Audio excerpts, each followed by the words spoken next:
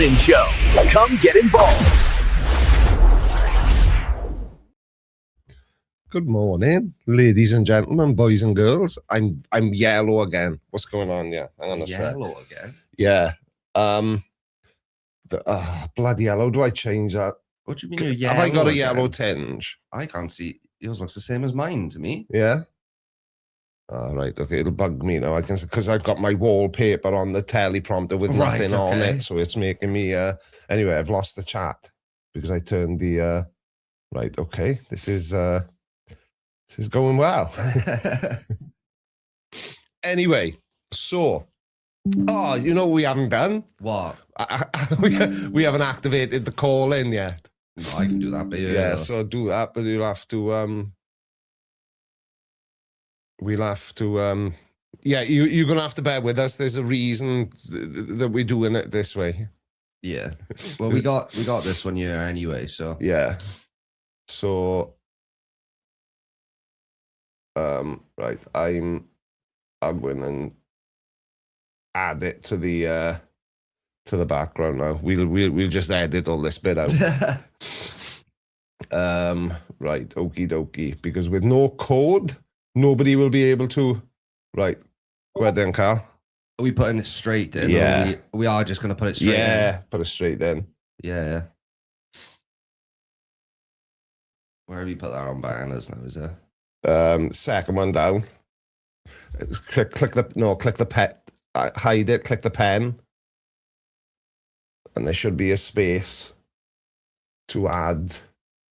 No. Why didn't we do this before? I don't know, because we're organised. Yeah, there we are. I've got it here. Just tell me what the code is, Carl. It is DFE. You've got to give me the case as well. Uppercase DFE. Yeah. 47 uppercase L. There we are. So that is done. Save. Yay, there it is. DFE 47L. Right, so if I put that in the video description as well, then people can look in the description and hop across and do it that way. Right, okie dokie. Anyway. Boom. Boom. Okay, so that's that taken care of. Now all I need to do is get to the right screens. Oh. Skadoosh, it's done. Right, anyway, let's pretend we've just started. Hello everybody and welcome to the first, is inaugural the right yeah, the right word? Episode of the CGI call-in show. Now, somebody suggested this when we were live. If you know, when we went live last week, when this idea came to us, and we were like, let's go live now and see how people feel about it. Somebody on the comments of that video suggested calling it CGI, but I can't remember who it was. I was about to ask you if you remember. But I think they definitely need some... because we did have some really good suggestions. We did, yeah. Well. I think they're in the notes, aren't they? On the... will they still be in? Yeah, blind faith, blinding assertions, call me crazy, sit up and shut down. Sit up and shut down? Sit down and shut up, even. I did like that one. Yeah. Debunked and discussed. The Creaky, and people were saying about there we are then. Yeah. But I wonder, because I'm sure this is just a Welsh thing. How many of you watching this now? And I know there's not many of you yet, because I am fully aware that it's 3 a.m. in the US, but I'll address that in a second. How many of you actually know what it means if I say, oh, there we are then? What am I calling you? Or is it only a Welsh thing? Anyway, David Geordie, good morning. All right, Dave. We fixed the sound effects as well. Could you hear that then? Yes, science. I'm hoping that we've got everything dialed in this time. Alex Bryant, how are you, pal? Mackerel, 1876. Why have I started? Someone said it sounded like cold. Yeah. Mamap's Crafts, good morning. I will say it's early for me. I need coffee.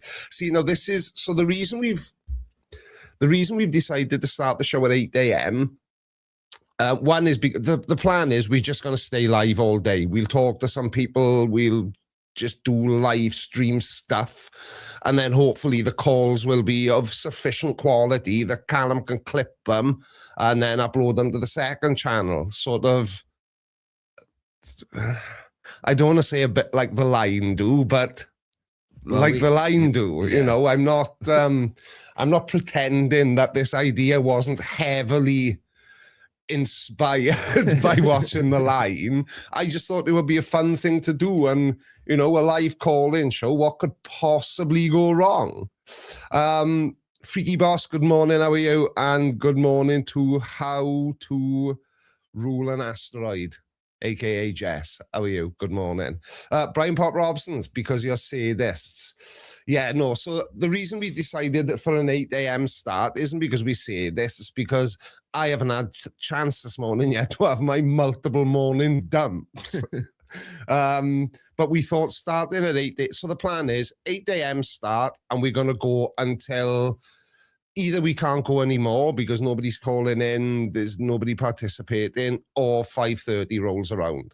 5:30 is going to be the hard cut off, because that's the end of my working day. And as much as I enjoy going live, I don't want to, you know, that 12-hour stream probably took us 2 days to recover from it, Carl, didn't it? Because I know you were buggered as well. It was fine while we were live, and we were like, oh, this has been all right. And then it was like I pressed end the live, and my energy and somebody flicked the tired switch on the back of your neck, because that's how it felt for me. Bad Dad Dodge, good morning, how are you? The universe is massive, and the fact that we are here is a mishap and fascinating. So is there a chance there's a different dimension where God is a developer in matter? Yes, it is plausible. These are the sorts of things we want to talk about. So I keep distracting myself. 8 a.m. start, because in my mind, that catches British people who are just getting up for work, and maybe they watch GMTV or Sky News, I don't know. But now they've got the option to watch me waffle on about absolutely nothing as well. And I know there's going to be some crazy American people like Jess, where's Jess gone, who will stay up to participate, no matter what time it is. Either that, or she's going to get really tired and fall asleep, and we won't notice her disappear. That's what we thought, is being on for such an extended period of time allows us to catch all the audiences at some point. You know, there's going to be, I'm hoping to see sort of busyness spikes. Yeah. Do you know what I mean? At various times throughout the day. Yeah. But we've also got Canadians here. It's also 3 a.m. for them. Yeah. Talking about Canadians, the Mikey Smith video from last night is doing okay. But I'm starting to notice a pattern now, because I've been keeping a close eye on it, and it's people are no longer satisfied if I just make a video about a flat earther. It has to be now something else as well. What do you mean by something else? So, you know, 2 years ago, 3 years ago, the only sort of metric I needed to care about for whether I should or shouldn't make the video is, are they a flat earther saying silly things? And if they were, I would make a video about them. But that doesn't seem to be applying anymore. It seems to be more now. People are wanting something else. They want it to be a little bit, they want it to be something other than just another flat earther saying exactly the same things. Yeah, because I think people have always said. Does that make sense? Yeah, well, I know you've spoken about this, but it's because they're not saying anything new anymore. Like, it's been rinsed and repeated so many times. Exactly. You need an extra bit of wackiness to make it even entertaining. Because I've even noticed as well with myself, it's like there are some almost standardized responses to the things they say, because they all say the same things, like you say. But it's getting not more difficult, really, but you're having to think a lot more now about how you reply, because otherwise I'm going to end up just saying exactly the same thing as I've always said, because there's only so many different ways you can say that somebody is wrong before it loses its luster, sort of thing. We know they're wrong. You've just told us what we already know. So yeah, it's a very interesting one. Now, some of the comments from the side chat have already disappeared. Oh, Shisha87, are we? There we are. That's what you're meant to be like. You're meant to have pink hair. I know you are now. And I've completely distracted myself now. Ruined my stream of thought. So I better have a sip of coffee. But can you hear the sound effects better, side chat? Yes, I can hear you, Clem Fandango.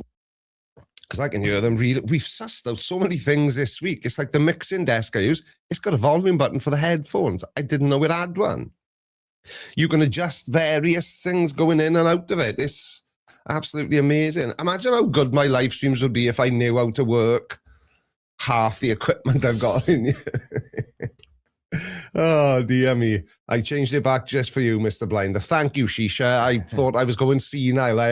I knew the name, but I couldn't. I'm a visual person. Like, for example, if I met somebody in 1981 and then bumped into them today, I would probably be, I know you, I've seen that face before. I've got almost a photographic memory for faces. But change anything and I wouldn't have a clue who you are. Like, if I see somebody I know and they got a new car, they wave in. And I'm just like, what? First thing I do if someone gets a new car is I just try to learn the number plate. Yeah. But, oh yeah, that's just reminded me. So Vicky Fleming was commenting yesterday.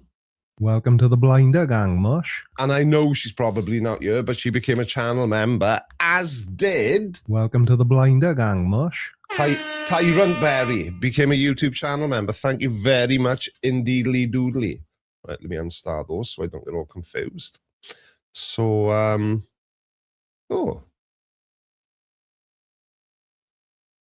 right. It looks different on that screen to what it does on the other. So yeah, so that's what we're going to be doing. Just trying to have some interesting conversations, because the reason I referenced the chat from yesterday, and I'm going to reference my Facebook page as well. Somebody said in the comments, yes, that somebody was trying to do a call without me and in the side chat by themselves. But it's all disappeared now. And I know the Purple Snowdrop left a lengthy response to that. What I can only assume was meant to be what he would say on a phone call. So yeah, I know the question that I've asked in the title seems a bit challenging. Seems that like I'm saying, well, I don't want you to watch me if you believe in God. No, that's not what I'm saying. What I was curious about, and it is just genuine curiosity on my part, I'm just curious about how people put up with my not believing in God when they do. Why does it not kind of upset them? That's kind of what I wanted to talk about, and I thought it would be an interesting conversation. I could be wrong, and maybe nobody will want to call in at all. I do think it is a very, not strange, that's the wrong word, but I'm very curious, like you said, how people... Yeah. So basically, the question I'm asking is, how does it not really rile you up and aggravate you when I say that I don't believe in God when you do? And how do you kind of... So, for example, when the Johnny Depp and Amber Heard trial was happening, I was almost praying. I used the word praying that Johnny Depp didn't do anything wrong, because I love Johnny Depp. Absolutely love him. But if he had, that would have been it. Yeah. I would have never looked at anything again with Johnny Depp in it. So based on the assumption that that's what well, it's not an assumption because I'm telling you, that's what I'm like. I'm surprised there aren't more people, because I've had comments, it'll be things like, and it happens fairly regularly, people who've been commenting for a very long time. Like, for example, when I made a joke about Trump in a video to test the waters. I'll say this live. Those people need to get a grip. But you know what I think it is as well? Because some of the comments came from people, I would agree with that 99.9999% of the time. But I think if you also watch regularly and you said that, you need to get more of a grip than the other people. Yeah. Because you should know. Yeah. You know, it's not as if I watched an episode of one of the Lions clips yesterday, right? And Matt Dillahunty, they were talking to this guy, and he was basically a Trump supporter. He was a British guy, but he lived in America for a long time. He was basically a Trump supporter. Yeah. And Matt basically just muted him because he just wasn't having a proper conversation. Yeah. And Matt said, for clarity, he said, I hate you because you voted that clown in. Yeah, I mean, so, so I'm not going to be doing anything like that. I'm not going to be attacking people. And it's not the debate show. It's just I enjoy having conversations with people. And more often than not, you know, you can get some really interesting things being talked about. But, you know, I'm not sort of approaching it in that way. I don't want, you know, I prefer it not to devolve into like an arguing platform. It's just I just want it to be a conversation platform. I want to know how people reconcile their belief in God with watching a science-based debunking channel. I saw a Neil deGrasse Tyson clip this morning, or was it last night? I can't remember. But he was talking to Piers Morgan, and Piers Morgan said, I'm a big science fan. I love everything. I get it all. But something, you know, before the Big Bang, there was nothing, whatever nothing is, and all that kind of stuff. And NDT's response was something along the lines of, it's just the God of the gaps argument. You've picked somewhere that science has yet to explain, understand, whatever you want to call it. Therefore, God did it. And that's just the gob of the gob. The gob of the gaps. gaps. It's very early. That's just the God of the gaps argument. So it's no argument at all. Complicated, I don't understand it. Science can't explain it. Oh, that must have been God. Yeah. You know, that sort of thing. But then there's, you know, it's going to be a bit clunky because I got to find it and I'm not on my main computer. So let me just see if I can log into my Facebook. Come on. Because somebody accused me of something in the comments yesterday and stupid thing. I'll have to look at it on my phone. So let me see if I can find that comment because it really confused me. I don't get it. But perhaps somebody watching this now will be able to shed some light on it for me. No, I don't want to go to the stream. I'm already there. I'm doing it. I know it doesn't seem like it.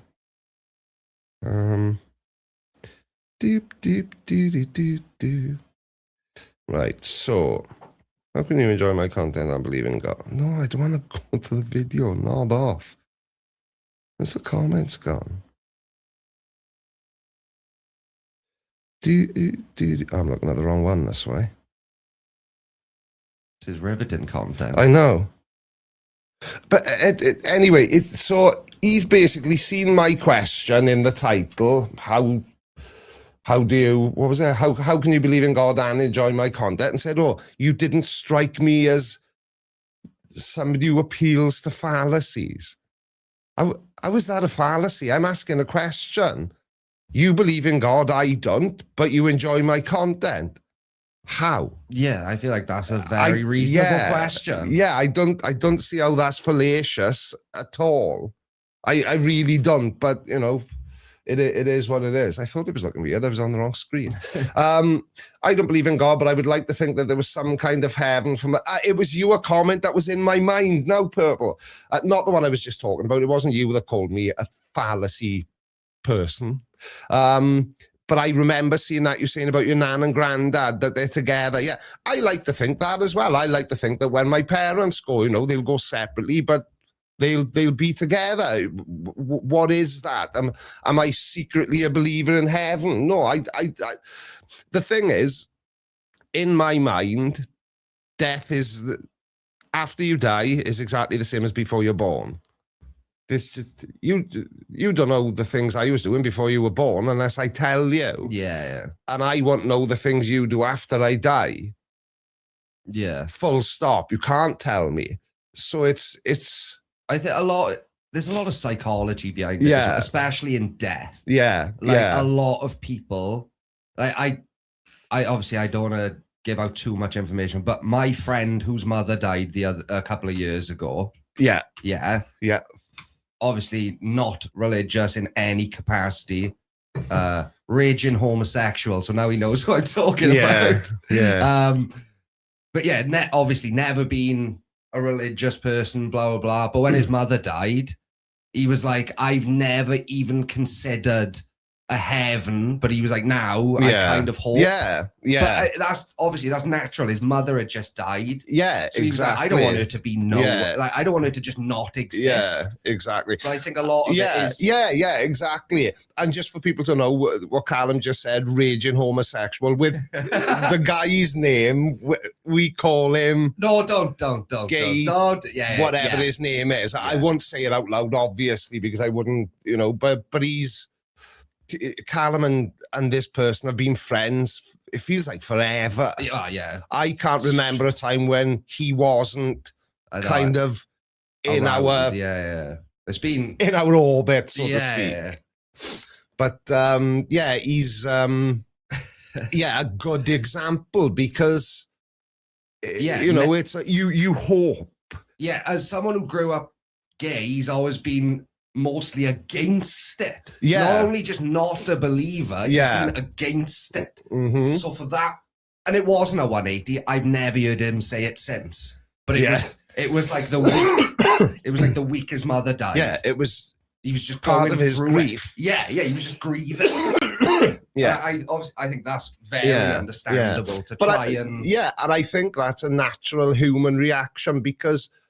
When that sort of thing happens, everybody looks for comfort. And this is the thing, see, people sometimes seem to be of the opinion that I dislike people who are religious. I don't care if somebody believes in God at all.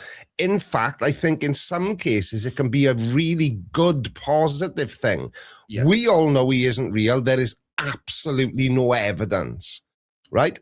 But if somebody who is, somebody who's grief-stricken, somebody who's lonely, if they find comfort in going to church and believing in God, that's absolutely fine. My whole family is religious-ish. When my grandmother was still alive, my paternal grandmother, she was practically a nun. She was never not in church. But, I think it's a... there we are. So I don't think it's natural human reaction. It's a learned behavior. Maybe, but it's, I don't know. It seems to be, but I'm sure it comes up, and I'm not sort of blaming, people like Aaron Ra and Matt Dillahunty. I'm not blaming them because they're atheist in a level that I'm nowhere near. And they are actively sort of, how can I explain what I mean now? They are way more atheist than I am, is the only way I can think to describe it at 8:25 in the morning. But I only have, because if you notice, whenever I make a video about religion, it'll always be a young earth creationist, because that is just... It's stupid in so many different... It's exactly the same as being a flat earther to me, and I don't care what anyone says. Nobody is going to change my mind about that. Believing that the earth is only 6,000 years old is just complete insanity. I saw a video yesterday, right? It came up when I was searching for something to do with the Mikey Smith video, and there is a Taiwan. Yeah. Taiwan, the history of Taiwan goes back 5,000 years. Yeah, it doesn't. Well, Egypt goes back further than 6,000 years. Exactly. Yeah. This is the thing, see? And that's what I don't like about conspiracy. That's the one thing. So conspiracies. You believe the earth is flat. Why? There isn't anything that would even suggest that the earth is flat, let alone you be able to test and you know, misinterpret the data and think, yeah, that means the earth is flat. The Mikey Smith video from yesterday, right? He was talking about his pictures of stars. And I will say this for Mikey, at least he tries. He gets up off his ass and tries. I didn't know that, Jess. Or did I? Because did you mention that the other day? Or am I just filling in the blanks? Yeah, so all the pictures he takes of stars are always, imagine now if you took a photograph of your hand behind a glass of water, yeah, you'd still be able to see your hand, but it would be all wavy. And so Mikey takes pictures of stars, right? And Mikey Smith's pictures of stars are better than anything the James Webb Space Telescope can take. Better than the Hubble, better than in Chile, there's observatories in Chile, that cost billions to build, basic giant telescopes. Mikey's method is better because he's got a pair of $200 binoculars and he basically gets his binoculars and shoves his phone camera up to the binoculars. Oh, that's gonna work. Yeah. And it kind of does, but all he gets is really out of focus, blurry pictures of stars. But he thinks that shows that the earth is flat. How? How? Because what he's seeing is caused by atmospheric refraction, which is, so have you ever seen these pictures online where it'll be a photograph going to the horizon and there'll be a boat that looks like it's hovering above the horizon. Yeah. It's a superior mirage. It's all to do with atmospheric refraction. And that's why Mikey's star pictures look the way they do. So and it's weird because he's kind of half right because there's too much moisture in the air. That's why and he's not 100% right, but he's on the right track. But then he just blows it all. And it's funny that you use in that way of thinking, because that is what I feel about a lot of conspiracy theorists. Not flat earthers. That is just idiotic on every level. But a lot of the time, the belief stems from some level of truth, or they've it's a misinterpretation of correct information manipulated. And people are really good at playing on that because as long as there's like nuggets of truth sprinkled in amongst the bullshit. It gives it some weird level of credibility. The reason I put that on the screen is Brian's correcting me. He's right. It is Fata Morgana. What'd you call me? My first girlfriend in school, I was. But yeah, it's that's what that, it's not a superior mirage. It's Fata Morgana. It's when like the ship or any object, it looks like it's magically hovering. And again, see, that's what flat earthers use, and they look at that and they go, see what? How does a ship appearing to hover above the horizon prove to you that the earth is flat? Because all it is, it's a trick of refraction. If you pulled up like a diagram of what refraction is, it's sort of showing one line going over the curve and the other one going straight out. And refraction can sort of alter the height of what you're looking at is the simplest way I can think of explaining it. So they just optical illusions, essentially. Essentially. But, then the other approach then is just complete and utter denial, which seems to work just as well for them. People believe it. Welcome to the Blinder Thank you, Gang, Dave. Mush. Oh no, it's not Dave Geordie, is it? Goddery? Dave Goddery became a channel member. Thank you very much indeedly doodly. And Purple's been a member for 4 months. Has it been Welcome 4 to the months? Blinder Gang, Mush. Thank you very much indeed. So yeah. So, like I say, I don't know when the calls are going to start. We have had a couple. Have we? Trying to come through so far. There but we are. Sprinkled out over the last half hour. Yeah, there we are. So if anybody wants to be the first person to try calling in, be my guest. Whenever anybody is ready, we will try taking a call. I spent 3 years educating my neighbour that the moon is not its own light source. Finally, last month, he understood it. Last night, he showed up angry at me because he's now doubting all beliefs.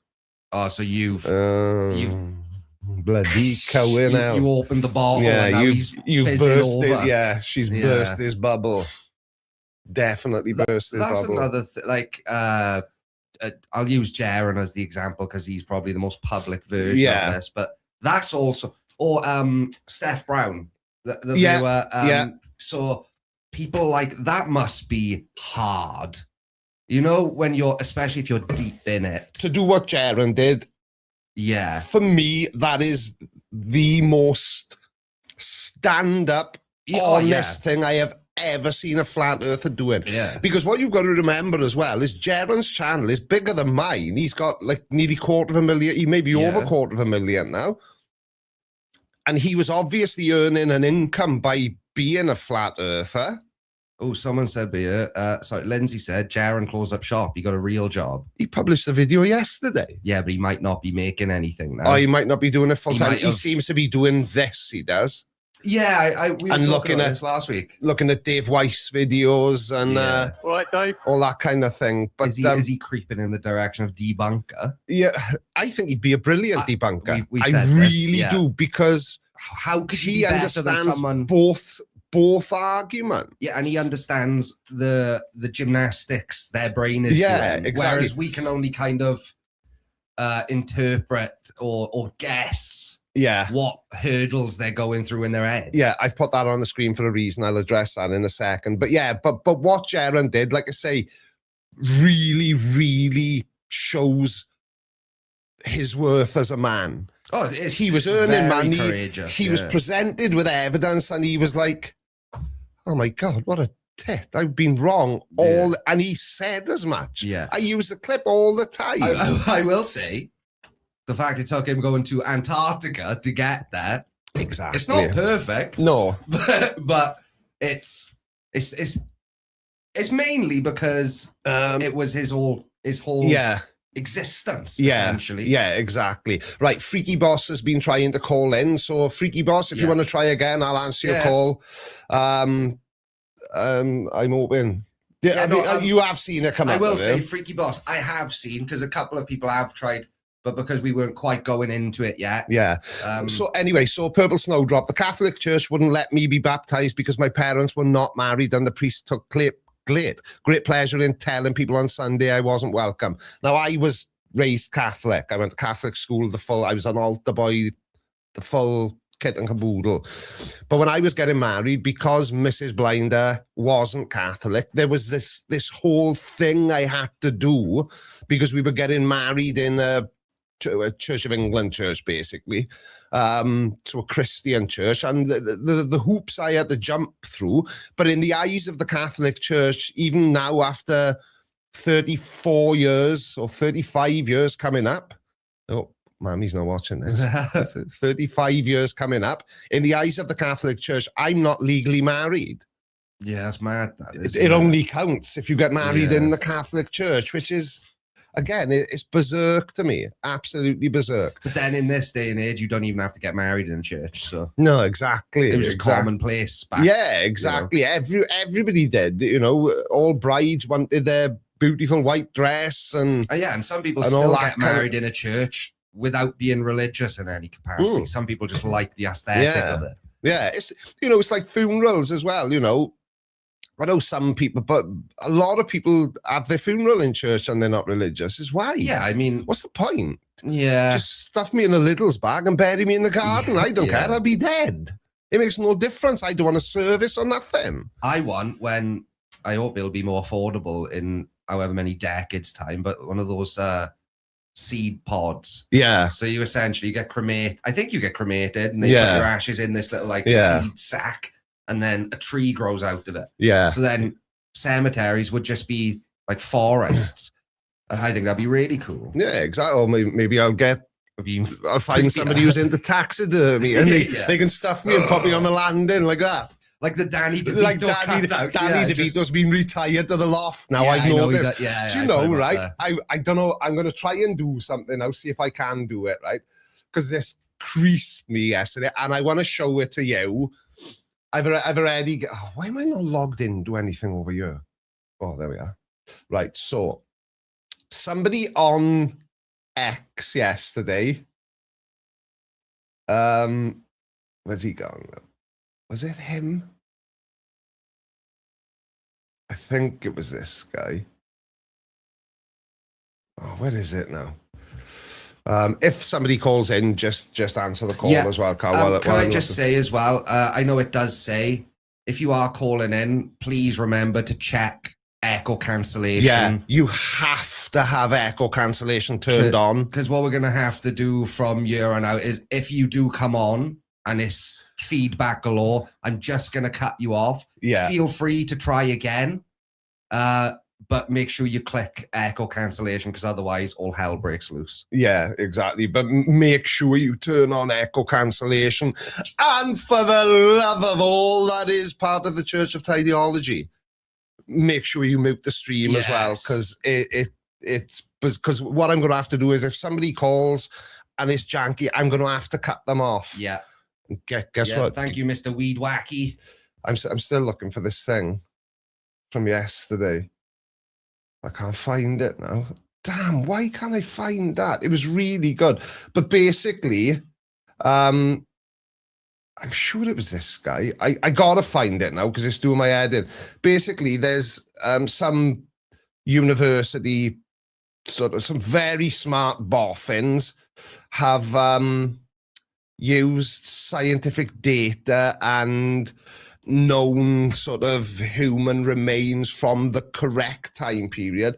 They've basically reconstructed what they think Adam would have looked like if he'd been real. And unless I can find it, it loses all this bloody... But basically, the rendering, it looks exactly like Danny DeVito. Exactly like Danny DeVito. I swear on my life. I have never seen something so uncanny ever. Danny, I'm just gonna type it in. What was Adam's last name? Hang on. I found my there we are. Right, let me see if I can share the screen, Carl. Go on then. Right, share screen. So click that one. No, that's to invite people. There we are. It's the one that looks like a screen. Weird, huh? Share screen.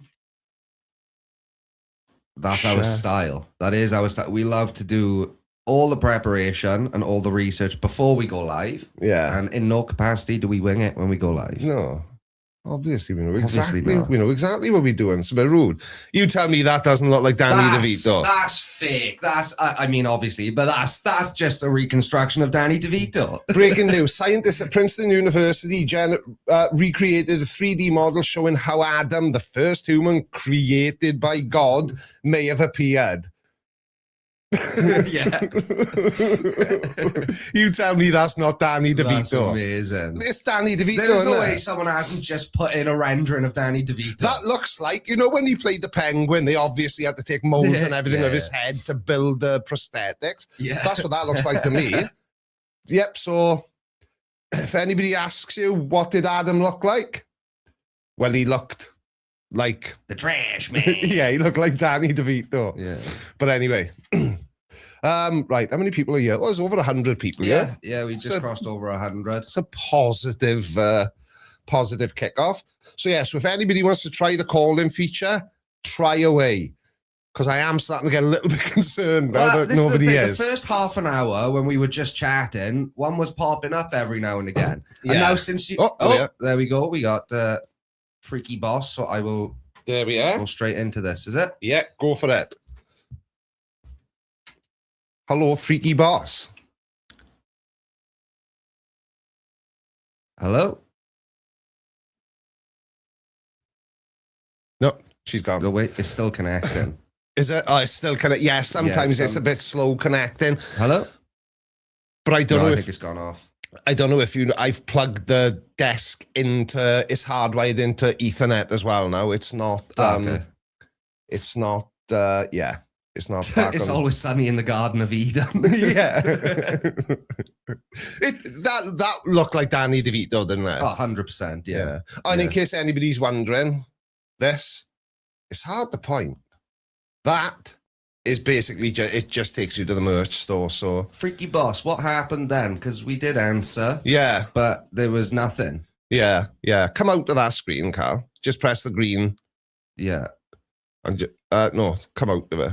Yeah, just leave it like that. You shouldn't have to go into that at all. If it doesn't answer, then it doesn't answer. But anyway, I thought God was supposed to appear as a burning bush, but then my neighbour got tired of having to burn. See, now that's something that I mention in a lot of videos, you know, it's when somebody like Kent Hovind or Matt Powell will always say, oh, it's ridiculous to think that, you know, that something came from nothing, which isn't what we believe anyway. But it's, you know, they conveniently forget that the Bible says that there was this bush that was on fire and it was talking to people. Yeah. Because that's completely believable. People forget, see, we were in the car the other day and I think it was Jordan that said about God killing people. And in the Bible, I think it's how many people did God kill according to the Bible? All of them, wasn't it? Yeah, and it's an insane number. 2,559,449. Wow. So he's an even bigger serial killer than Jax Teller. Yeah. Isn't that weird how nobody noticed that in Sons of Anarchy, that he was basically, we were all rooting for a serial killer? I mean, I don't think there was an episode where he didn't murder somebody. As the seasons go on, yeah, he probably kills someone every episode. Yeah. And the worse his American accent got, the more people he seemed to kill. Oh, his accent was so bad as the season. I know. I've always said, though, about Charlie Hunnam, maybe controversial, I don't think he's a good actor. I don't. No. Although, I love stuff that he's in. I think The Gentleman's brilliant. His character's brilliant. Gentleman's awesome. And he tends to play Raymond characters Smith. well, but at the same time, every time he opens his mouth, I feel like I'm watching it reading off a piece of paper. Carl, somebody's dialing in. Gareth Farman. Right, just click the button and we'll wait until we can hear Gareth in our ear. Oh, I can hear myself. Gareth, you need to move the stream. Yeah. Right, just pull the volume down. Oh, there we are. The echo's gone now. So does that mean he's gone? Is it connected? No, it's still connected. Is Gareth? Are you there, Gareth?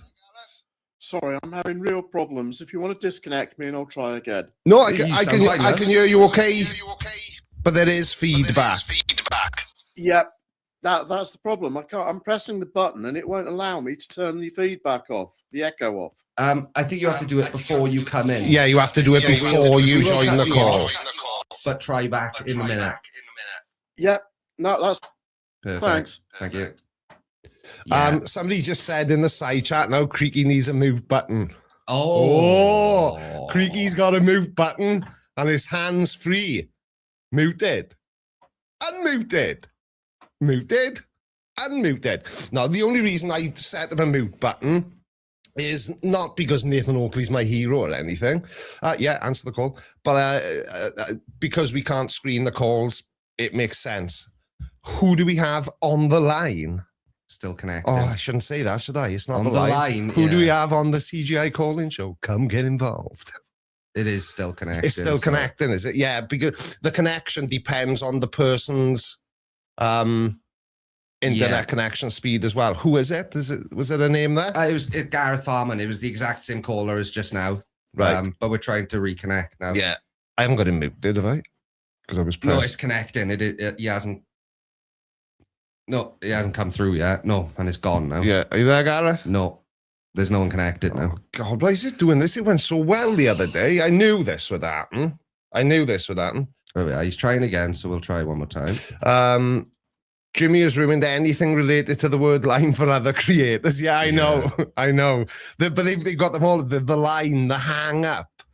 Every what's the word? Synonym for like, or any kind of innuendo, anything like that. They've got it all. Yeah, yeah. Has anybody noticed the surround of Callum and I, the background?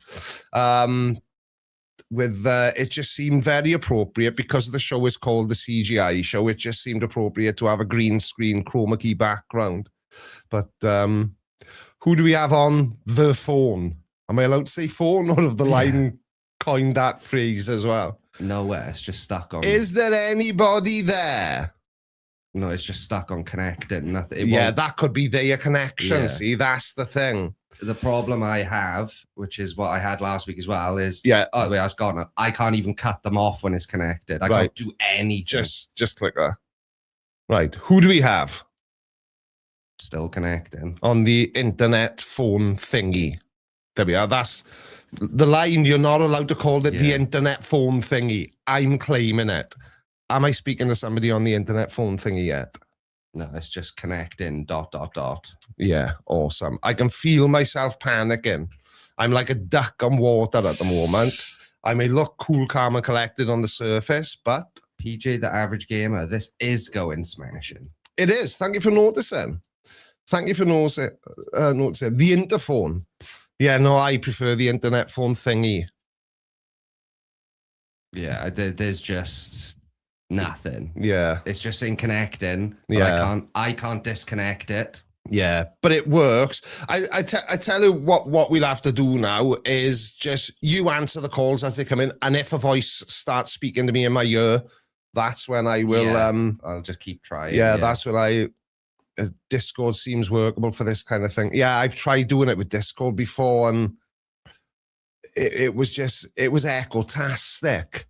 And the reason I wanted to do it, via a web caller is because also sorry, not everybody's got Discord, and my server, you can't join now and then jump on a call. You've got to be. I also think, obviously, people in the chat will, if you're used to Discord, you'll disagree with this, but I find it so unintuitive, and I cannot for the life of me figure out how Discord works. It just I hate Discord. It might as well be the Matrix numbers falling down in front of my eyes. It doesn't make any sense to me. Do you know what I use Discord for? I use it for one thing and one thing only. Just letting people know when I've published videos, because you can't rely on the YouTube notification system. But that's the reason we've decided not to use Discord, because with my server, and I know this is specific to my server, but when you join, there's like, I don't know what you call it, like a cooling off period before you can use all the features. Oh, yeah, a lot of servers and stuff. I know, like, gaming servers do stuff like that. And Mr. Calerno. Yeah, of course we've got, like, the ultimate. I've got a gig up and down. So we got the internet, but for some reason, just click off that screen again, Carl.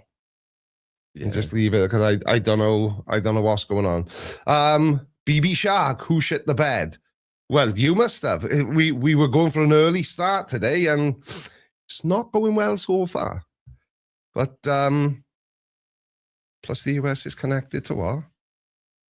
I don't even know what that is. What's Palantir? Or Palantir. It just jumped into a commercial. Did it? I thought I left that turned off. Yeah, we usually have that option turned off, don't we? Yeah. Well, I don't know why. Let me go and have a look. Yeah, I don't know what was going on there. So I'm not alone. Discord tells me my email, etc., is registered. Yeah, that's the thing. See, Discord is, too clunky and too unreliable to do this. Unlike the way I've chosen to do it. Should we try doing what we did the other day? Generate a new code, Carl. Yeah. Yeah. I'm gonna go in Bayano so I can change it. And we'll try doing it with a new code, so just call out what it is. And remember, it's case sensitive. Yeah. downloaded bloody. See at the bottom there now? Turn on hosting. It's on. Yeah, turn it off and then turn it back on. So turn it off. Oh, yeah, I remember. New code? Yeah, okay. So I'm going to put it in the side chat, but also... Yeah, and I'll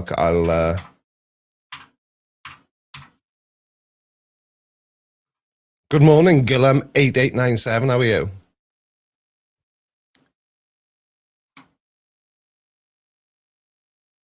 P8GH79.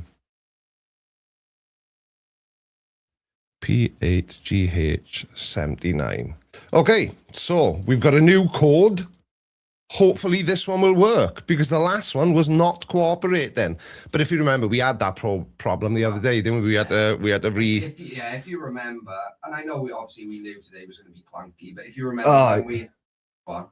No, Shisha just said pin it to the top for us. That's a good shout. Oh, yeah. I'm doing it now. There we are. The calling code is pinned.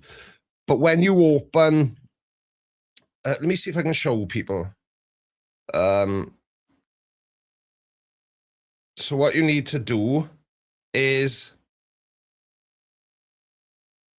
go to, can you give me full screen, Cal, for a minute? Go to,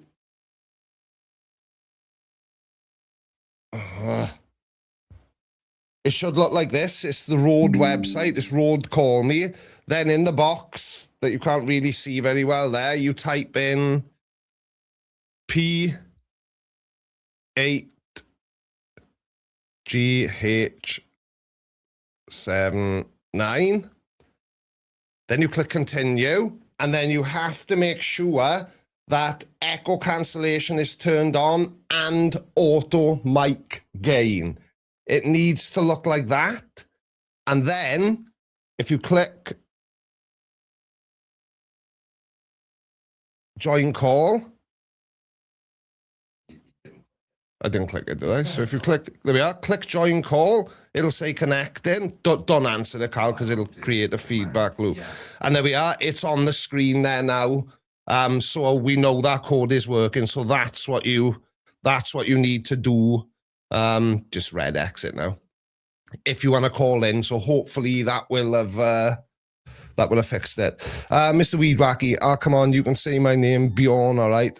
Road is no different. Yeah, but wouldn't it be Riod then? Did I just see a super chat? Yeah, I did. Ooh, super chat. I studied theology in university for 3 years. After that, I became an atheist. Nothing really opened your eyes better than reading the Bible. That's the thing, see? And I saw, what's his name? That young Alex O'Connor. Yeah. He was saying the other day, he was doing a debate against an American Christian apologist. I can't remember his name now. He's an Indian fella, but he's Catholic. But it doesn't matter anyway. And he said something along those lines. He said and I've heard multiple people saying they no longer believe in God because they read the Bible. That is a very, very common thing. I can't remember who I saw. It was someone. Carl, your mic's off, mind. Oops. Yeah, so you sounded all echoey and then but I thought I couldn't hear you. Yeah, my bad. Yeah, I've heard a lot of people saying that. Carl. Carl. Yeah. What was I saying? Yeah, I can't remember who it was, but it was someone having a debate and they were, have you ever read the Bible? And the person was like, funny enough, that's the reason I'm an atheist. Yeah. A lot of people say it. Dude, I'm putting this is interesting to me, right? Because it's accent based. Yeah. She thinks your name is Carl because I call you Carl. I've had it before, like on holiday and stuff. Someone will say, what's your name? And I go, Callum. And they'll go, Carlum? Yeah. Like I've said Carl with an at the end. It's definitely just the accent. Isn't it? Yeah, exactly. But I think that, I'm not saying only Welsh people do this, but I think we do it a lot more than other people. I've never heard Americans, shortening names in the way we do. No, I feel like they do, but they what Wales is very nicknamey. I know everywhere is. Well, yeah. But we've spoken about this before. But like, you know, die bins. Yeah. Die fireworks. Yeah. You know, John the Butcher. And John the Butcher, I feel like that's everywhere. But but no, that's what it. Wales is very nickname heavy. Well, you think of someone. Oh no, I can't. It's hard. It's hard to give examples sometimes without trying to narrow down. Yeah. Could be worse. They could call you Gollum. No, Jess, it's fine. Honestly, it happens more often than you'd think. Yeah. Especially because I think Callum is a very much. You don't get that over that side of the pond very much. If you do, it's rare. Yeah. In primary and infant school, we were forced to go to church as it was attached to the school. Yeah, same as us. I went to St. Joseph's, which is like one of the biggest, the biggest Catholic school in Swansea. And every day was about church. Most of the teachers were nuns, you know, so I would say we've all been there and done that, but we haven't all been there and done that. But I feel you, Mr. BB Shark. People are. They must be. That's funny. Sorry, Mr. Weed Wacky. I went to a St. Joseph's too. There's a lot of schools called St. Joseph's. Yeah. Right.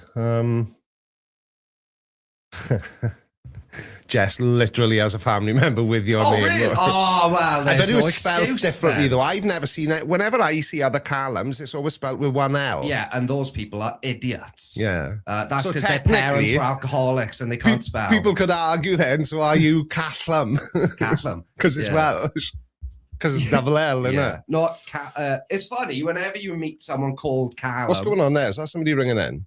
There's multiple people. They're still doing the same thing where it's just, Do we have somebody on? We had a ready on the line. The internet phone thingy.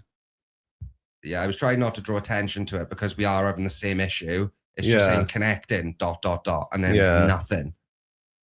Yeah, I don't know what's going on. I don't know why it's happening. Why? Yeah, I'm just gonna keep trying until someone pops up. But this is why I wanted to just jump straight on and do it today rather than wait, because otherwise we'd be stuck in the planning phase forever, and then we won't get the chance to work out these. Carl can't tech.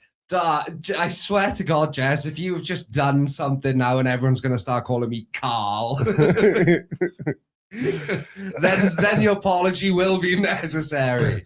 Creaky, honestly, do you know?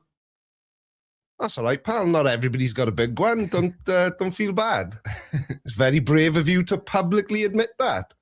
Not a firewall issue, is it? What's a firewall? Is it? Could be. I don't know. We'll just keep pressing answer until there's somebody there. Is there anybody there? This is not working the way I hoped it would. Or at all. It's not working at all. Yeah. Never mind the way we hoped it would. Yeah. I mean, we did anticipate clunkiness today, but I don't think we anticipated not being able to click the green thing, because I can't. I'm not mute. Click the green thing, not the arrow. Just but now. Oh yeah, you can't. Yeah, it's just this. That's what I'm saying. There isn't. Calls are coming through. Yeah, but right. Just press the green one again. What's it saying? Connecting? Yeah, it's saying connecting.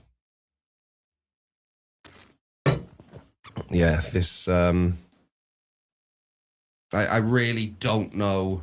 Yeah. Oh, hello. Oh, we've got somebody on the internet phone thingy. Is this working? It appears to be. To whom am I conversing? Call me Tom.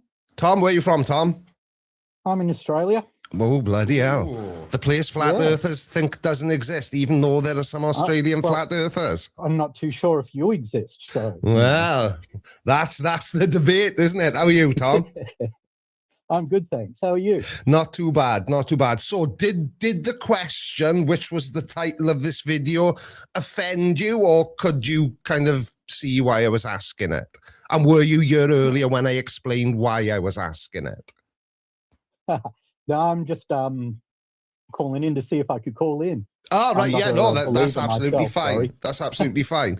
Do you sort of read the title in the way I wrote it, though? It's just genuine curiosity. I'm just curious how people I mean, I can see reconcile how their... it could be taken as a challenge. Yeah, about their I beliefs. can as well, kind of. I'm just trying to play it cool.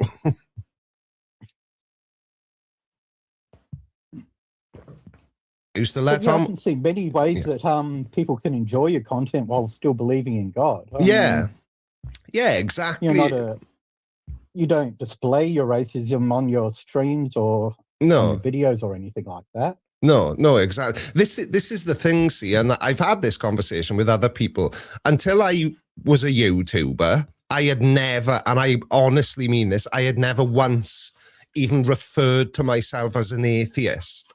I just was a person who didn't believe in God. Now, I know that that's what an atheist is, but I had never had reason to use that label until I was on YouTube.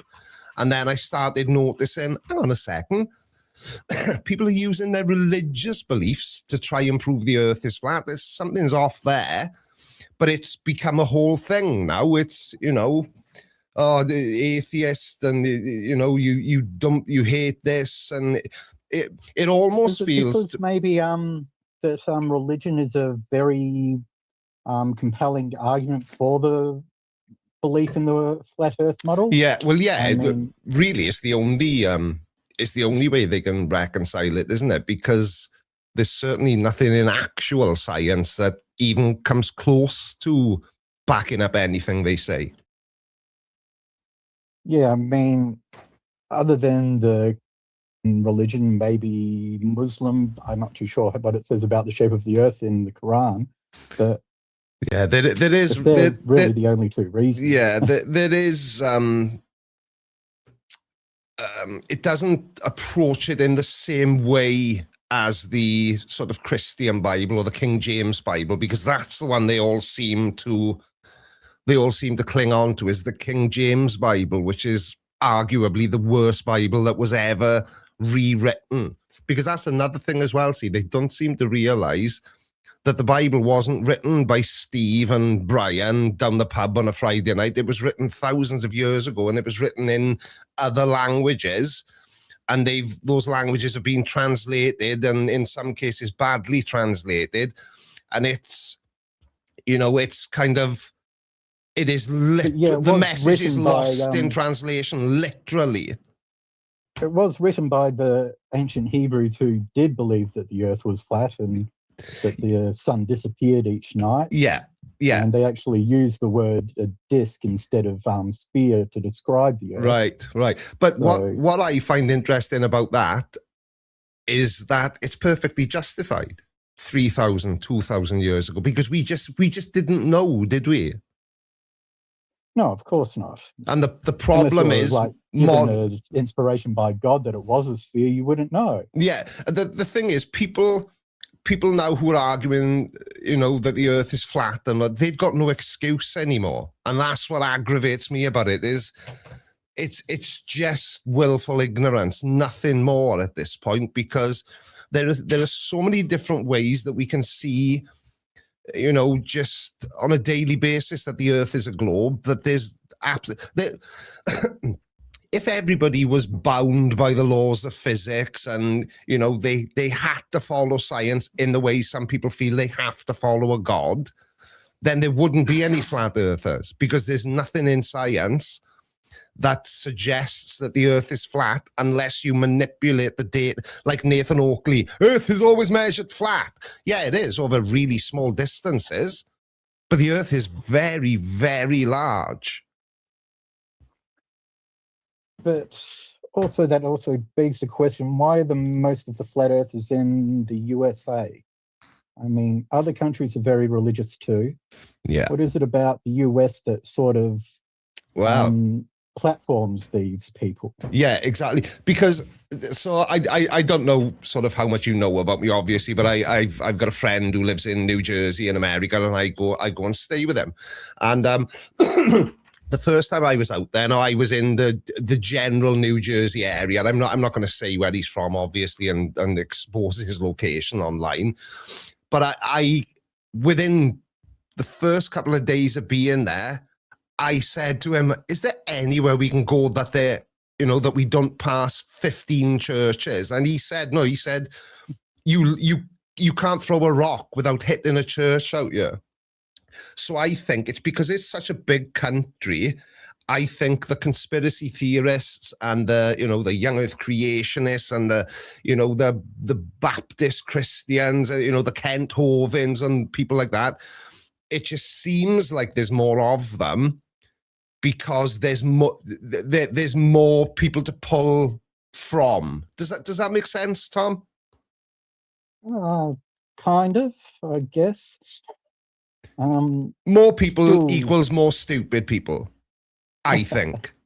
Anyway, and I will say the number of American people who have, because I've asked American people a similar question to you, as why are there so many sort of flat earthers and extreme religious types in America? And I think it's just because it's such a big country and it's so I don't know if self-absorbed is the right word to use, but they've got the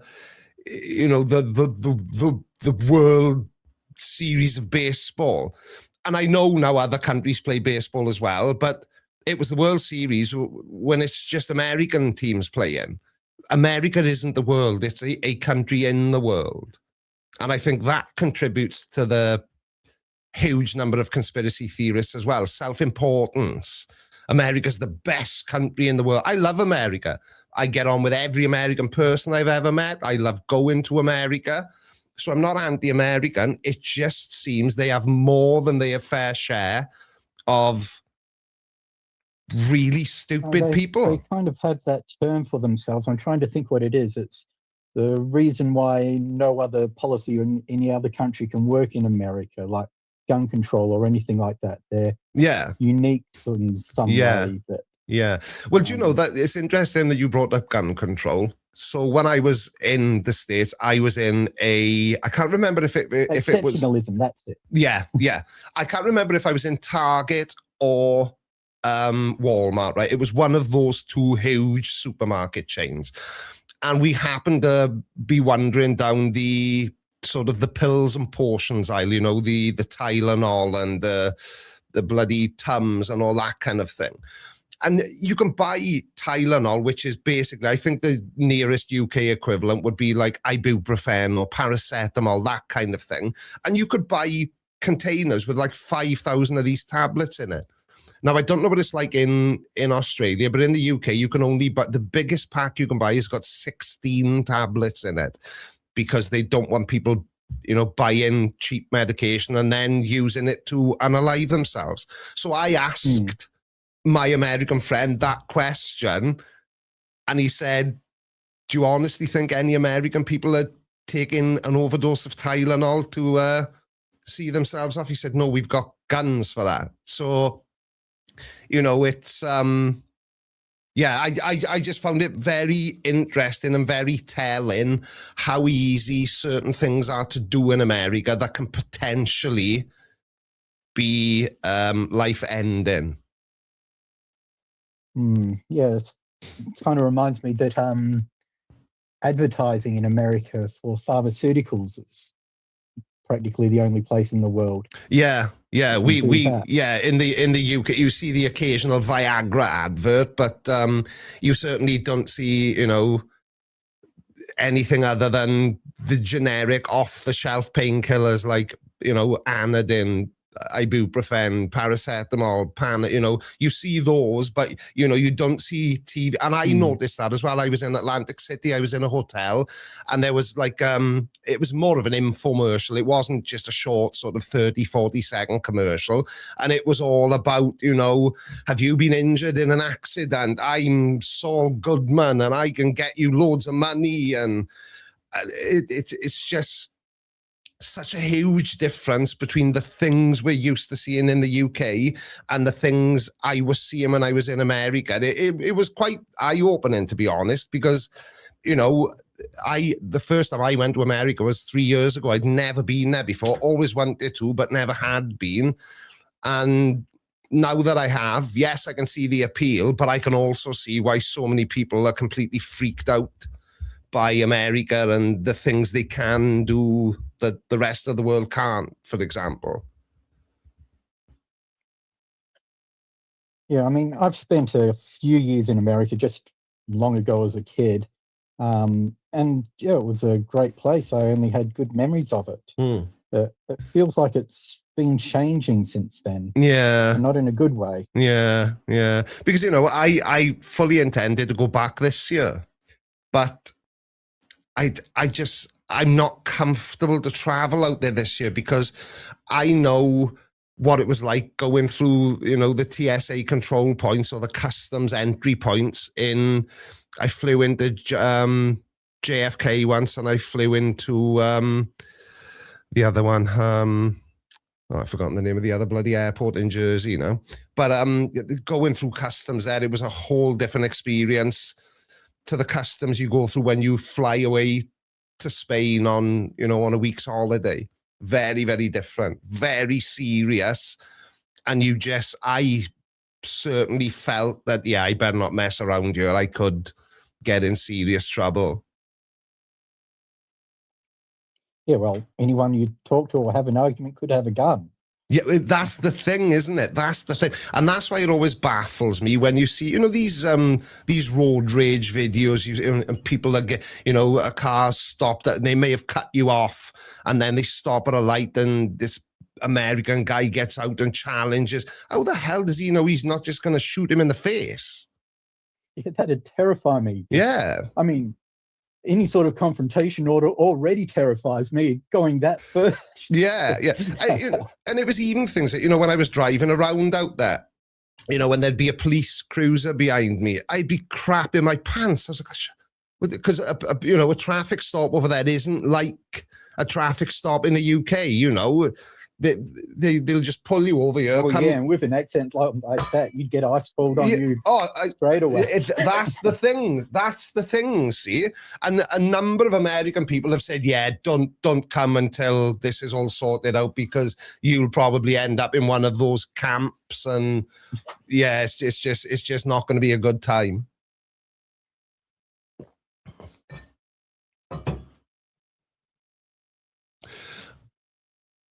I don't know. Have we lost Tom? Or? Oh, no, you are still there, Tom. I'm still here. I'm just sort of feeling a bit bad on bashing American. Yeah, no, like I say, I'm not bashing America. I just find it really interesting that, and, in another way, you could say, my biggest, so on YouTube, they divide your audience up by geography, right? And America has always, since day one, been my biggest demographic, which always confused me anyway, because when there's lots of people there, or say that again, Tom. Is that just because they've got a lot of people there, or is it like per capita? I think it's the same thing we were talking about earlier on. It's because it's such a huge country. There's more people to pull from, but even the American people who will see this on watch back, I seriously doubt there'll be any comment, oh, you shouldn't be bashing Americans, Creaky. They're your biggest supporters. Yeah, I know. But they're also the most nuts. But they know they're the most nuts. I've been watching the side chat while I've been speaking to you, and somebody, who was it? It's quite far back now. But they're clearly American, and he's basically going, yep, we're nuts. So, and I've said to my mate who lives out there in Jersey, and he said, Americans are bonkers, absolutely bonkers. It's interesting. They enjoy your content. Yeah. That's the plan, at least, anyway. What were we going to say, Callum? It is interesting. We are kind of seeing the collapse of an empire in our lifetime. Yeah, it's bizarre. Absolutely bizarre. It's like every morning you get up, it's like, what's America been doing overnight? This is probably quite sinister, but one of the first things I do in the morning, I go for a dump and check to see if Donald Trump's dead. Yeah, I do as well. It's one of my first things I do in the morning. Yeah. It's... Yes, it's a strange one. Right, Tom, I'm going to leave you go. We're going to see if we can get another call to work, and hopefully things will be smooth sailing from here on in. It was nice to talk to you, pal. Call in again, right? Great talking to you too. Thanks. Take care, man. Thank you, mate. Bye. Right, so so it does work. I think people are. I think it's. I'm not saying it's the caller's fault, but if they are, broadband isn't particularly fast or anything like that, then that's gonna cause calling problems. Do you want to go back to a double screen call? Yes. Oh, excuse me. So yeah. And I know you missed some of the conversation, but we were mostly talking about America.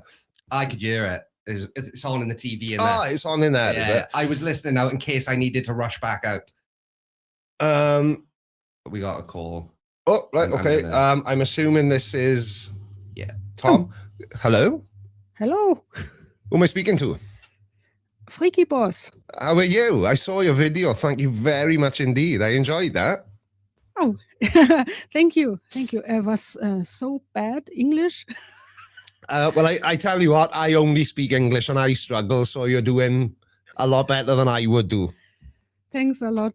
I just thought I give it a final try, and now I am there. There we are. Awesome. Hello. So, did the title of this video cause you to think anything, or did you just sort of see where I was coming from?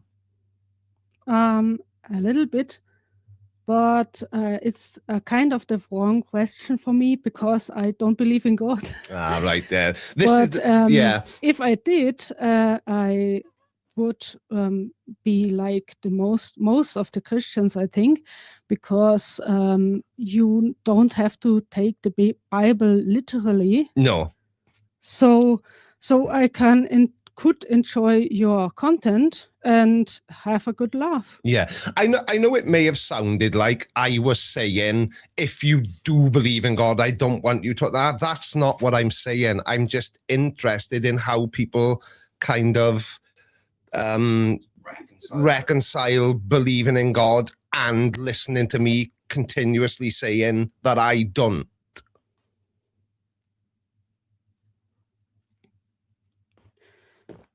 Yeah.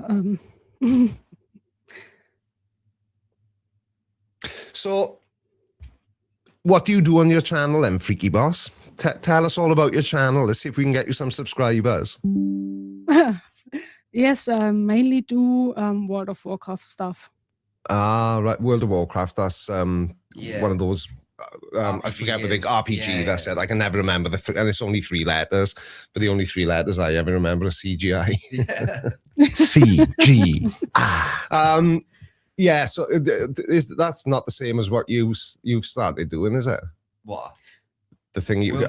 Sorry, Freaky. I'm talking to Callum. I know you can hear me as well, but Dungeons and Dragons. Yeah.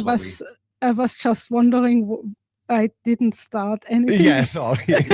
Yeah, anything other. Yeah, Callum and his brother have just started playing Dungeons and Dragons. That's fantastic. I love that. Sounds nerdtastic. It is nerdtastic, but we were having the time of our lives.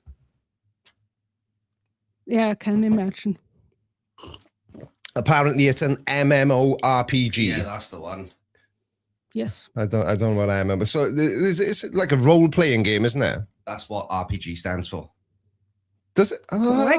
Yes. See, I don't know. I know nothing about gaming at all. Yeah. I used to love gaming, but I've just lost my patience for it. I always remember you when I was like a little child, you would stay up later than everyone to play the PlayStation for an hour after everyone went to bed. Yeah. But not people are giving me too much information now. Mass multiple online players, and I'd play Pathfinder more than D&D. I don't even know what this. People may as well be speaking Chinese to me now. I'm not getting it. Anyway, Freaky Boss, where is your accent from? Germany. Ah, Yeah. You've done a very a typical German thing as well, where you've said your English isn't good and it is completely fine. Yeah. Yes, I heard that a lot. Every German about I us met, Germans. yeah, every person from Germany I met on my travels, they would be like, "I apologize for my English. It's better than mine. What are you talking about?" Yeah. Have you visited Germany before? I haven't. No, I haven't. The closest I've been to the Czech Republic. I've been to Prague, but I haven't been to Germany itself. I'd like to. I'd like to visit Germany and the Netherlands. I'm interested in. Yeah, you are. Netherlands is nice. It's nice. I have been there 2 times. Yeah, yeah. When we were speaking to Radical on stream a couple of months back, and he was selling it. I think he works for the Netherlands Tourist Board because he was really selling it to us. But I don't know. It's just, you know, when you see places and you imagine what it might be like. I like to do that and then go to that place and see how close my expectations were to reality.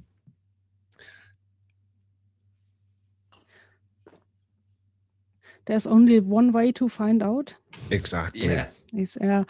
I was in the UK one time, and I like to visit Wales sometime. Yeah, Wales is a beautiful part of the UK. Where in the UK did you visit? Just London. Yeah, everybody visits London. I love London myself. Callum hates London. I have a love-hate relationship with London. Yeah.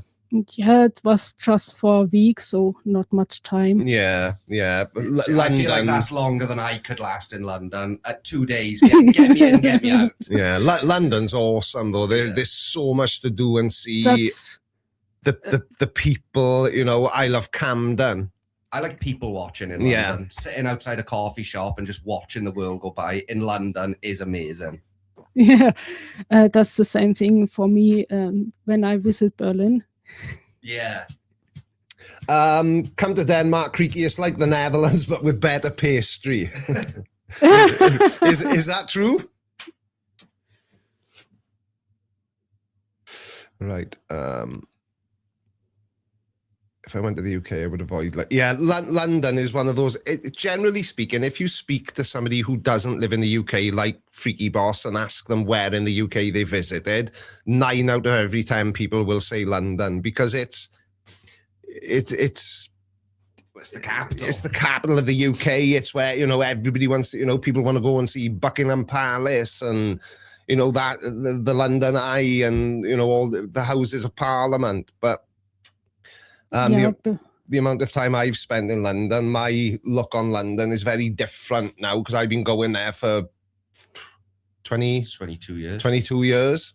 Because my youngest, when he was born, he was very unwell, and he was in Great Ormond Street Children's Hospital for the first month of his life. And we've been going back and forth to London to the hospital ever since. But it's a fantastic place to visit, but it is very, you either love it or you hate it. And I've spoken to an equal number of people who like it and an equal number of people who really dislike it. I always find with London, I'm excited to enter and always more excited to leave. Yeah, every time. Yeah. That's the same with a lot of places. Yeah. Just like me visiting Berlin, and 2 days Berlin was fine for me, and then I was okay. yeah. But Berlin's the capital city of Germany, isn't it? Yes. Yeah, I thought You'd it love was. Berlin, I think. Yeah. I've never been, but it's very It's fashion. exciting. It's very exciting. Yeah, Is it? It's very fashion orientated, Is Berlin, it? Isn't it? Oh, I don't know, but it's multicultural. Yeah. That's what I like about Camden. And did you go to Camden in London, Freaky? Oh, no. Oh, you should have gone to Camden. Next time you come to London, go to Camden. You will see all sorts of people, different shapes, sizes, colours, accents. You'll see every possible variety of human being, and they will all be in Camden. Yeah. I promise you. Okay, that would be the place for me. Yeah, it's awesome. It is absolutely awesome until it gets dark. then they start. Then it's scary. Yeah, then it's terrifying. Yeah, I should have led with that. Yeah. Visit during daylight hours. Yeah. Because it can get a bit dangerous after that. Lots of Welsh in Camden, according to Brian. Is there really? That's a surprise. We don't get out much. Yeah, exactly. Exactly. Right, Freaky, I'm going to jump onto another call. It was lovely to speak to you, and hopefully you'll be able to call in again, and we should be able to get this working as we want it to. So take care, and I'll speak soon. Thank you. Thank you. Bye, bye, bye, bye, bye. Right, we got to... Yeah, one's we lining up now. It should... Oh, bloody hell. Lots of Welsh in Camden. Are they, Brian? Or are you just winding me up? Oh. We have Wiggles 4-3 on the line. Wiggles? I wasn't expecting to actually make it through, considering I'm actually in America. Well, I tell you what, I'm quietly panicking because I wasn't expecting you to get through, or anyone else, to be honest with you, and that seems to have been the common thread. So, Mr. American caller, have I pissed you off yet? Have I talked too much shit about America? Not. What, okay. Having been a religious person myself, yeah, I am not offended at all. Yeah, because unlike the folks that do believe the world to be flat, yeah, I also believe that people, humans, wrote the book, and people rewrite the book in their own way. Of course they do. Of course they do. It's I know this reference won't mean much to you when I get it wrong every time I use it anyway, but Callum will correct me. So Sacha Baron Cohen, the Ali G movie, there's a scene in the Ali G. It's a silly movie. What's the start of the message? You know the bit with a line of cars and it ends up pitch. Bitch on the. How does it start? Switch on the engine, pass it on. Yeah, so that one guy says switch on the engine, pass it on, says it to the next guy, the next guy, the next guy, the next guy, and they get to the other end, and the guy at the other end says, bitch on a pension, suck my dong. But it got lost on its way down the line, and that's exactly what the Bible is. It's been rewritten and manipulated so many times and translated so many times, it can't possibly even be close to the same book it was originally. Not to mention how many different languages have been retranslated. Exactly. And there's a reason lost in translation is a very well-known phrase. Sorry, everybody. Callum just flopped. Yeah. Literally. I don't know if you could see it. No, you're not on screen. The mic stand needs a blue chip. Yeah. His microphone stand needs a Viagra tablet. See, I can relate to that movie you were referencing, though, because we used to play a game in school called Telephone. Right. My teacher would test us. One on each end of the classroom would get a different message. And you know that one of the kids in the classroom would change it intentionally. Yeah, exactly. And that's another thing. See, that's something I've not considered, actually. Has anything in the Bible during the many translations and the many revisions and rewrites, has anything been added in that wasn't there in the first place? Homosexuality. Or taken away. I can't say personally that I know as a Christian, but I do know that some of the words was taken out just so that certain kings could remarry. Right. Yeah, Henry VIII, I think, he made divorce legal basically just for himself. Yes, exactly the one I'm referencing. Yes, yeah. Right. So are you currently a Christian, or? I consider myself to be an active Christian, though I don't consider myself to follow any specific line. Right. Yeah, because I believe in a Trinity, the Father, the Son, and the Holy Ghost, and that's roughly it. Yeah, because this is what I was interested in discussing, is how, and I know the way I worded it may not have been the best, but how.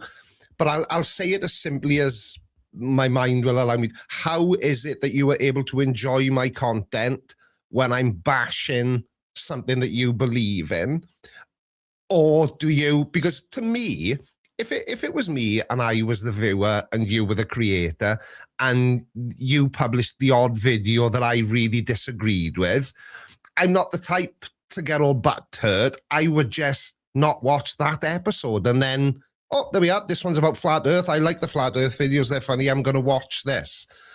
Because I get comment occasionally, and invariably it'll be from somebody I'm used to seeing in the comment section who's always been giving me sort of really positive feedback, telling me the videos are funny and they enjoy them. And then I say that one thing they don't like, and that's enough to completely change their opinion of me and, you know, make them feel like they need to announce that they're leaving, you know, being a subscriber of my channel. So how do you... Indubitably. Without any chance, there's always, or without any doubt, there's always going to be that person in there that wants to follow that line, that wants to follow everything and claim that they are, and then immediately whenever something goes against their own belief, which is free will, in my opinion. Free will is my belief. So if somebody has their own free will and you don't like it, then you're taking away their free will within your own. Right. I, personally speaking, like you said, yeah, I might skip an episode. In fact, I've been out of your channel for a couple of weeks, mostly because of school. But at the same time, I still follow along because everything I've watched has been something quite entertaining, even when it's not part of the flat earth discussion. And you know, I try to be mindful of the fact that some of the people who follow me are Bible-believing Christians. And I don't know how long you've been in the stream for, but I said earlier on, just to try and offer a little bit of clarity, it's not, I don't actively dislike people who believe in God. I just don't like, it's the young earth creationists I've got a problem with more than anything else, if I'm being honest. It's, you know, I share that with you there, because when it comes to young earth creation, the implication is less than what, 6,000 years, if I'm not mistaken. It does scientifically vary. Speaking, it just doesn't fit. Not to mention, when it comes to a lot of the quotes that the flat earthers try to throw, the four corners and the firmament and all of those things, I believe that to be more of a dimensional aspect. Whereas we live in a third or fourth dimension if you count time. But it can, I mean, it's, again, perspective. Oftentimes they have themselves railed in one direction and they'll refuse to see anything else. Some because Christians are the same. You know, it's sort of, if for argument's sake a Christian was arguing that, I'll say God did it, right, just to make it transparent and simple to follow, but a Christian believes that God created everything that we have now. I completely disagree with that. There's no, but that's a whole thing in and of itself, right? Now, if somebody said, I'm a Bible-believing Christian, I believe in God, I believe that when I die, I'll go to heaven and everything will be wonderful, and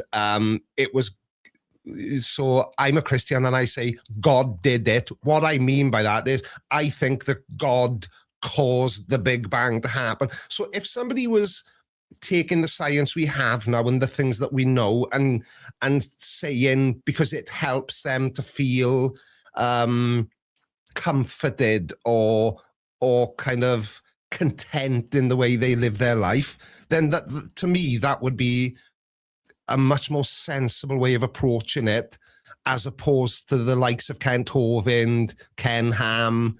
We all know the young earth creationists are saying that because they're not just saying that God did it, they're saying that God did it and every scientist in the history of science has been wrong or is a liar. You know, honestly, I can't understand why I can't have both science and my religion. You can. That's my point. That's exactly, and that's what I'm agreeing with you there.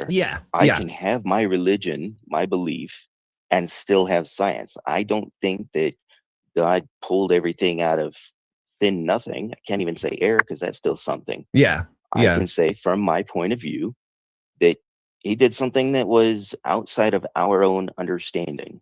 And the reason why we see it in such godly text, especially in some of the earlier books, is because society itself had yet to develop an understanding of scientific level as what we have now. Okay, so here's a question for you. As a Bible-believing Christian, what do you think of flat earthers that are using the Bible to try and prove that the earth is flat? Two-factor. I think that they are misinterpreting a lot of the words that are written in there. Yeah. And secondly, there is a portion in the New Testament where Jesus himself was supposed to have said, forget everything from the past, just believe this. Yeah. Which basically omits the Old Testament, in my opinion. It's there simply for reference so we don't repeat our mistakes. But move on with the new stuff. Learn now, you are smarter. Yeah. Because I said to somebody earlier on, it's young earth creationists, 6,000 years old, that sort of line of thinking. 6,000 years ago, people had an excuse for thinking that the earth was flat. We just didn't know that it wasn't. But we've moved on significantly in the last 6,000 years. You could even say the last 100 years. Yeah, the last 100 leap. Yeah, even in my lifetime, my wife and I went down a bit of a rabbit hole the weekend, and we were watching on YouTube short kind of informational videos, which candy was available in the 1970s. What car did your dad drive in the 1970s? Where did your mother go and do the grocery shopping in the 1970s? And it was mind-blowing to see so when I was born in 1972, so seeing the differences from even when I was born in my 53 years, the changes are, if somebody had told me when I was a 5-year-old child that one day people will be speaking to each other across the world, technology will shrink the world and afford us the luxury of being able to have conversations like this, for example, I would have thought they were nuts. But the point I was trying to make in a long, drawn-out way is things change. Technology gets better. Sometimes it gets worse. Yeah, of course it does. But at least 6,000 years ago, when people said the earth was flat, it was to them, because they didn't know it wasn't. Perspective, because they didn't have the ability. But as you said, technology has grown, science has grown exponentially across the most recent 100 years, like you were saying. Yeah.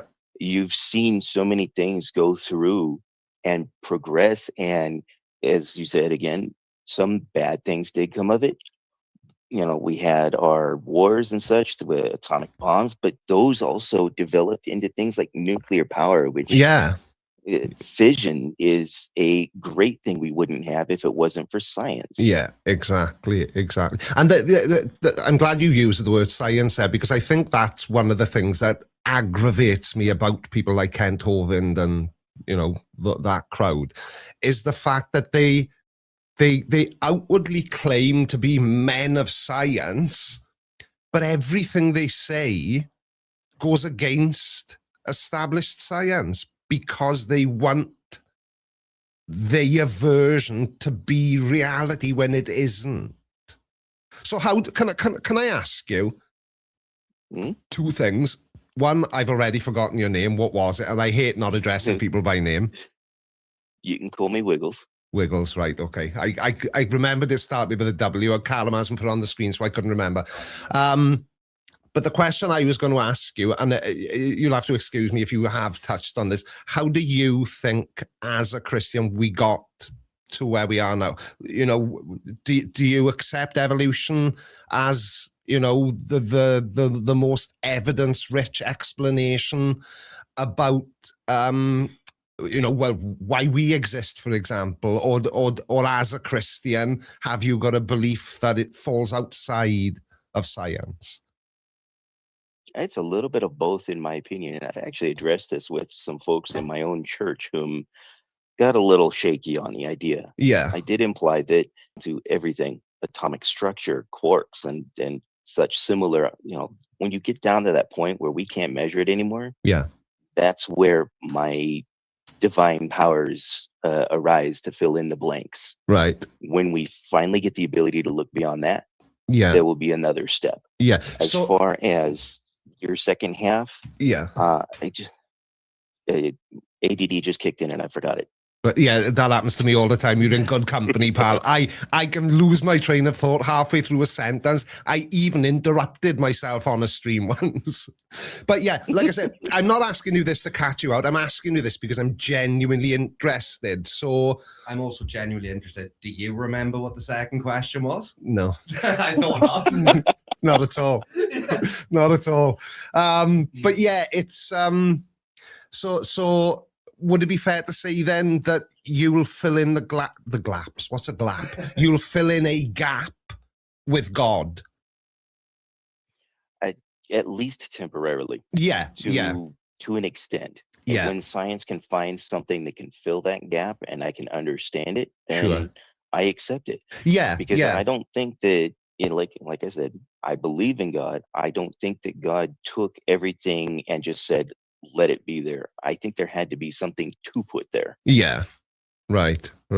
So I again, I don't know how long you've been on stream for, but I said something earlier on. I watched the clip of Alex O'Connor. Sorry, not Alex O'Connor. I was talking about the Neil deGrasse Tyson and Piers Morgan clip. And Piers Morgan is a Christian, and he believes what I was pointing out earlier, that he believes in the Big Bang, evolution. He accepts all that. But in his opinion, God did it. And Neil deGrasse Tyson responded by saying, so that's a very common thing. And he was explaining that it's called the God of the Gaps argument. And basically the way he framed it, which I thought was quite a nice way of framing it, is so where science has yet to make so Piers Morgan asked Neil deGrasse Tyson what existed before the Big Bang, which is a very common question, isn't it? And Piers said God must have existed, and Neil deGrasse Tyson was explaining that that's a very common thing, and it's called the God of the Gaps argument. Now, I know certainly on YouTube and in the debating kind of space, that's seen as quite a negative thing to say. But I think the way you just explained it, it's more of a placeholder until that gap in knowledge is filled in. Is that what you're saying? In my belief, yes. Right. Much like a bookmark, and until I can understand it better. Better speaking, not just a bookmark, but a measuring tape. Right. I can't quite get to the right measurement until I've found what that measurement is. Right. Yeah, I follow what you're saying.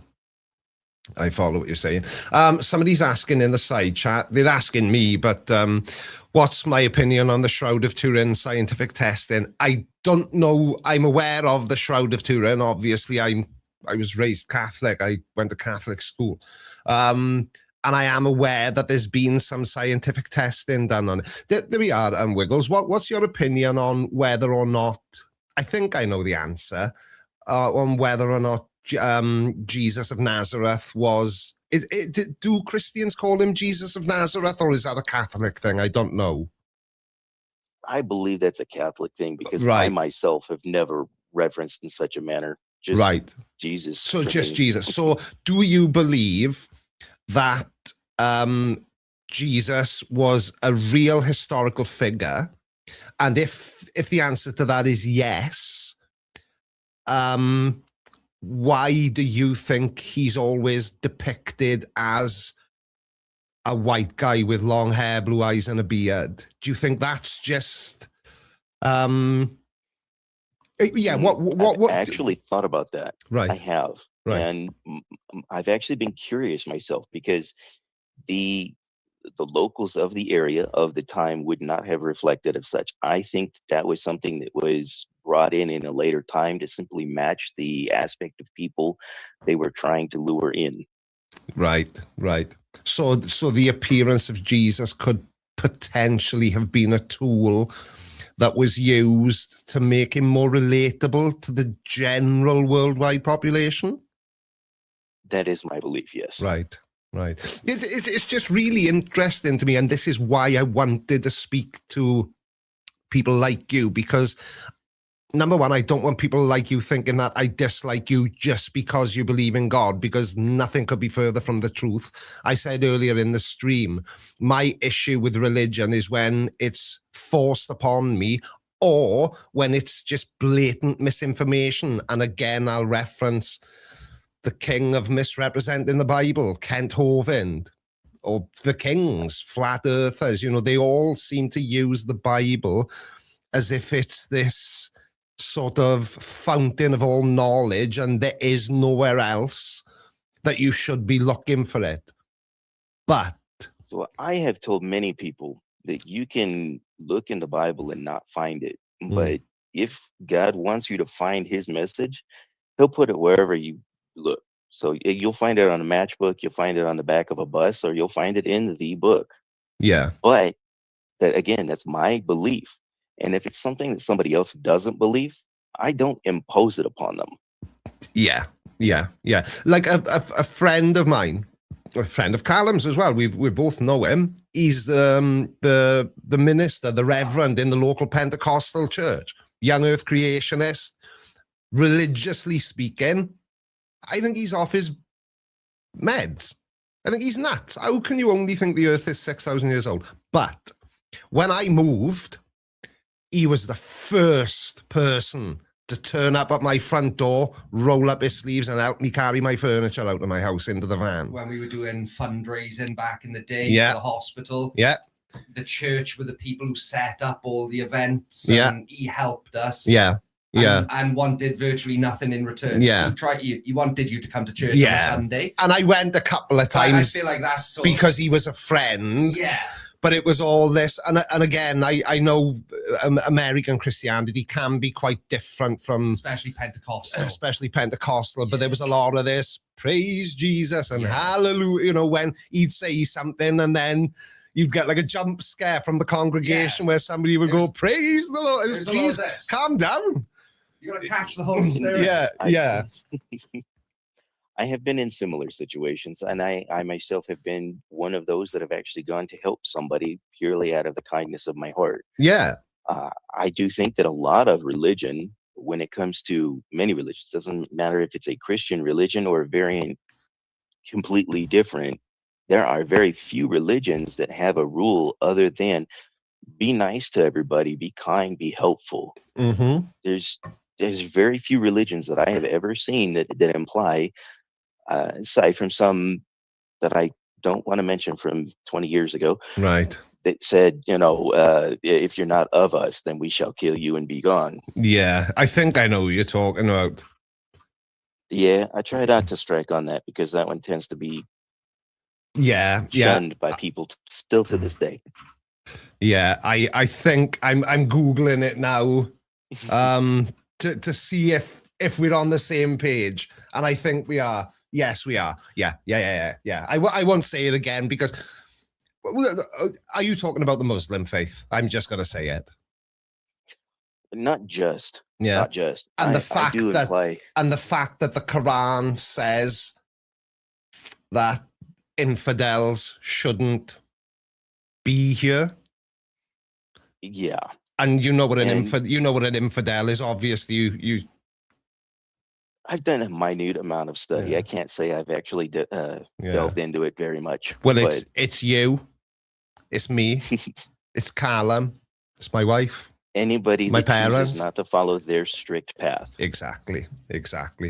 Because I do get people asking me why I never make videos about Muslim faith. I've never come across a video of somebody who follows the Muslim faith saying anything that I thought needed responding to. I also think as well, a lot of the time, with Islam especially, is there's a lot of like connotations to it. And I know people say, oh, that's not fair, you can't, but there tends to be connotations to talking about Muslims. Yeah. Because of the way the world is and stuff. People are going to go, well, you're being racist. Yeah, exactly.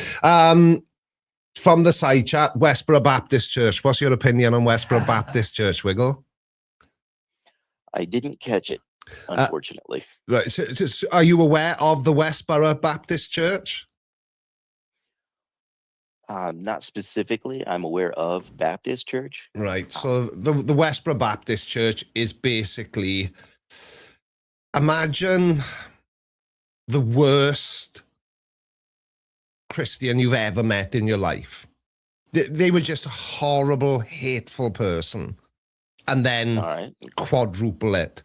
And make it an entire group of people who all believe the same thing. Who live on one compound together. They all live on, and it's definitely not a cult. There we are. Shisha just said in the side chat, they preach hate, which they do.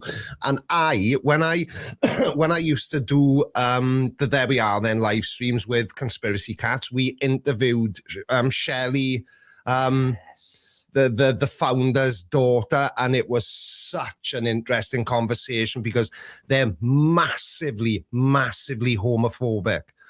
And I asked her, Shirley something in there, I can't remember her name.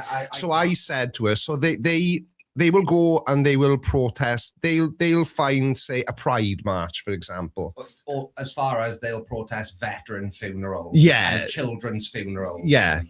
Thank God for dead veterans is a sign they always carry. Yeah, and God hates what British people, what people call cigarettes. God hates FAGS, all this kind of thing.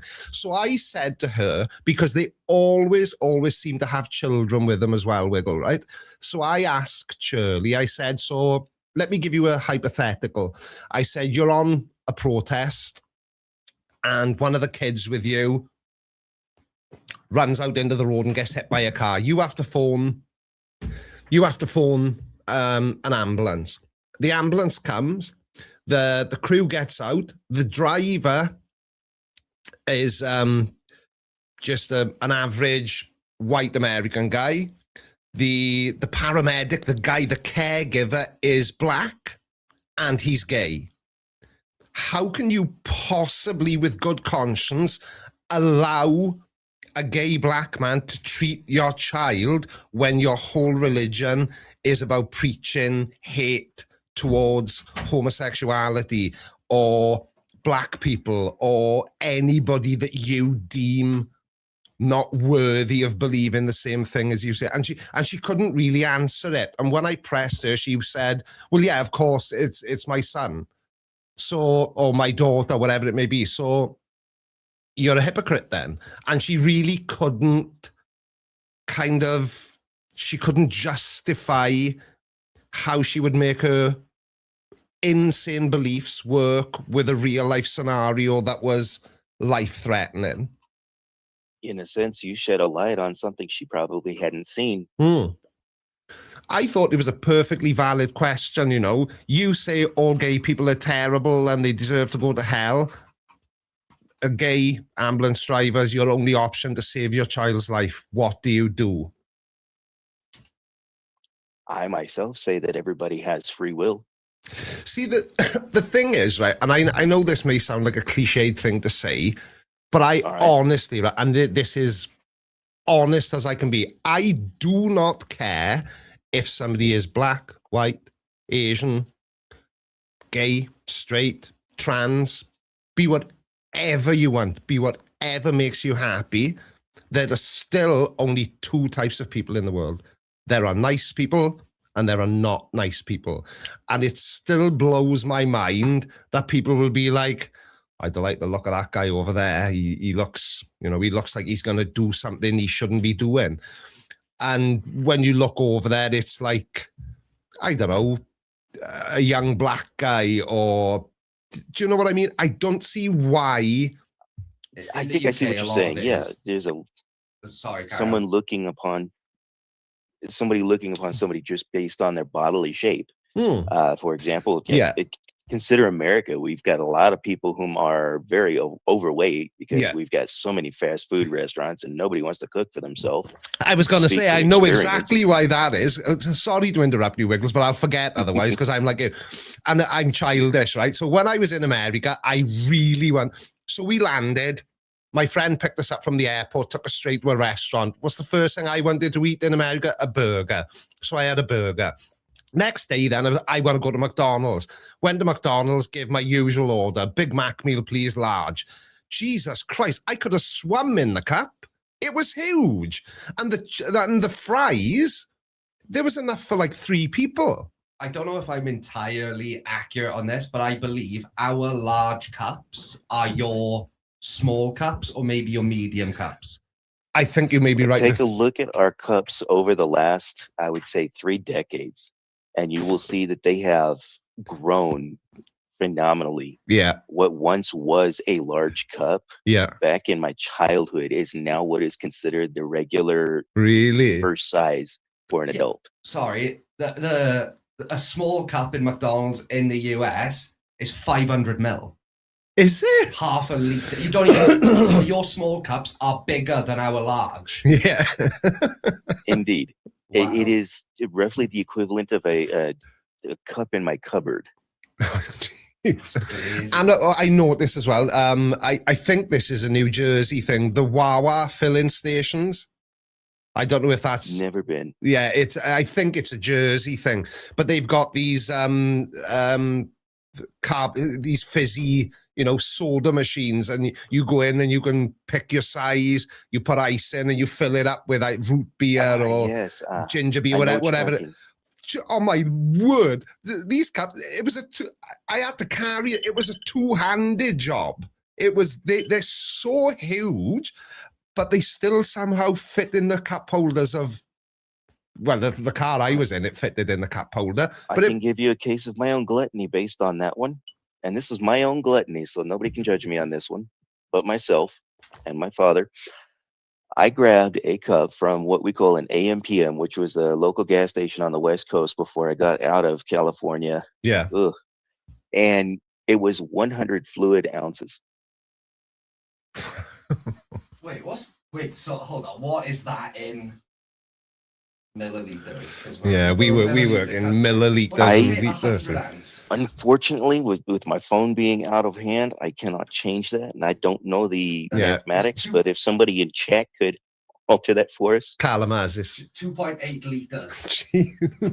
So yes. So now here's the kick. Here's the kick for you. Sorry, if you go into a shop here and you can find a 3 liter, it's because it's a novelty item. Yeah. You don't make them. Indeed. Now, you want the part that's actually the pearly portion here? Is I didn't fill that up with any kind of soda pop, Dr. Pepper, Mr. Pibb, whatever you want to call it, Mountain Dew, I believe we have.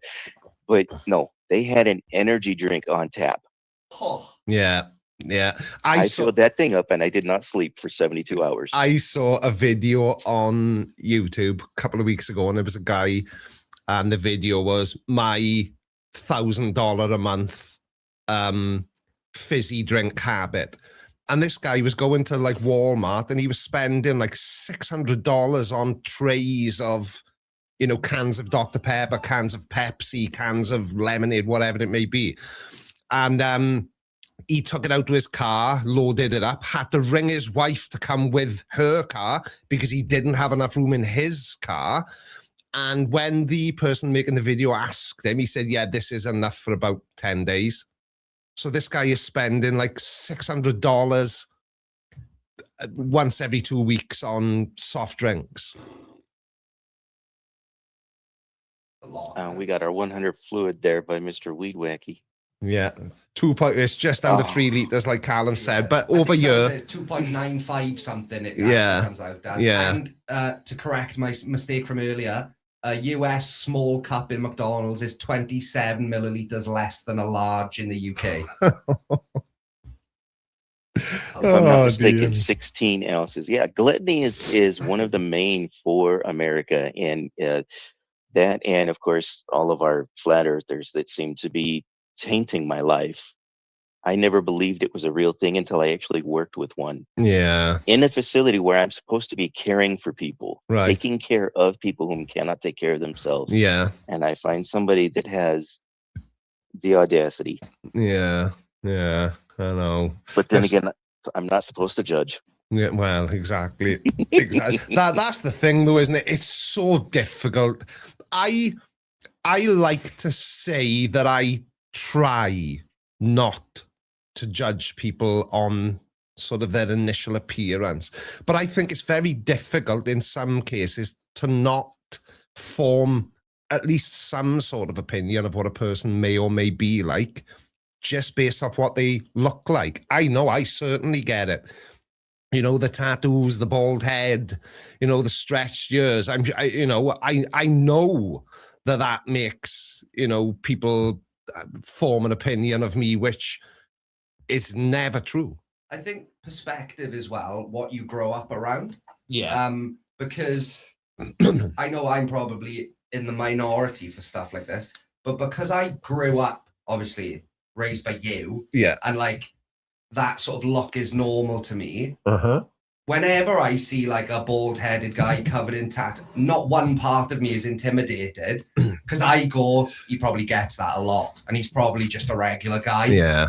But on the flip side, if I see someone with a nice, a fully grown man with a nice hairstyle wearing a suit, right or wrong, my assumption is you're probably a knobhead. So it is. Yeah. It's perspective, what you grow up around. There we are. Somebody, Kent Hovind has a go at you for your appearance. Yeah, he does. That's all Kent Hovind does. Calls me creepy blind man, and says about my stretched earlobes and my tattoos. He can't. I think Kent is so useless. He can't think of another way to respond to me outside of picking apart my appearance. But little does he know that that's probably the thing I care the least about. Yeah. I dress the way I like to. Today, I know I've got a Dockers cap on and just a plain green t-shirt. Tomorrow, if you see me, I could have cowboy boots and jeans on and, you know, a shirt and a fedora, or, you know, if I was feeling brave, I'd wear my cowboy hat. You know, I don't care what I look like. I look the way I feel I like to look. Now, to that I say, everybody has their own thing, and I don't know where it came from. My cousin threw it at me at one point, so I've been throwing it for 20 years. Yeah. You do you, boo-boo. Yeah. However you want to be, exactly. you do you. And I'm not going to judge somebody on that. Yeah, exactly. With that, though, I am going to have to cut myself here because okay, dude. I do have to take care of my daughter. Right, you go for it. What time is it there? You California, you said, or? For myself? No, I'm in Arizona. It is 3 a.m. Oh, damn. Oh, wow. Or 0300. So you either need to go to sleep or get up one of the two. Well, now for myself, I work a night shift, so generally I'm not home until after 0700. Right. I got you. I'm an epileptic, so I can't be up and down and up and down. You need to watch yourself. Right, take care, pal. It was lovely to speak to you, and hopefully you'll call in again. Take care, Wiggle. Oh, I do hope so. Thank you, man. Take care. Bye. There we go. Go back to the double screen card. Yeah. So that to me, that was the most interesting conversation I've had in a long time, because he was a Christian. He wasn't all butt hurt, and he was explaining, and you know, this is, I don't know. I just think there's going to be some really interesting conversations come out of this. I also think, obviously, I know we didn't want to set this up as like a full-blown debate show, because I don't want it to be a debate show. I don't like debates. I think they're. Well, someone actually did say in the chat, like, they don't. Yeah, I know. I know. But someone said earlier on, like, how they kind of feel like debating doesn't really solve. No, anything. It doesn't. But like you said, him not being butthurt, I think it's interesting to just have like an open discussion like that. Like he probably said stuff you disagreed with. Yeah. You said stuff he disagreed with. But it doesn't matter. No, and we were still able to have a grown-up conversation like two adults. Yeah. Wonders will never cease.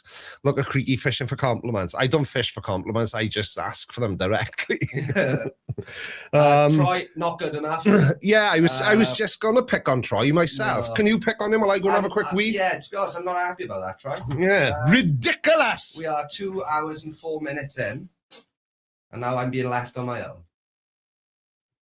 It's what we all do, eh? I hate it when this happens now.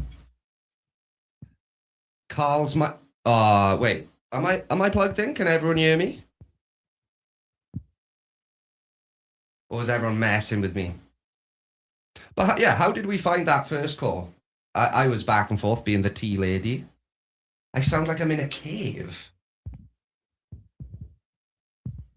Does that sound good now?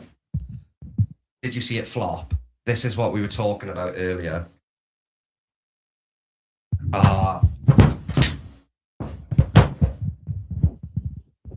don't know if anyone's messing with me now. Some people are saying they can hear me. You probably didn't want my... Very cave-like. I mean, my mic stand does keep going all floppy, so I'm wondering if it is that. The mic... Yeah, everyone... I think people are just messing with me. I think so. Yeah, how did we find that then? I agree with Creaky. I think it was a very interesting conversation rather than a debate. Because obviously you might have noticed I'm taking slightly more of a backseat in the call side because it's not really my thing. But I found that very, very interesting.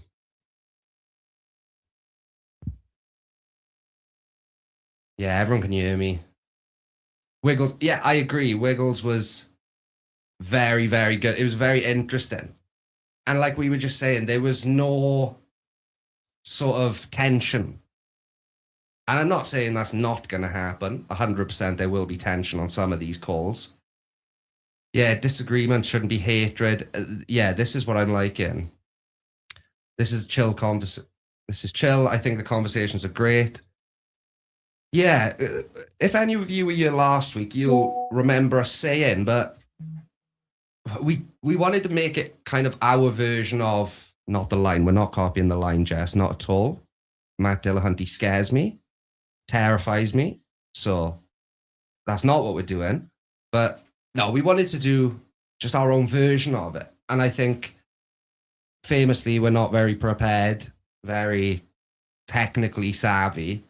I think it works in good. I think is the toilet at the end of the street, or is it a prostate issue? He's 53. I think that's what it is. Takes a lot more pushing than it used to. Wait until the inevitable politics chat happens. Yeah, I think it's unavoidable within certain topics, but that's not. We're probably never going to do like a tell us why you support Trump type stream. Well, yeah, no, I doubt that. I highly doubt that. He might want to do it, but I have not got the restraint for a Trump-centered conversation without saying something extremely bad. Oh no, he is taking the piss a little bit now, isn't he? Where is he? I know he can hear me as well. I know this is on in the TV in the house. Yeah, he fell out of his chair. He's coming back now. Hello. Hi. They were all messing with me just now.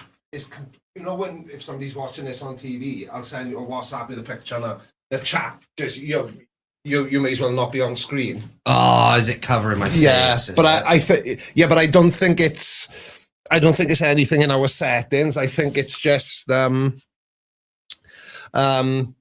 it's just the way it is on TV. The side chat is there, and I don't know how to turn it off on the TV. Yeah, because obviously it's not up on our screen. We've turned it off. Yeah, it's fine. I don't need to be on screen all that much anyway. Yeah. Have you gone through these super chats? No, but I will right now. I mean, I've just WhatsApped you the picture of what it looks like. Okay. So, where are we? We got them in the... there's only two, actually, I think.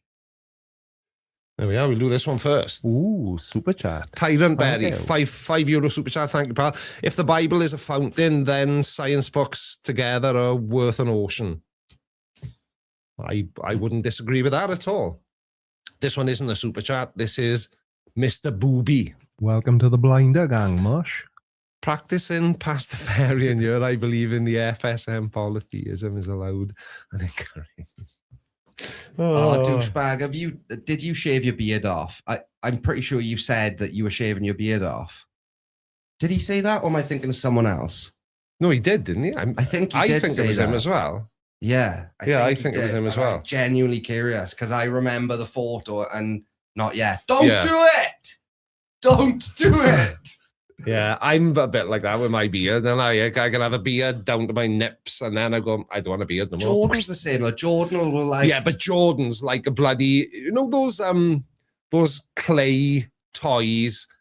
Yeah. And you used to and the hair. Jordan's like, to grow a beard, all Jordan's got to do is go... Yeah, blow his nose. And then he's got a full beard. It grows so bloody quick with him. Anyway, so if anybody else wants to call in at any point, feel free, because I really enjoyed that conversation. Yeah. And that's exactly what I want this to be. Yeah. I want to show people that you can have conversations with somebody you completely disagree with, and it doesn't have to turn into a shit show and end up looking like pigeons playing chess, where you just run all over the board, knocking the pieces over, and then claim victory. Or as I like to call it, the Kent Hovind method, because if you listen to Kent Hovind, he's never lost a debate in his life.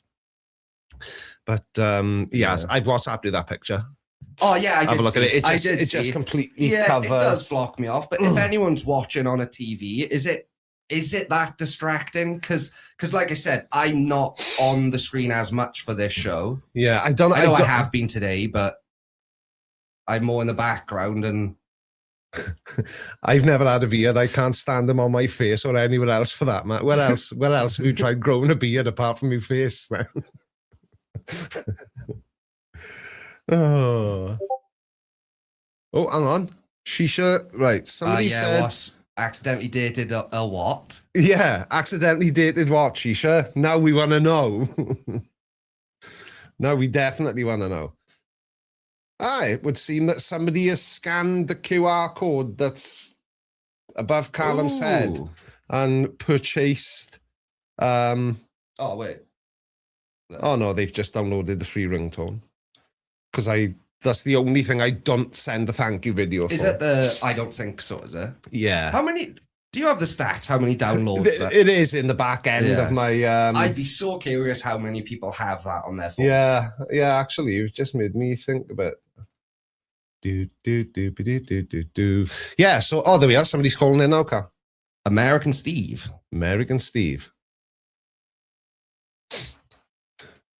Hello, American Steve. Are you there?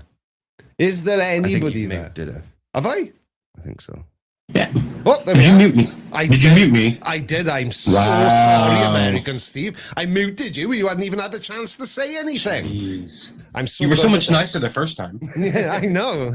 I'm getting into the swing of it now. You're getting it both barrels. I don't care why you're phoning in. Even if it's to tell me I'm great, I'm still gonna shout. I'm not really. Did you call in last week, Steve?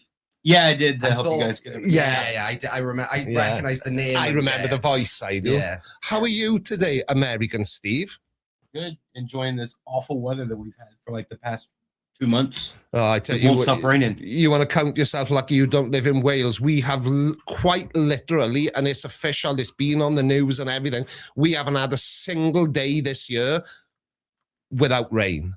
It's rained every second of every day almost. It's a bloody nightmare. I'll be getting webbed feet and growing water wings at this rate. Yeah, I mean, like I said last time, I'm in Reading, so I'm just down the road. Oh yeah, now I definitely remember you, the American guy who lives in the UK. Yeah. Why Reading, Steve? So I work in IT. When I first got moved over here, Thames Valley is kind of like the IT of the UK. Oh, is it? I moved here 10 years ago. Yeah, like Microsoft's here. So it's like the Silicon Valley of the UK then. Yeah, I mean it's still a shithole. Yeah, it's funny referring to Reading as Silicon Valley. When I first moved here, all my American friends were like, "Oh, you're so close to London. Reading's great," and all our British friends were like, "Well, it's not Slough." Yeah, yeah. I was just gonna say it could be worse. You could be based in Slough. Could be Reading, Didcot. Slough. Yeah. Leatherhead. Yeah. No, I love the prompt because it's very interesting. I feel like you treat your atheism a lot like mine, which is yeah. I don't believe in God. But if you want to, fantastic. I'm happy to have the conversation with you. Yeah. Like I said this, I think I said this, the freaky boss when I was speaking to her earlier, or it may be in the call before, until I was on YouTube, I'd never once described myself as an atheist. I didn't feel I needed to. I didn't need to justify the fact that I do not believe in God.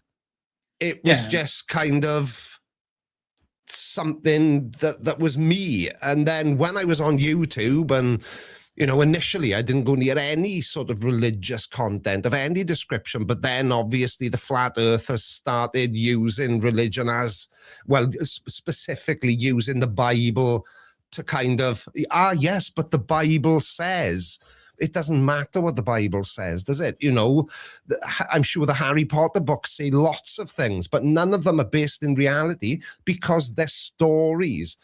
And even if the Bible is a legitimate historical document, which I don't think it is, but even if it is a legitimate historical document, it's still not accurate because it's been rewritten and retranslated so many times. Yep. So I for my sins, I married a Catholic. And out of all the Christian religions, I know the Catholics have had their issues, don't get me wrong. Yeah. But they are the only ones that I generally know. And I grew up in Georgia, States, which is my grandmother was very Southern Baptist. Yeah. So who are the most hateful people I think I've ever met in my entire life?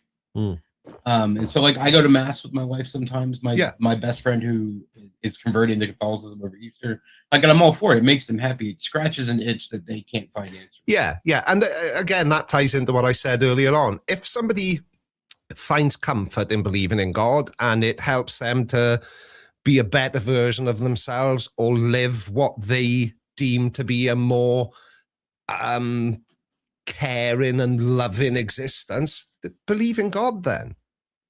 But don't try and say that I'm terrible somehow because I don't. Does that make sense, Steve? Exactly. And don't legislate it. Yeah, exactly. Because I know I keep referencing Kent Hovind, right? But it's because I hate him. Callum said earlier on, he checks every morning to see if Trump's dead. I secretly wake up hoping that Kent Hovind is.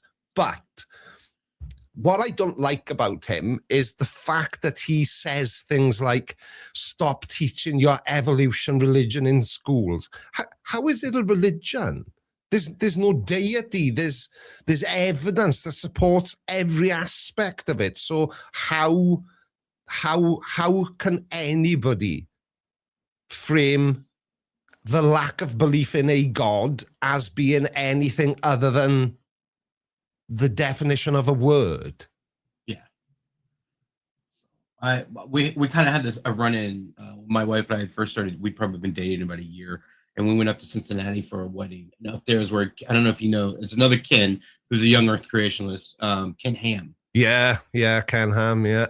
So his big museum is up in Cincinnati. Right. And so I'd probably been dating my wife a year, and her parents were up there for this wedding and stuff. And I go, well, can we go? And her response was, no, I don't want to have to bail you out of jail today. Yeah, that's the thing. See, it's so I had somebody, and I know Kent thinks this isn't true, but it is, whether he believes it or not. So I've got somebody who goes to Dinosaur Adventureland, and he goes there fairly regularly. And whenever he goes there, if he sees anything interesting, I don't know, something interesting in the signing in book, or as anything changed on that, he sends me photographs. I've got a whole folder with thousands and thousands of images and, you know, photographs of the signing in book and the way Kent, you know, because prior to me getting this information, it just looked like Kent was sitting at a desk presenting in a similar way to me, but he's not. He's doing it in his church in front of a congregation of people. So when he's in one of his videos on Rumble, or he's mysteriously snuck back onto YouTube now, but he's performing. He's got people there egging him on and telling him how great he is and laughing at his little jokes when he calls me creepy blind man instead of creaky and this kind of thing. But I know Kent doesn't believe it. Excuse me, but it's true. This guy regularly sends me inside information from Dinosaur Adventureland, and I'm hoping that one day he'll provide me with a piece of information so devastating to Kent Hovind that I want to be the guy who brings him down. Although if children die in there isn't enough. It doesn't matter, Cal. He offered them a free day out and is free to enter theme park. Sorry, what more could he have done? I forgot he's a completely stand-up guy. Yeah, he couldn't have employed, lifeguards because children go there and there are lakes they can swim in. He couldn't have done anything like that. He just offered them a free day out. Yeah, I mean, that's also America for you at the same time. Yeah, I know. It's very different. So how long have you been out of America, Steve? Oh, God. April will be 11 years. I was going to say, the oh God was enough to tell me it had been a long time. Yeah. No, we got our citizenship 2 years ago. So. Oh, did you? Yep. Oh, wow. So you're full-on British now? Yeah, now we're fucking off over to Ireland. So. Do you miss home at all? I miss, there's certain, and I'm kind of ashamed to say this. I miss American consumerism. Yeah. Like going to Publix and Target and all that kind of stuff. Yeah. Being from the South, I miss food. Yeah. I miss gravy. Yeah, it's a different experience here shopping, isn't it? We've got Asda, which is it's Walmart. Yeah. But it's not Walmart. It's I've been to Walmart. I've been to Target. It's owned by Walmart. Yeah, that's about as far as yeah. We haven't got a supermarket that would even compare to the average American supermarket that I saw in Jersey and New York. Jersey's a world on its own. Yeah. That's the thing. I referenced Wawa earlier on to another American guy I was speaking to, and I did know, but Wawa I think is a New Jersey thing. Is it but just Jersey or is it East? No, they're down in Florida too. So right. we go back. We go home every year. My in-laws live in South Florida because the winter months in the UK suck. Yeah, they do. So we go to South Florida, and I play golf on Boxing Day, 26-degree weather. It's great. Nice. I've never been to Florida. We were gonna go last time we were in America, but something happened and we couldn't make the trip. But I just want to go and see, is Florida what? I know somebody who's in Florida on vacation right now. Yeah. Somebody who works where we like to go and eat. Oh, okay. She's out there now in Florida doing the Disney thing, does it every year. But I wouldn't want to see that Florida. I would want to see Florida. Is Florida man real? That kind of. Do you know what absolutely. I mean? Yeah, that's what I would be interested in. Yeah. I may or may not be related to a couple Florida. Yeah. So as an American, when somebody says Florida man, explain to the people listening what a Florida man is. So it's based on the headline, right? So you see something in the news that says Florida man found killing 6 people by eating their face. Florida man found humping a gator in the swamp. That's a Florida man. Which you had this. There's a really big GIF when you search American GIFs. It's a guy standing out in a hurricane with no shirt on, holding a giant American flag with looks like James Hetfield from Metallica. That's Florida. Right. Yeah. So it's basically then the village idiot kind of thing. The guy who always seems to get himself in trouble and do things which are highly inappropriate for the average human being. Or as we like to call them in the South, rednecks. Yeah. Wasn't you said about eating the face? Wasn't that the original where the meme came from? Wasn't it the bath salt story? Yes, it was. Yeah, and I think he did rip 6 people's faces off while on bath salts or whatever it was. Really?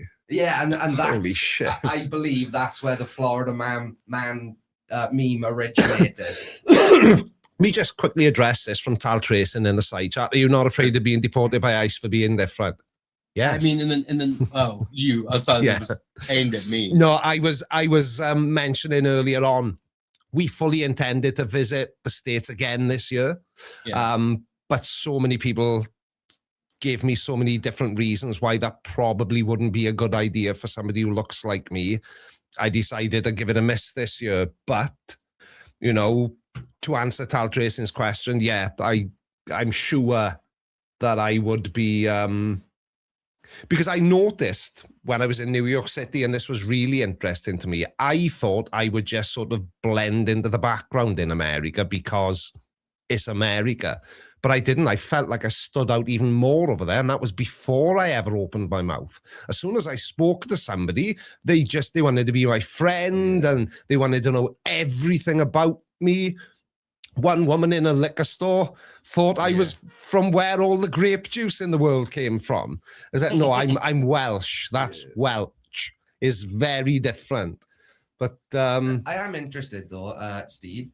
You wouldn't get any issues now, would you? Being like would they hold a grudge? Ex-American? No, because I still carry American citizenship. Like I have dual. So the only thing that worried me was the social media checks, which fortunately, as a citizen, I don't have to worry about. And also, I may or may not have gotten permabanned off of Reddit a couple months ago. Right. So I can't really find anything. Yeah. Are they actually doing that now? So my neighbors went over. His sister lives in Miami. They went over a couple weeks ago. Yeah. And they had no problems at all. They literally just went to the airport, stamped their, he's very white Irish and she's very white British. Right. They didn't even pay attention. Yeah, same. My best friend and his fiance are in Vegas right now. They flew out yesterday. Oh yeah, that's right. Yeah, I assume they got their fine. Either that or they've been detained because I haven't heard a word from him since. But I assume they'll be the same again because they're just too white. Yeah, but that imagine if one of the questions at sort of passport control was, what do you think of Trump? I know exactly who you mean. Yeah, he was here yesterday or the day before. Oh yeah, I'll say Joe's name. Yeah, Joe. Yeah. I can't imagine Joe being that diplomatic. They don't. So they were telling me about their going through customs, and they said he went through the required questions, but you could tell he was doing it very apologetically. Yeah. As in, I think most people understand what's going on, and so at some point they still have a job to do. Yeah, are they just kind of asking because otherwise they're gonna get fired? Right. But yeah, like you said, they're looking at you in a way like, I also can't believe we're doing this. And surely they can't be checking every single person on every single flight. The logistics of that just wouldn't work, would they? I have no idea. From what I've heard, because obviously I don't have to do an ESTA to go home because I have an American passport. When you fill out for your ESTA, you have to give them your social media information. What I've been told. Right. And it does go through some automatic checks, I believe. Right. But when they're there, they ask you, why are you here? How long are you staying for? Where are you staying? It's the same questions. I used to get harassed by Border Patrol at Heathrow up until I got my indefinite leave. And I finally learned the trick. If I'd walk up and hand them my passport and go, "You're all right," they would just stamp my passport and go, "Oh yeah, he knows what he's doing." That's a good trick to be fair. It is. And it's something, again, I'll reference New Jersey. It's the have a good one. Everybody says have a good what? But you know, but it's a New Jersey thing apparently, and you're right enough. When I walk out, I'm seeing it in my mind's eye now. I'm flying somewhere. I walk up to passport control, and first thing I do, all right, no problem, passport. Yeah, there we are. Badunk, stamped, off you go. It's kind of behaving like a local. Yeah. Yeah, they probably see you and they go, "Oh, this guy's been here before. He gets it." Now the interesting one, I'm pretty sure you don't drink, right, Creaky? Barely, hardly at all. What's interesting is when we're home and I'll go to the bar and order a drink or something, I'll be like, "Oh, cheers, thanks," because again, I've lived in the UK for over a decade. Yeah. And the looks you get of, what do you mean cheers? We're not cheersing. Yeah. But I think that I'd say it's a very UK. Yeah, that's what I mean. I'd say, "Oh, cheers, pal." Yeah, cheers. Yeah, exactly. Yeah, it's kind of just It's when I got my citizenship, I felt like that should have been on the citizenship test. Do you know how to use the word cheers effectively? Yeah. So are you? I'm just trying to think now. The Americanisms that wouldn't apply over here, like if you went into a shop and asked for a bag of chips, you're going to get something very different to what you get in America.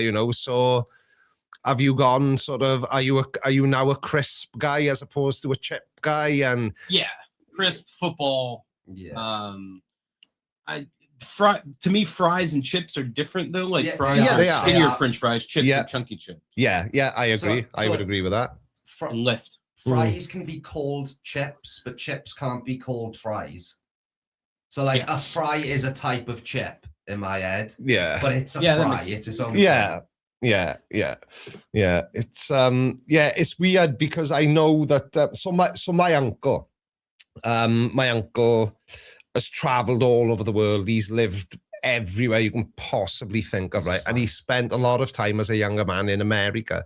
So my grandparents, they saved for years and years. And when my uncle was just coming up to being 19, they had finally saved enough money for him to go and visit America. And he wanted to go out there for 6 months, see everything, and then come back. So he got there, landed, got off his plane, went through passport control, jumped on a Greyhound bus. I can't remember where in America he landed. Within 5 minutes of leaving the airport, they got pulled over. Turns out it was a fake cop car. 2 men came on the bus with guns and robbed everyone on. So my uncle had all his money stolen. One of the real policemen who turned up later on then kind of liked the way my uncle spoke because he was Welsh. So Officer Murphy, an Irish-American policeman, kind of took my uncle under his wing, helped him find a little job, and he ended up having to work his way around America. But the reason I brought my uncle up, when he came back, I can remember I was a very young child. He's 25 years older than me, whatever it is. When he came back, he had gone really American. Like really American. Yeah. And I think... He has a very... I don't know if neutral accent, but you can't quite place his accent. Yeah, but that's because he's lived in Ireland for 40 years, so he's trying to be Irish, but he's Welsh. And Irish. He lived in the Caribbean. Yeah, he speaks Arabic, lived in the Caribbean for years. Does he speak Arabic as well? Yeah, no, he's not fluent. He speaks enough to get himself out of trouble. I bet he does. Yeah. I bet he does. But it's interesting to me how people adapt. My brother's another good example. He's lived in England for 25 years, and my brother speaks very differently to the way I do. He's a police officer, so he has to communicate effectively. And a heavy Welsh accent in the part of England he lives just doesn't carry the same authority. And this is the thing. He was such a Swansea boy as well. Such a Swansea boy. And then... after starting to work, I remember he would come home for like the weekend and he would say something in such an English accent. We'd be like, what was that? Yeah, why are you acting posh? Yeah. So do you find, Steve, that your speech has altered in the last 11 years? The way you speak on a day-to-day basis? I think so. I work very internationally. I work in IT. So like I work with a lot of South Asians. I work with, funnily enough, a lot of Brazilians. Yeah.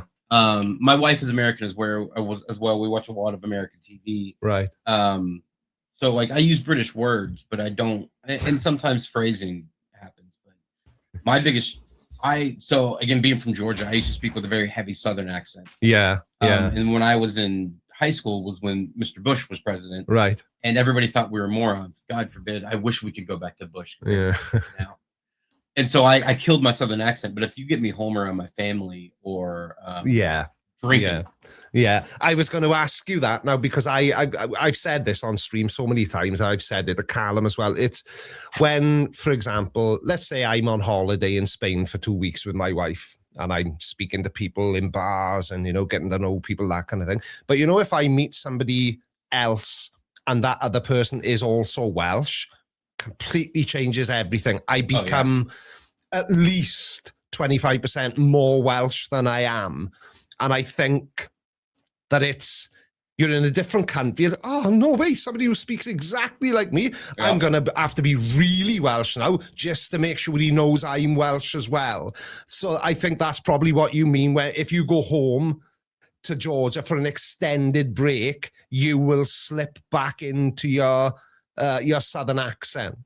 Yeah, and what's funny is when we'll do that, we'll meet folks out. We're on holidays. Like we'll meet other Americans, and you can always tell that we have found each other because the volume goes up. 30%. Yeah. Yeah, I know. It's crazy. It is. It's crazy. I don't know. That's got to be part of human nature. You just like being around your own people, sort of thing. It happens because we holiday to Egypt every year. God, it's awesome if you like all inclusive. But what's really funny is they think we're all British. Yeah, the Egyptians do, because we're white and we speak English. Yeah, that really bugs Welsh people as well. That, as you know, if we're on holiday, I've been to Egypt myself, beautiful place. If somebody says to me, "Are you British?" I say no. Oh, where are you from then? Wales. But isn't that in Britain? Yeah, but I'm Welsh. I'm not British. Well, so I would say you are British. You're not English. No, I'm not. I'm not British. Your passport says differently. I know. But yeah, no, it does. It does. But I'm not British. I'm Welsh. I'm Welsh because there's have you seen that video? It keeps popping up for me. I don't know if it's having a sort of a resurgence now. It's a song from a child's cartoon, the Animaniacs, and they're basically listing off every country in the world. Yep.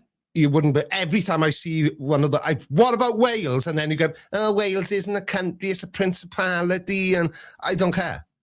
Wales deserves to be on there just as much as New Zealand or America or, pick a country, Taiwan, China.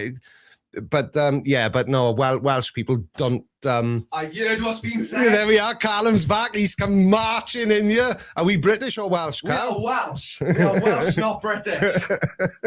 I can't hear you. Hold on. Now the argument starts. Say that again to my face.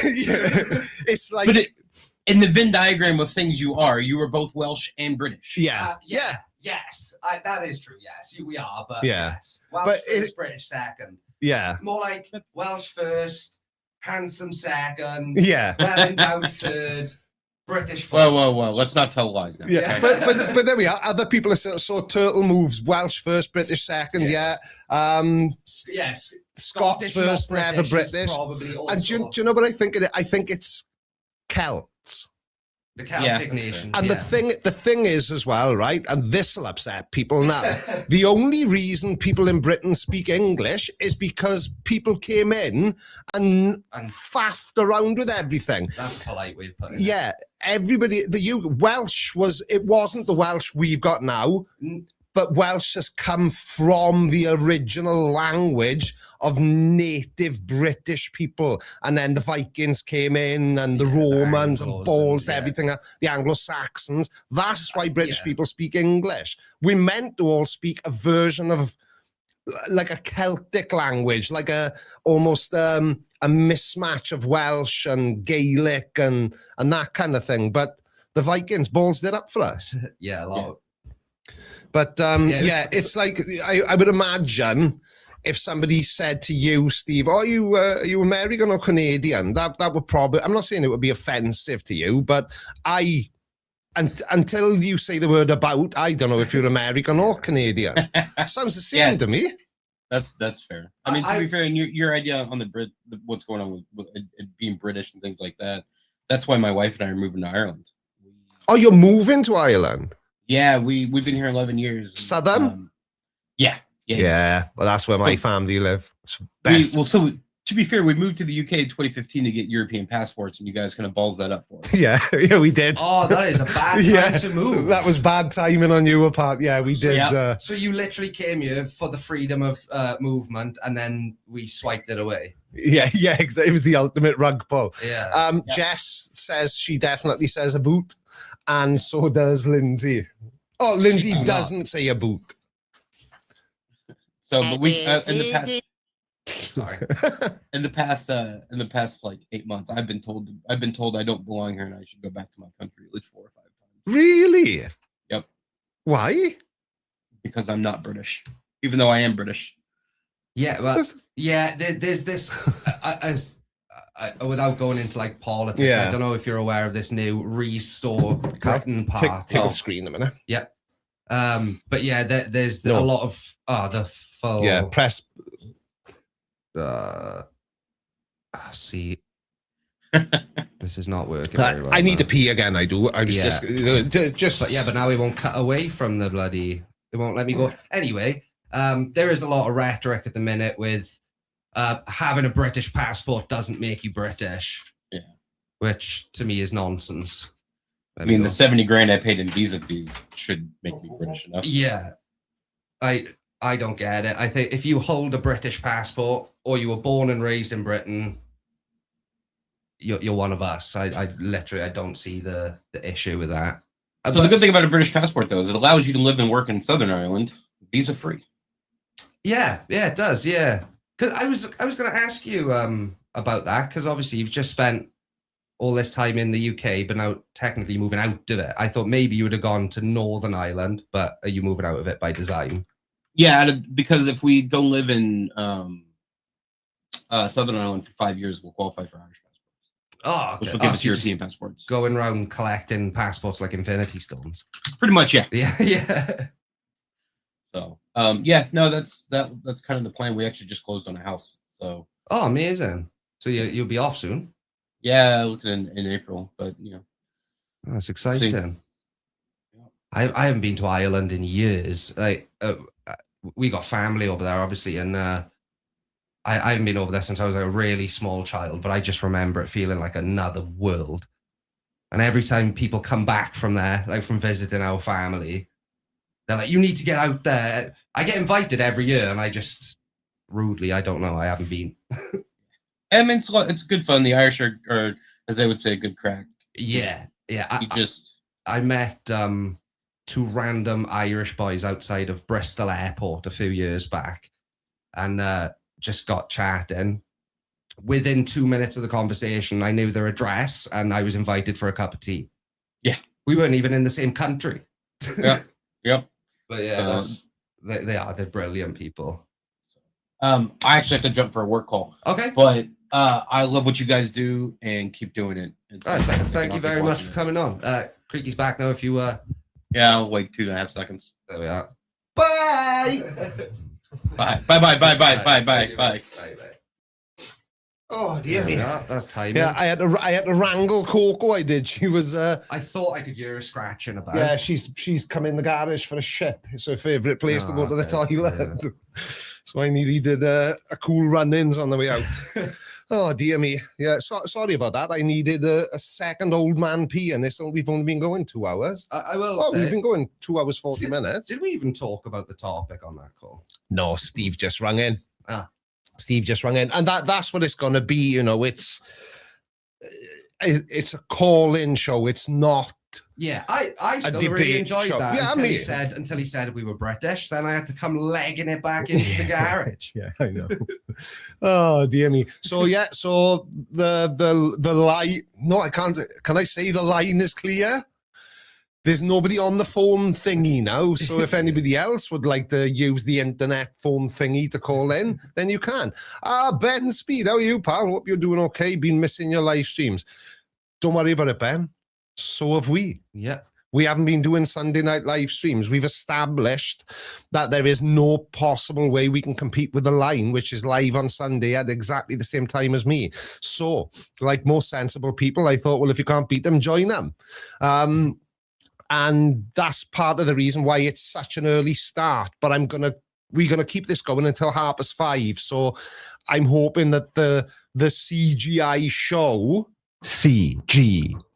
will become its own thing, rather than being it. I've heard it called a lot of things, but never wrangling Coco. No, I haven't been for a dump.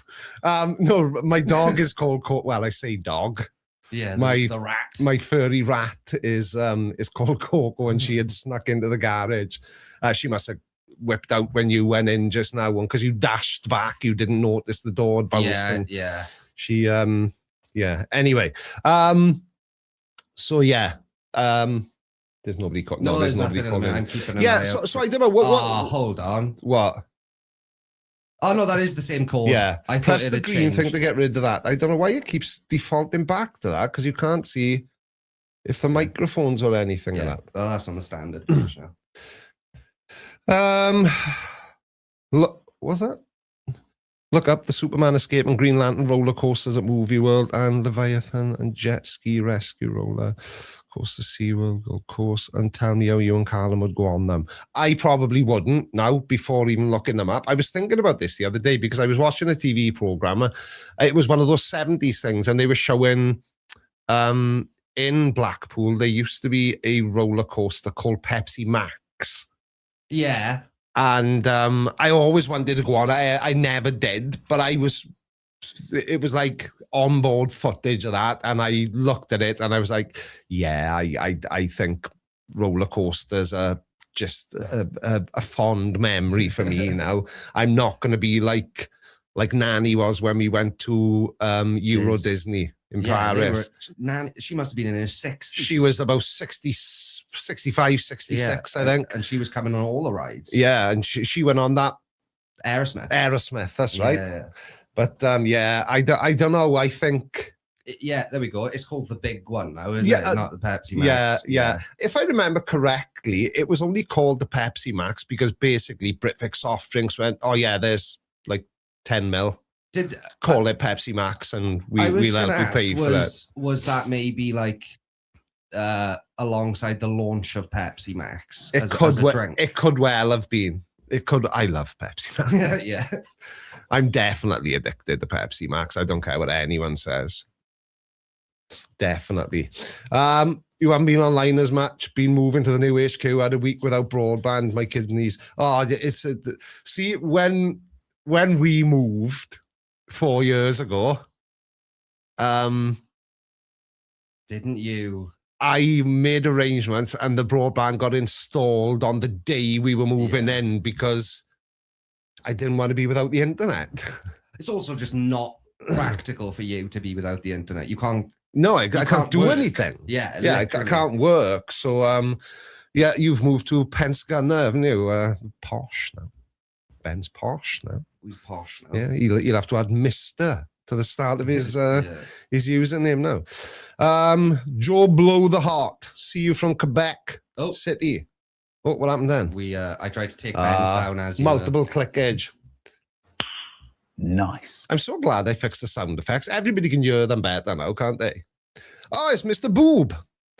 Creaky and Callum, beard is going as you stream. Oh no! Hang on, I got to open Discord now. Where's my phone? Oh, there. I won't be able to see it anyway.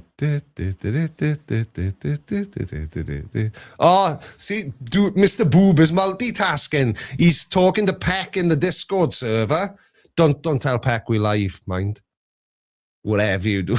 I don't even know if I've... Oh, yeah, Peck has been in the chat. It's... Oh, he's down to the Simon Whistler. Oh, you can't see, Carl, can you? You'll have to poke your head over here and have a look. This is similar to I got... Bring my clear glasses over from there with you, Carl. I can see why it sounds like Carl when I said it then. That's Mr. Boob. So that's step one. That's still beardy. I can still deal with it. Yeah, that's still beardtastic. He's calling it the... Oh, Carl, you've left... Okay. Down to the goatee. Yeah, Walter White. Yeah. Let's hope this doesn't end at Nathan Oakley. Yeah. No, that's all we've got so far. We're on Walter White so far. Well. We got the same glasses. Look, I find these ones a bit big for my face. I don't know. Good morning, me. Me official, not me. I wasn't talking to myself. And they are stinking. I can't see anything. Oh, dear me. So, how does everyone think it's going so far? Let's have some real-time feedback. I almost want to call, but I don't know what to talk about. I think we'll agree on things or that about... Ring. Call in, Jess. Also, you did just pull this down. I don't believe in God, but I do believe in an afterlife/ghosts. And I definitely enjoy your content. I'd love to speak to you. I would love to speak to you. That's exactly the sort of thing I'm getting at. Yeah. Hang on. I got the wrong screen now. I'll have to get rid of Mr. Booby. So I can put the... Oh, you've taken it off the screen now. I put it on the big screen so I could read it. Oh, sorry. Take care. Wiggles 4-3. I don't believe in God, but I do believe in the afterlife. Of course, I definitely enjoy your content. Does that count? Yes, it does. Ring in. The code is in. Is it callme.road.co.uk, and then enter the code, turn on echo cancellation, and then patiently wait for the internet to catch up. And I know it's not me because I did a speed test this morning. We've got a gig. We've got a gig up, and the thing that the phone thingy is on is connected with a wire. It's not. Yeah. Oh, so who are we speaking to now? PHGH79. Yeah. Interesting username. That's always baffled me with people's usernames when they do them, that it's not even like. I think sometimes they're auto-generated from like. Yeah, could be their name or... Actually, yeah, I saw Mr. Beast explaining why he's Mr. Beast. Well, he was Mr. Beast 6000 when he. Yeah. And he said it was a game in like, I don't know, like Discord, and it just added some letters after. You know, it would generate a username for you. Yeah. You know, it's a lot of people just do that. I think people don't really. But yeah, that would be a very interesting conversation, because if you're, what did they say? You're not. They don't believe in God, but they believe in an afterlife. Yeah, not God, but they do believe in an afterlife. Right. That's really interesting, because surely, he'd have to be required for that, wouldn't he? That's what I'm. And do you know what I've started seeing more of recently as well is people saying, you know, that creepy guy who sent me a message who I really hope doesn't call in. It freaked me out. I'm hoping he's asleep. He's somewhere in America, and I hope he stays there. He was basically implying that I should believe in God just in case I'm wrong. Yeah. And I wonder how many people who say they're atheist still sort of think, well, he might be there. I think it's probably... Do you know what I mean? You say, if I ask you, you say, oh, no, I don't believe in God. Yeah. I don't believe in ghosts. Why aren't there any Neanderthal ghosts all over Germany? I have questions.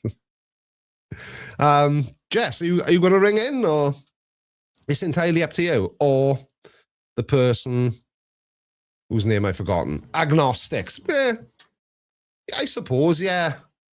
Agnostic atheism is just, you know, I'm not sure if there's a God, so for now I'm just going to not believe there is one. Yeah, and there's I can't remember the name of the physicist, but it's a quote from him, I think, and it's something like, it's about believing in God, and it's essentially that. It's because he has everything to gain and nothing to lose. Yeah. I can't remember the actual quote. It's like, a wise man will believe in God because he has everything to gain or nothing to lose. I've butchered that completely. But I think, especially up until recent years, maybe more people in like science communities. So look at like, you know, Albert Einstein and all them from almost 100 years ago. That was long before it was socially acceptable to say you weren't religious in any capacity. Yeah. Because it is very convenient that people who are Muslim, for the most part, are born in exactly the right country to be a Muslim. Yeah. People who are Christian. Yeah. People who are Buddhist. Yeah. Well, do you know that? So we were talking about the Welsh/British thing. Yeah. Britain wasn't Christian either until it was all pagan. Yeah. Religions and stuff. So Christianity it was brought over here. Yeah. It was. You're right. Yeah. I'm an atheist, but I may be agnostic. I'm kind of stuck on the fence. That's basically what agnosticism is, isn't it? Essentially, I don't know is what agnostic. Yeah, but isn't that also just atheism though? Because no one knows. No, atheism is I'm certain that God doesn't exist. because there's no evidence for him. But agnosticism is, I don't know. So Ricky Gervais always says it, doesn't he? Technically, every single person on earth is born agnostic. Yeah. Because I was Catholic because my grandparents were Catholic, my dad's Catholic, and my mother liked the singing. That's why I'm Catholic. Yeah, and I think, sorry, I'm trying to do, Jess is on. Hello, Jess. How you guys doing? Very well. How are you? Oh, that's me. How terrible. Oh, God, I can't. I know, hogging the camera. It's just me and you. Carl and Jess. Yeah. Hi, Carl. I literally... Right, Carl. There we go. I fixed there we are. Yeah, right, there we are. How are you, Jess? How terribly is this going so far, in your opinion, as one of the behind-the-scenes people on that word that shall not be spoken, on the line? You guys aren't the first ones that I've tried to like help set up stuff or like use call in studio. Like I've worked with a lot of smaller content creators as well that have used different methods. So like Discord or various other websites and stuff, and everybody has tech problems. You guys are doing fine. Good. Because I think the conversations are great. Yeah, I was watching Matt yesterday. I forget who he was on with, but he was tearing them to shreds as he does. And I was sitting there watching it thinking, how is this all going so perfectly? But then he said that, he's been doing it for 20 years. And so it's like, yeah, well, that's why it's going so perfectly then, this experience. And he's had ample time to iron out the kinks that all seem to have appeared for me this morning. Can I ask you a question about Matt Dillahunty, Jess? I can't promise an answer, but you can certainly ask. It's a simple one. Does he have a sense of humor? Because he scares the shit out of me, and I just can't imagine him being like, I don't know. He does. He does gaming streams, and he can joke around, and he is funny. Like we have our line Discord, and he'll tell jokes in there and stuff like that. And I don't know. I love one time when I was screening, somebody called me some really horrible things. Yeah. And I put it in the screening notes. Matt didn't like that. So he called him out live on air. Did you call my screener this? Did you call my screener this? I love that. And yeah, he's really supportive. And so he just comes across scary. He's not actually a scary guy. He's not.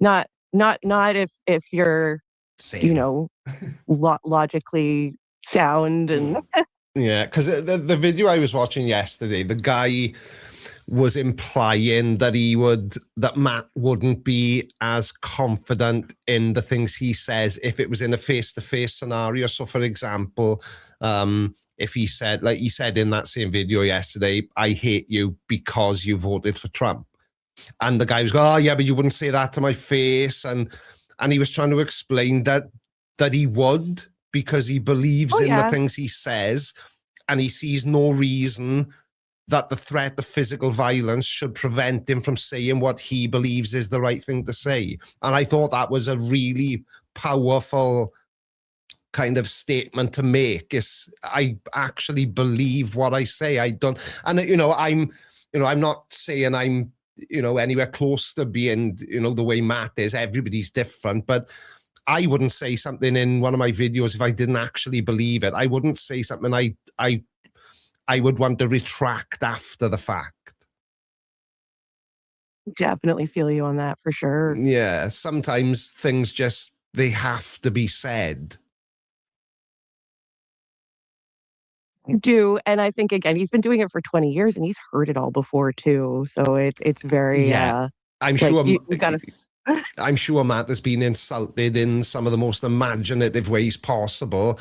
And I would imagine also that he hasn't lost a second of sleep over any of it, because I'm sure that, like Kent Hovind again, but I'm sure he thinks that it bothers me that he calls me creepy blind man.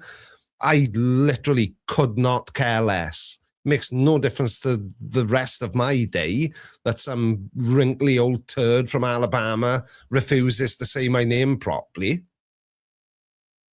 Well, I'm not calling him a doctor, so No, exactly. I guess I'm not. Yeah. Jess, let me see if I can guess, using my vast experience of Kent Hovind, why you won't call him a doctor. Is it possibly because he's not a doctor? I don't think Patriot University is a real university. No, it's where I keep my lawnmower and my rake and chainsaw and all that good stuff. It looks like a garden shed. I have to wonder if they're still running, because couldn't we all just go to Patriot University and get our doctorate? No, it's interesting that you say that, because when I was making a video about Kent Hovind the other, I always like to include a picture of Patriot University to show people what it is and not just say what it is. But a private residence came up this time that's never come up before, with no signage or anything, but the website and everything links back to this address.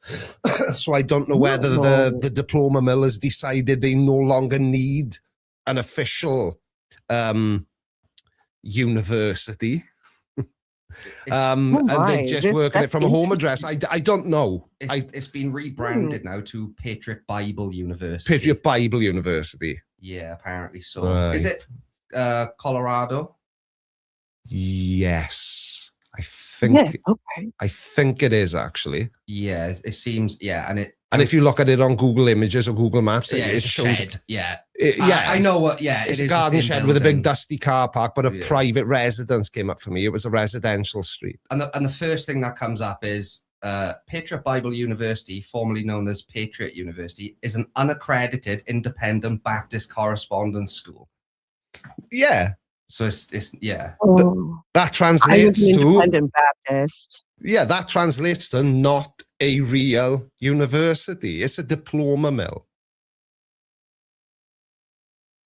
I agree. It is a diploma mill, and I kind of do want to get a biblical scholarship degree from a non-accredited place. How much money do they charge people That's a really solid video idea, Jess. Try and become try and get a doctorate. Try and get a doctorate in exactly the same way Kent Hovind did, because if he can do it, I definitely can. Yeah. 100%. I mean, I've read his dissertation, so I think I can do it. I think I can. It's basically the script of one of his videos. It starts off with, "Hi, I'm Kent Hope." What are you doing? I didn't start any of my essays that I had to do as any part of my education with, "Hi, I'm XYZ." It's just complete insanity. And the fact that he keeps referencing videotapes. Somebody needs to tell him that tech hasn't been around for a while. He wants $50 for his recorded set, and you can return it later if you don't like it. Yeah, but the number of people who've come to me in email or comments and said, "Oh, my family had the full kind of video library of Kent Hovind's lectures, and we actually used to sit down and watch them as a family," which to me is completely insane. I didn't just watch them as a family. I went to a school where when they brought in the VCR and the TV on that little thing, it was Kent Hovind on the TV. Really? Oh, yes. So sorry to interrupt. Patriot University, if you do want a doctorate, it's going to cost you about $1,500. Really? Yeah. $159 to start your enrollment. Beginning next month, you agree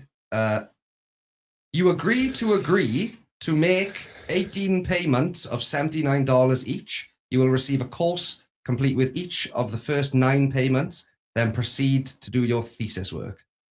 Yeah, and you can do it as a package deal for $1,500. So he's had to do something then, even to get it. It's not just, you don't just turn up, stand in a queue, and so you can do it online. It looks like. Yeah. I'm surprised he did. No, the point I was making is I'm surprised he was willing to do any work. Oh, right. To get anything. Basically, you can pay for a doctorate from this university. Tempted to crowdfund a doctorate now. Yeah, very, very interesting idea. And I definitely think that would make a good video.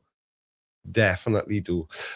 Jess, do you mind if I take a call? I tell you what, not that I'm trying to get rid of you, but unless there's something you want to talk about, because I think somebody's dialing in who said No, this me is calling. Oh, it's me. Yeah. Oh, well, am I being rude, Jess? Jump into another call. No, I can let you go. Definitely. You sure? Yes, I'm good, and I will give you guys a call another time. Thank you. Speak soon, right? Take care, Jess. Bye. The call's just dropped. Right. If you want to try again, it just dropped out before I answered. Yeah, so thank you to Jess. If anybody else wants to jump on, there we are. Somebody's there. Who is it? That's Megan. Hello. It's taking a second to connect, but it's definitely, it has to be the internet connection that they're using to dial in. Possibly, yeah, because some people are connecting immediately. Yeah, but this one's and some not so much. Slower. It might come through now, but everybody that's been on so far has nailed it as far as sound and everything goes. There's been no kind of other than that first one that went a bit wrong, but this call doesn't seem to be. Mia said she has good in. Yeah, well. I don't know if you want to try again then, Megan. Lindsay Bow is going to try. It says she's on air. I haven't pressed the bloody mute button. No, it's not muted. I can see, and it's just saying connecting. It doesn't say. Yeah, it's saying. Well, I don't know. Let's see if. I mean, we can't hear anything. Yeah.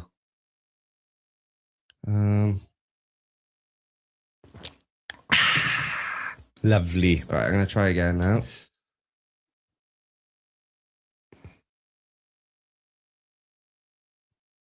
Oh, for some reason. Okay, thank you, Lindsay. For some reason it's saying connected. It just says connected, like it was earlier. Yeah. That's annoying. We had a good run of like no issues. Yeah, I know, but you know what that's making me? It's not that each code is only good for so many. No, shit, it can't be, surely. No, because how many people? Jumped on last week? It's not. There was at least like 10 people last week. It was. Yeah. Okay, I'm going to try Lindsay now then, see if, because I can answer that, see if that works. Okie dokie, oldie folky. Let's go sing some karaoke. Hello? Are you there, Lindsay? Hello there. Hello, sir. How are you? Am I coming in okay? You are coming in perfectly well. I can hear you. Awesome. Yeah, I can hear you perfect. How are you, pal? It is Lindsay, isn't it? It was you that got through. Yes, I believe so. Yeah. Yeah, that's me. I was just wondering, what do you think about Artemis 2? Do you think it'll... I'm watching it as closely as I can, and I'm really interested. But to be honest with you, Lindsay, I'm more interested to see what flat earthers make of it than moon landing deniers than anything else, because I can. Well, that's what I was getting at. Yeah. Do you think it'll sway any flirts at all? Or, I don't know. I mean, with the state-of-the-art cameras and everything. Yeah, I don't know, Lindsay, because every if I'm sort of doom scrolling on TikTok or going through YouTube and I find any videos about Artemis 2, every single one of them has got comments. Yeah, we haven't been ever. So how are we going now? And it's reminding me a lot of the run-up to the final experiment, where the flat earthers were still confidently laughing and saying that they can't wait to see us be wrong when they get down there when the sun sets. And Artemis 2 is giving me a similar kind of vibe. So to be honest, I'm hoping I'll get a lot of content out of it, if I'm being honest, because they're all going to make videos about it, aren't they? Oh, for sure they will. I mean, they're all going to be coming up with excuses left and right, and you know it. Yeah, exactly. And that's the thing, isn't it? That interests me when something like this happens. Now, the flat earthers of the world, like you say, they'll need to sort of kind of twist the information and kind of stand on one leg, hop in, and hoping that they can somehow make some sense of it that's favorable to them. They've been doing that since the TFE. Yeah, exactly. And that's what I mean. And yet somebody like you or somebody like me, we just need to look at the information, see it for what it is, which again is an incredible achievement, when it happens, and enjoy it and learn from it. But conspiracy theorists, they just see a very different event being planned and, you know, happening when it does. You got to admit, it's been pretty funny watching Mikey sue the Canadian Space Agency and claiming he can do things nobody else on Earth has ever done. I know. I mean, it's pretty good stuff. Yeah. It's like going to the zoo, but I mean, it's got to come to an end here pretty quick, wouldn't you think? With what's going on, I mean, how can they go deny that still after? Yeah, we watch them do it. Yeah, exactly. You know, because I get people asking me in the comments, and they'll ask things like, "So, do I think that if I was somehow able to escort a flat earther to the moon, stand there with them, point at Earth, and say, 'There we are. I've been saying all along that you're wrong, and now I'm showing you. Look at that. That's the planet we live on.'" But I think that some of them, they're so deluded. Like, for example, Whitsitt. He went to Antarctica exactly the same as Jaron. Whitsitt's still a flat earther. How? Because I don't think he is. I think he's just trying to stay with the grift. Yeah, you know, you could well be right, Lindsay, because wasn't Dave McKeegan saying that he has started fizzling out a bit now? It's as if he just doesn't want to say it. Yeah, maybe. It's yeah, I don't know, but I think if me and CC was stood on the moon right now and I was pointing at Earth, he would still find a way to argue with me that there was something was going on to manipulate things so that he sees a globe that isn't there. And I think I don't know. I'm still up in the air on CC. I mean, if it's a grift, if it's a show, he's really good at it. Yeah, I know. I flip flop with CC. Who puts a video up online with your wife dissing you like that? Yeah. Like, nobody does. Nobody does. Exactly. And it's his best viewed video. Yeah, I know. And he's not monetized. He's not monetized. So no, he's not. What's in it for him? Exactly. I go back and forth with CC. Sometimes I think, yeah, this guy, I feel sorry for him. He doesn't know what's real and what's fake. And then other times he'll say things and I'm like, hang on a second. The flat earthers don't say that. I think you were, you know, just kind of winding people. This is satire and you're just so good at it. We can't see through it. But then in the same video, he'll say something and I'll go back. Nope, you're definitely a flat earther. Nobody is that stupid. But I don't know. I love Chris. He's a really interesting person. He's got nice hair. He's got fantastic hair. And I can only dream of emulating it with a cheap wig I bought off Amazon and I have to wear backwards. But yeah, he could just be a really, really dedicated satire channel, and he enjoys the attention. And for some people, maybe the attention they get is enough. Okay, there's only one thing left I want to ask you. Okay. And that's, have you seen the Humblies intro video yet? The what, sorry? The Humblies video. No, I haven't. I don't know what that is, Lindsay, no. You have to watch it. I don't have a wrench in here, so I can't put the link in. I will fix that. Me has it, so she can put it in, and I'm going to get off the line and let her call. Okie dokie. It was lovely to speak to you. Take care, Lindsay. You too, thanks. All the best, man. Bye. I'm going to give Lindsay mod because he's always here. So, bum bum bum bum bum bum bum. Me, it's I don't know what is happening. I've tried to connect you again, and it is just saying connecting ... You're not using a VPN or anything like that, Megan, are you? I think she just said she switched to a different browser as well to see if that's making a difference. And do you want to try it off your phone, maybe? For some reason, some people are just having issues getting on, and I'm not 100% sure. Yeah, it's just staying on connecting, but then Lindsay connected immediately. Yeah, Lindsay, I've just given you a spanner. It's not a wrench. Come on now, Jess. You're Canadian, not American. It's a spanner. It's obviously a wrench in Canada land. A, B, C, D, E, F, G, H, I, J, K, L, M, N, O, buddy. Now, is that offensive, Jess and Lindsay? I don't know. I don't know. Oh yeah, thanks for the wench. Yeah, I know it's that. Oh dear me. On my screen, it's a shield, not a wrench spanner anymore. Is it? Oh wait, yeah. Why has Ben got a shield? I'm not on YouTube. I'm on. So if you go on, if you look on StreamYard, it's a spanner. But if they must have. Yeah.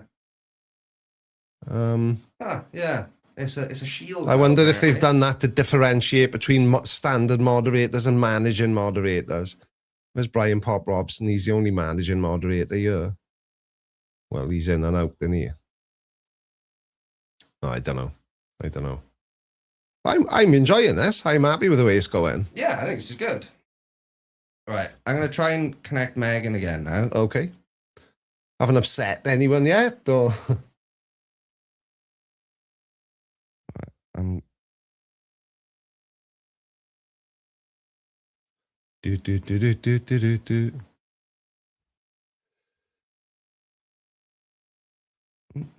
At my shed says, "Hey, Creaky, a religious Jew in the US trying to join with you."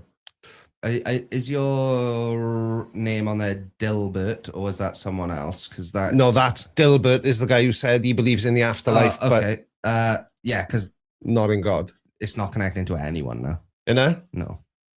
Oh. No. Hello. No. Is there anybody there? Oh. It's being a spud now, is it? Yeah, it's gone back to not connecting anyone for a second.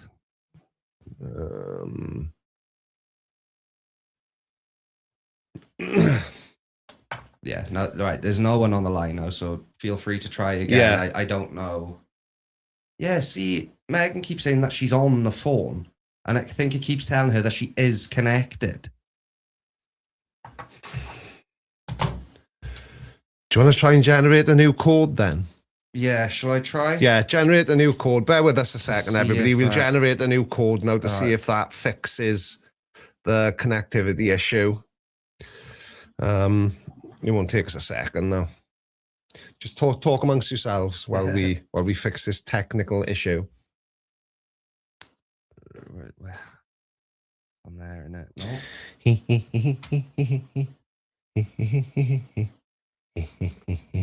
And then another.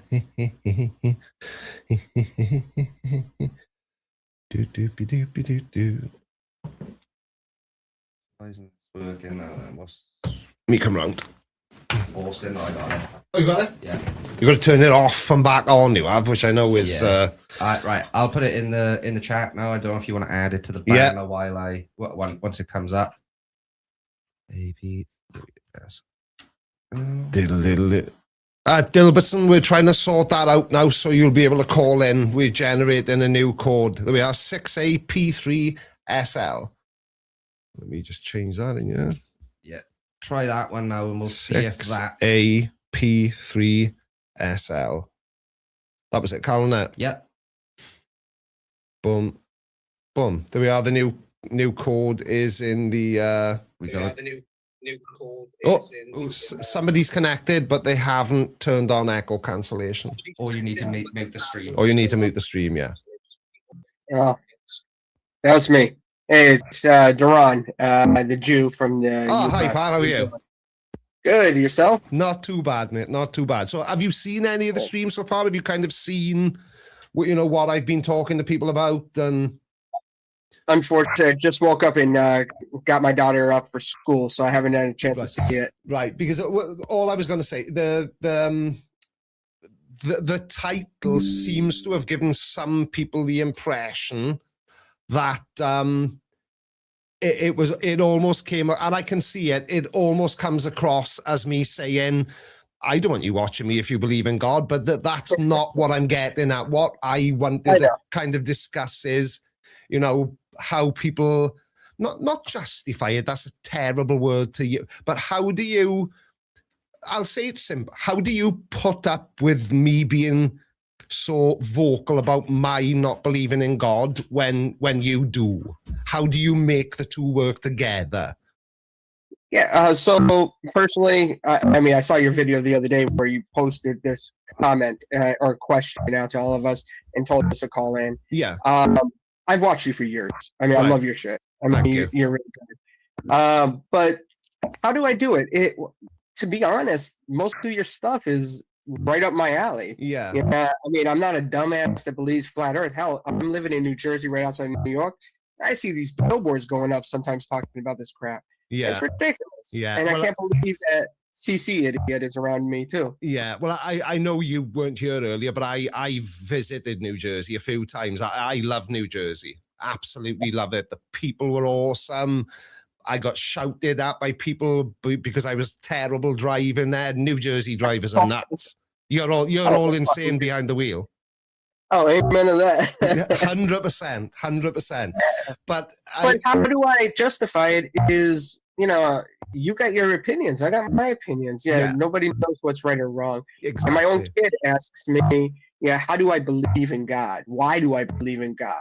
Yeah, how do I know he's real? And the truth is, I don't know 100%. I cannot 100% tell you that I know he's real. Yeah. Because it's a personal opinion. It's a faith. Yeah. But on the end of the day, on that last moment when I have my last breath, honestly, I'm either right or wrong. If I'm right, cool. If I'm wrong, I won't give a shit at that point, right? Yeah, exactly. It's one of those things. Like I say, the reason I'm interested in it is because I just, I'd like to get a better understanding, I guess, of what, not necessarily what the appeal is in debunking videos if you believe in God, because science and God, it's two very different things.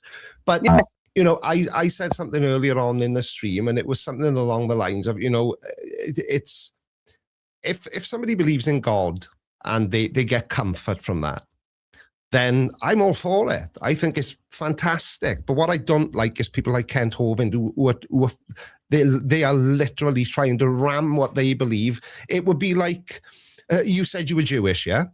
Right. So it would be, I don't know, like maybe somebody who was Muslim or somebody who was a Baptist trying to kind of convince you that, oh, no, you shouldn't be Jewish. That's a terrible religion. You should be Christian. That would be, no, you were Jewish, but, because you are. You're not kind of, you're not going to let somebody else's beliefs influence your own, because the way you believe in God now is, I'm guessing that you were born into a Jewish family and you were raised in the Jewish faith. Actually, I was born in it, but I never believed in it until 2016. Oh, right. That's very interesting. Yeah, that's very interesting, because that's generally the reverse. That's certainly the reverse of me. I was baptized into the Catholic Church. I was confirmed. I took my first Holy Communion, and I grew out of it. And the more interested I became in science, the less of what was in the Bible I believed. Yeah, well, I still believe everything I was raised in as far as science goes. But to your point, I don't know how much you know about Judaism, and I have no offense against Christians, Muslims, or anyone else, but we don't go out and preach our stuff. We're not supposed to. Actually, we're by our own laws are not allowed to talk to other people about our faith and convince you to become a Jew. In fact, to be honest, I tell people this all the time, and I hope my rabbi's not watching this. I'm pretty sure he's not. But if I wasn't born a Jew, I wouldn't try to be one. It's so damn hard. Yeah. You have to go through tests and years of this and that and others. Yeah. I mean, it's a lot of BS to do it. Yeah. So, yeah, I agree with you. Yeah, I mean, I don't like when people come up to me and say, these Jehovah's Witnesses, oh, you're going to hell. Okay, congratulations. I don't even believe in hell. Yeah, and that's what I'm, Kent Hovind said it in a video I reacted to last week. He said, that I'm going to be sorry when Judgment Day comes. Am I? Okay, cool. They're threatening. They look at the source. Yeah, they're using what they believe to threaten me. That would be like saying that you were gonna come and beat me up using an old wet fish. I probably wouldn't be afraid because an old wet fish isn't gonna hurt me much. Yeah, you got to come on equal grounds. I mean, if you don't believe in the Bible, you're not going to give a shit what it says. Yeah, right? exactly. But that's why I want this, like this show idea, and the call-in show. I love speaking to people, and I love hearing just different opinions. For me, this is about conversation. I'm never going to come on and say, well, there we are. Let me say it like this. I think you're wrong. There is no God. But that's one point where we disagree. You think I'm wrong because you believe there is. And that's completely fine until you start trying to persuade me that you were right and not persuade me to believe in God. Persuade me that you were right and I'm wrong because I'm just this filthy, godless heathen that, is going to hell. Which again makes me laugh. Because atheists don't believe in hell. Yeah, it's still a really silly threat to make, and I don't understand why people even want to make that threat. It's an insane thing. I mean, that's the way that I hate to say it, but indoctrinated. Yeah. I mean, I believe, my faith, could be conceived the exact same way, but at the end of the day, excuse me, at the end of the day. You don't believe in God. I do. You drink a lot. I'm sure from what I've heard. I don't drink. Yeah, I don't either. I don't either. Oh, you don't? Admit, I don't drink at all. Damn. All right. Well, we'll grab a coffee together one day, have a chat. I mean, it's not a big deal. I'll chit chat with anyone. Yeah. I chat with Muslims, Jews, Christians. Yeah. You? So I've got a short story. A few years back, I was quite friendly with a guy. He was I can't remember if he was Pakistani, but we'll say he was Pakistani and he was Muslim. And I said, tell me what does it mean to be a Muslim then? What do you believe? What do you not believe? And I was just sort of cross-referencing it in my brain versus, what Christians believe or Catholics believe, God, Jesus. The Jewish faith is peculiar with Jesus, if I remember correctly. Well, it depends on the group. Most of us don't believe he existed. Some of us that do believe he was think of him as Darth Vader. He went to the dark side. Right. I haven't heard it put quite that way. But going back to the conversation I was having with this friend of mine, and he was explaining it, and that's just any religion in the world with a different name. They believe in God. They believe in Jesus. Yeah. I don't know. I just find it really, really interesting. Well, I will say that as someone that believes in the Old Testament or the full Old Testament, which is not part of the Bible or not the full Bible. Yeah. I don't believe in that Earth being flat. I know the universe is a hell of a lot more than 6,000 years old. Yeah. I mean, it's billions of years. I'm sure you know the exact number. I actually forgot it by now. What, 13 billion, I think? 13.8 billion, 4.33 billion for the Earth. God bless you. I know that, man. Do you know what it is? It's just muscle memory at this point. I figured by now. I mean, you've said it so many damn times. Yeah, exactly. I must be starting to sound like a stuck record at this point, but the point remains valid. So as long as it remains valid, I'll keep saying it. So the only thing I wish science would fix is stop calling it the Big Bang and calling it the Big Expansion. Yeah, but the funny thing is it's only called the Big Bang because of a Catholic person. I know. It's bizarre, it is. Because you're right, though. It was just a rapid... It shouldn't be the big anything, in my opinion. It should just be the rapid expansion that began everything, because... So as somebody who's Jewish...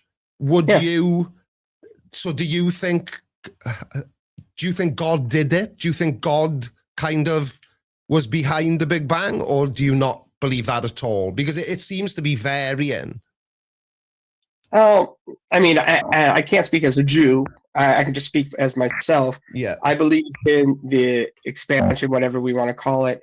Do I believe God did it? I mean, honestly, I don't know. I mean, I believe the text tells us he started everything, but it's also was made for humans thousands of years ago. You know, it was written in their mindset.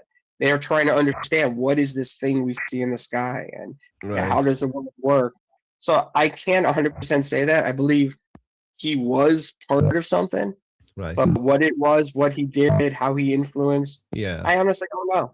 But at least I'm willing to admit I don't know what I don't know. Yeah, and that's interesting on its own as a statement, because I referenced an interview earlier between Neil deGrasse Tyson and Piers Morgan, the British journalist, and Piers is a God-believing Christian. Oh, no, he's Catholic, actually. He's Catholic. And he believes, so he asked Neil deGrasse Tyson, so what was there before the Big Bang? And Neil deGrasse Tyson said, well, we don't really know, but nothing really.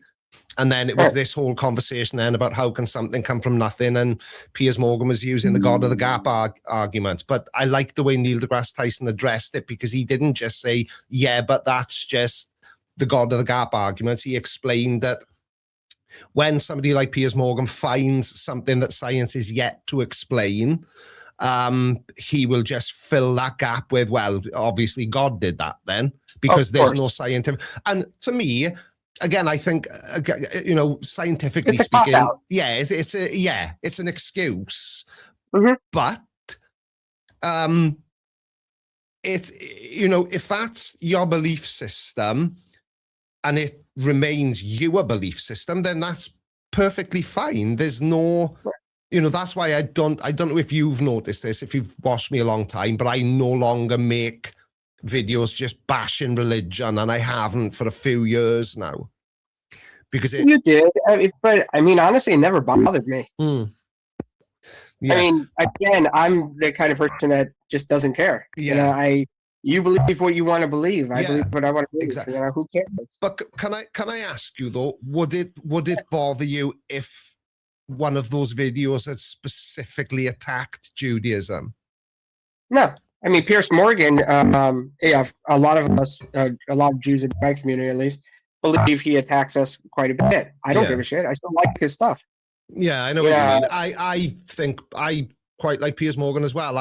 Because what I find, there's certain things he says I disagree with. Obviously, I'm not an idiot, but there are many examples of him saying things that we were all thinking, but we wouldn't, we just wouldn't say them. So he kind of says them for us. And I met Piers Morgan once. It was like 30 seconds.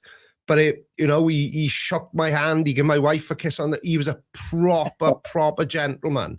I've heard that. Whatever you think you know about Piers Morgan in private, apparently is very pleasant. Yeah.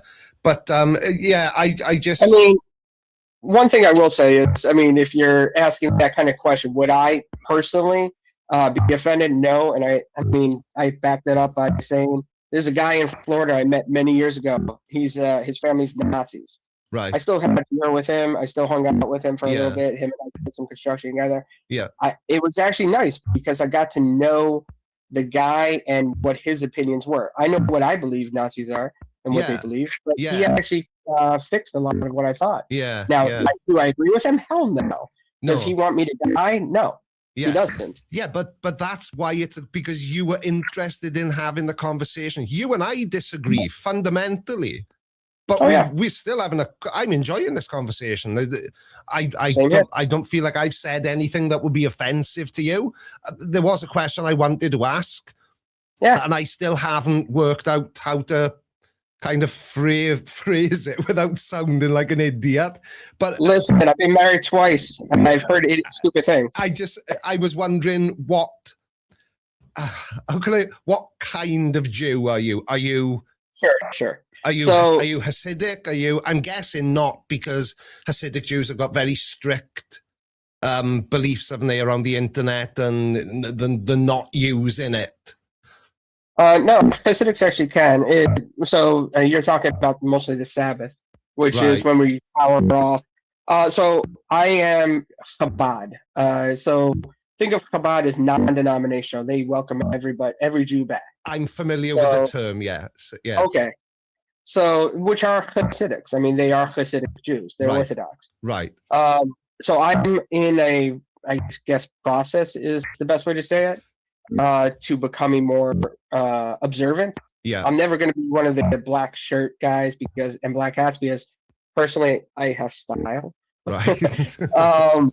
But you know, I do want to do kosher. I do want to like go to the temple and all that. I feel comfortable. Yeah. But the truth is, it's just because I'm comfortable. I like it. Yeah. No different than you wanted to go maybe to the YMCA or whatever they've got over there. Yeah. Across the pond. Yeah. I have a Makes question. you happy. I have a question. Sure. Like you saying all this now is, especially with the Jewish faith, do you find there's a lot of there's Jewish culture? So like a lot of people are culturally Jewish. So do you feel that like you kind of embrace it more because of that, the cultural aspect as well, like as an identity? Does that make sense? So yeah, it's actually been a hard thing for me growing up as a born Jew, but not really in the Jewish faith and the culture. I always knew like, okay, there's God, or we don't eat pork. I never understood why. I just said, okay, we don't eat pork. Yeah. But now I'm actually in a Jewish community, first Jewish community I've ever lived in. I've been here 2 years now. And it's not what I expected. Right. The culture itself is really cool in some ways and really messed up in others. Yeah. And I won't go into details about it, but I do love to identify as a Jew and as someone of faith. But at the same time, it kind of freaks me out because people put you into those little categories. Yeah. Like, I'm sure you saw when I said I'm a religious Jew, you probably assumed something right away. I did. Straight away, I thought black hat, beard, no mustache, curls. I'm a 5 o'clock shadow guy myself. Right. So, again, this is a question from ignorance, but those are the best types of questions, in my opinion, because that's how we learn. So when I visit New Jersey, I made the fatal error of going to Costco on a Saturday, right? And it was my wife and I must have been the only people there who weren't in the Jewish faith, right? It was very funny, but every Jew, when I refer to a Jewish person now, I'm talking about the curls. I've forgotten what they're called. I remember the reason for them, but I've forgotten what they're called. And the hat and the stereotype, the Jews from the beginning of the Snatch movie, the Jewish Jew, one of those Jews. None of them even wanted to say hello, right? Yeah, that's normal. And then all of a sudden, we were leaving a Walmart one day, and there was a very Jewish Jew, fully Jewed up, walking towards me. And he just went, "Hi, I hope you have a wonderful rest of your day." And he just carried on walking and got in his car. He had two little kids with him. They'd been shopping or whatever. And so would he have been a different denomination? Yes, 100%. Right, okay. Because he had the curls and the sideburns. Yeah, the big curly sideburns and the yarmulke, and he had the prayer class. But he didn't have the big beard and the hat and all that. He was, so that's what that could have been then. So just a different denomination that doesn't, because would it be fair to say that certain Jewish denominations do kind of isolate themselves from outsiders? Right. So we don't call them denominations; they're sects, but essentially the same idea. Right. So yeah, like if you go to Jersey, there's a town called Lakewood. I don't even like going there. I mean, they're the black hats and all. They look at me and they look at me like I'm a weird fuck. Yeah. You would be. Yeah. I don't know what they'd be thinking of you, but you're probably dealing with, just say, you were dealing with an Orthodox individual, but probably a modern Orthodox, most likely. But yeah, you don't shake the hand of a woman. I mean, that's a normal thing. Yeah. For Jews, but the ones that are like kind of like get away from me kind of people. Yeah. I deal with them even in this town. Really? And I walk around in my yarmulke and I have my garb and all. Right. Because I'm not Jew enough for them. That I was going to say, so they wouldn't want to socialize with me because I'm not Jewish at all, and you just aren't quite Jewish enough. You got it. Yeah. It's really, really interesting. It's really interesting, and this, not just this conversation, but this entire show isn't going the way I thought it was going to go. I'm learning a lot, and I'm very interested to learn, because I know some people may think that my purpose on YouTube is just to offend and upset people, but it's not. It really isn't. It's, I've been in social media for years. I understand your stuff exactly. Yeah. I worked for TikTok for a long time. Yeah. So yeah. I understand it. You're doing a great job. Even my daughter, she's 11. She loves you. Yeah. Oh, awesome. Thank you. Can I ask where in Jersey you're from, or wouldn't you be comfortable? I'm just curious. Is it somewhere I would know No, you from? Fine. So I'm from the city. My family's all from Brooklyn and Queens. Right. Luckily, my parents are both gone, because otherwise they would hate the fact I moved out to Jersey, but I had to get away from the crime. So I'm in Highland Park, which is right by Rutgers University. Yeah, I know exactly where Highland Park is. Yeah. Yeah, I know exactly where it is. If you ever come out again, most you got my link. I'll give you a coffee. Most definitely. A real bagel. Yeah, definitely. I'm 100% up for that. 100%. That's awesome. There we are. Hey, Creaky, take care of yourself, man. Be well. It was lovely to speak to you, and I've learned a lot. Thank you, pal. I'll speak to you again soon. Absolutely. Take care, man. Bye. Should I pull some straight up? Yeah, go on then. I'm getting really hot now. Is the heating still on? Hey, Google, turn off the studio heater. Oh. Is there somebody on the line? I believe so. Hello. Hello. Can you hear us? Oh, I heard breath then, and I didn't breathe. It's connected. Hello? Hello. Oh, there we go. Oh, hi. Sorry, I didn't realise you were talking to me. That's quite all right. It's a really weird system, and I'm hoping it'll work for the purposes I need, but I'm just going to have to figure it out. By my grandson. To whom am I speaking? I'm Mithril, from Lancaster in Lancashire. Oh. So, I just want to offer up a little bit of my background before I do anything. Okay. My father was a lecturer at the university in biochemistry. Yeah. And then towards the end of his, towards his 50s, he decided to become, there was various political stuff going on at the uni as well, which they tried to engineer his early retirement. So he took it, and he went off and became a Church of England vicar. Right. Which a lot of, I know there are certain people in the atheist community have a problem with, because you can't be a scientist and a clergyman at the same time. Do you know that's kind of what the title was trying to say, because clearly you can, because lots of people do. Yeah, and he and I call myself a pagan. It's the best way of describing what I feel about the world. Yeah.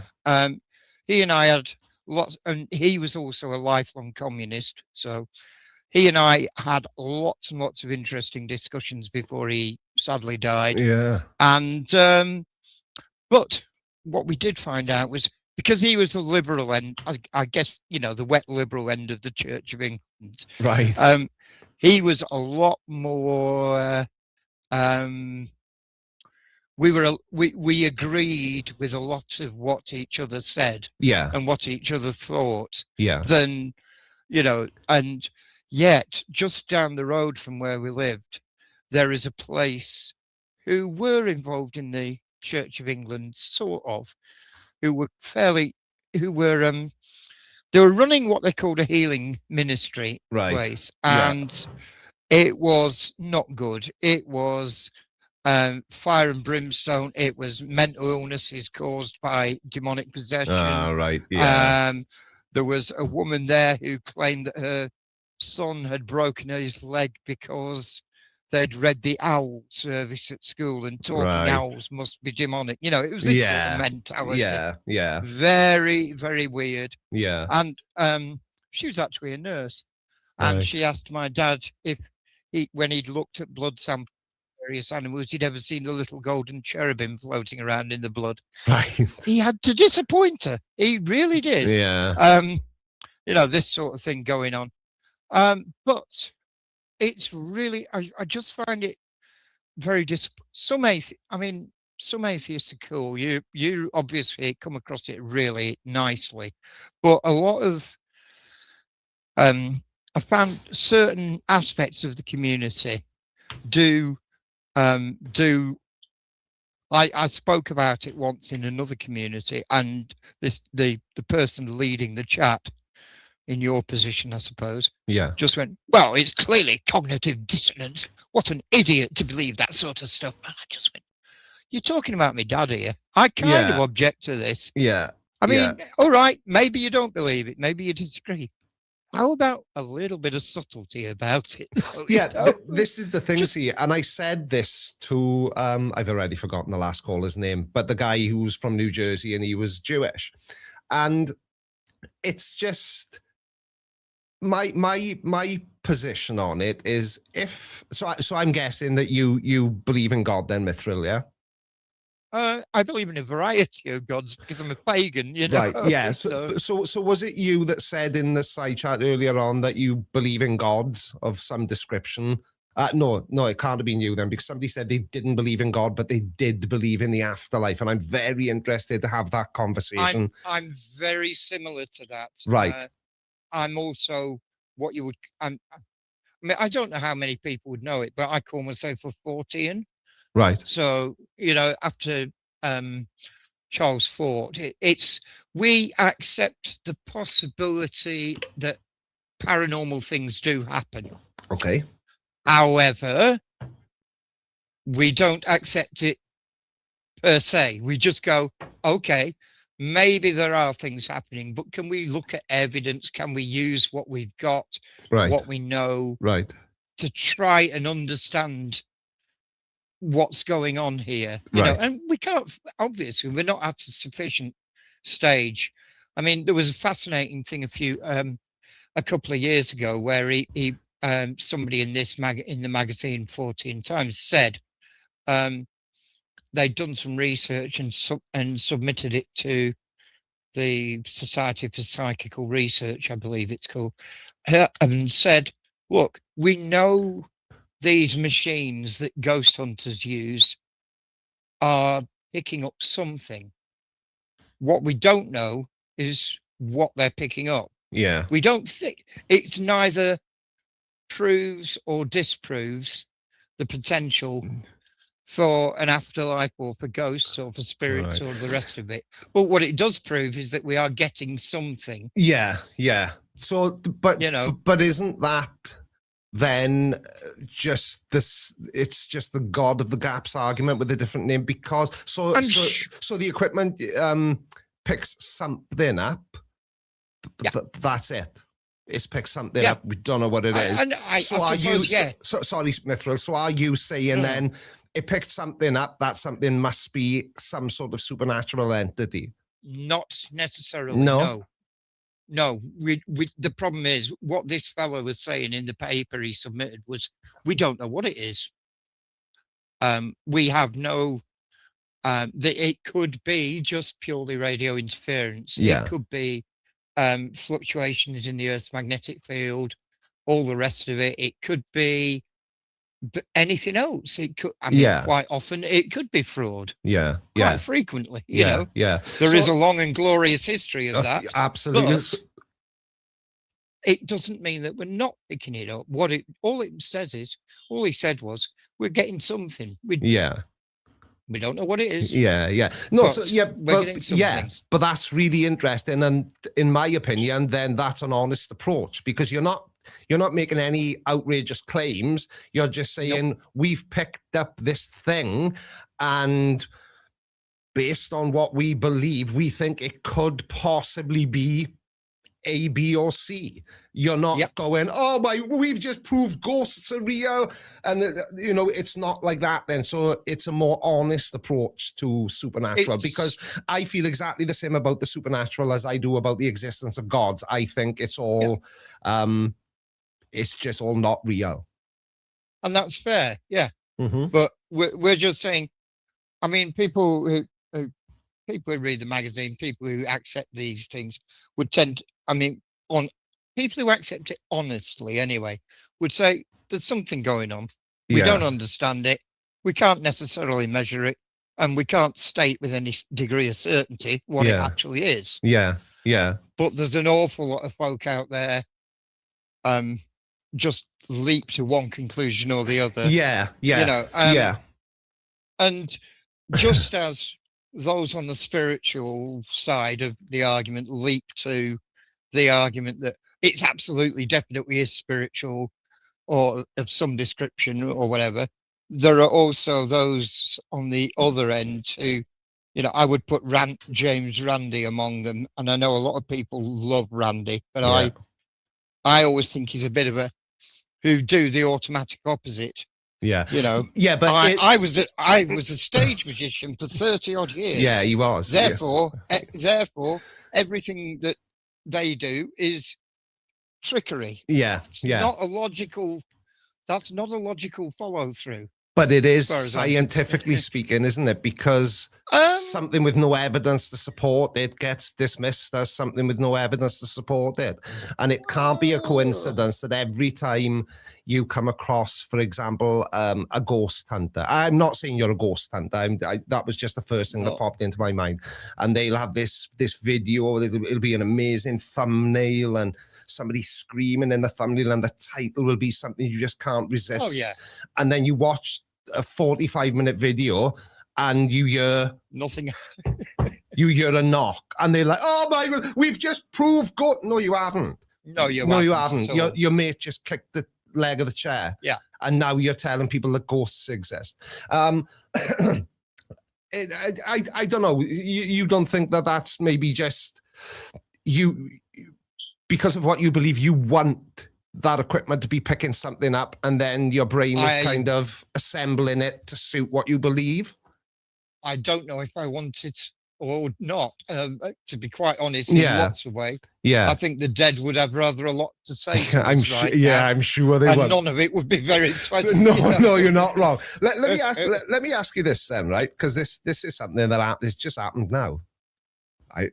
So it's 3 o'clock in the morning. You've woken up. You can't sleep. You think, I'm going to nip downstairs and make myself a glass of juice. And you stood there in the kitchen. It's the middle of the night, so you haven't turned the light on. And you get that prickling on the back of your neck that you usually only get. And then when you turn around, your wife has crept into the room and she stood behind you and she startles you. Is that a ghost, or is that some sort of reaction my body is having to the situation I'm in at that moment? Yeah, it would be a ghost, because I don't have a wife. Well, there we are. If that's not a better reason than me, do you know what I mean? What I'm getting at? No, I know what you mean. I'm not trying to catch you out, and I really, you know, I want to have interesting conversations, but to me, that's like, ooh, I don't like that. That's a weird feeling that my body's just caused me to have. But would you think I didn't like that? There was a ghost behind me when I was drinking my glass of juice. I think I've seen it called the Pan effect before, based on Pan from The Great God Pan, you know, the Arthur Machen novel, where you feel something watching you. Yeah. And we've all experienced that, regardless of what we believe. Yes. And I don't necessarily believe it is something spectral. I have the paranormal ability of a house brick, to be quite honest. But that, again, that's another thing. See, in my opinion, so does everybody else. There's no such thing as paranormal ability, in my opinion. I know. Well, yeah. Well, and I'm sure you wouldn't have expected me to say anything different, no, you know? Of course not. Yeah. But I mean, we do have we'll have an archaic sense, won't we, of danger, I guess, and maybe there is something in the situation that's triggering that archaic sense now. Right. Yeah. Yeah. It doesn't even have to be anything particularly threatening. You know, it can literally be the dog's coming behind me and I've not known. You know? Yeah. It can literally be something as stupid as that. Yeah. And since she's a Pomeranian, she's not very threatening either. You know. But we'll have to introduce her to Coco. I bet she. I've got a Chihuahua dash on cross. And she's an Lord. absolute psychopath. Oh God, yeah. She's not. Yeah. She is. She's a cross-eyed goblin. Oh, dear me. I call ours the cat in drag. Coco is just the furry rat. Yeah, because she's barely any bigger. Would you say that? Where's the rat? Yeah, where's the rat? Yeah, but that's kind of what I was getting at, Mithril, is, you know, is what impact on reality do the things we believe have? So like I said, 3 o'clock in the morning, to me, that was just a weird thing my body did. You would think it's possibly a ghost. No, I'm normally up at that time anyway, so right. I'm quite used to being up. But I completely understand what you mean, and in some ways I can be even a little more extreme. Is I used to go night fishing a great deal. Right. And it was in some very quiet places quite frequently. Yeah. And I've had, I mean, good Lord, I managed to sleep through a hedgehog sitting in my maggot tray and eating them all. So, well, I doze off, you know. But you would think that would have triggered some sort of archaic sense, you know, possibly. Can you explain to me, Mithril, when you say archaic sense, what does that mean? In the way you use it? Yeah, okay. I mean, a sense that would have been valuable to our predecessors, not immediate, you know, to more going back to early man. So like a human being's fight or flight. That's what you mean when you say it could be a leftover evolutionary trait that we really don't need anymore because we've evolved away from that, in the same way as why have we got a tailbone and no tail, but it's still kind of lurking around inside us and creating these feelings of impending doom or that somebody's watching you, that kind of thing. An example of that would be, I know obviously there's more risks in some countries, but what you might not have even noticed it, but if you're walking through like a woodland area, any kind of forest, you naturally will feel the need to look up from time to time. And that is a built-in mechanism for us to look out for predators. Yep, I'm quite with that, yeah. Yeah. And I've done it, you know, and I've been there. And I've walked through woodlands that have gone completely quiet, you know. Yeah. Other people have talked about this one, you know, and you can walk there and listen to the birds chirping and all the rest of it and enjoy watching them and all the rest. And then suddenly it goes completely silent. And I mean, there is probably a predator of some sort, you know, a fox or a badger, or if you're lucky, a pine marten or something like that, you know. Yeah. But a lot of people will react to it and say, oh, it must be something supernatural. But I'm not. I think sometimes, possibly, maybe. Depends on the area, depends on so many different things. I think 90% of the time, 95% of the time, it is natural occurrence, you know, because small birds don't want to attract predators to them. You know, it's very simple. Yeah, exactly. So how much, so can I ask you something on a similar vein, but it's not directly, do you believe that, and this ties back into James Randi, that people have the ability to communicate with deceased loved ones?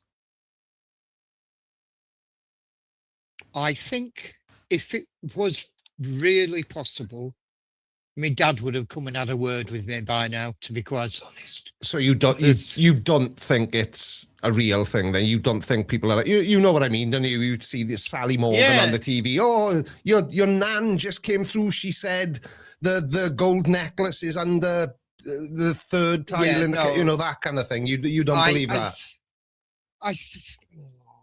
Okay, there's a lot of cold reading, isn't there, goes on? Oh, yes. So-called mediums, you know. Exactly. And it's, I distrust mediums, commercial mediums particularly, right? Because of that. Right. Mistrust is one thing, but do you believe that they can do what they say is really what I was asking? Yeah. And it can be yes or no. I don't. Yeah, no, I don't think so. I don't think so. I've got to qualify. Right. Okay. Because I know there are a couple of. Yeah, and again, I apologize if you feel attacked or if you feel that I'm trying to catch you out. No. How can this is a discussion? Yeah, exactly. And I'm enjoying. How can you think that psychic mediums don't possess the ability to speak to ghosts, but you believe ghosts are real? What are they doing here then? If because I've heard some mediums say that spirits are here because they've got unfinished business. In simple terms, I don't think they are spirits. No. I think the stone tape theory has a certain amount of credence to it.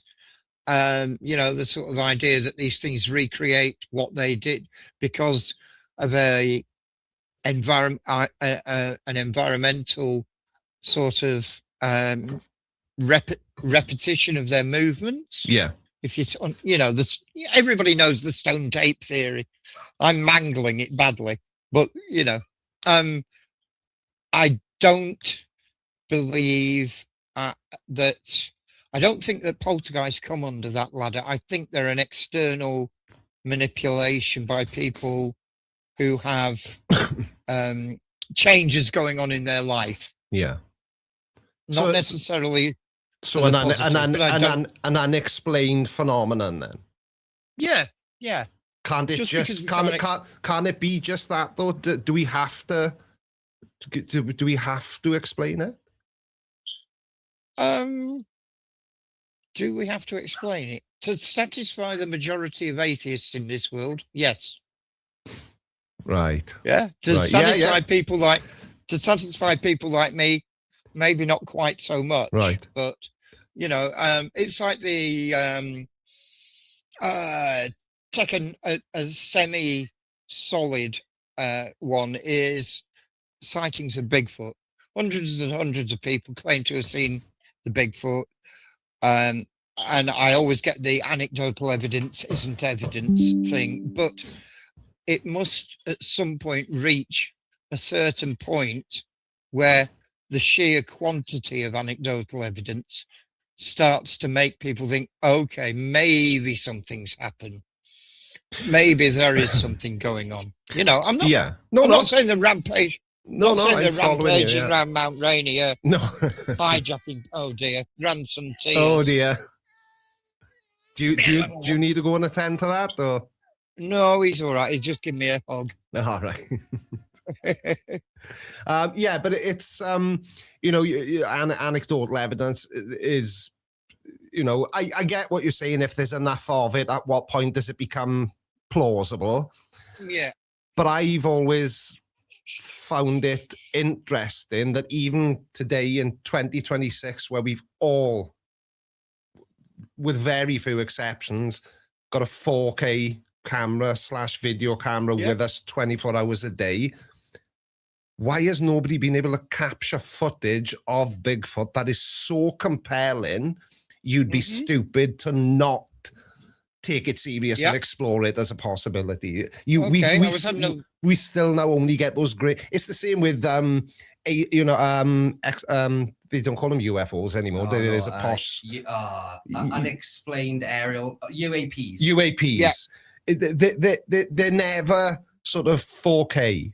It's always, you know, I've always cynically imagined that there must be a camera shop deep somewhere in America that only sells photographic equipment that's really terrible.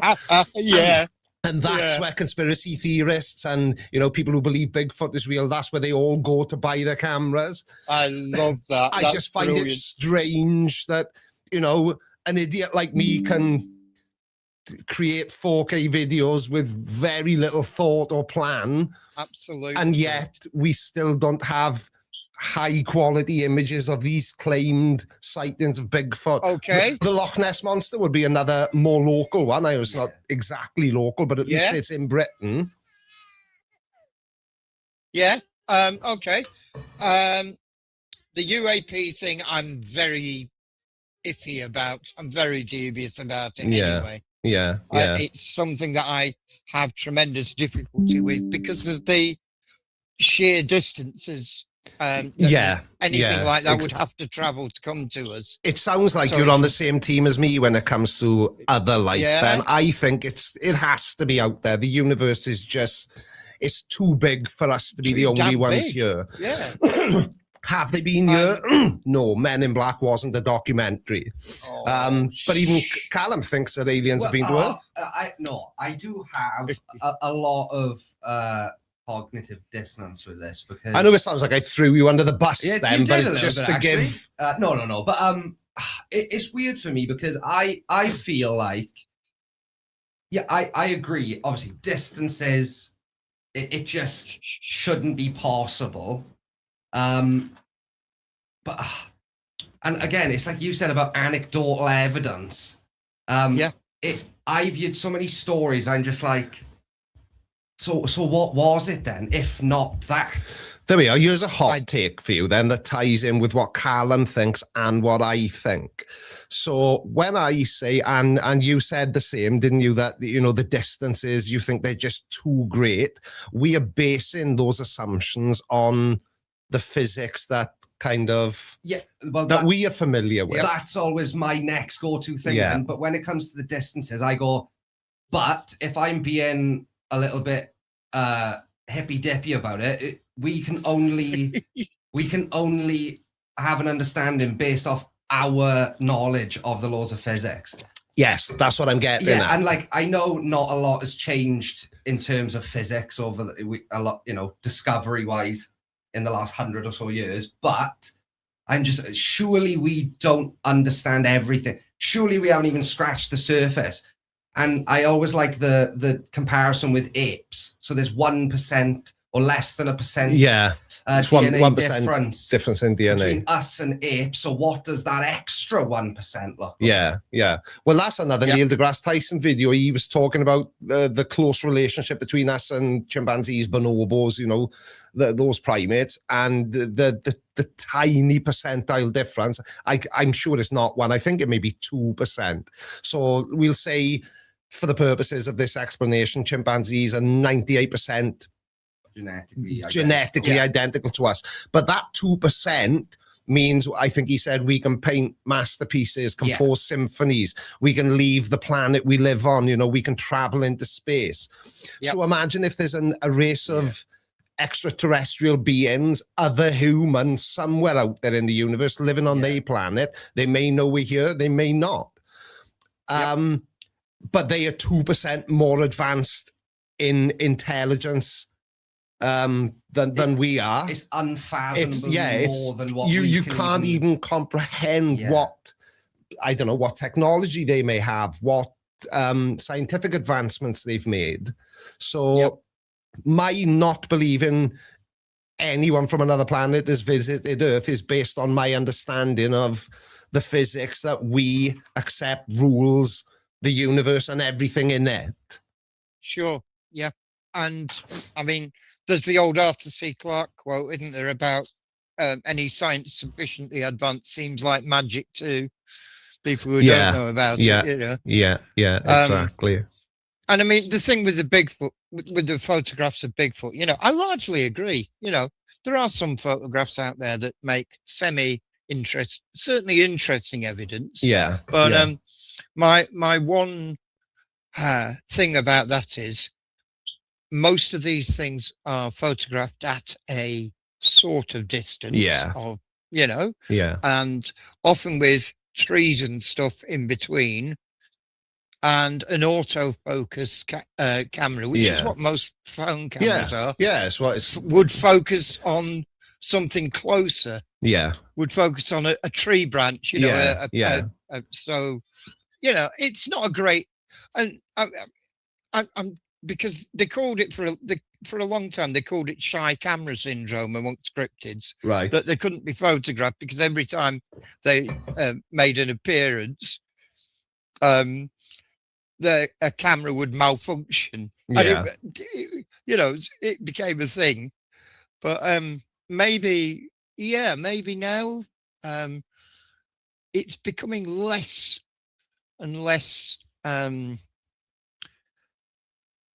easy to explain away. The photos are just blurry, and maybe it's becoming easier to say, maybe we're not seeing what we should be seeing here. You know, maybe we think it's a Bigfoot when it isn't. You know, maybe it's again, that's a possibility. It could just be some species that's, you know, specific to that part of the world, you know, and it just isn't there. Because am I right in remembering that Bigfoot sightings are always, without exception, an American thing? Yes and no. There are equivalents. Right. There's a thing in the Caucasus called the Almasty. Yeah. There's the Australian version, which is the Yowie. Right. And in the Himalayas, there is the Yeti, obviously. Yeah. See, now, if I wanted to be cynical, I could respond to that by saying, you know, isn't it lucky that each country has their own version of an unproven phenomenon? Yeah. Do you know what I mean? And I know that sounds cynical, and perhaps it is, but another thing as well, and we'll keep it in America. They'll shoot anything out there. Why is nobody hunted and brought down a Bigfoot? They know where they are. They get all their grainy photos from there.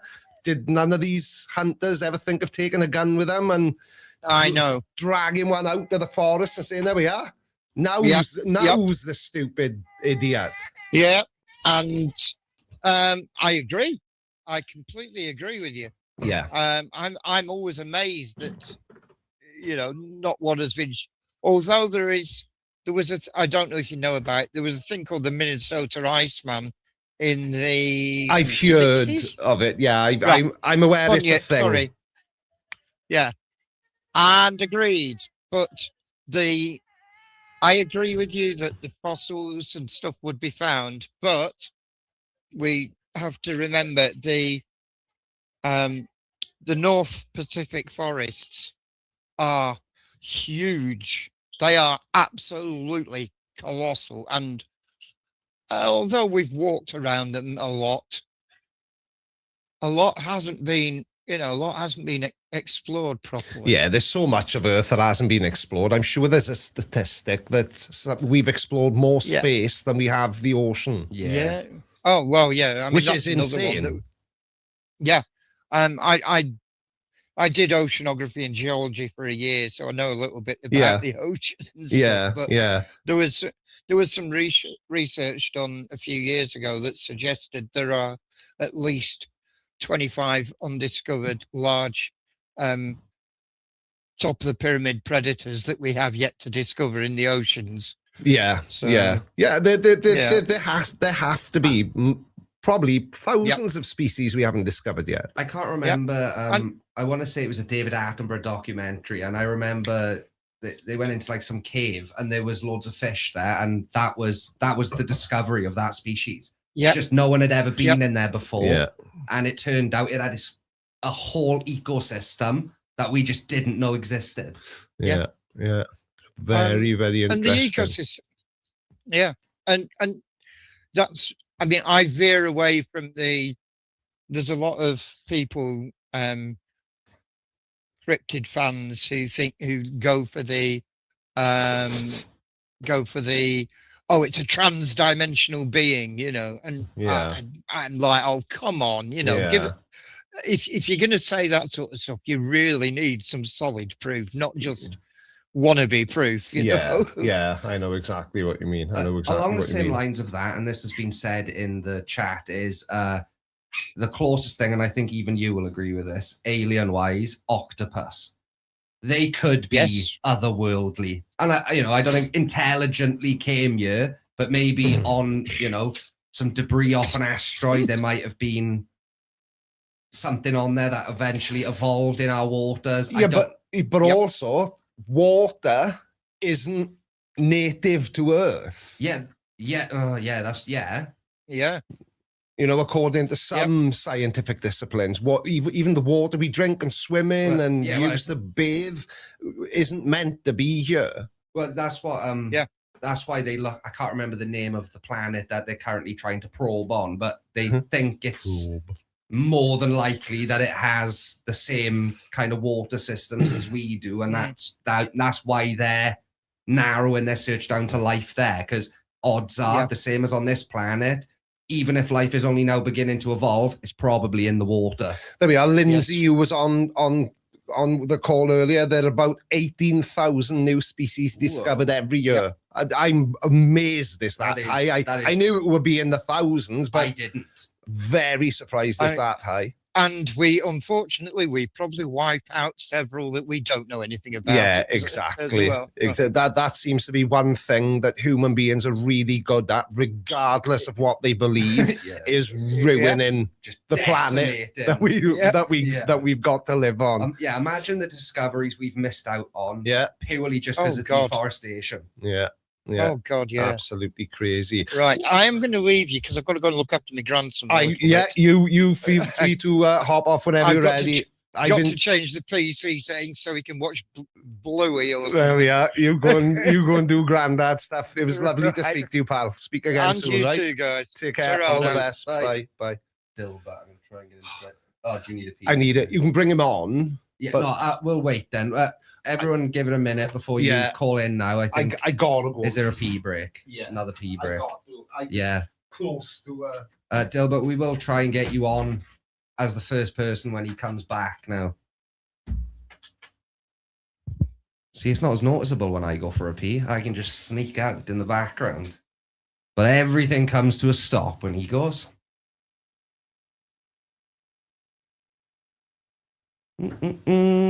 Oh, douchebag, how's the beard now? Is it all gone?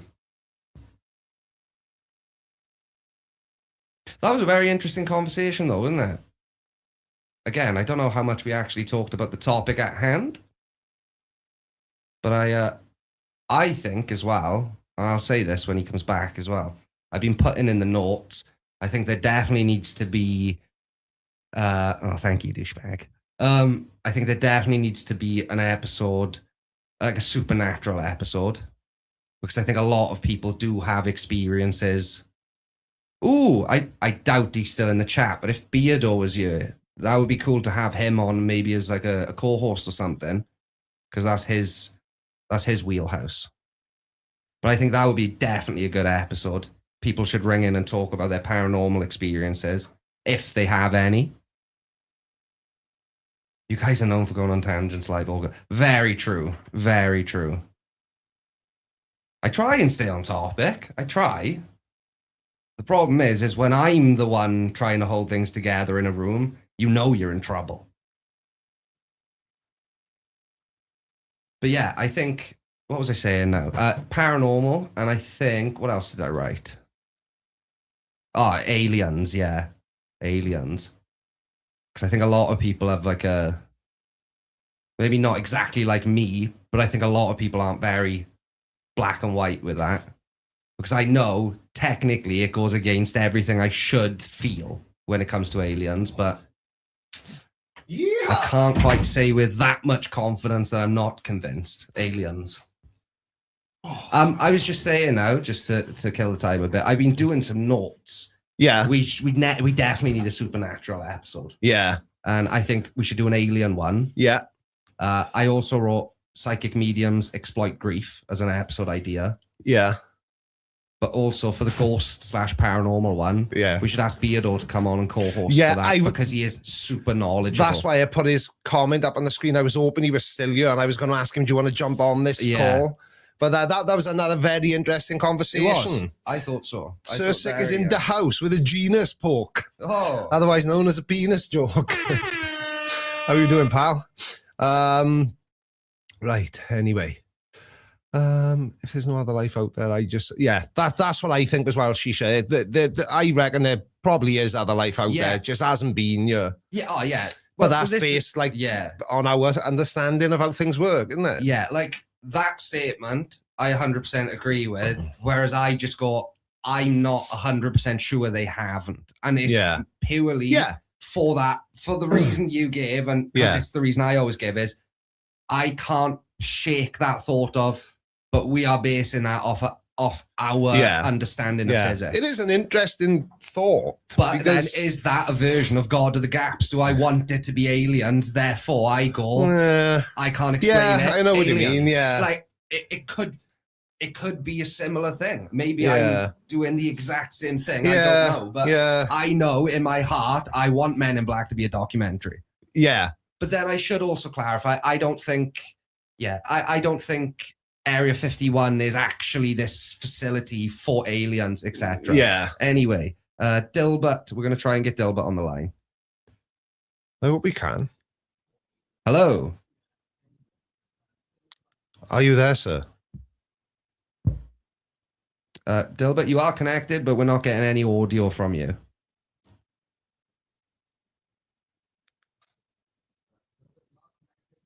Yeah, he did say in the side chat he's having problems. Hello?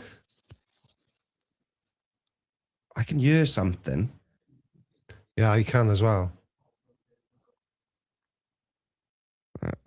Yeah, I don't know what it is. Who we got? We got IC Spin? Yeah. Hey, what's going on? Can you hear me? Yeah, we can hear you perfectly. This is so bizarre. You connected instantly, but Dilbert just is stuck in a connecting loop. Megan and Dilbert, I don't know what is going on, but we can't seem to get you connected. Yeah, it's very strange. How are you? Getting a little frog coming through or anything like the other guy? No, that was weird. That was. I got used to it in the end. It's like he had his pet toad on his shoulder or something. I don't know what was going on. Cool. Well, yeah, it's the first time that I've gotten to talk to you. I probably found you like, I don't know, it's been a while now, but I've been kind of following MC Tune and FTFE and those guys. So naturally the algorithm just says, here's all of Creaky Blinders videos you'd like to watch. Yeah. It's a weird one because I always imagine. So when I first started doing this, I couldn't really see my place in this sort of space, if that, do you know what I mean? I couldn't see how I could fit myself in. I figured it out, obviously, but you know, the Simon Dan, Craig, Fight Flat Earth, MC Toon, it's all a very different experience to one of my videos, I think. Oh yeah, definitely. I mean, you know, so the way that I actually came to it was interesting, and I remember searching somehow or another. So I have a younger brother by 4 or 5 years, and he was telling me about the flat Earth, and I was like, man, that's silly, you know. And like, this was a while ago. This was 5 or 6 years ago, and I was like, man, I wonder. Just one day, I had this thought, and I'm like, I wonder if people actually debate the topic. And so I'm like, you know what? I'm gonna look and see if there's anything going on YouTube. I search it, and I get all the you know, you type it in, the algorithm's not primed for that, for me at least. So no. It's serving me all the like, oh yeah, like, you know, 5 scientists and 5 lay people meet in a room and discuss it, or it's all the classic, you know, normal stuff. And I realized, I'm sorry. All the videos you're referencing, though, I know exactly which ones they are, and they've been there more or less since I started doing this on YouTube. They were always the top. There's a video there from I've forgotten his name now, Michael something, the glasses. What's his name? I know who he is. Yeah, he's doing a podcast now with that redhead British science nerd. What's that channel called? Somebody fix my brain for me. Is it like Jubilee or something? Or no? Jubilee is one of the ones I'm thinking of. The other one, if you type Flat Earth into YouTube, it just comes up. Michael something his name is. Flat Earth. Literally just flat Earth. Yeah, I think so. I got to do it now. It's no, that's Simon Dan. That's not who we want. Jubilee is there. We definitely don't want Eric Debay. You see, they do come up when you search flat Earth. No, but Vsauce. Yeah. Oh, Vsauce. Oh, Vsauce. Yeah, I like that. Yeah. But interestingly, it's not there now. It just popped into my brain. But yeah, it was always Jubilee, Vsauce. They were kind of the primary results when you typed flat Earth into YouTube. Because I have wondered, you know, in the way you said you had a conversation out in the real world. Out in the wild sort of thing. Morning, Doc. Yeah. And then you sort of thought, I'm going to jump on YouTube and see if anybody's talking about this, and they were. Why is it that's really interesting to me, right? Because you could have, and I'm saying this knowing absolutely nothing about you. For all I know, you hold 7 PhDs and you're a rocket. I don't know. No. Or you could be a garbage man. I don't know. But you could have quite easily found the wrong video and ended up believing the Earth is flat. What do you think? Was it just your own sort of... Well, I had not level of intelligence, but were you sufficiently smart to already know it was a load of shit, but you were interested enough to have a look anyway?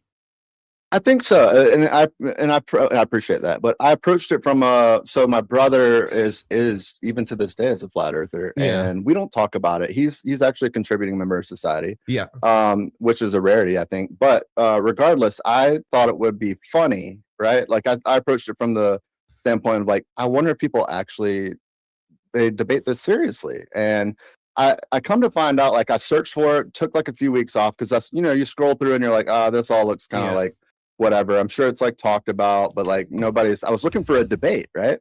And somehow or another, I remember I was headed to Jacksonville Airport to fly and visit. I have a brother that lives in Michigan. It's a different brother. Yeah. But I was on my way there and I was trying to figure out something I wanted to watch. I live in Tallahassee, which is North Florida, but it's about 2.5, 3 hour drive east to Jacksonville, which is on the east coast, northeast coast of Florida. Yeah. And I saw something and it said something about flirf, blah, blah, blah debate, right? And I'm just like, what the hell's a flirf? And so I click on it and come to find out, I'm like, oh my God. Like it was literally like one of those epiphany moments. And I'm like, people actually, and I'm like, listen to it. It's an MC Toon debate. Yeah. And I can't remember exactly who was debating, but I was just like, I was over the moon. I couldn't believe this is a real thing. And I'm like, this is going to be the next, like, however many, like, I'm like, how many? Okay, let me start looking. I started looking at this guy's channel and I'm like, dude, this guy's got 100 debates. And I'm like, oh my God, it's the best day of my life. Right? Yeah, that like, sounds very, I don't know, like if you're familiar with, I don't know, my origins or how I ended up on YouTube. But when I found flat earth content on YouTube, I had exactly that reaction. It was like, holy shit, people actually believe this. Yes. I could not believe what I was seeing. And the only reason I even came across it is because I had already like bought my camera and my mic, and I wanted to be a YouTuber. I've done it a few times before, never found any success. I thought I'm gonna have a crack at this again. You know, how hard can it be? So I was joining like Facebook groups, how to be a YouTuber, all that nonsense. And there was a lady in one of these groups called Pam Duthie. And she was she was talking about this guy on YouTube who's really blowing up. And all he does is explain to you why flat earthers are wrong. And I thought, flat earth? Well, I'll have a look at that now, you know. I had a look and it was Simon Dan's channel. But the video I clicked on had Conspiracy Cats in it with him. So I didn't know which one was which. And anyway, I watched that video and I thought, I don't know enough about that. I'm not smart enough to do this. And I thought for a second, and I think I've said this on stream before, I thought I could easily pretend I thought the earth was flat. Oh, it looks like people get lots of views for that. But anyway, I didn't, obviously. So I thought of even being a fake flat earther because I thought it would be funny and I thought it would be a laugh because I didn't expect anything to come of it anyway, see? I just wanted to have a bit of fun and like an extra hobby. So anyway, a couple of weeks went by and I was still like, searching how to be a YouTuber, watching all the videos. And I knew I wanted it to be commentary, but I didn't know what that looked like. And in the end, I thought, I watched a few more of Dan's videos, and I thought, I can look this stuff up to find out whether it's real or fake. And I just found a video. I didn't know anything about it, didn't know who the guy was, made the video, literally forgot I'd uploaded it. And then the next morning I thought, I wonder how that video was done. And it had like 11,000 views, and I had like 7 subscribers. And I was like, oh, all right then, here we go. And I just thought, I'll try another one of these. And I tried another one, it worked. And then Conspiracy Cats reached out to me on email and said that he'd seen my video and he thought it was really good and well done and well researched, and would I like to do something with him? And I don't know what happened, but that never happened. But then Fight the Flat Earth reached out to me. I did a collaboration with Craig. Then Simon Dan put me on his channel as a guest host on Tinfoil Tuesday, and the first guest host. Yeah, the first guest host, yeah. And nice. I've just ended up doing this, and it's funny because, and I've noticed this more recently, like the CC video from Wednesday, I think it was Wednesday, I didn't even have to look anything up. It's just everything he says has become so repetitive, so ridiculous, and so easy to explain away. I've gotten to the point now where I don't need to even, if Nathan Oakley... Make a script or anything. Yeah, I don't need to. I script certain parts, if I want to sound extra sciencey, I do type it out and put it on my teleprompter, because one thing I was always afraid of is, and somebody said this to me once, is I have to be very careful not to make any serious mistakes if my whole channel is telling people they're wrong. Yeah. So, okay. I'm still not supremely confident in my knowledge, but I'm confident enough to know that if I met any flat earther in the real world, I would tie them up in knots in 10 seconds flat. For sure. It's kind of that sort of thing. But I'm not sure how we went down this path, to be honest with you. But I feel like I've railroaded the conversation. Let me just very quickly, before you carry on. Welcome to the Thank you Blinder very much, Gang, Christopher Shapley, DVM, CVA, CVH, CVFT, everyone's favourite American veterinarian, and the man who is foolish enough to let me stay in his house when I visit America, for gifting 5 channel memberships. Thank you, Dr. Chris. You're a legend. Thank you, pal. But sorry, but I did railroad the conversation. How no, not at all. Yeah, I got a gifted membership from him, so appreciate that, Chris Shapley, awesome. DVMC, VACV. Damn, I don't know how you did that, but you put DVM, CVA, CVA, CVFT. They're all his vet letters. Killed it. Yeah, absolutely killed it. Yeah, he's gonna have trouble filling in forms if he carries on. But that's neither here nor there. I know the topic was different. It's funny. The brother that I was visiting in Michigan is a pastor. He's a senior pastor for a fairly large church. He used to live in Florida with his family. He has 4 kids, right, and a wife, and they're happily together and everything. They moved up to Michigan, and it's been a thing. I grew up in a household where it was. I come to realize after being in adulthood, I was never super, like, I did a mission trip a couple of times, and we've done some other stuff like that when I was young. And it was more a chance just to get to know people, I felt like, and maybe have like a trip girlfriend or something, that sort of thing. Yeah. And, but like, as I grew up, I was like, I wonder if I don't really even know, I have my whole family virtually believes. I have like I said, I have 2 brothers. I have my mom and dad, and they're all believers, and that's fine. It's neither here nor there. But I grew up in a household where it was like young Earth creation. Right. I was at a soccer game for one of my nephews, and I was telling my mom. This was like a year ago. Yeah. I was telling her that how orbits work, right? How you're essentially.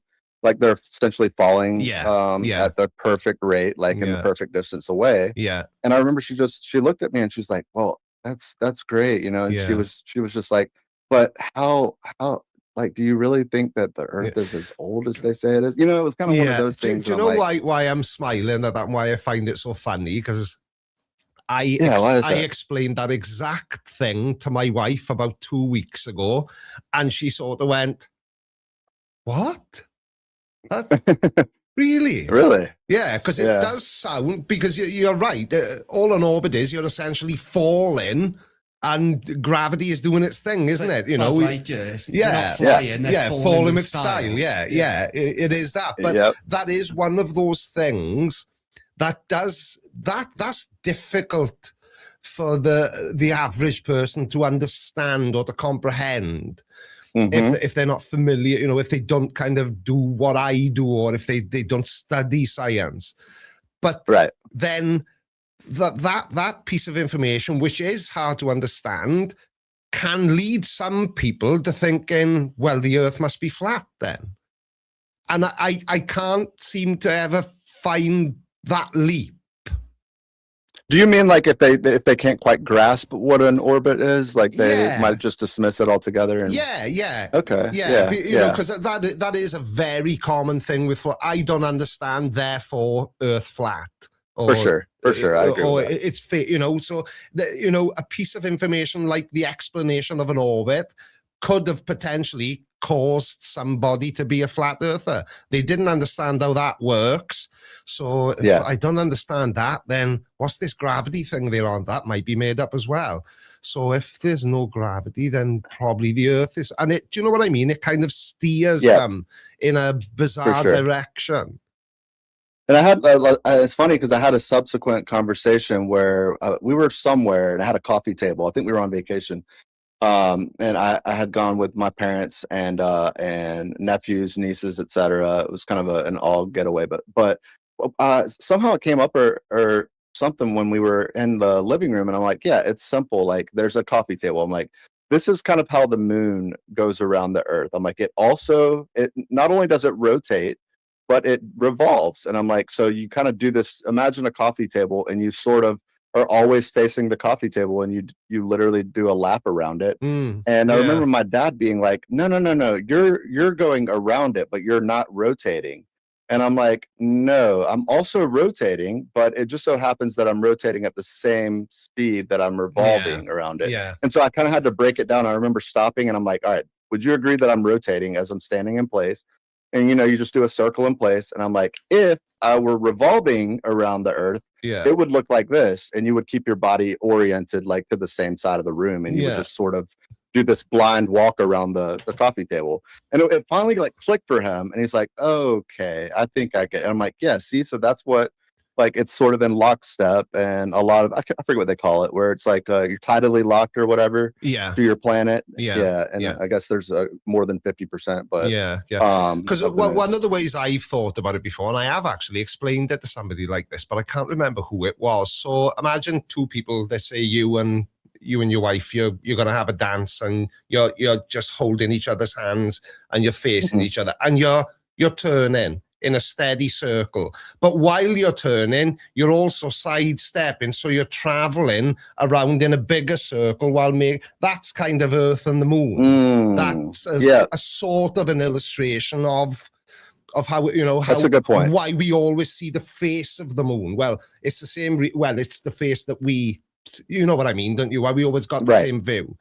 But it's the same as dancing with a girl. You're face to face. You can spin on the spot, or you can spin and, you know, take a left, right, and do like a bigger circle. But you're always going to be staring into your wife's eyes. Yep, exactly. Same thing. And it's hard to understand. It is, but that doesn't mean it's fake. It just means it's difficult to understand.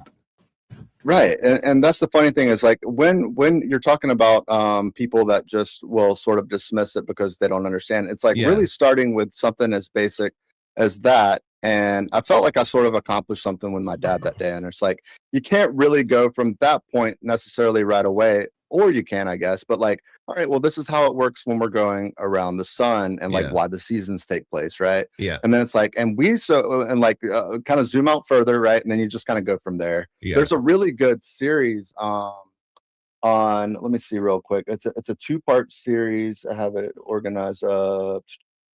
Terrence Tao. Are you familiar with that guy? What was the name again? Terrence Tao. He is an astrophysicist. No, that's not a name I'm familiar with.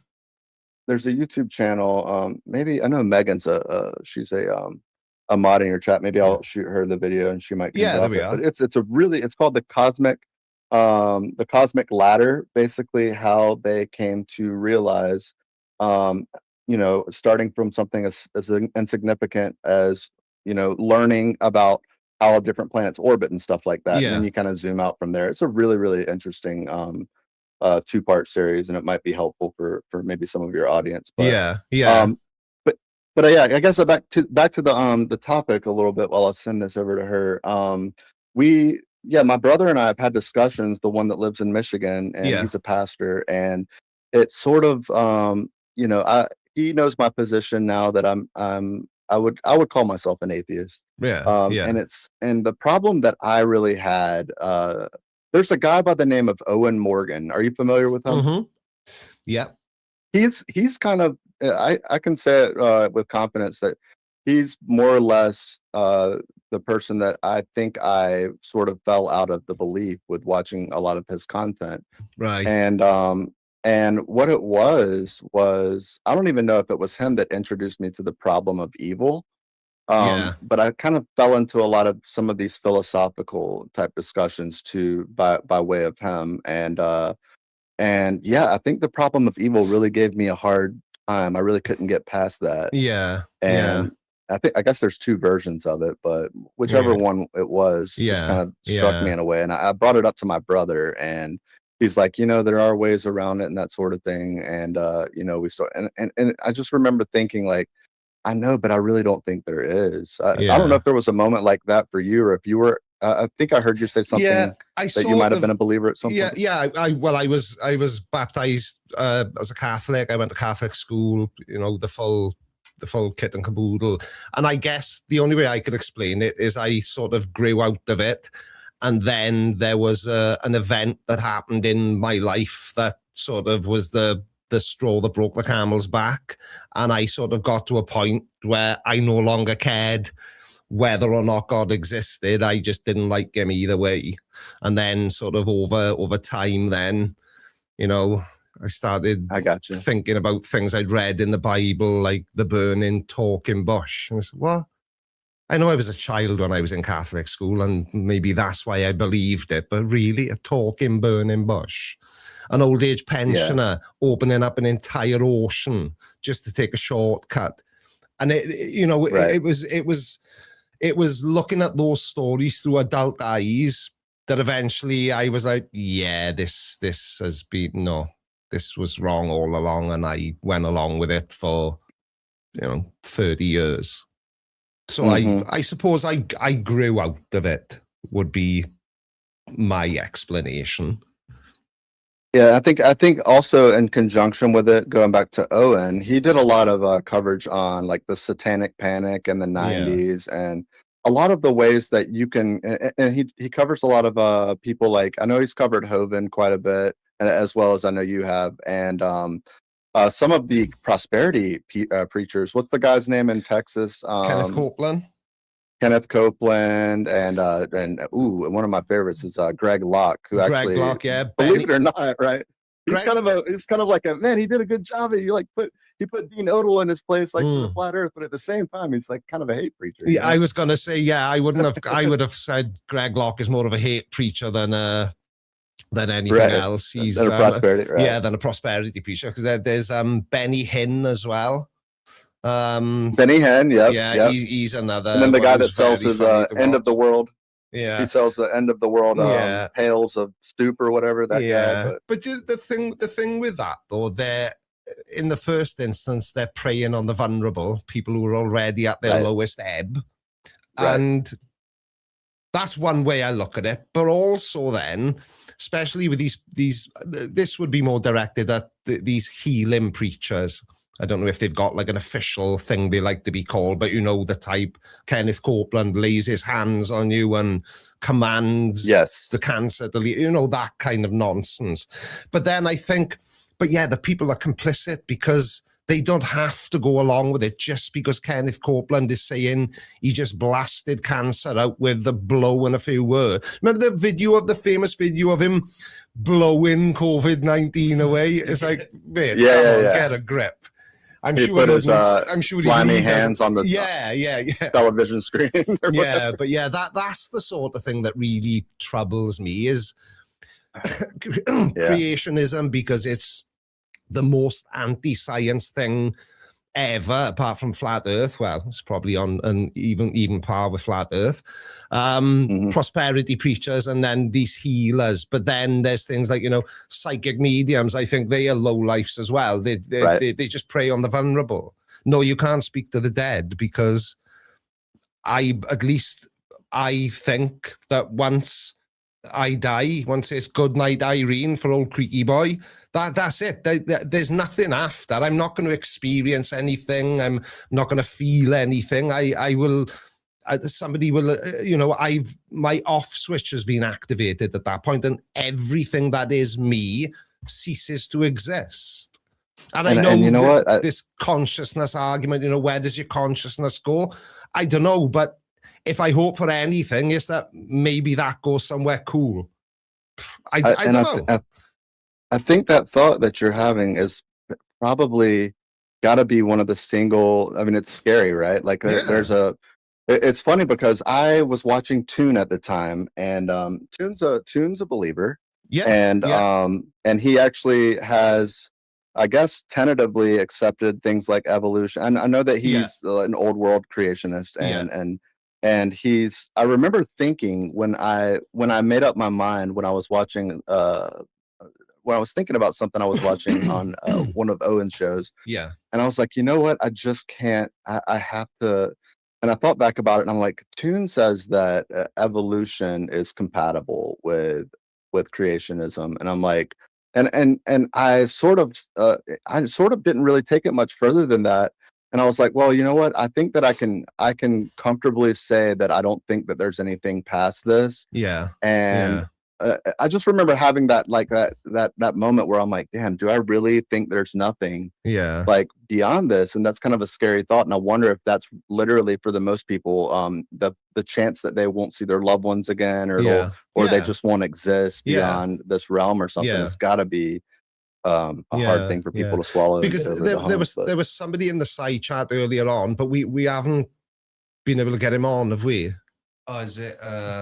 Dill, I've forgotten his name now, but he said in the side chat that he doesn't believe in God. He's an atheist, but he believes in an afterlife. And I would have been really interested to have that conversation again to see how he sort of reconciles the two things, because they don't go together, do they? Generally speaking. And I know it varies culturally and geographically, but generally speaking, Christians, people who believe in God in general, whether that's Muslim, Jewish, Christian, doesn't matter, Catholic, they all also believe that they're going somewhere absolutely amazing once we go, and they'll sit there, and then a few years later, their wife will show up and join them, and they spend eternity, Right. And that's a very appealing scenario. But we have to accept at some point that probably isn't what's going to happen, because if there was an afterlife, wouldn't it also be feasible to say that but using that same logic, that there should be a period of almost pre-life? Because for the afterlife to be valid, and we have no recollection of that, right? Yeah, I don't remember being in my mother's belly. I've got memories from when I was very young, I think, and this is according to my parents, but I've got this memory. And I was in the back garden of my house, and my dad had a wooden garden shed, and he used to keep his ladders lined up at the side of them, but there'd be about 3 foot of the ladder sticking out. And I used to go out there and climb on them, and there's a photograph of me, and I'm holding a giant Bugs Bunny stuffed animal, and I'm looking over my right shoulder at my dad who took the photograph. And my parents are 99% certain that I was I was on the approach to my 3rd birthday when that photograph was taken. But, you know, and I say, yeah, I can remember because my dad went, "Oi, what are you doing?" And that's what made me turn. And I've got a vivid memory of that. Or have I? This is the other. Or has my mind created that memory based on the many times it's been talked about when I've said to my, how old do you think I was in that, you know, has my mind now created something which I perceive as being a memory when in reality it's not. It's just an explanation that's been given to me at various points throughout my 53 years on Earth. Yeah, and I've had the thought too. I'm like, I've wondered, like, why do we have memories? Like, why are we, if we're just a blip on the radar, right? And we are just here for a moment. Like, why are we having thought? Like, why are we even aware of our own existence to begin with? Like, what happens? Like, is it just like, it's hard to explain, but like, if we didn't have a memory before we got here, and if our memories go away when we leave, then it seems like those memories were never significant or something. I wonder if there's ever been an argument like that. It's like, why do we even live life in a way and kind of have memories? I'm sure that it can't just be me. And, you know, it may sound like a negative, but somebody who's sitting there and you're thinking, what's all this for? What, you know, why am I here? What am I meant to be doing? What's this all about? You know, have I got a purpose? Have I, you know, am I just here to do what I'm doing and everything I do is done because it's meant to be? Do you know what I mean? It's kind of the meaning of life, which is like the biggest question in the world, I know, but I think sometimes that contributes to people believing in God, because if they believe in a God, they find that gives them the purpose that. And I know people are probably screaming, "Oh, Creaky, don't say that," because that's one of the arguments that we think we haven't got a purpose. That's not what I mean. What I mean is, why are we here, any of us? Yeah, I honestly, I think too is what I normally conclude, and you might be the same, is like, well, if our purpose is like really, if it's unknowable, or if we're just going through life, then why not just try to live life? We know that it's here. We know that it's like the rarest thing that could possibly happen, seemingly, that we're aware of, and enjoy yourself and try to be good to others and help them enjoy themselves, regardless of what they believe, right? Yeah, that's just, you've essentially just described me. You're here for a good time, not a long time, so make every day count as best you can. You know, do I have shit days? You can bet your life I do. There's days I don't want to get out of bed and come down and sit here and react to flat earthers or young earth creationists, but I've told people that I will give them a video every Monday, Wednesday and Friday, and they get one whether I feel like doing it or not. Maybe that's my purpose. I'm here to, you know, make people, you know, forget a problem they may be experiencing in their real life for just, you know, 15 to 18 minutes, however long my videos tend to be, you know.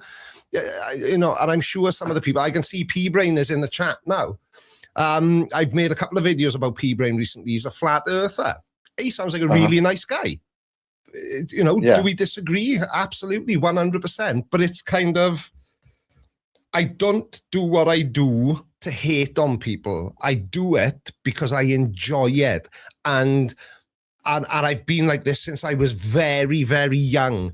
I just cannot resist the temptation to point out when somebody is wrong. And I know that's probably a massive flaw in my character. Some people say, "Oh, you've always got to be right." So, I know, yeah, you've got. I think that you've got and not to butter you up too much, but I have watched some of your videos, and I'm like, you've got a charisma, and it's like it's almost like the content is great, but I think that people just kind of gravitate towards the way you tell your stories, and obviously the accent and stuff like that. But I think you understand that and you own it. Yeah, that was a weird thing that was right at the beginning, and it brought about the whole "I haven't got an accent" shtick. You know, it's all nonsense. Of course I got an accent. I'm bloody Welsh, and I'm the Welshest Welsh. Sorry, bear with me a second. Oh, I'll have a Pepsi. Yeah, please.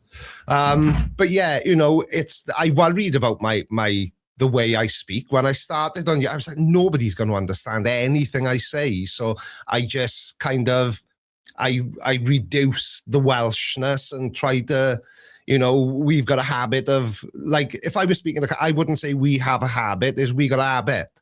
You know, it probably doesn't sound like a sentence to somebody in America, but it's, you know, I was worried that the way I spoke would kind of mean I couldn't do well on YouTube, but it's had the exact opposite effect. Yeah. It's really weird. And, you know, I can say certain things. Like, I rarely swear in my videos. I've never felt the need to. But I used the F word in a video last week, but it was done in such an offhanded way and I didn't reference it. It has more impact then. But if in my videos, and I'm not throwing shade at people who swear in their videos, I'm thinking of Craig, Fight the Flat Earth. That's his presentation style. It's not mine. But I feel that if you're constantly swearing, how does somebody know when you really mean that F word, or when you really, do you know what I mean? Yeah. So I think there's, so I would challenge anyone to find more than 4 videos on my channel where I say a swear word apart from shit, or, you know, like an actual F word or a C word. It's kind of like dogs can kind of realize when you're serious or something, right? Like if you, it's weird. It's like how you say it, right? And it's like if they don't know what you're saying. At least I don't think they do. Maybe no, but they'll look at you with this like trepidation, like did I do something wrong? Or if they're really excited, if you say, all right, let's go to and then they get excited, start jumping on the door, right? Like they know, exactly. Dogs definitely understand, but even if it's just the tone that we say, because there's a meme I use in my videos of my dog Coco, and she's laying flat on her back on the floor, and the next thing she just goes, what?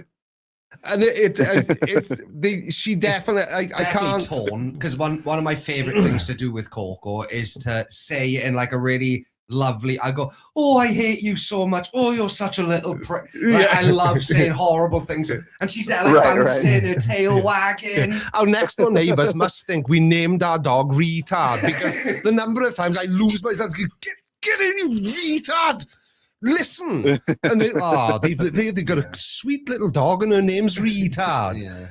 But P-Brain, a resident flat earther says, Creaky says you're funny. I'm trying to be as posh as I can, P-Brain, so American peeps can understand me. But I hate to admit it, but you're right. Welsh people say here, and exactly the same way. It's why you are, why you are, why you are. Year and year. But But no, it's go on. Yeah, one last thing is I thought about it while you were telling. I forgot I did this with my brother. We went before he got a family. He lived in Gainesville, and it's not far from Tallahassee, but there's a place called Lakeland. It's in Middle Florida, and he wanted me to go to a healing. I don't know how you call it. It was like it wasn't a concert, but it was like held in a civic center, and I went with him, and I did it just to appease him because he's kind of lived in extremes throughout his life. He was sort of a bad kid, and he'd actually been he'd been to jail a time or two for just menial things, but he sort of switched his life around, and we went to this healing thing, and I just remember thinking, like, I cannot believe like that this is a real thing. When I was in there, people would kind of stand up that came in handicap chairs when it was like the apex of the service, when the guy that was there was like, stand up in your place, doing the whole thing. And I'm like, this is crazy to me. And that's, I guess I could save that whole thing for another day, but my brother has sort of adopted that mindset to some degree. And I've made the comment before. I'm like, well, if this is truly a gift from above, right? Like, you should be in cancer wards, like healing people, right? Mhm. Like you should at least get a clean bill of health from someone that had a diagnosis. And I'm like, they're never going to tell you, and I won't say my brother's name, but I said, hey brother, they don't want to be the they don't want to be the black sheep of the church. If they might tell you that they were bad before they went, but the second that you sort of challenge them to like bring them something, or they tell you in good faith that they were sick and this and that, like they don't want to be the reason that like they cause like a rift in a church or something. So they're just going to tell you what you want to hear, I guess. And so that's kind of where we left it. Yeah, I know what you mean. Let me just quickly address a couple of things in the side chat, pal. Somebody is the real bozo DJ Trump. Why don't you just put the phone number on the screen? There is no phone number, pal. And also, it is on the screen. The code is on the screen. Yeah, all the information is there if anybody wants to call in. And I know that my friend Amazon, stop. I know that my friend Megan wanted to come up here at some point. If y'all don't have other people in mind, she had a really interesting couple of ghost stories and stuff about spirits. Yeah, absolutely. P Brain says I sound like I come from the islands, like Jamaica. That's not the first time I've heard. Believe it or not, when I was in America, somebody asked me, was I from the Caribbean? I was like, don't I look a bit pasty? I know. I said right. I've heard recently that to do a Trinidad accent, it's like a mix between Jamaica and Welsh. Yeah, I've seen the same thing. Yeah, I've seen the same thing. Well, thank you, pal. This has been another very interesting conversation. Yeah, I really enjoyed it, and I appreciate what you do. And thank you, pal. Oh, you know what? I realized the other day where your intro, shut up and sit down, you big bald fuck. I had no idea. And we watched Snatch. Oh, yes, we watched it this past week with I'm in a Discord where we've been doing like Sunday nights. We'll just kick back and watch a movie with a bunch of there's a bunch of us that are kind of in the quote unquote like debunking community, and so I was like, that's where you got it from. Like it's like in my head, I'm like, that's Creaky's intro. Yeah, like, quite a few of them are from Snatch. There's Bricktop saying, "Are you taking the piss?" That's another one I use regularly. Yep. And I do like the Charlie Hunnam clip, but that's from The Gentleman, not from Snatch. But it's still I love Guy Ritchie. He's he's one of the directors. I just seem to like everything he puts out. You fucking twat. Yeah, that's also from Snatch. Yeah, that's from Snatch as well. Mate, it's been awesome. I'll speak to you again. It's been a pleasure. I appreciate it. Have a good one, you guys. All the best. All right, bye. Oh dear me. Well. Yeah, so it's not the first time somebody has mislocated me. Or misgeographicized me. I think we might successfully have Megan on. Right, go for it. I believe so. Oh, there she is. Can you guys hear me? Perfectly. Are we not too loud, too quiet? You're okay, good. Yeah. No, you guys are perfect. I just muted the stream. That was the Welshest thing I've said since we started. I asked her a question and answered it for her. Are you okay? Yeah, good. Right, let's move on then. How are you, Megan? I'm good. How are you guys? Trying to get through this without breaking anything at this point, to be honest with you. It's working okay, but it's not ideal. It's not ideal. Who's trying to call in now, Carl? Dilbert still trying to call in. Still Dilbert, right?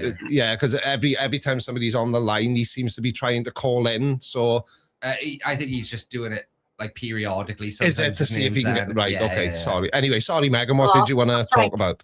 I'll try and keep this from getting off the rails. But I wanted to get to the subject of ghosts and atheists. Yeah. And because I don't believe in spirits. Yeah. But I've had experiences to where I just can't really explain. Yeah. And so it's an internal struggle or conflict that I have. Yeah.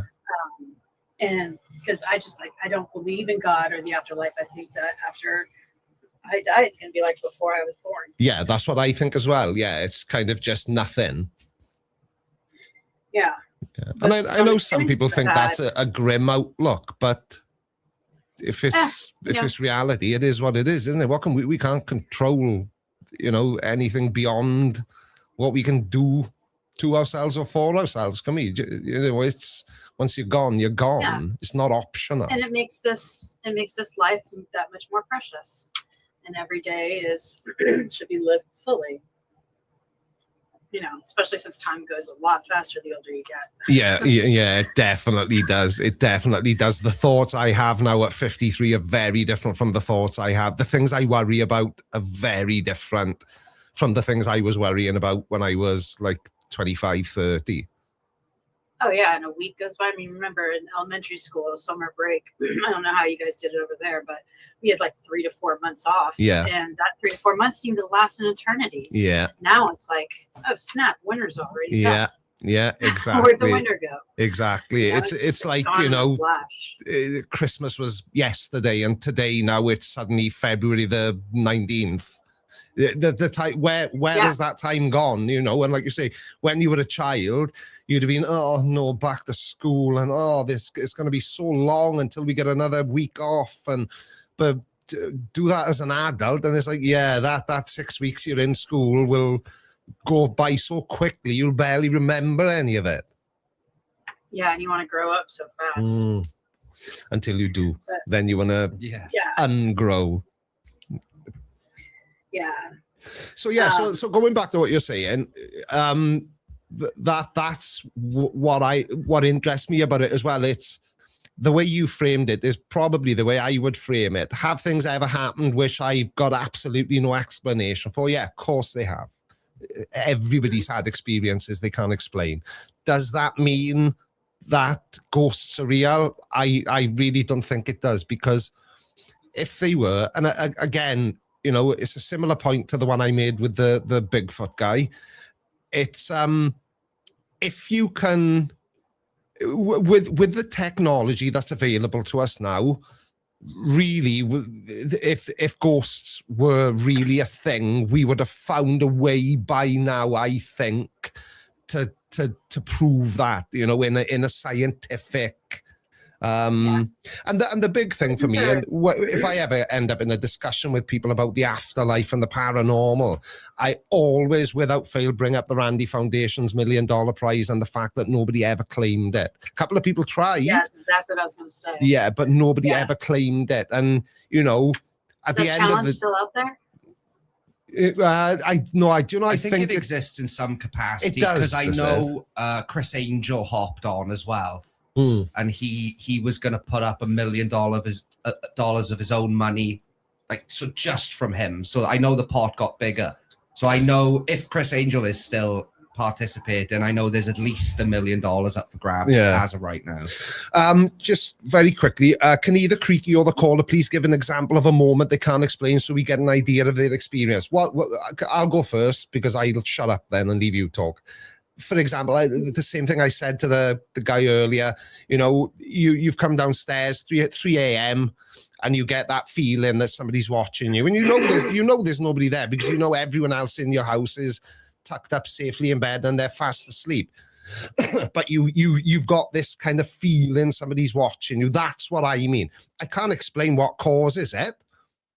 I'm hoping I'm right and it's some sort of weird chemical sort of normal, you know, fleshy human body reaction to something, or the other one is it's a ghost and I've been wrong all along and Casper's been watching me the whole time. That's what I meant. What did you mean, Megan? So one of the experiences I had was, it wasn't just me, it was multiple people that were living there. I was a resident at a federal detention facility at one point in my life, and there was, before I even knew about this, you know, quote unquote ghost, there's, you know, at night when you're sleeping, either your hair gets pulled or your toes get pulled, whichever's towards the bars. Yeah. And I was talking about it to one of my cellmates, and she said the same thing happened to her.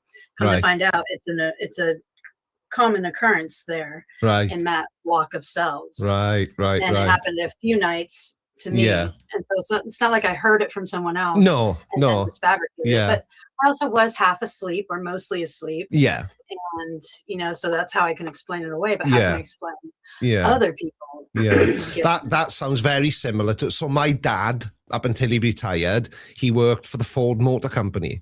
And he worked in the huge factory that they used to have in my hometown. And there's a legend in that Ford factory of a woman called Jersey Lil. And apparently she her house used to be on the site where the Ford plant was built, and she got murdered by some of the construction workers that were building the Ford factory, and they buried her in the foundations of the Ford factory. That's the legend of Jersey Lil. And the number of men that worked in that plant who were completely terrified, my dad included, who would not go in the bathrooms where Jersey Lil was seen, is mind-blowing. There's one story, sorry to cut you up, and you might know it better than I do, of someone coming out of that building running for their lives. Yeah, I know the story you're talking about. I don't want to butcher it, but Grandpa's told me it before. Yeah, I know, he's told me as well, but I can't off the top of my head and I think he said that guy never came back to work. Yeah, but it's like none of them ever saw anything, but there was always like a weirdness or oh shit, was that just the end of an old sort of Victorian skirt? And then your mind starts building this scenario that didn't really happen, but it's already too late because now you're scared and panicking and don't want to go in that bathroom anymore. Yeah, I remember him saying that he'd never seen anything, but he'd felt the presence. Yeah. But it's all really interesting stuff. Do I think ghosts are real? No. And the only reason I say no is because I've never seen anything that convinced me that they are. Do I think people have had experiences? Well, yeah, you have, and so have I. But does that necessarily prove the existence of supernatural? I'm not so sure. No. Plus, that federal detention facility was a loony bin at one time for the criminally insane. I was going to ask you, was there any like the legend of Jersey Lil being murdered, buried, and all that by the workers? I was wondering if there was any sort of history behind that building that contributed to it. Yeah, I never looked into it. I didn't know anything about it until I got there. But I can see it being an insane asylum. Yeah. It's pretty old and creepy. Yeah, because it's so. I don't believe in ghosts. I don't believe in the afterlife. Nothing like that, right? But would I lock myself in an abandoned? I'm thinking there's a. It's closed now, but it was basically a mental hospital. It was an insane asylum when it was opened in the late 1800s. Kevin Coyd. Yeah. Right? And I wouldn't spend the night in Kevin Coyd on my own. Oh, no, just in case. That's the one thing I will say just in case for. Because just because I haven't seen any evidence that proves the existence of God, I'm not sure enough to sleep in an abandoned insane asylum for the night by myself. But do you know like these ghost hunter channels do? Would you go and sit in a cemetery overnight? Yeah. Would you? Yeah. Because I think that would freak me out. I would, because you can see you're surrounded by people who've passed away. You can see the headstones. You know they're in the ground. Yeah, but that's where you want them to stay. Yeah, exactly. I'm putting Creaky's nighttime dark thing is a primordial throw. Yeah, that's what I mean. It's probably some sort of inbuilt reaction. Yeah. With somebody shines a light in your eyes, your pupils react. We can't control whether our pupils react.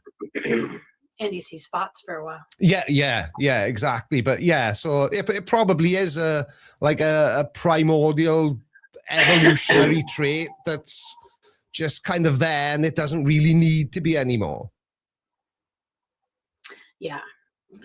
And I mean, we can't always explain everything, and we don't have to insert God or the supernatural in its place. But doesn't that make life more interesting and make conversations more interesting? And do you know what I mean? Because if 100%. If everybody agreed all the time, none of this would even be possible. It would just be, everybody's life would be mundane and the same every single day. Yeah, and that would make life go by not as interesting. This is the only life I believe we have.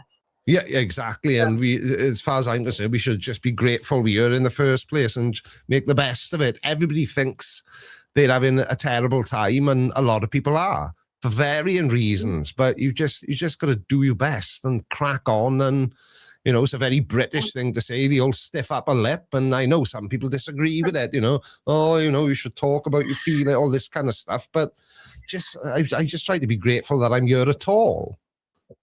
We have the whole bootstraps thing where we say everything. Yeah, it's the same as the old stiff upper lip. You know, it's exactly the same saying, isn't it? Just geographically different, but it's just a roundabout way of saying crack on. Yeah, just suck it up and get on with it. Yeah. I did have one more question for you. Yeah. What is your view of the states right now of America and Americans? So But you don't have to go too far into it. No, I was going to make a video about Trump, right? But I was going to frame it. So forget about politics, right? Before anybody gets all upset and on their high horse, and this time it isn't directed at you, Carla, right? I'm just saying, right? I was going to make a video about Trump. I thought it would be a funny video because he says so many goofy things. It just blows my mind that he's even in power over there, right? And then I thought, I'll try a couple of test jokes, and they did upset people, and people I knew who'd been watching me a long time. But I realized something. I think it's not necessarily that they were pro-Trump and they thought I was now terrible because I had made fun of Trump. I think they dislike him just as much as I do, but they're embarrassed to be American. I mean, that is true, but there is a good amount of people that are diehards and sacrifice themselves in order for that guy not to be wrong. You know? Yeah, so the weirdest thing. Yeah, I don't. Obviously, I know the way elections work, but I can't believe he even got into power in the first place. We thought we had a terrible time with Boris Johnson. He's basically Donald Trump with a British accent, but he was nowhere near this bad. Nowhere near. It's you know, I'm not a political guy, but I actually have a certain amount of sympathy. It's not even empathy anymore, but it must be horrible to live in a country that so many people are so clearly proud to call their homeland, and have somebody making a mockery of everything that the United States stands for or stood for, as the case may be. Oh yeah, I mean, all my parents were Republican. You know, all 4 of them. Not anymore though, and they're better activists than I am, and they're quite patriotic. So I've never been the biggest patriot, but you know, I've always been proud to be American. But now, and my mom's a world traveler, and she has to explain herself everywhere she goes. Yeah, I mean one of the staff at the Anne Frank house in Germany, like, took my mom's hands and was like, "We're praying for you," you know, and it's like, my mom just about broke down and cried right there. She's like, "Well, we need it." Well, is it like over the Trump thing and? Is it, so she offered a prayer to your mum based on sympathy that Trump was in power? Yeah, based on like seemingly a lot like the beginnings of like Germany in 1932. Yeah, you know? bloody. See that I think, and that sort of strengthens my thought. I think that we all can't hold anything other than I just feel really sorry for anybody who's stuck in America. Yeah. And people who've lived there for generations and are perfectly happy. It's I don't know. I can't even imagine something that terrible happening for me. I basically already said this today as well, but I think no one, Trump or not, no one saw it coming from a powerhouse like America. Yeah. The US. Yeah. You know? Yeah. Oh yeah, no. We never thought it would happen to us. Yeah, like I know empires collapse, right? We're from the British Isles. We know about empires collapsing. But I never thought, I just didn't consider this. Like the most influential country on the planet being hijacked by a lunatic. Yeah.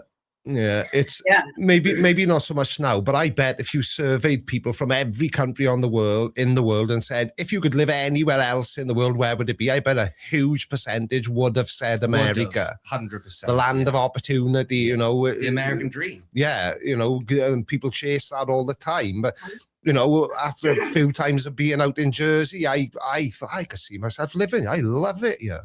It's absolutely awesome. But then I think, but all the you just went to Jersey. Yeah, there's so much.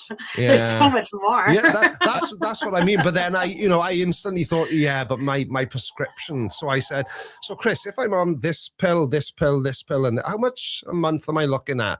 Well, probably a couple of thousand. Yeah, I'll stay in Wales then. Yeah. Depends on how close you are to Canada or Mexico. Yeah, it's the how easy it is across the border. Yeah, it's the lack of free health care that really baffles me. Oh, people get whiny when you say free. Universal. Okay, universal health care then. Yeah. I know we pay for it with taxes. I understand that, but I can't. Somebody I saw it in a comment. I think somebody said, I'm sure it was Dobbs, you know, the lady who takes pictures of the moon, that she needed an ambulance drive, an ambulance last year, I think, and it was like $3,100 just to take you to hospital. That's insane. Yeah, that's absolutely insane. Yeah, I mean, they I forgot what channel did a good deep dive on this. I mean, John Oliver always does good deep dives. But another one is, what was that really annoying guy? Me, innit? No. Well, the other annoying guy.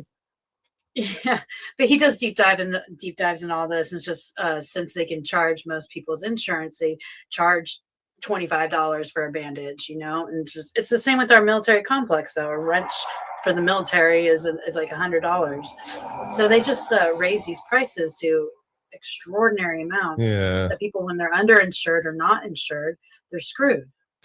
I saw something. I think it was last week. I saw this. And the guy basically worked for an insurance company in America. So if I'm understanding it correctly, you get taken to hospital and you're having an asthma attack and you've never had asthma before, and they prescribe you an inhaler, a puffer, as we would call it in Wales. And your insurance company, the hospital ring your insurance company, and then your insurance company then go, either, that's no problem. If Megan needs an inhaler, we will cover an inhaler. But they can just as easily say, I'm not paying $300 for an inhaler. And the reason this guy made a video, and I'll try and find it and share it on my community post if I can. And basically, he was ringing the insurance company back to thank them for killing one of his patients for the sake of, I think it was $298, because as soon as that lady was discharged from hospital, she had a catastrophic asthma attack and died because her insurance company didn't want to spend $300 because her coverage wasn't. Am I right in understanding, Megan, there's varying levels of cover you can pay for? Yeah. Yeah, I thought it was. And again, so a doctor decides that you're sufficiently sick to need medical intervention, but ultimately it's not up to him whether you get it or not. That's a suit. Yeah. With a call, crazy with headphones and a microphone on the head going, no, you were a bit rude to me when I answered the phone. No, you're not having your inhaler. Someone who's pressured to say no, to denying claims. Yeah. Otherwise they lose their job. So it's a terrible system. I know. And what's really annoying is that a lot of our tax dollars go to fund the R&D for these big pharma companies. Yeah. And yet we pay the highest price. I mean, you go to other countries and the same drug in their country costs a fraction of the price. Yeah. It's like our tax dollars paid for a lot of the research and development into this. How come we're paying? It makes no sense. Yeah, the asthma inhaler is called Ventolin. I use it myself, I was on holiday in Spain last year. I forgot to take a pump with me. It's rare. I don't need them that often anymore, but every so often if I've had like a cold or something, it always falls to my chest, and I needed an inhaler. It didn't happen. Went to the pharmacy out there. It was €10. So like, I don't know, about £8 or $15. Yeah. Why is it like $300 in America? It's the same inhaler. It's crazy. It costs like $5 to make.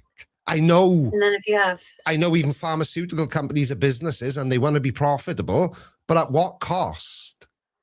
Because if that cost is human life, then it's not justified.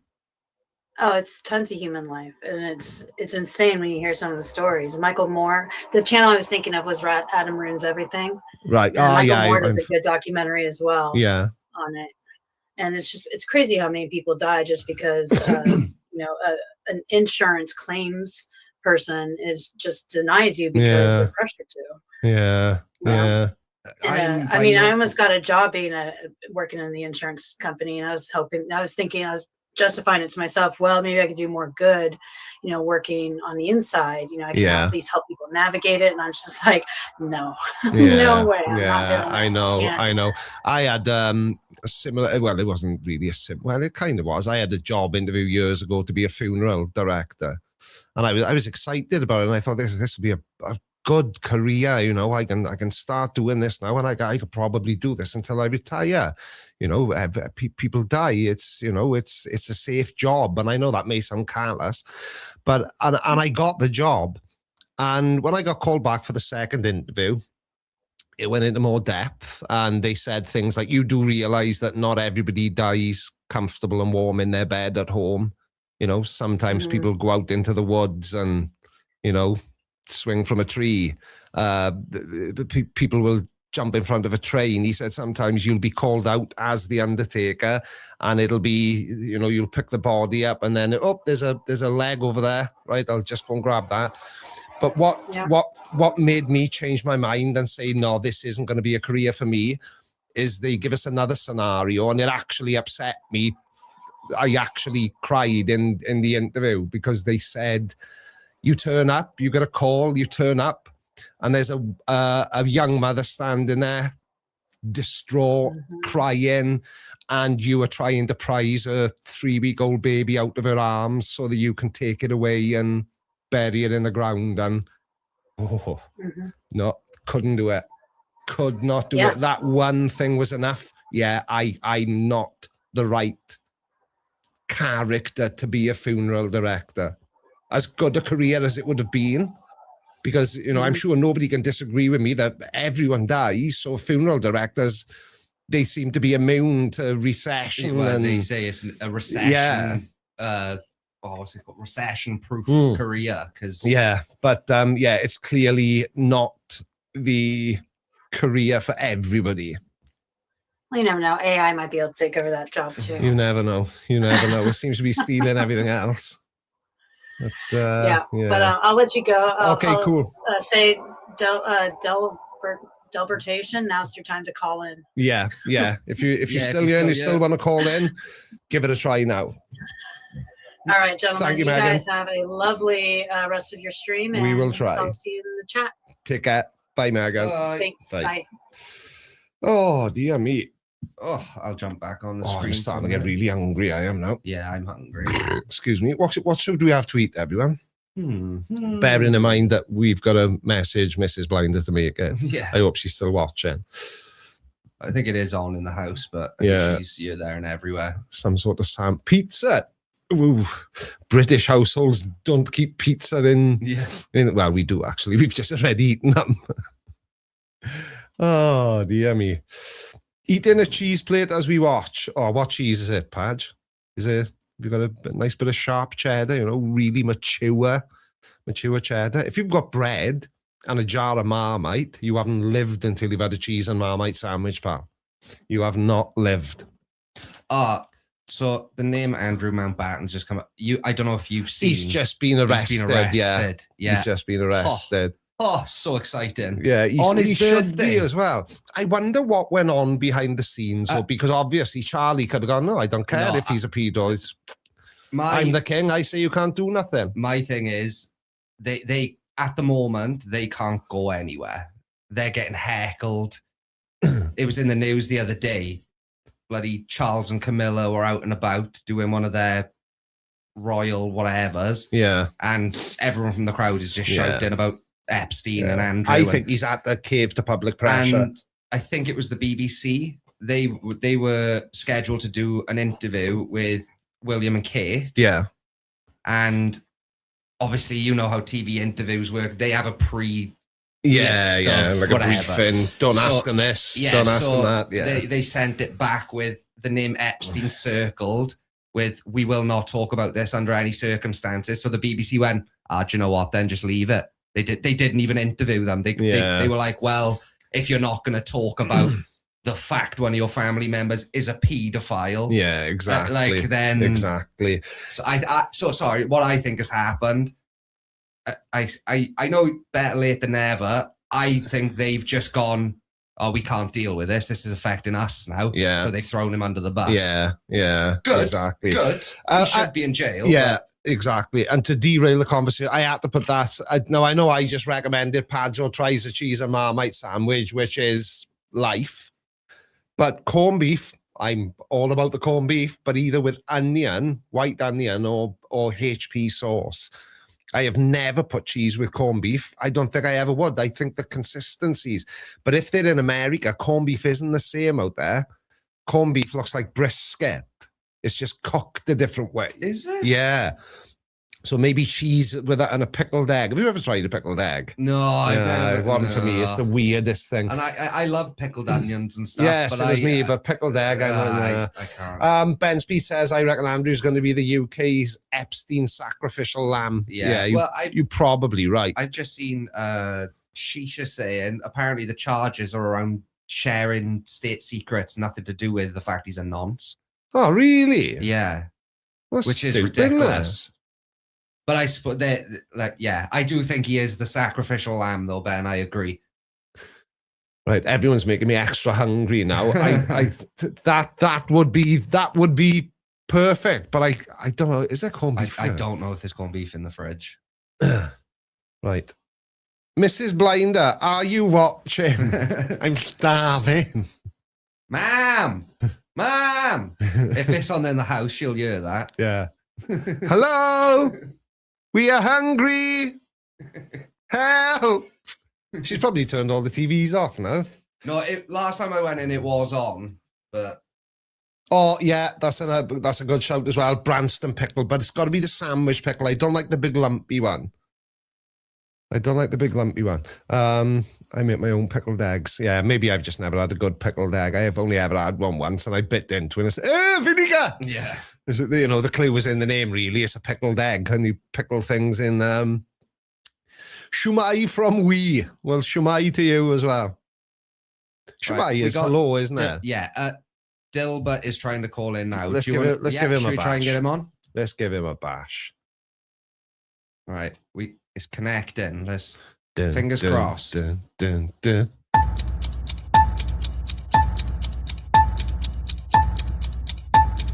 It's not looking good. It's not, is it? Dilbert, are you there? Oh no! What's going on?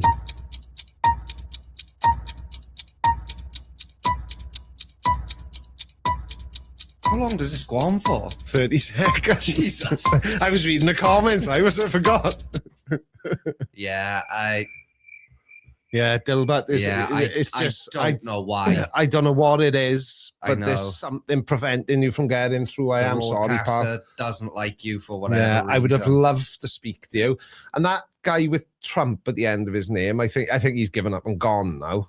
Or maybe he's in the streams a lot, and I can't tell. Yeah, I can't. It's like you keep saying, why don't you put the phone number? There isn't a phone number, and the code is on the screen. Yeah, this isn't the line. This is the cheapskate. This is like Happy Shopper line, which will mean nothing to anybody who's not Welsh. I know, but UK. Is it a UK thing? I thought it was a UK. European. I don't know. Yeah, but very interesting. Right. Yeah, but I'm not sure why we're having such trouble getting him on. Yeah, I know. It's It's bananas. And I tried. See, it's saying. Yeah, so it was saying he on can't air for hear him, us. and the mic level moving, but he couldn't hear us. And then on my end, it doesn't say you're connected. It says connect in. The only thing I can think of, Dilbertson, are you already a member of my Discord server? Because if you are, we might be able to make it work there. But if you're not, it's no good because you'll try to join and then it won't let you do it. It's the stop spam accounts, it is. And it won't let you do anything until you've interacted with people and, you know, all that good stuff. Although I think, am I right in saying that Dilbert's comment was the one about don't believe in God. Don't believe in God, but believes in an afterlife, yeah. Yeah. And that's why it would have been really cool to speak to him. I think we're probably going to end up doing an episode around something like that anyway. And we saw, exactly. You will get another chance and hopefully it works because we are very curious to hear. Yeah, exactly. Take care, Chris. Go and save people and look handsome. P-Brain, what are you saying? By the way, Creaky, in both my videos that you watched, I did say atmosphere water would also move to the equator. Yeah, but that's wrong. You've been making videos. Yeah. He seems like a tidy enough guy to be like, yeah, but that's wrong as well. I'm not getting into a whole flat earth argument. I can't be asked.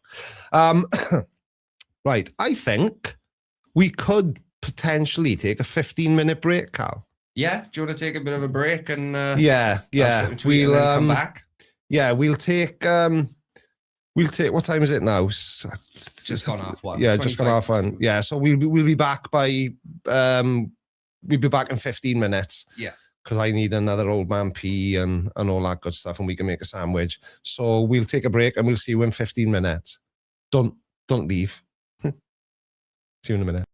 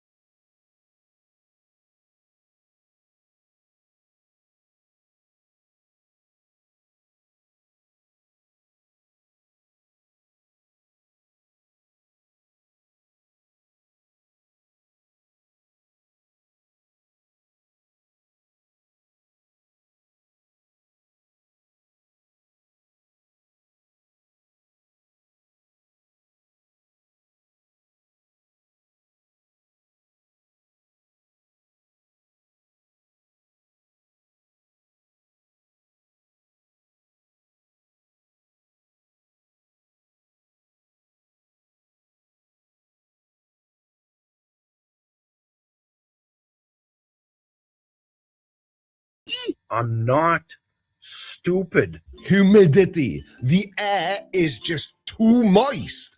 Optics aren't the issue either, because Mikey knows how to use his brain and he's figured it all out. Oh yeah, and some stars are shaped like a hockey puck. You ready for this? Shut up and sit down, you big bald Please subscribe.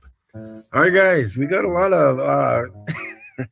I'm going to answer a few questions. And I'm looking forward to hearing you get the answers wrong, because you aren't exactly mastermind material, are you? Oh, and don't worry, I brought receipts for the new viewers. Mikey thinks the moon is 50 miles above us, and he took the sun's temperature. There's no punchline. He actually went outside and pointed a thermometer at the sun. All right, guys, we got the infrared temperature gun dealy thing here. So a lot of people are trying to measure the moon's temperature, but I'm going to go the opposite way because that's what I do. Yeah, we know, Mike. It's amazing People are still going back to the P1000. Damn, I hate it when I have to agree, but he's right. Most flat earthers seem to think the P1000 holds the secret to the true shape of the earth. But it's just a camera, people, and not a very good one at that, especially the video. Now, Mikey, from memory, don't you own a P1000 and use it to take all your pictures? They're so concerned on my optics. What's he using? Blah, blah, blah. Oh, he doesn't know how to use a camera. Well, I'm not sure I would go that far, but you definitely don't understand why the images you take look like they do. There's a really good reason why your star images are always blurry, Mike. But I think it'll be more fun to let you explain why you think they're always blurry. I, again, know how to use my brain. I went from the crappy P1000, at least this is a theory of mine, because I have a P1000. Again, it doesn't matter if you have a P1000, P900, or even my binoculars, or a $14 trillion telescope. I don't care. You have to realize there is moisture in the air. Whoa, what a breakthrough to realize that air has got water in it. If only scientists had known, they might have stopped building those stupid $10 billion space telescopes and just bought some $200 binoculars and a dehumidifier. You have to remove that moisture in order to record a clear star. I am the only one who knows how to do that. Not knows how to do it, but who has figured it out. It's impressive that you've single-handedly figured out what meteorologists and astronomers have known since the 1600s. But it must be so lonely being the only person on Earth who knows that water exists in the sky. You're not listening. People like to talk too much. And yes, that could be you. Yeah, I've usually got something to say, but I don't think I talk too much. Or do you just mean that people keep telling you you're wrong and refuse to listen to your side of the argument, which in your pea-sized flat earth brain translates to, we won't listen because we know you're right, which I can tell you right now with 100% certainty is not the case. You need to shut up and listen to me. I'm sorry. But that's the only way you're going to learn. Then what, though? That flat earthers are wrong? We already know. Or is it that you don't have a Scooby-Doo what you're talking about 99% of the time? Because we know that as well. Or are you going to school us on the ins and outs of astrophysics and prove all those actual astrophysicists wrong? For an entire week, okay, before I recorded the Star Sirius, I was recording the Star Sirius a week before for 5-6 separate nights. I'm glad you suggested we listen, Mike. I did, and I still haven't got a clue what you're on about. When were you recording Sirius? And how could you record it before you record it? What? You might want to ease up on the devil's lettuce, pal. It's scrambling your brain. I was not recording the star like that, as it clearly was on the April of whatever night it was. What does as it clearly was on the April of whatever night it was mean? Was it even English? All the words were there, but they were in the wrong order. As you can see, the frequency. Ah, right, of course, the frequency. You should have said that in the first place, Mike. You can't go out every single clear night with no clouds and assume you're recording a liquid crystal star. It's a relief to hear you don't think every night is a liquid crystal night. That would just be crazy, because it's much more scientific to think that stars are distant disco balls made of vibrating juice that only reveal their true form when humidity hits 0%. You can go outside any given night with a P1000 or my binoculars, because like I said, 4 or 5 continuous nights I was recording a blob of light with my binoculars. And then the next night, it was 100% clear for me. That is how I recorded the actual star. And not all stars are alike. Now, when you say you recorded the star with your binoculars, you did remember to use some sort of camera as well, didn't you? I'll assume you did for now. And it's great that you have a tripod, but a steady tripod will only give you a very still video of an out of focus light. Didn't your dad teach you about using the right tool for the right job? If you want to know what stars are or look like, you need to talk to me. Don't go to a second observation or a second suggestion or a third party.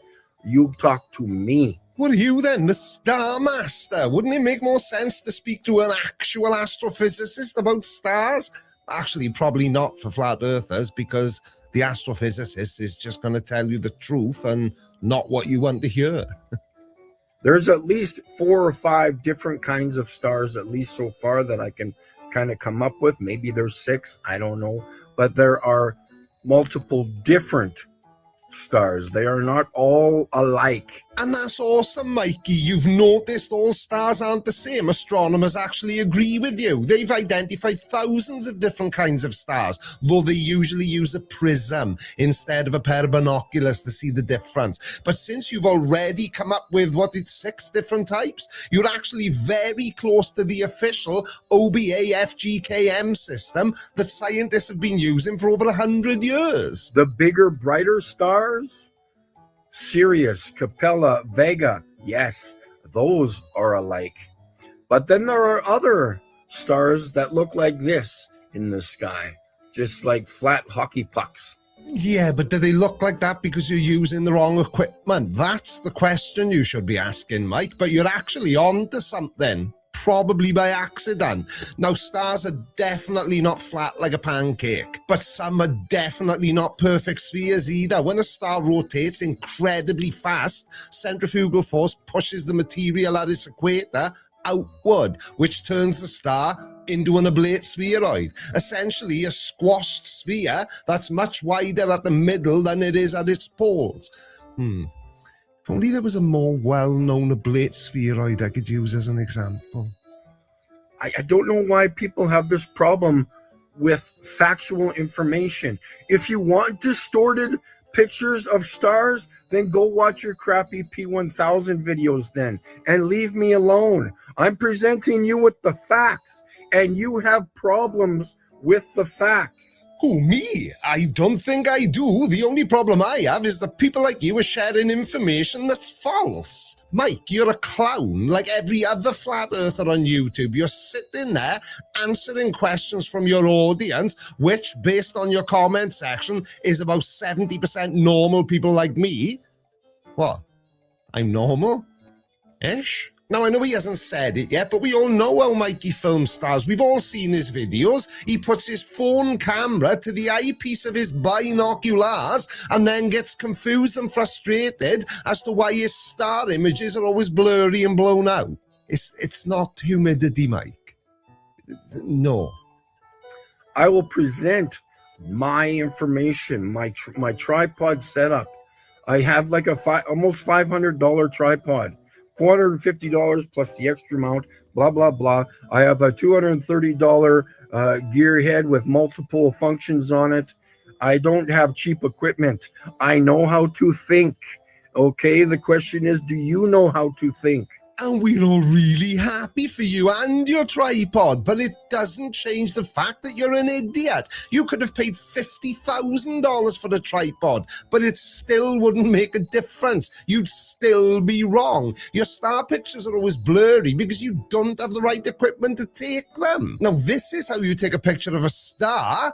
Strange that this one isn't distorted and blown out, isn't it? It's almost as if whoever took this picture used something a little better than a phone camera and binoculars for zoom. Get a grip, you buffoon. Buffoon. And I'm not making fun of you or me questions. Don't go do a third party, because they're going to exaggerate like everything else they talk about, okay? Right, so only ask you questions. Then what?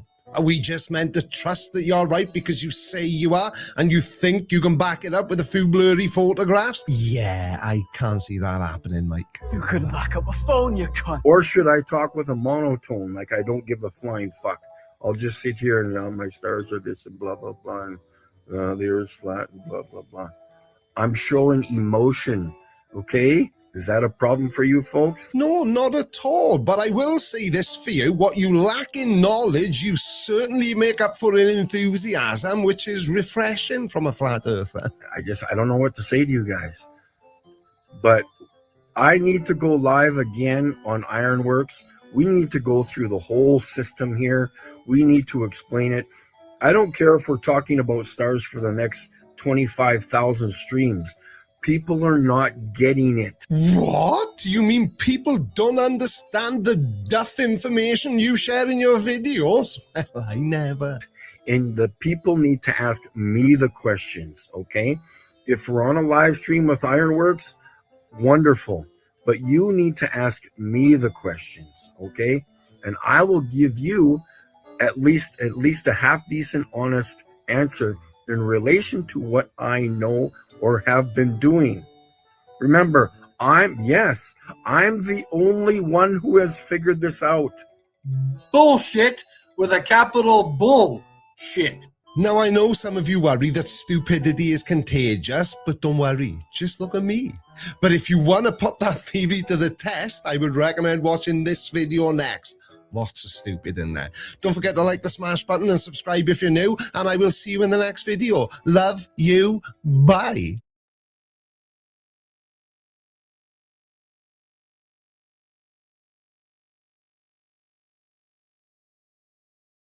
Thing to oh, what's happened there? Back. Hey, there you are. Oh, bloody hell. Callum wouldn't be a memento. It all went horribly wrong.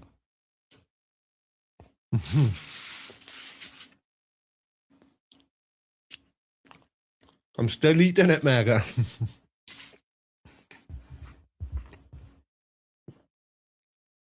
Yeah, I'm missing Callum. Shit is over. I just got you. See ya. Bye, sour pounder. What's in that sandwich? Chicken and mayo. I took Mrs. Blinder out to dinner last night and I had some leftover chicken, so chicken mayo. Yeah, no, we've been live since 8 a.m. this morning, so we are just approaching hour 6. So we were just taking a brief comfort break. That's what my American friends would call that, is it? A comfort break? Which roughly translates to I was busting for a pee and I needed to make a sandwich. So yeah, so Callum won't be long. But I got to have another bite. You'll have to bear with me.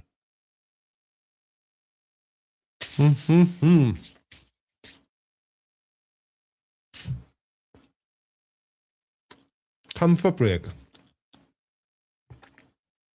Is that a British thing then? Maybe it's a leftover memory from from when I used to work in the corporate world. Get it down, you mush. Abso-friggin-lutely Benjamins. Might be an East Coast thing. I don't know. Comfort break. You know, if you're traveling, and you're in a car full of people and you don't want to say, I tell you what, I'm busting for a poo. You would say, would you mind stopping so we could take a comfort break? Audio's breaking up big time. What, when I'm speaking? Really? Oh, yeah, it is. Oh, hang on a second.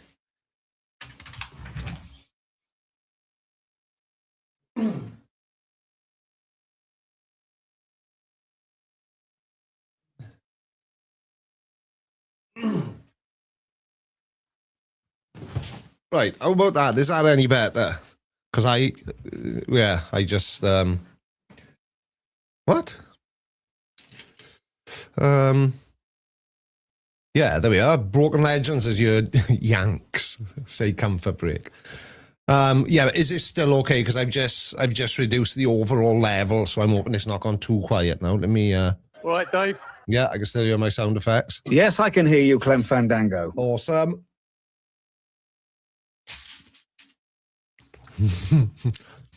That's what it is. It's office speak. Come for break. Smokers are starting to grind their teeth, and everyone's been holding farts in. Yeah, that sounds about right.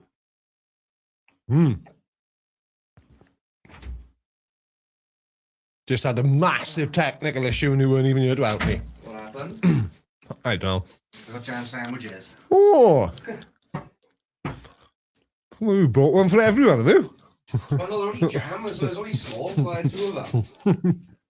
Can I have a jam sandwich, Miss Yeah. Patterson? Excuse me? It was massive, though. What was? Yeah, what was the technical issue? Was the Somebody- mics were down? No, I put the mics back up, but somebody said it was all breaking up and sounding sketchy. So I made a, a slight adjustment to the overall output. So it wasn't me at all then. Thanks for that. Hello, Creaky. Looks like my Chromecast has audio issues. Phone is okay. Sorry about that. Well, I don't know then if you want to, the second headphone button that I said never to touch. Turn it to the right, a quarter of a turn. So it's back to where it was. Well, that should be all right. I can hear it getting a bit louder in my ears now. Don't have it up. Ben wants a jam sandwich. Offer them around, please. Callum, it's the polite thing to do. Mr. 68 Devil says, work or Creaky? I guess I'm going to be slow at work today. Oh, dear me. That's hilarious. Do all you mates just come round and ask you for a jam sandwich just for the shits and giggles? Because I know I would. Right. So anyway, so what's everyone thinking so far? I'm thinking this is a lovely jam sandwich. I'm thinking that bite was a bit mayonnaise heavy and could have been disastrous if it had squirted in the outward, not inward direction. I'm thinking, what a lovely stream. Oh, thank you, Megan. I'm thinking, I can't believe there's people watching this. There's 150 people, 115 people watching us eat sandwiches. I feel like Trisha Paytas. We're doing a mukbang. Oh, there we are. Now you're going to share. Strawberry. It is strawberry. It's actually posh. It's strawberry conserve, which is, I think, they're not allowed to call it jam because it's probably not not enough fruit jam. in it to make it Yeah. actual jam. So they make it try to sound all fancy. It's a strawberry conserve. Have you seen the thing now with Subway in the UK? They're not allowed to say the sandwiches anymore. Ireland. Yeah? I think it was Ireland. No. So they're not allowed to say the sandwiches. They're not allowed to say it's bread. Do you know one thing that really confused me when I was in America, and still does if I'm being honest, why Americans don't butter their bread when they make a sandwich? What is wrong with you? It's weird. I found out they consider, like, there's butter in that, obviously. I got so much and butter jam. on my sandwich, there's a real danger I could slip off my chair. Yeah. Jam is like a necessity. But people go, no, but then you have mayonnaise. It's like, no, the mayonnaise goes on top of the butter. I got butter, then And I then cut mayonnaise. up some chicken, and then I squirted mayonnaise all over the top of it. Yeah, butter is the bare minimum. Yeah. Bob Nodell's gyroscope is thinking WTAF, 6 hours. Yeah. Yeah, we've got at least another 3 hours left. Oh no, shisha. No. Do you mean butter in I think she's saying not having butter is diabolical. Or oh yeah. I hope. Is bread really dry here? No. Not at all. No. It's just nicer with butter. But it is actual bread in the UK, not like it is in America, where there's so much sugar in it. It's not really bread at all. You should see the bread aisle in Target.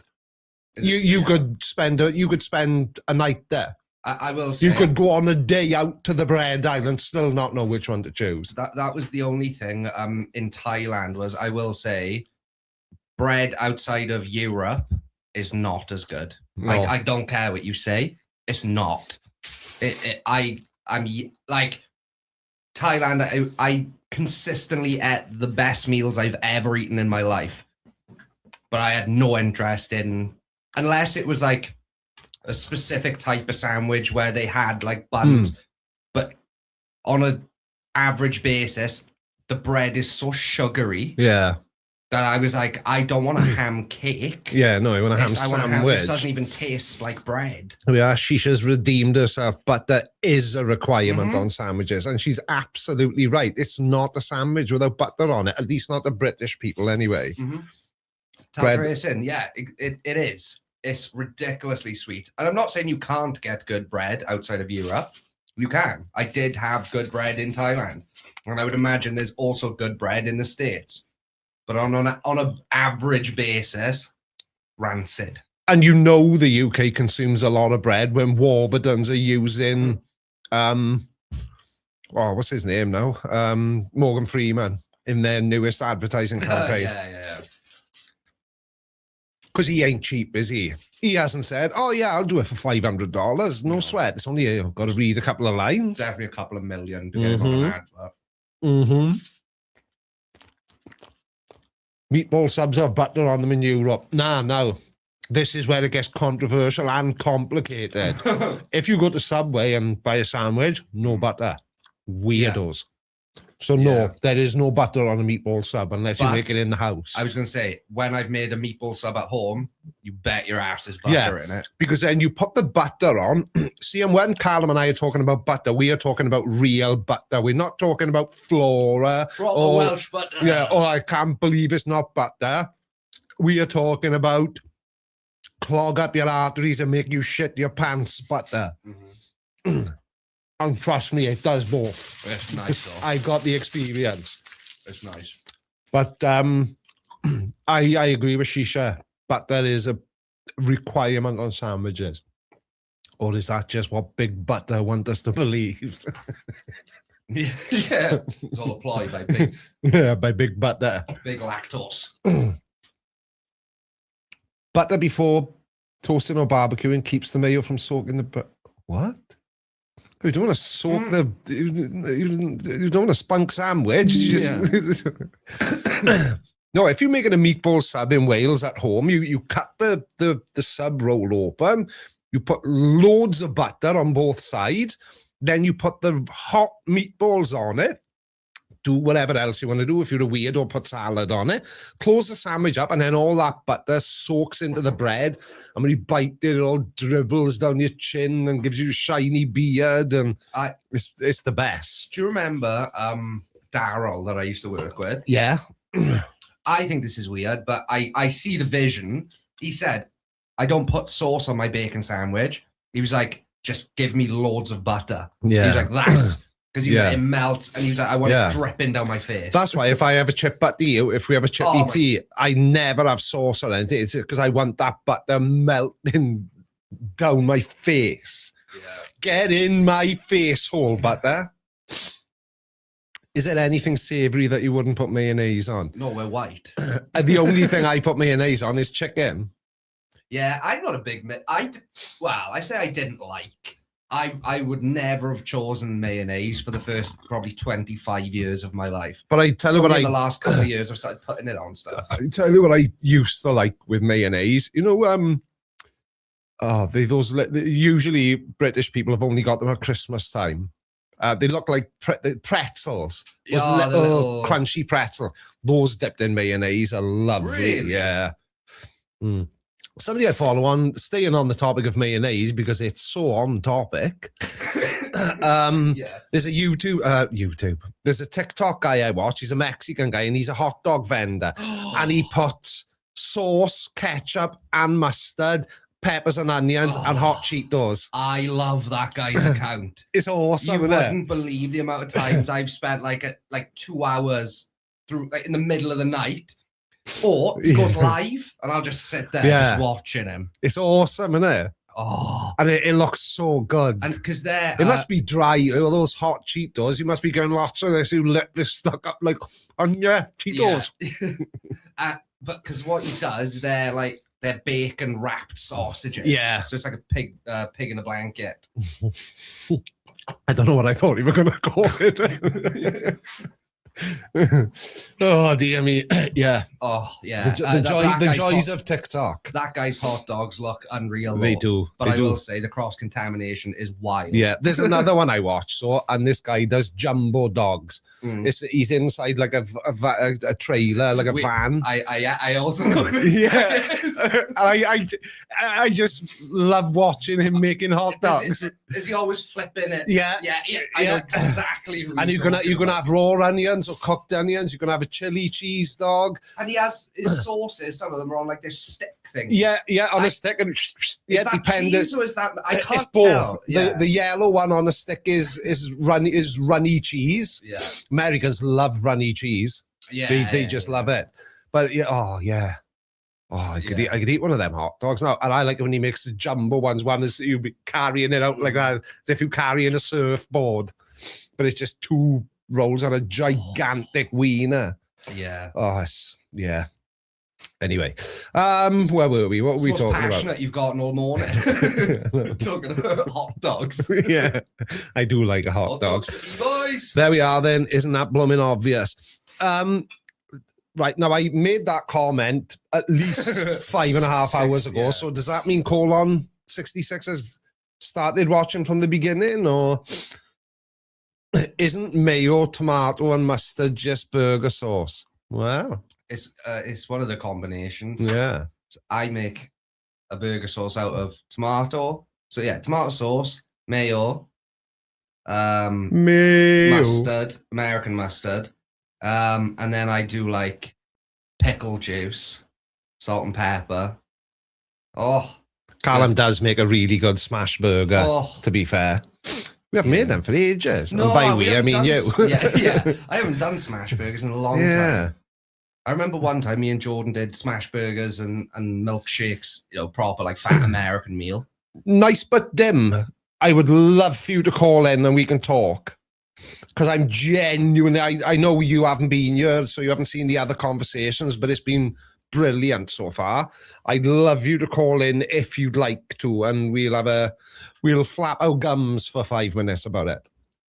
Code is still the same for everyone. Yeah, code is still the same. It's the pinned comment as well is that what it's called in the side chat? Oh, yeah. Yeah, it's still there, still pinned. Whoa, why is the side chat going so fast? I think it glitched out just now. Oh, it did it? The same on mine, because it was like nothing, and then 10 popped up at once. So I think it was just being a bit slow. Yeah. But yeah, if Nice But Dim wants to come on and talk about that, I would love to, because that's exactly the kind of thing I was hoping would happen. Because I want to know how you forgotten the word, reconcile you believing God is real and watching my videos where I'm constantly saying he isn't and doesn't need to be. Have you tried that pickled jalapeno relish they sell in Tesco's? It's bloody amazing. I haven't actually. Everyone's J Oasis. I'm hungry now. We're just talking about food. I know. I tell Ben must be loaded then, shopping in Tesco's. Oh, it's posh. I tell you what, Ben. What's wrong with Aldi and Lidl's like the rest of us Welsh peasants? Yeah, we always used to shop in Tesco's, and we've halved our shopping bill by moving it to Lidl's. It's insane, it is. Absolutely insane. But now I really want to try that. Maybe a trip to Tesco's is on the cards. Pickle and jalapeno relish. Well, is it on the World Foods aisle? But are we talking like Llansamlet Tesco's or a different Tesco's? Or Forest Fach guys Tesco's? Yeah, I need a bit more information, Ben. I don't go there too, don't worry. I go there too. I go there. So you're stealing somebody's Tesco? I bet it's your mother, isn't it? I bet your mother still spends the extra pennies to have nice stuff from Tesco's, and then you go and steal it, don't you? I just think she goes through all that effort to make you and your friends nice jam sandwiches. Mrs. Patterson. Yeah. Is there any good? Aldi will copy it soon. Yeah, I said that just now in the house. Very true, Aldi is trying to be Lidl because we binned off Tesco's and transferred our grocery buying activities to to Aldi's, and we've just recently switched to Lidl's. It's riveting stuff. Pay attention, you won't hear this again. And yeah, I've now realized that Aldi's is just trying to be Lidl. And somebody just questioned why I said Lidl's. Well, I'm Welsh, and there's more, Lidl's, yeah, Asda's, yeah, Aldi's. Yeah, there's an S on the end of every Welsh word. How big is Lidl? Not as big as you think. Yeah. It's quite little. I'm Welsh as well in Pembroke. I'm not exactly God's favourite, but when I died, I was in a coma and I saw the other side. I was a junkie and didn't believe anything up until... Oh, no, that's a conversation I would love to have. I haven't been watching many lately, but I've been down a bit of a rabbit hole in recent months of... I can't remember the name of the channel, but near-death experience. Yeah. Because that's what, yeah, and it's people's memory of, for example, they were in a coma or had a car accident. Yeah. Or some of them talk about dying during surgery and raising above their body and watching the room. And that is something I am fascinated by. Very interesting. Fascinated, because whereas I don't necessarily think it's supernatural, it is super interesting. For all intents and purposes, it is real because there's a lot of consistency in these stories. Right. But what is it? Yeah, yeah. While we think about that, Padge, you can't say things like that to me, even in side chat, and then not tell me the rest of the story because of an incident in Lidl's. How'd you get banned from a Lidl? we were getting frisky with a frozen chicken. Yeah. Did you start a fight over the last pint of milk? I'm pretty sure you could take a dump in the middle of Lidl and still not get banned. What incident could? Well, you didn't say you're banned. You're boycotting Lidl. I'm desperate to know why. You can WhatsApp me if you want. You got my number. Oh, of course, yeah. People. So it's strange when you talk about Aldi and Lidl because both are so core German. Yeah, obviously they're both German companies. Yeah. The German. This is the thing, right? There's two things the Germans are really good at. 3 if you include invading Poland, but we're not including that. Cow. So off bet. The kimchi's really good too. No, so if you want a car, German. If you want a supermarket, German. I don't know what it is. The Germans are just class. Oh, dear me. Anyway, do you know Robbo Rouser, fair play to him, still sends me about 6 jokes every day. Every single day. And I don't think I've ever once replied to it. No, I think I have once. And he clearly hasn't noticed that I've cut the dad jokes like a month ago. Of course, sausages. That's sausage. The Germans know their way around the big sausage. Yeah, of course. And beer. Why do German sausages, why are they so expensive though? Well, because every they're time not in Germany, are they? Christmas rolls around, but I don't live in Germany, so I don't care. And I go to Cardiff Market, and this is my year. I'm having a Wiener Schnitzel hot dog thingy. And then I stand there and I look and I think, 9 quid? You taking a mick? Yeah. I'll go to Lidl's. That's German enough for me. Yeah. I got my whole pack of them for 3 quid there. Do you know, what I'm learning from this, people are going, which is a good point, lager, sausages. Germany needs some good PR because they're class at a lot of things.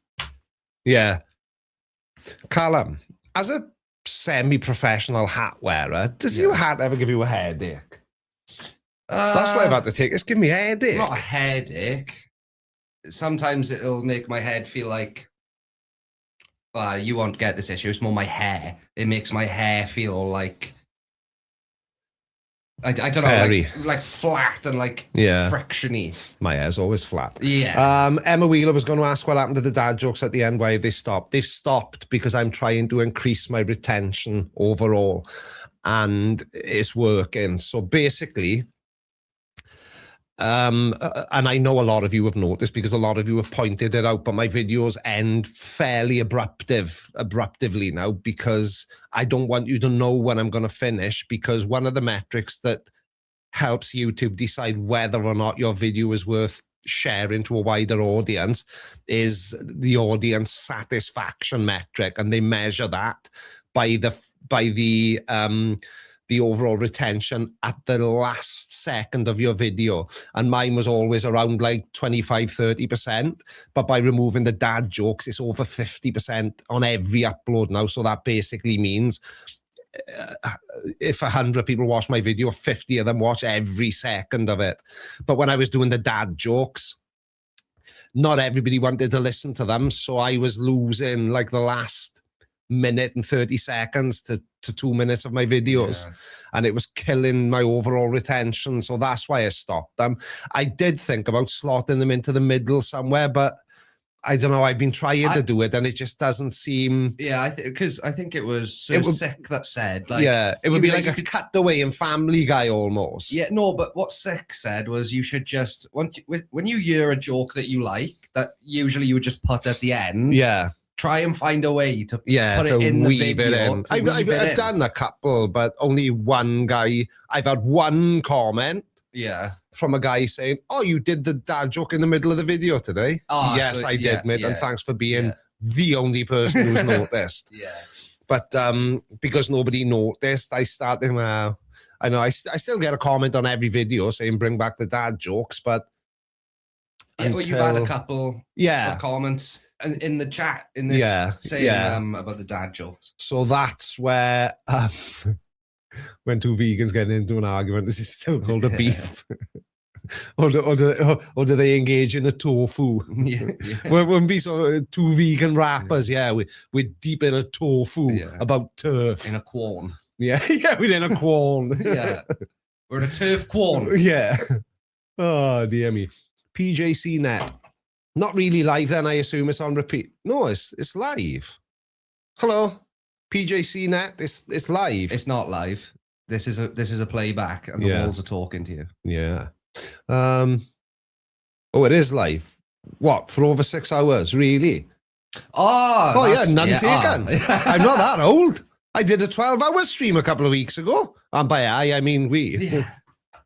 But Callum's young, I'm old, so I'm stealing the credit. Yeah, we've been live for 6 hours, 13 minutes and 15 seconds. 16 now. No, 17, now 18, 19, but you get the idea. Tofu. Yeah. I like it. Are Birkenstocks German? I don't know. I bought a pair of them once, but they were knockoff ones, and they started smelling like ass really quickly. Sweaty feet and cork is not a good combination. Not a good combination. You know, when they get like sticky and... Yeah. Have you seen how much real Birkenstocks are? I would imagine. They're like 170 quid. That's insane. For a pair of sliders with a cork sole. That's like $3.99 in Primark. Yeah. Primani, my favourite fashion house. PJC Net is Surrender Monkey's favourite silly Billy. PJC Net, I feel like, is one of those people who's been around my channel as long as I have. Been here for a very long time, yeah. It's a name I've never interacted with, but I'm very familiar with. Yeah. Simply Secular Dave's another one. A very familiar name. And it's weird. I get fake Crocs for about 6. Oh, I will say. You got real Crocs as well, haven't you? These are my indoor Crocs. Yeah. Right? The only reason they're in the studio today, my indoor Crocs, is because it's not raining. So I'm allowed to walk outside in my inside Crocs when it's not raining. But if it was raining, these would be my black Crocs. Fresh as a daisy. And a lovely shade of grey. Yeah, I'm a Crocs guy. I wear Crocs more than anything else. I tell you who else loves Crocs? Constantine. You know that, isn't it? Yeah. He's always got them on, though. Like, I've seen him on a red carpet event, and he had red Crocs on. He looked it's weird. In the last few... Well, probably the last 5-6 years, Crocs have become, like, fashionable. Why is this making me so happy? Yeah. You're right, Taltacit. They're not in sports mode. No, mine rarely go into sports mode. Now, in the summer, I'll go on a full-on day out to Cardiff and wear my Crocs. I do put them in sports mode then, because, you know, if you need to run away, or you know, if I was to encounter a flat earther in the wild and needed to make a quick escape, my Crocs would need to be in sports mode. So thank you for noticing. Yeah. They're in comfort. They're in cruise control comfort mode at the moment. Oh, you got traction control off. Yeah. Yes, I'm a Crocs guy. Thanks for outing me on stream. Have you seen the Lego Crocs? They come with a minifig and its own tiny Crocs. I haven't. Somebody, me Julie, which means nothing to anybody. You know who me Julie is from up the road. She's really into her Crocs add-ons, you know, bit of Croc tuning, spoiler, you know, lower it, put wide wheels, that sort of thing. Spinners. Yeah. But no, I was going to say I'm an adult, so I probably shouldn't have those, but the same argument could be made for the wearing of Crocs in the first place. What do you mean? Like she puts buttons and stuff on them? Yeah. Loads of people do it. And Spurs. She's got the Spurs. Really? Yeah. On Crocs? Yeah, you can buy cowboy boot Crocs. Haven't you seen that? No. Anyway, welcome to episode 1 of the CGI Calling Show, where today's topic of note is Crocs. How do you wear yours? Tree Fairer, how are you? I love the dad jokes. I just don't comment on YouTube videos in general. Yeah, that's another thing that I find really interesting. See, the names that pop up in live streams that have clearly been around for a long time by the things they say, and I got no idea who they are. Yeah, well, I've said this before, is you're not a particularly active commenter on YouTube. I probably have left less than 5 comments this year so far. I'm not an active commenter, but like I've used this example before. Jackmate. I've been watching him for 10 plus years. Yeah. I can probably count on one hand the amount of times I've ever interacted with his channel other than watching. Yeah. But I'm such a fan that I went to his live show. Yeah. But I'm not a commenter. Do you know what I think it is? I'm not a massive commenter either, but I think I'm worse at it now because I think it's like I struggle to stay on top of the comments on my channel and what my videos average between, I don't know, 20 and 50K. So if I watch a video that's got like 15 million subscribers, 50 million views, and then you look and the channel's got like, I don't know, 800,000 subscribers, I'm like, yeah, you're not going to see my comment. You uploaded this video last week. You've moved on now, and this video's a distant memory. So I think that's why I don't do it. But, well, the phone lines are still open. So if anybody would like to join in this conversation that I'm attempting to have with myself, that would be fab. Because I'm really enjoying this, and I'm hoping that we are kind of shaping this into what it is going to be, can be. Oh, no.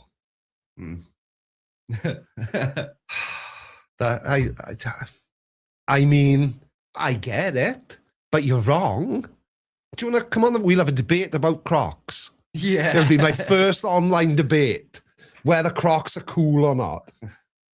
I think they're as cool as you. Oh.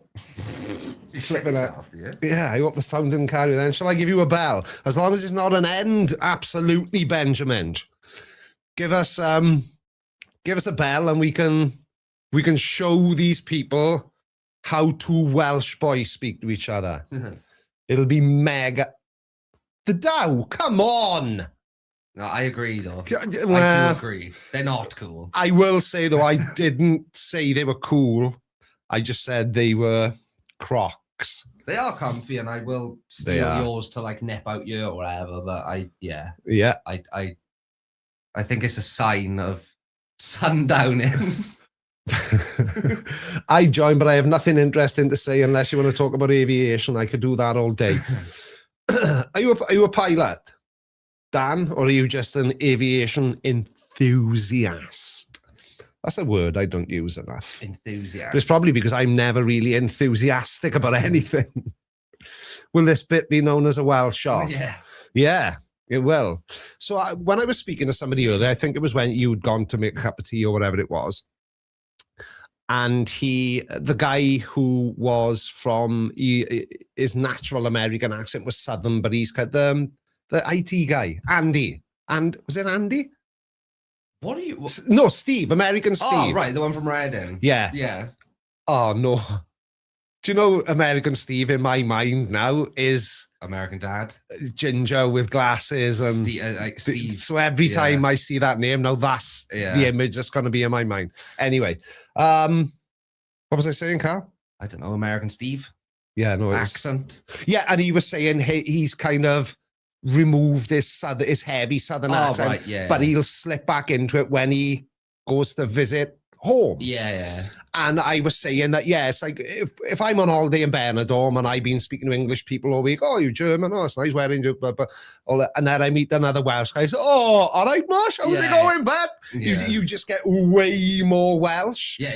And that's what he said. He said it's the same. He said, when I go home to Georgia, I think he said he was from, didn't he? I think it was. Yeah. He said his southern accent comes back really quickly. Yeah. It's definitely because I think for people with accents that can sometimes be harder to understand, I think you get excited a little bit. You're like, oh, I don't have to filter myself at all. Yeah. Excuse me, there's bones in this vape. I'm joking. Somebody pat my back. Crocs are very new. He's dying, Ben. Oof. Crocs are very neutral to me. Ugly but handy to have. You my people. Why is there feedback? Ben's on. Is he? I just said, yeah. Can you hear us, Ben? I can hear you. Yeah. Oh. Have you got the stream muted? Of course he haven't. He's from Neath. Oh. And usually means no. And now that I just heard myself say that back to me. Oh, and now it's getting worse. Oh, no. These things work, man. Of course they work. Just, Well, I don't know how they work, do I? just hang out your kitchen window on one leg and stick your phone out, get better signal. I got Wi-Fi, man. and Well, 1, 3, Wi-Fi? It's all gone to cock, yeah. I can hear me more than I can hear you. How's it going on, then? I don't know. It says the echo thing, and I can't switch it on. I'm trying to switch it on. Yeah, you've got to switch it on before you dial in, Ben. Go and do it, go on. No, Bob. Brain dead like me. Aye, come on, now sort it out. Hang on, I'll have to hang up now. Won't I? I'll speak to you now in a minute. In a minute now. Right, tidy. Are you boys from Swansea? Whatever give you that impression, nice, but them. I bet you it was the use of the word mush. Yeah, was it? You said you were from Pembroke way, was it? Yeah, I think it was a few weeks ago. Yeah, Pembroke's lovely. It is nice. It was absolutely hammering it down the whole time. Yeah, it's not so great then. No, because we went down to Milkwood. Dylan Thomas, very famous poem under Milkwood. Yeah. And he used to write, there's a little boathouse and it's still there and you can walk up the steps to visit it. I got up about the first 17, got out of breath and turned around and went back down. Hang on, somebody laughed at me then. Did you hear the giggle? Oh, that was freaky then. But somebody needs to put a bell around your neck, pal. I know. I was going to hang in then, Mush. Aye, all right. They got that thing to work now, look. Yeah, it's weird, it is. I don't know if this is going to be the system we'll keep using because it's, I know there's only a couple of steps, but they're easily missed as well because I only noticed when I showed it on screen earlier that there's an echo cancellation button and the another button. I forgot what it does, but yeah, it's I don't know, but you hear now, aren't you? Yeah. What you got to remember with me, whenever you're dealing with me, right, is the height of technology for me. It reached its peak at CB radio. Oh, were you a CB guy, were you? I still am. I wanted a BC, but my parents couldn't afford it. But one of my mates, when I was a kid, I grew up in Forest Fach. I don't know how well you know the area, but near the Joiners Arms. Little cul-de-sac. Yeah, down there. And one of my mates had a CB radio, and it was just the coolest thing in the world. It was. Just used to go around his house and speak it. And, thinking back on it, I must have been, I don't know, about 10, 11 years old. I could have been speaking to Fred West. Yeah. But there was not from where you were with the CB, but yeah, I get the point. Yeah, do you know what? You don't know who you were speaking to. I didn't even know. We were still, so it's like an enthusiast hobby now then, is it? Because it's not like it was in the 80s, is it? Oh no, I mean I had CB in the 90s in Neath, and Neath was pretty busy then. Yeah. And it kind of died off with mobile phones, except for the diehards. Yeah. And then it kind of picked back up again in COVID. People sort of had a bit of interest in it with COVID. Yeah. And it is there's people on now more over Swansea way. Like if I want to talk to like the regular boys that are on, most of them are in Swansea, and I got to drive somewhere in my van and use the CB in my van. Oh, is there? Yeah, but it's funny actually, because CB is kind of sort of how I know Leighton. Oh, is it? Yeah, because Leighton's buddy Kev, who's from Birch Grove, I got to know him through the CB. Yeah, and then I got Kev hooked on motorbike trials, and then Kev obviously had known Leighton for years and years and years, and now Leighton's riding trials again and his boy. So I saw Leighton the weekend with Harley, like. Yeah. And so it's kind of funny, that sort of in a disjointed way how I know Leighton is because of CB radio. Yeah, but I know it was massive when I know you were younger than, well, looking at your profile picture, you're younger than me, but like when I was a kid, you know, in the late 70s or early 80s, CB really came about, didn't there? You were only cool if you had like a CB handle, and that you know you had your own little rig in your bedroom, but you know people were using it. It's sort of like we use the internet now in a sense, as far as communicating goes. Yeah. It's kind of like it was kind of like Facebook before Facebook, WhatsApp before WhatsApp, texting before texting. There was just a bit more. There was a bit more work involved in it, and you know, you had to have a good aerial, and you had to be in the right, you know, you had to be in the right place and all. Yeah, that. It's kind of that's how it all. Because I know the boy I used to go on the CB with. He was older than me. He lived next door to my mother and father. He did, and he had this aerial in the back garden. Right, it looked like it belonged on Kilvale. It was massive. I don't know who he was trying to reach, but I was only a small kid. I was like 8, 9 years old, 10, whatever it was. But this aerial was enormous. But he was speaking to people from all over the shop. It wasn't just like you know, people around Swansea. So is it just now? It's just. The technology's moved on, it hasn't got the range, or it's always had the same range, it just seemed better then? No, well, it was, so there's a whole thing about it, really. I mean, America was massive, CB was massive in America. Yeah. And they had it all on AM out there. And people sort of started using it sort of when they shouldn't really have been using it on AM over here. And then eventually our government said, all right, you can have a CB, but then just to be a pain in the arse, they made it so that everyone in the UK was on FM. Right. And you only had 4 watts, which is, you know, really sort of low powered. Yeah. But the rules did change. It was just before COVID, where you could have a bit more power and you could have AM, and I think you can use sideband and stuff now as well. So it's different. Yeah. So you got a bit more, you know, you with 4 watts. If you're up on top of a hill and you've got a really efficient aerial, you can get a lot further than you think you could get, to be honest. Is it? Yeah. Is it like it's not necessarily line of sight, but you know, you've got to be, you've got to be higher. The aerial's got to be high enough to be able to kind of talk to another aerial 3 miles away. That's kind of the gist of it, isn't it? Yeah, kind of, sort of. But then you've got, this plays into like where the flat earthers have got it wrong, because it can be line of sight, but then you can also bounce off the ionosphere. When the ionosphere is energized by the sun, you see your sort of signal takes off, and like, you know, I'm looking across at the mountain now, so the mountain opposite me would block my signal from going over to Seven Sisters or Banwyn or the Swansea Valley or whatever. I was up there on Saturday. Oh, where, Seven Sisters? Yeah, I went through Banwyn and Seven Sisters. We went for a run up the Senny Bridge and came back through the mountains. Nice. It was lovely. It was bit cold though. There was snow everywhere up there. Yeah, well, I bet it was. Yeah. Nice, huh? Yeah, but it's but I mean, what'll happen then is that my signal now that isn't blocked by the mountain opposite me, where it's going off over the skyline, that's where it takes off then up towards space, and it's there honestly, and it bounce backs down and that. But it's all conditions dependent. Yeah. So it would be more accurate. I was thinking of it in terms of like the way a mobile phone works. It's not one aerial sending you a signal to another. You were sending your signal out and hoping that a particular aerial will catch that signal. And then you can speak to that person then that you know or whatever.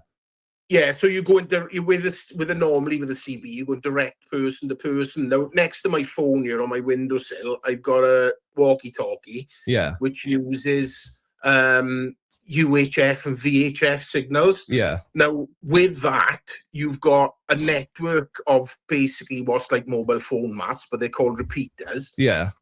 And you can talk into the repeater, which there's one. My mate Kev is one of the repeater keepers. Actually, it's on top of. It's kind of like up above Neath and up above Port Talbot. Yeah. You get it from Carmarthen. Yeah. So that's a UHF VHF repeater. So you can speak into that. Yeah. And then that will throw your signal back out. Right. I got it. Yeah. So it's like a range extender to all intents and purposes, and it gets the signal spread in a wider area, is it? That's it, yeah. And then the latest thing is then, which some of like the old die-hard amateur radio people are really sort of really fussy about things, and like anything to do with the internet is like black magic to some of them. Yeah. But they've got digital radio now where. So if you've got a fusion radio, you can use the repeater that I was just on about. But instead of it just throwing your signal back out as a radio wave, it'll put your signal through the internet and put it back out of a mast in Australia or America or whatever. So there's a few different systems. There's like DMR, Fusion, D-Star. It's a shame really they didn't standardize it all. Some of like the radio makers have their own versions of it type of thing. Yeah, I know what you mean. Because wasn't there a thing, I might be misremembering it, but wasn't there a thing where if you were lucky, you could pick up like police channels and all that kind of thing? Because I remember hearing about people getting in trouble because they'd been listening into like restricted channels and all that kind of thing. Was that CB or was that like a different thing? Well, it was. I mean, it's all comes under radio. Yeah. You used to be able to get it with a scanner. Yeah. But it's all digitized and encrypted now. See. Yeah. So it's all gone way past that. But yeah, years ago you could buy a scanner and you could listen to anything before encryption came around. Well, I think you can probably still hear the digital signals now, like with a scanner and stuff, but when you pick them up it just sounds like something you would think coming out of a flying saucer or something. Is that? It's just this kind of like, I don't know, it's kind of like it's not the same, but remember the old dial-up internet when you used to get that funny noise when you were dialing in? You get like this funny like data stream noise because it's just being sent as tones. Yeah, I know what you mean. Yeah. That's the sort of the noise that our routers used to make when the internet was still steam powered. Yeah, I should imagine something along them lines. And you'd spend 19 hours downloading an album off LimeWire, and then your nan would ring the house and cancel the connection, and you'd have to start again. Yeah, that's it. I tell you what, these young whippersnappers don't know how good they got it, Ben. Oh, they haven't got a clue. I'm telling you. This walkie-talkie radio I got next to me here now, I think it costs about 25 quid. Yeah. And you can speak to the space station with that. Oh, is it? Yeah. So if you went to like the radio club in Llansamlet there, and you could do your foundation license, which is what I've got, my foundation amateur license. And once you got that, you've got to get the space station obviously when it's in the right path. Yeah, of course.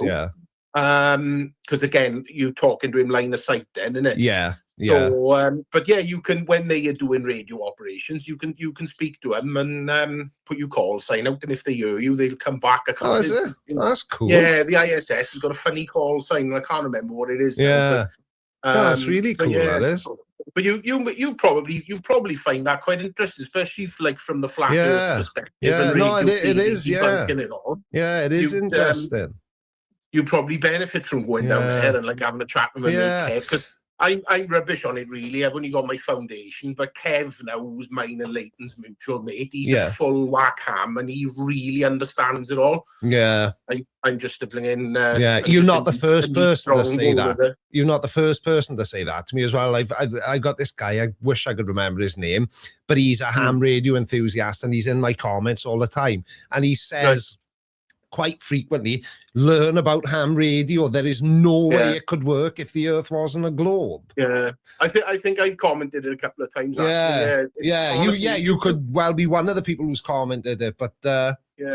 Well, as I say, obviously I know local people that you sort of would know, sort of, you know what I mean, who could point you in the right direction with all. I know what you mean. I'm still gutted I couldn't get my mate who's been to the South Pole to have a chat with him.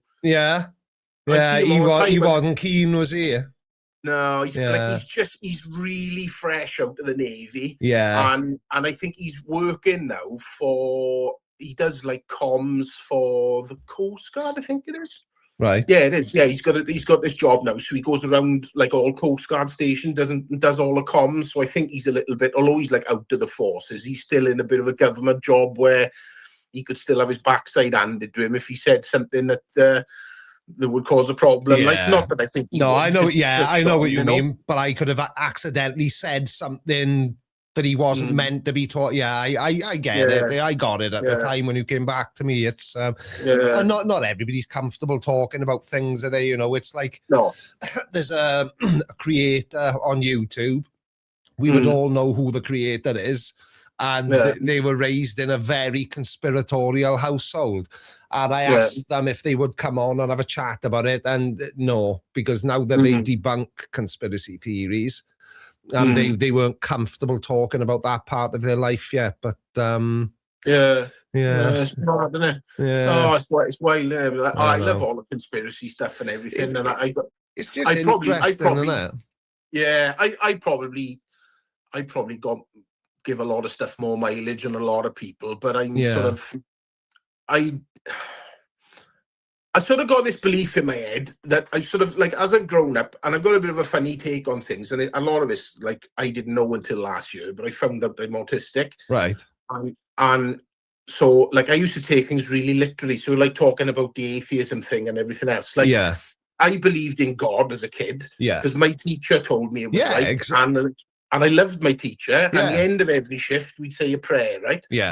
And like I went to church a little bit with my parents. My parents aren't like mega religious, but it was kind of like Welsh village, and that's sort of what you did. You went to church or chapel and stuff, and you know, like trying to bring your kids up right and all that. And it took me a long time to realise that not everything that a person in authority said to me was actually true or right, or that they knew it for 100% and stuff. I know what you mean. And sort of, once I got into my 20s and stuff, I started to question some of these things. I've been caught out over the years and kind of learned the hard way with a lot of things. I know what you mean. And then my kind of atheism started from there. But then, so my eldest boy's mum was on the executive committee of the British Humanist Association. Oh, really?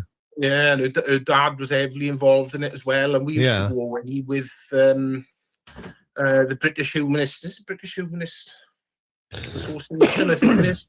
They got a big office up in London, and my ex used to go up there for meetings and all that kind of thing. And we used to go away. We used to do like family weekends and stuff in the summer. We go away with them to York and Nottingham and stuff, and they were really lovely people. Really, really good. But it started to kind of, it all kind of started to open me up to question things then, and now I'm sort of at the stage where, like, as far as I'm concerned, the world is run by psychopaths. Everything's a grift. Everything's pro wrestling, and I got so much doubt in everything now. It's unbelievable. But the thing is, though, it's what you do with that doubt. That's that's where the difference is between like somebody who thinks the way you do and somebody who thinks the earth is flat. It's like night and day. You know, there's nothing wrong with being, you know, because people have said to me, oh, look at you sucking up to the guy. Do you honestly think the government has got our best interest at heart? And they're always, no, of course I don't. I'm not an idiot. No. I just don't feel the need to be overly vocal about it because I just don't. I talk about what I talk about, and I do, you know, it's just, it is what it is. But it's like that leap, isn't it? From, you know, you can be suspicious of anything, but if that leads you to then think the earth is flat, then that's when it becomes a problem. It's a different animal then, isn't it? Yeah. I think, I got great faith in science, and I think I know what you're saying. Scientific...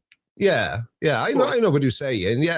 I know what you say. But the thing is, you know, without getting into politics, is if they want people to stop thinking like that, stop giving people reasons to think like that. You know, bit of transparency goes a long way. Yeah, absolutely. And you know, they really need to clamp down on liars and grifters involved in politics and psychopaths. Psychopath testing, I heard it said on a documentary years ago, you know, about testing. If you went into like big business and stuff, the number of psychopaths involved at high level businesses, and you can tell from a brain scan. So they reckon in this documentary, which is it? You know, really, really, really interesting. Yeah. There's like they can pick it up on a brain scan apparently. Yeah. And as far as I was like, as soon as I heard that, I was like, right, get into Parliament, wheel the brain, the brain scanners in there, weed them out. Apparently, not apparently, I'm pretty sure this is true. I don't think it's come into effect yet. Wales is in the process of being the first country that politicians can lose their job if for they lying. get caught lying. They try and they put it through the Senate. They are. I think politicians should be under oath if they're acting in a public. Yeah, like a judge or something in court, you know. It's perjury. I think lying as a politician should be considered perjury. Yeah. Oh, absolutely. It should. I mean, I've seen it all over my social media recently, you know, and I hope it comes into effect. But more than that, if it comes into effect, I hope it's acted on, because that's the main thing. Yeah, exactly. You know? Exactly. And the trouble is, though, you know, this is a double-edged sword, because if it does come in, then everybody's just going to go, oh, so you've been lying to us all along then. So it's kind of, do you know what I mean, Ben? It's like, you're damned if you do and damned if you don't, in that sort of thing. But it always makes me laugh when people say, oh, look at you trust the government 100%. No, I've never voted.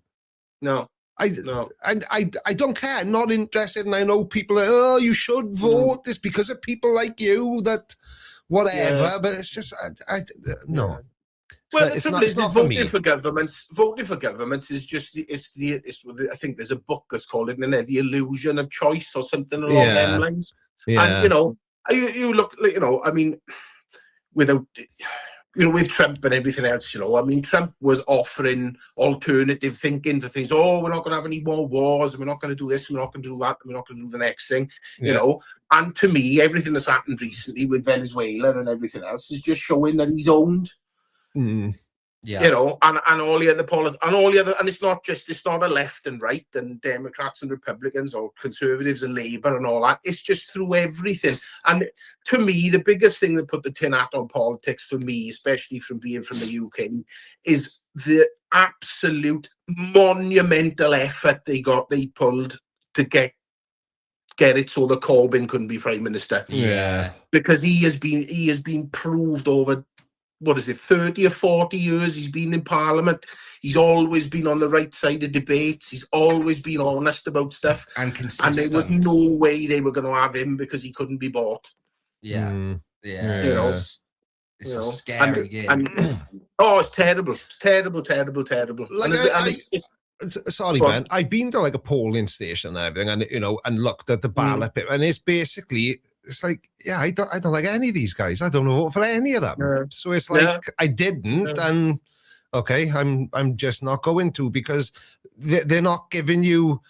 It's almost like the magician's choice, you know, like heads you win, tails I lose. It's that kind of, you know. that sort of the magician's choice, they call it, where you present in what appears to be an option, but it isn't. And what they do, and they're giving us a list of people who are all equally as shit as the last one and asking us to choose the least shit. Yeah, you're absolutely right. And it's like, right. I don't want to get involved in that, you know. I'll take a chance. But I've always voted, since I've been old enough to vote, I've always voted. Yeah. And the last time, I think it was the last election, is the first time that I didn't vote for Labour.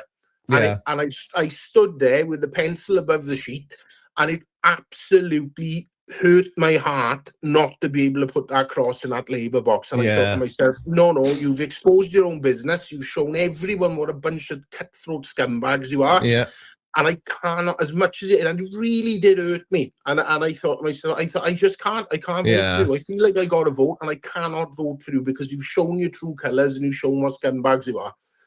And it's an horrible feeling, you know. Yeah, I'm with you on that. I've since I turned 18, I voted Labour up until the last election.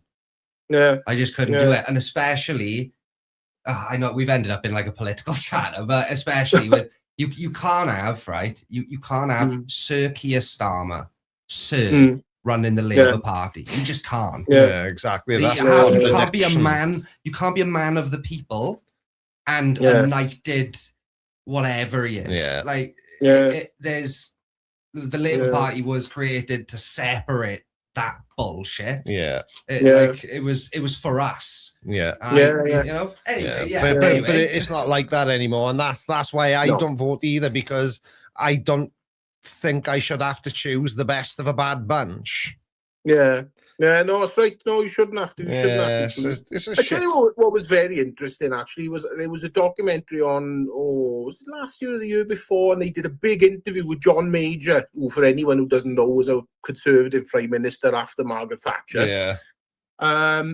And I couldn't believe how much I agreed with what he said. And the biggest thing that he said was they asked him about the Labour Party, and he said the problem with the Labour Party now is you've got far too many career politicians and not enough people that have had a gutsful, normal people that have had a gutsful and stood up and have gone to Parliament to try and do something about things. And he's right. And the trouble is as well, and again, I got very limited knowledge of politics, but I think I'm right in saying a lot of these sort of higher tier politicians are all from privileged backgrounds anyway. Most of them Eton and Oxford educated.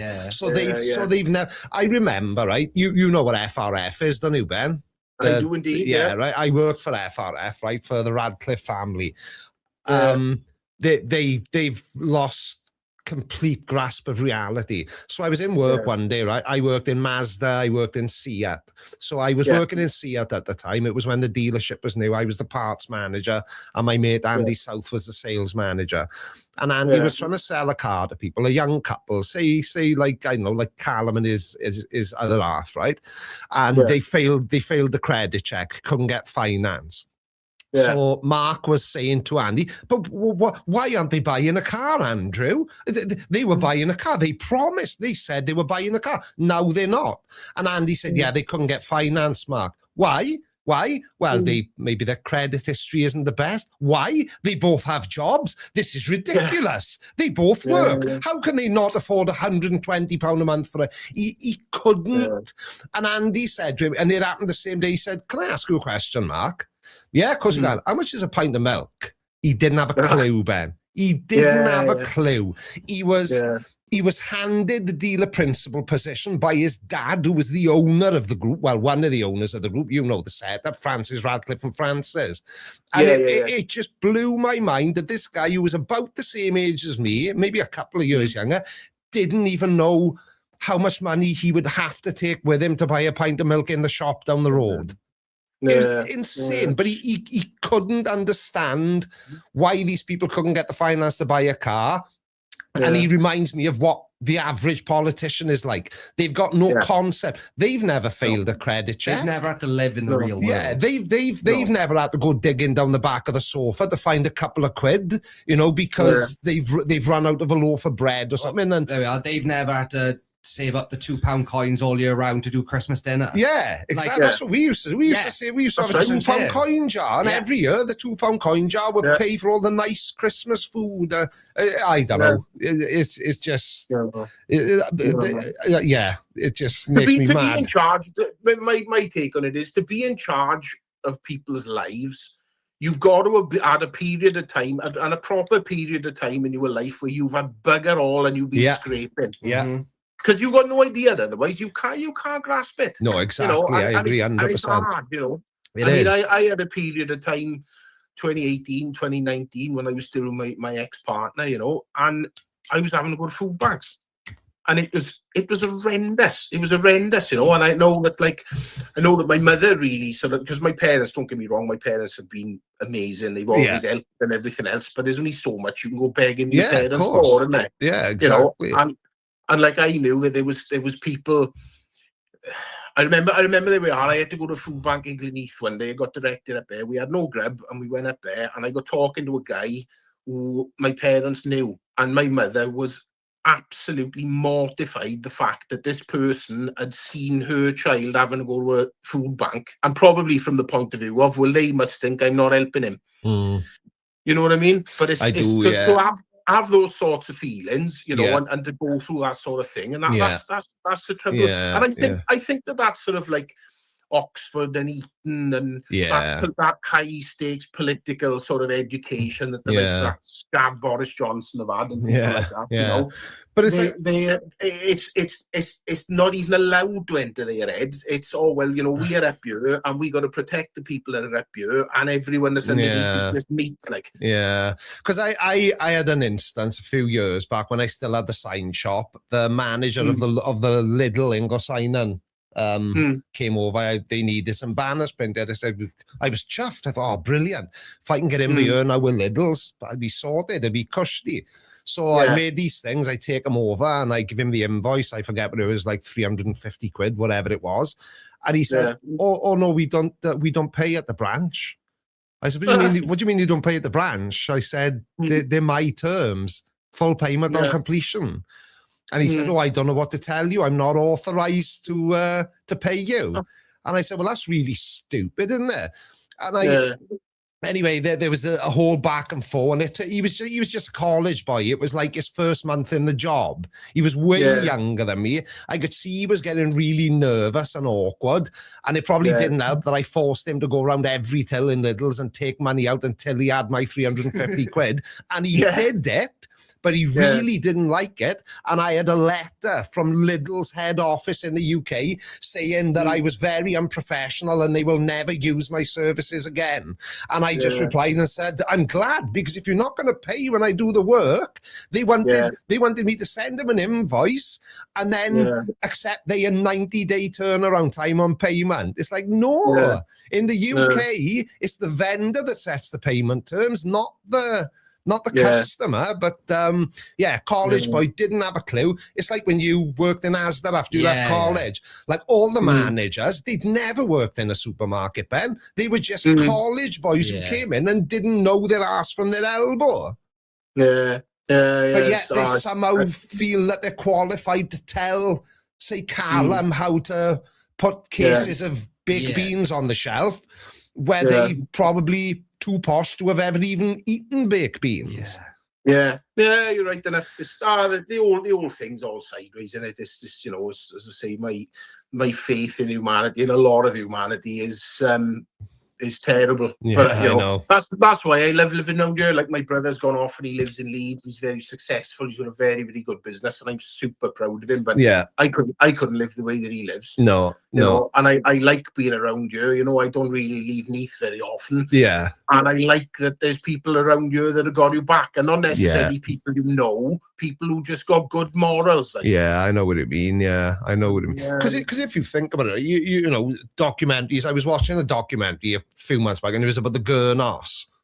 Oh yeah. Everyone who lives there loves it. Yeah. But would you go and live in the Gurnos? I probably wouldn't. I'd probably.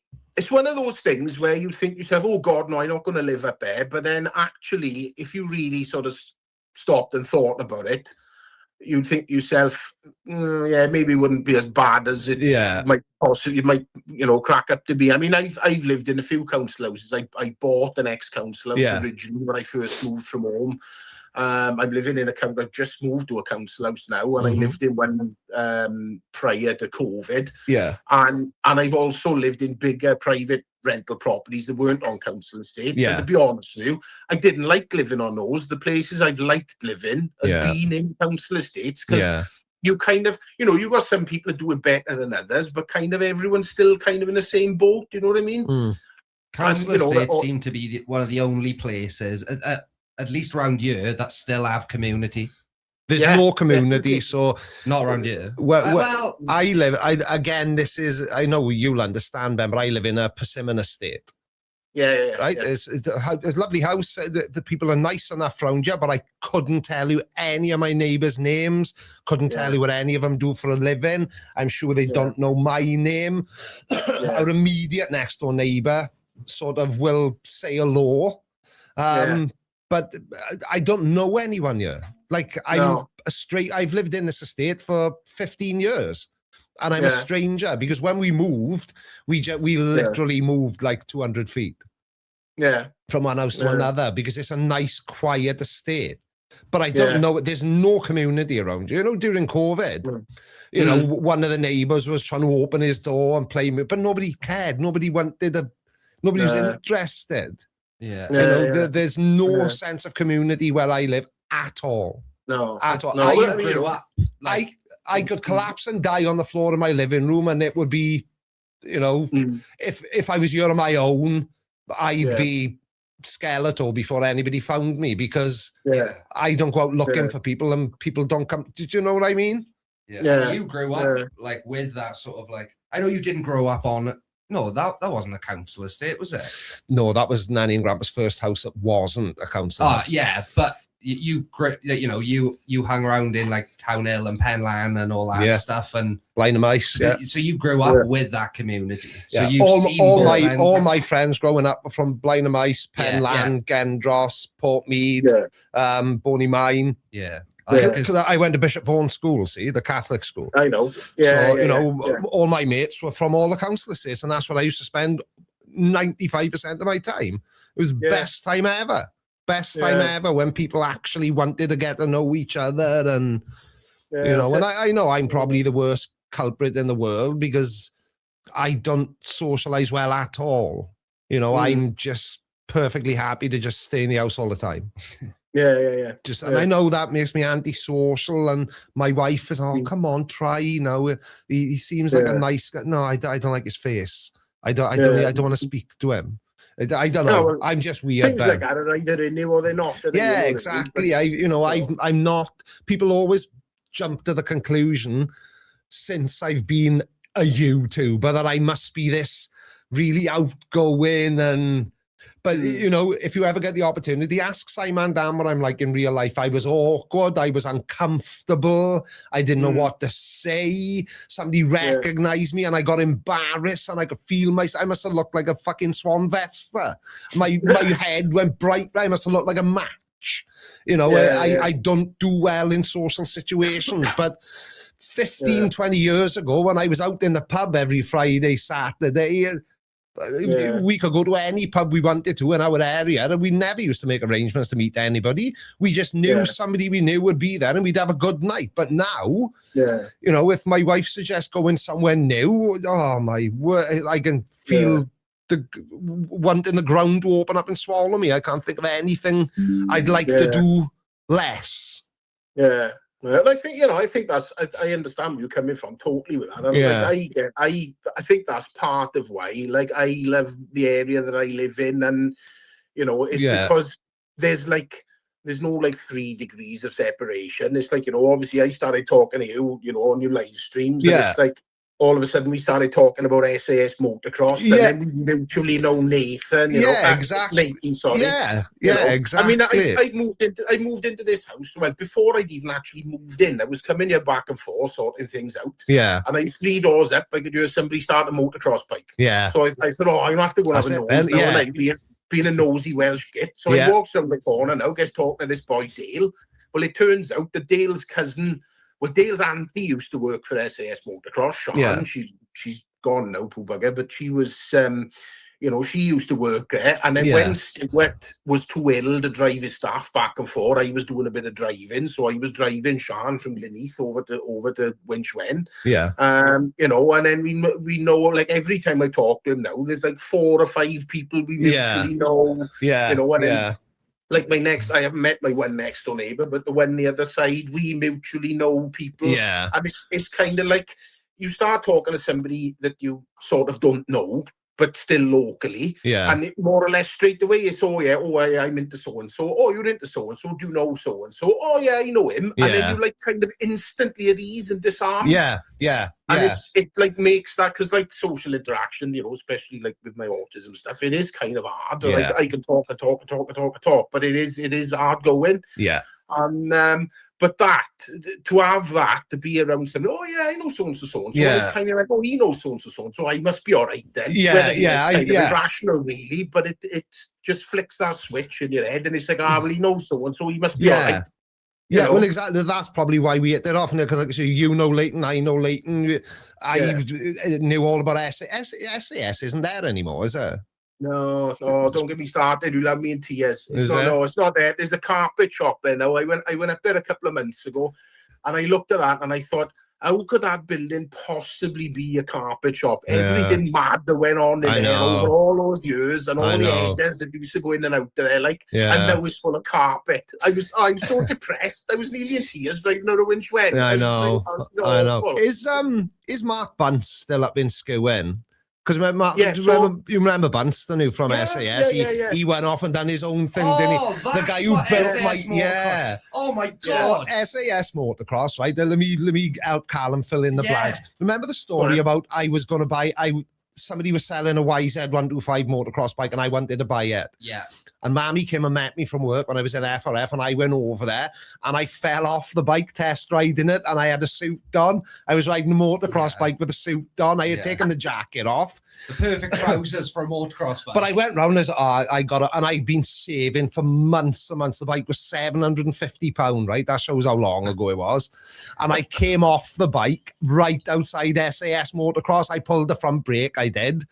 Wasn't used to it, didn't know how sharp, and the front wheel was in gravel and slid away, and I just went down, skinned my bloody knees and my palms and everything. But I bought the bike, but that was around the time you were about there, wasn't it? Yeah, like I got a feeling. I don't think you were the only person to do that, but I think, probably not. No, I can think. I know there was one boy who used to come back before he used to drive a taxi, and he went down the end, and on that industrial estate there was just like funny little walls that were there for no reason. Yeah, and he rode a YZ into one of them and demolished it. Oh, did he? Jesus. Yeah. But I broke the bike, but I did buy it broken. Yeah. And I fixed it. I snapped the clutch lever, I did, but I fixed that myself. You know, I wasn't bothered. I'm almost certain that I was working there, but it was my day off. Yeah. The more I think about it, I'm sure, because I didn't used to work. It was shut on a Sunday. Yeah. And I think I used to have a Friday off. Because I do remember that when I came across your profile on Facebook and I saw, oh shit, I do remember him. Yeah, he used to work in that motocross place. Yeah. So I knew your face. Like I got this weird ability to remember people's faces, but it takes me forever to remember people's names. So that's the garage where you did the Subaru swap as well, wasn't it? No, right. No? So Mark Bunce used to work in SAS Motocross. But that's the same guy, isn't it? Same guy, yeah. So right. Mark would have worked with you, Ben, wouldn't he? Yeah, Mark worked with me. He didn't own it. It was Colin and Stuart that owned it. I couldn't call it. I remember it was Stuart. Was Stuart the skinny guy, quite tall, bit dweeby looking? Or maybe that's just my assessment of it. Colin. It was probably Colin was a bit taller than Stuart. It must have been Colin then, yeah. Yeah, they both got a really sort of distinctive accent, which isn't sort of like quite West Country. It's really, it's when, you know, sometimes you hear people who've got an accent, you're like, oh, that's a bit odd. And you can't quite place it. Yeah, I remember them. Yeah, I remember them both. Yeah. But so Mark Bunce left SAS to go and do his own version of SAS in Skewen. And around that time, road legal quad bikes were a thing, and I'm a big child. I love a toy. I'm all over that. So I bought a brand new Ram 170, and it was slow as anything, yellow and blue. And I had it like 6 weeks, and I cooked the engine on the Trostra bypass. So I rang Mark Bunce, and he said, "Yeah, I'll come and recover it for you." And we took it up to his unit, and he tried to get an engine, and he said, "Look," he said, "if you get it's just you're gonna blow it again." He said, "Why didn't you buy the 250?" And I couldn't afford it, blah blah blah. And anyway, so I left the quad there. And the following week, then Bunce rings me out of the blue, and he says, "You're not going to believe what's happened." And I was like, "Oh, you're not going to tell me my quad's been robbed out of the unit." He said, "Somebody I know has just written off a CCM 660 super motard." Oh, yeah. And he's selling the engine. And I was like, "Oh, yeah, baby." This is ringing bells now. Yeah. So Bunce, and I can't remember the guy's name, who was a welder there. He used to work for Dave Coe. He used to be in the, Daiko in Gosaina, and the Mitsubishi specialist. He used to work for him. But anyway, he was a really good welder. So they basically cut the frame in half of this bike, stuffed this 660cc 4-stroke engine in it, didn't upgrade the brakes. It had drum brakes on the front and back. And I used to go belting around the Gower on a 660cc. Like, it was so fast. You couldn't not wheelie it. Just changing the gear, lifted the front end. And I had so much fun with that. And I sold it for like way more than I had in it. And then a couple of years later, then it popped up on eBay for sale, and I was so tempted to buy it back because the guy who bought it obviously was into that sort of thing, and he had put an extended swinging arm on it so that it wouldn't wheelie as. But oh, what a laugh! I used to have so much fun back in them younger bike days. Absolutely brilliant. There was two around that time. There was two Yamaha Raptors that had R1 engines put in them. And I think Kerry Morgan from Penlan had one. And Gavin Davis Ampadu from Neath had the other one. Oh, I've heard that name, Gavin Davis. Yeah. I shared a thing on Facebook with him this morning. He spends a lot of time out in like Dubai and Morocco and places like that. And he looks like he's starting off like a Morocco off-roading experience type of venture. Oh, is it? Yeah, he's a boy and a half, Gavin. He's a quick boy on a bike, and always had off-road bikes and quads, and did a Lambo for a while. And he's got a house up the Kimler that looks like it should be in like the Hollywood Hills. Yeah, he had it built. It's a lovely place. He's a nice boy. I've known him since before he was kind of not like. He's become sort of quite famous now, sort of in our area, but sort of before he was quite so famous, you know what I mean? And he's always been lovely to me. He's an hell of a boy. Yeah.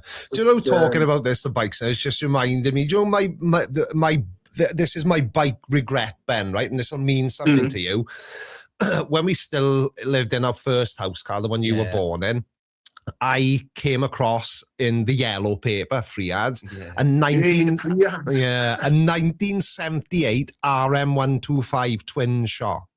Yeah. And I bought it, and I had it for ages. I rebuilt the engine, put new clutches in and everything. I loved it. I used to take you down the fields behind the globe and everything. And I sold it. I got fed up with it, and I sold it. And about 10 years later then, I was looking in a bike. I used to buy motocross magazines, and I was looking in a motocross magazine, and there was this guy there, and he had exactly the same model RM125 twin shock I had, but he had done a nut and bolt restoration on it, and he had sold it for like 20 grand. Oh, yeah. And I sold mine. I tell who I sold it to. Do you know Matthew from DJ Motors in Gosainan? I'm not sure. John Baldy. It's just I know Leighton knows him. Has Leighton ever mentioned Matthew from DJ? Well, it's him. It is. I sold it to him for like 300 quid. Yeah, that's all they were worth back then. I know, but then like 10 years later, maybe I don't know, 1997, 98. You know, the Callum was very little. They were going for like 20k, and I had sold it for 300 quid. Born in 96. Oh yeah, so it would have been early 2000s.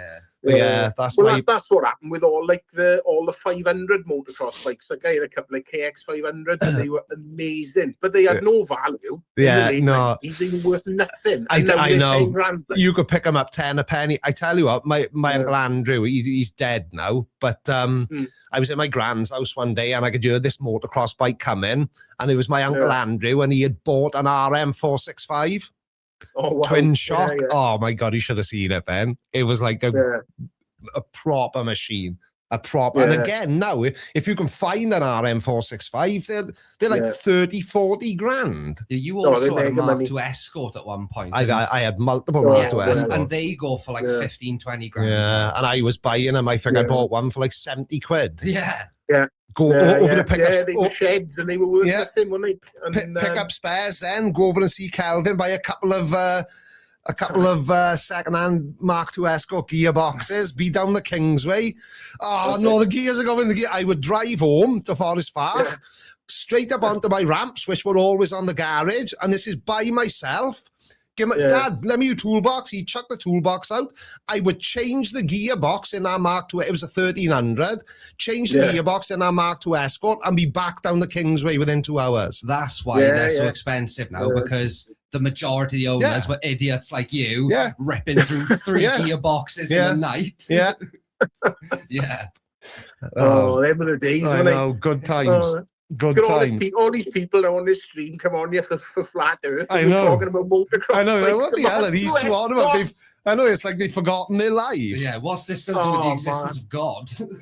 Simply Secular Dave says he has a CBR 600 RR, but don't ride it enough. I can't really fit my work here. It's the same as me. I got a Street Glide and a Sportster, and the Street Glide MOT ran out 2 years ago, and I only bought it 3 years ago. And the Sportster is just this buried. It's there, but it's buried. I just never get the time to go out and ride.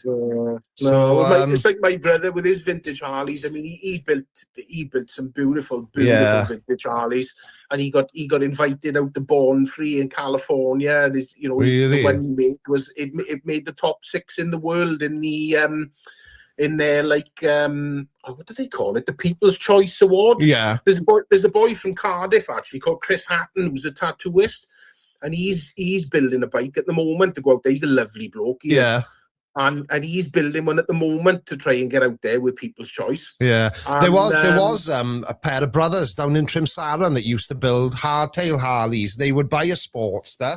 Like Carl, bring me another Pepsi. Yeah. They'll buy like a 1200 Sportster and chop it down. Oh, you should see him, Ben. But so I said to him one day, because I have the Sportster, that's why I rang him up and I said, look, if I sent you my Sportster, I said, how does this work? He said, well, so you buy the bike for say you can pick a Sportster up for like $5 grand, can't you? I know I've already got one, but he said, so you buy the Sportster for $5 grand and then you give it to me for a year and wait. And then once that year is finished, you'll know how much your bike's gonna cost. But you should see him. Was that Paul Bowes? Yeah, Paul Bowes. Yeah, Barber Brothers. I had a feeling you'd know who I was talking about, because my lid that I wear when I ride, I bought it off him because it was the lowest profile helmet I had ever seen. You know his Facebook profile picture where he's on a chopped Harley? To be honest, I kind of lost touch with him. Oh, did you? Paul Bowes worked in Llanelli Halfords. And my best mate from by me, he worked in Neath Halfords, the high street one, then the out of town one. Then he went to the big Halfords in Llansamlet. Yeah. And then he went to be assistant manager in Llanelli, and Paul worked with him in Llanelli. Oh, did he? I didn't know he worked in Halfords. Yeah, and that's because back then he was into his cars because he had I tell you what he had, which I didn't even know it was such a thing. He had a Mark II Toyota MR2 convertible. Oh, did he? Which there was like none of them in this country. There was, and it went on the cover of Max Power. I had a car in Max Power. I worked in Avonway filling station. Carnosaur. Remember that cartooning? Well, I was the manager of Carnosaur in Port Talbot, and I ended up managing the filling station as well. And I know. Don't worry where McDonald's is. That's it. Yeah, it's not there now. It's just it's just an empty site now. It wasn't my fault, honestly. It was starting to fall apart before I left. But while I was there, we wanted to do a promotion for Carnosaur because it was this new. It was going to be the biggest. It was going to make Halfords look like bloody nothing. Yeah. No, it didn't work out anyway. It was a franchise thing.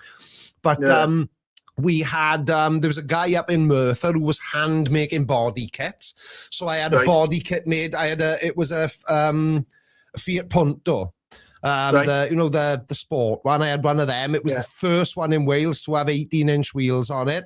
It was a handmade body kit. It was painted with flip paint, so it looked purple when you looked at it from one angle, but then it looked green from another angle. Then if you moved back a bit, it was orange. It was a beautiful car, and I added in max power. But it was a lovely car, but I still had it when I left there and went back to work in FRF, and the brake pad started grinding. So one of the boys in the works, just pull it in, we'll change them. They couldn't get a jack under it, couldn't get it on the ramp. He had to change the front brake pads through the spokes on the wheels. Jesus Christ. That's how low it was. And he said, I don't know how anyone's ever going to be able to do any maintenance on this car because you can't even get it. And because it was a main dealer, they had all different types of jacks for different application, but they couldn't get this car off the ground at all. But I don't know what happened to it. I've never seen it like on eBay or Facebook Marketplace or nothing like that. But it sounds a familiar car. Yeah. But if you were down there, did you know Hugh Jones? From at Cumaway, he had a really tricked up Peugeot 306. Yes, I did. There was a big thing with him because he owed Carnosaur a lot of money, and they sent me to go and try and get the money. But I got on well with him, and I was like, look, I get it. You don't want to pay, but you're going to have to pay. And didn't he? If I'm thinking of the right guy, didn't he also have a Vauxhall Calibra that he was? He had a Vectra, an Ermshire 200 Vectra. Oh, maybe that's what I'm thinking. Maybe it was another boy who used to come there he had a Calibra, proper 17-inch wheels, all that, back in the day. Sounds like you, because he did a lot with Vauxhalls. Yeah. He went on to be he's the same age as me, and he went on to be very, very, very high up in BT, and he's had like Porsches and Ferraris and all sorts of stuff since. Yeah. I had a Porsche once, absolute shite. I had it about 4 months, and I was like, "This is so stupid," and I sold it. But it was back in those days. You could work a new car yourself, and like I got an electric car now. There's nothing to work on. It's that's not my finest moment either. That could be a whole live stream in and of itself.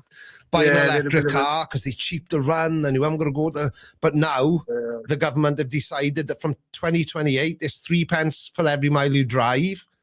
I already have to pay tax, which was free when I bought the car a year ago. I already now, and this one, I tell you what, Ben, if what I say now makes no sense to you, then I don't know what will. But I went to London a couple of weeks ago and I had to pay the congestion charge. Okay, congestion charge, I can see that. You're still a car, you're still causing congestion, whether you're electric or fuel. But I had to pay the ULEZ charge as well. The ultra low emissions zone charge. What the hell could be lower emissions than a fully electric car? And then old 40-year-old tax and MOT exempt stuff that runs rich and you can smell what it's burning and everything. That doesn't qualify for that, does it? No, I know.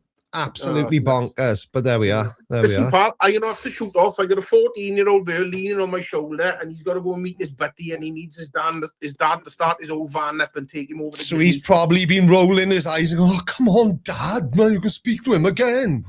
Well, that's the way it works, isn't it? Exactly. That's the joys of being a dad, that is. Exactly. Hey, it was awesome to chat to you again, pal. We'll do it again, definitely.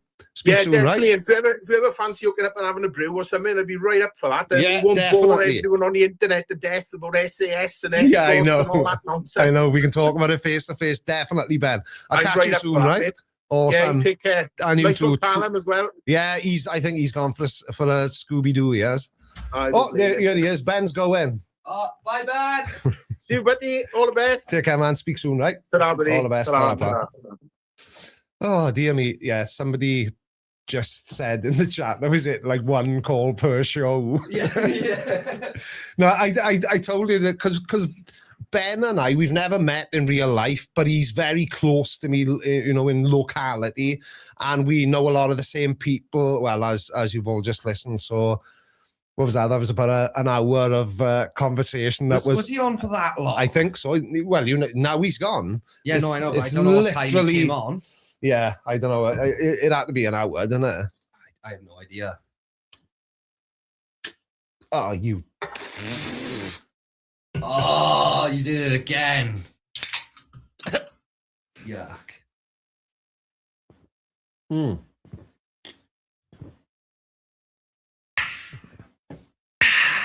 Cup of tea. Nice. I took a second cup because I didn't want to come yeah. back in just to grab my cup again. Pee makes me want to wee. No, it doesn't. Makes you want to wee? Tea makes me want to wee more than like drinking water or Pepsi or. Yeah, I'm getting that. No, I didn't bring the second cup to pee in. I mean, I left my tea in, yeah. So I just made a different one in a different cup. Yeah, exactly. Burning Tash scent in the studio, yeah, sometimes. Yeah. That's why you're shorter in the middle, I'm sure of it. Anyway. Like the reverse Adolf. Yeah. Remember, this is a call-in show. I know it just seemed like I rung one of my mates and talked to him for an hour while we were on stream, but yeah, I'd love to speak to somebody else as well. Oh, dear me. How long have we been going? 7 hours and 20 minutes. Funny enough, we were just talking in there now, and what time do you reckon just keep going, is it? Yeah, as long as you're happy to. I'm happy to keep going until the end of the day. I'm just asking what time we're finishing. I was like, I have no idea. Yeah, like I'd say if we finish at 5. Yeah. Yeah, do another hour and a half. Yeah, easy. Yeah, that's easy. Padjo says that was a super interesting chat, though. Yeah, it's weird, though. And I wonder how many of you that are listening to this now or watching it noticed that I got a little bit Welsher when I was speaking to Ben, because he lives like 10 miles from me. I didn't realize how many people you knew in common, though. Yeah, like well, the fact he knew Mark Bunsen, yeah. I know, obviously, I was really young, but like I've got memories of going and being bored, sat waiting up there for. Yeah, because I used to go up there from work and I'd go in there, and because as good as he was and as good as it took, I don't know if you remember, but it took like 6 months to do the quad. Yeah, because he'd be like, "Oh, I need another 500. Oh God, I haven't got the right dollar. Yeah. All right, I'll sort it out." But it would take me then like.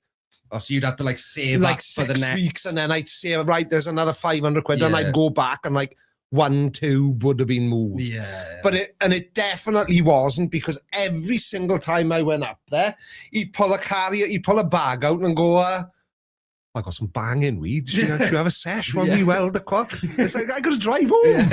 No, you crack on.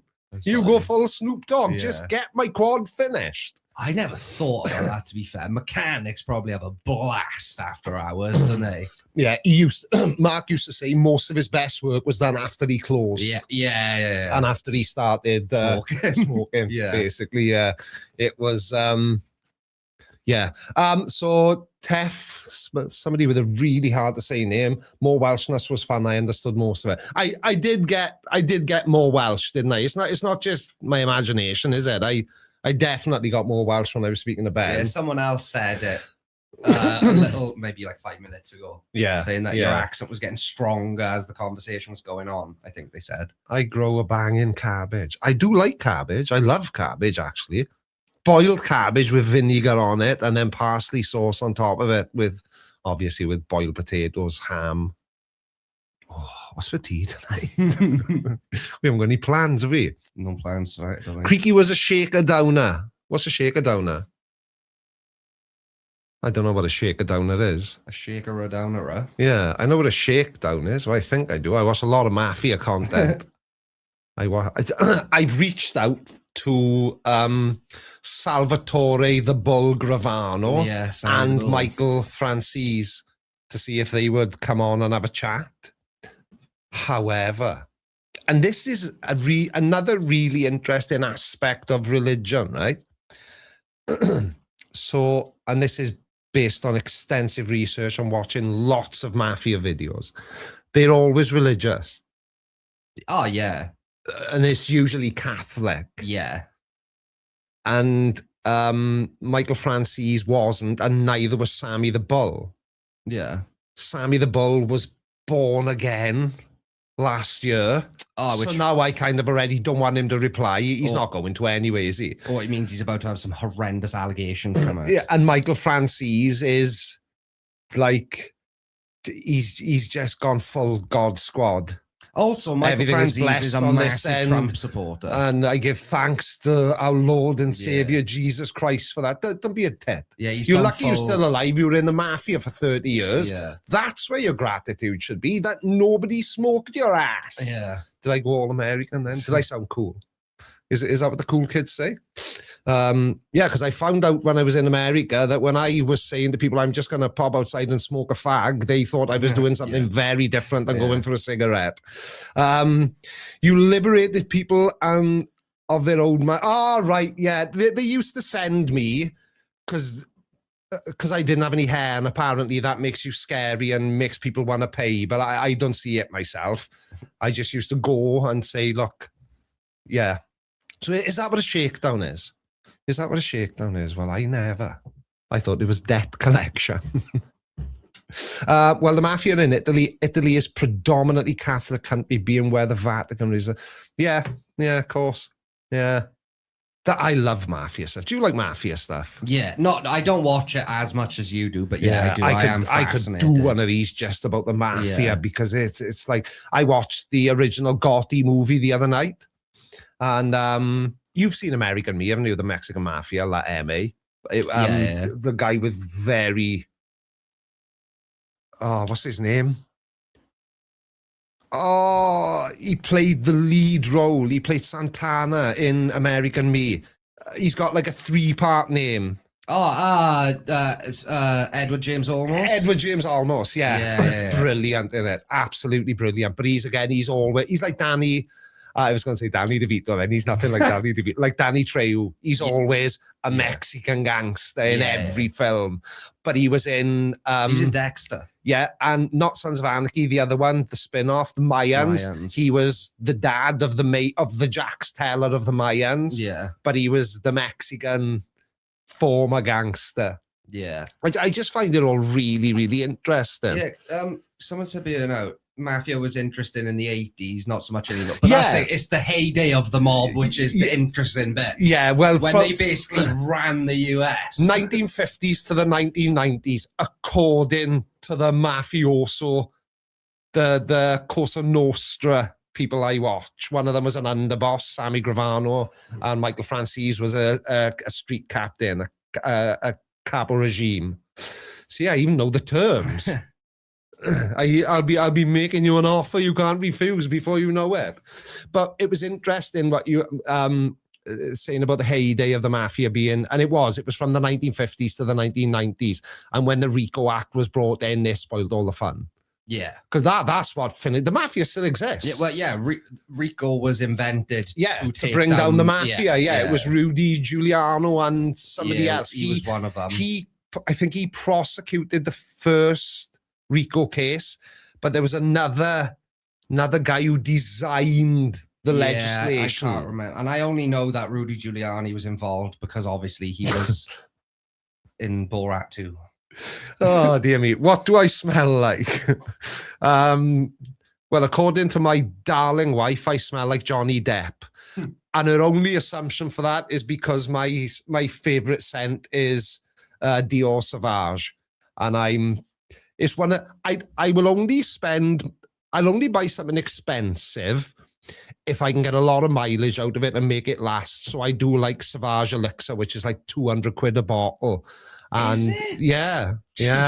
But it'll last me about 2 years. Okay, yeah, fair enough. So I just add another bottle of it for Christmas.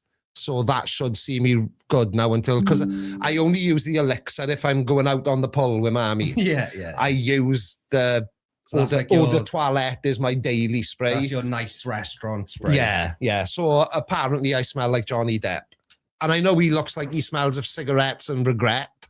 Yeah. And he probably does. But I'll take that. Yeah. Me official, Mr. Sensible. There's a name I haven't heard in a while. He just poofed. He didn't poof. Well, he kind of did. He did try to make a comeback fairly recently, and I spoke to Mr. Sensible a couple of months ago. We sort of stay in contact, but it's one of those things now. We always had a lot to talk. I nearly said his name then. I don't know who knows it and who doesn't, but Mr. Sensible and Mrs. Sensible met my wife and I in. Oh yeah. And he came back to the house and we had the best night I've had in years. Yeah, He's remember. such a proper nice guy. Didn't you go up there for food? Yes. Yeah. I remember. Yeah, it was awesome. It's a shame that he isn't making videos at the minute, but I don't know what his plans are now, but the last time I spoke to him a few months ago, he had some ideas he was formulating and hoping to make a comeback. But it's weird. It's YouTube is hard. And it's getting harder. I said the other day to you, didn't I? It feels like every video I publish now is like when I published my first video. Yeah, it's like a crapshoot now. It'll either do like 50,000 views in the first 24 hours or 7 people will watch it. There doesn't seem to be any in between anymore. YouTube are really making you work for the views now, which is fine. I don't mind working for the views. So the fact that nobody's calling in now, does that mean we've exhausted the calls that wanted to call? This is the thing, is I kind of wish you hadn't have said a time to finish, because like I'm happy to stay for another hour and a half. Yeah, I am as well. I got nothing else to do. I do feel like the topic has run its course for today. Yeah, and I do. So I don't know what we do in this scenario. Yeah. I mean, for today, should we just chill and do whatever, just chill for a bit, see how we go, have a cup of tea, and. But I would probably say, for future reference, right now would be like, right, should we wrap it up? Yeah. It feels like a natural starting point now. Yeah. Flipping heck, Ben, you didn't take him far then, did you? Or did you just put him in the van, take the handbrake off and roll him down the hill? He had to go and take his son somewhere, that's why he... Oh, right. I did offer to call and talk. Oh, did you? Sorry, Padge. Get on it, son. The thingy, the doohickey doodah is pinned at the top of the 6A P3SL, all uppercase. Yeah, sorry, mate. I didn't see you said that. I tell you what, Ben, he was too soft. You should have told him to walk down the road. No, I'm the world's worst. I was going to say you. Yeah, Jordan works about Jordan to work. Jordan works about 87 feet from the house, and I give him a lift every morning. No, this isn't Discord, Padge. This is it's very special. You can do it off your phone. Just remember, please, Padge, turn on echo cancellation before you press the connect button. But it's haven't been able to sleep. You're too entertaining. Oh, have you been up all night? Talking about entertaining. Where's the rest of the... He finished shaving his beard off. Whoa. Oh, no, that's Peck. Being Peck. Oh. Is it gone? Mr. Booby, can I show it and then make fun of you for something?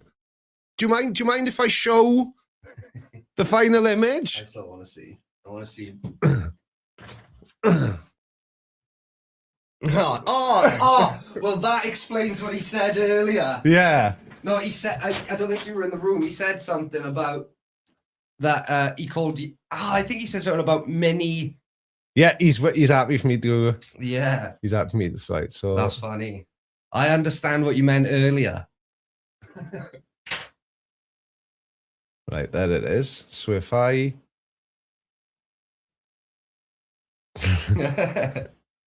He's gone full tilt Creaky. He's copying my swag, make me feel like a fashionista. That's a shaved hairy head, isn't it, as opposed to a shaved bald head? I don't know why that's relevant or important to anyone other than me, but it looks like you're bald by choice, not by accident like me. Initially, I was bald by choice. But now I'm bald by accident because I got to a point I was like, I don't want to be bald anymore. I'm going to grow my hair back now because I had luscious locks. I had to give him CC a run for his money. However, My follicles just refuse to. It says we're busy. Do you want to generate a new code specially for Padge because he's special? Yeah, you'll have to change it on there when I get it now, though. Yeah. Right, let me remove that. There we are. So, Padge, I'm just about to put... I'll type it in now and then. Scooby-Dooby-Doo, where are you? That's the wrong thingy.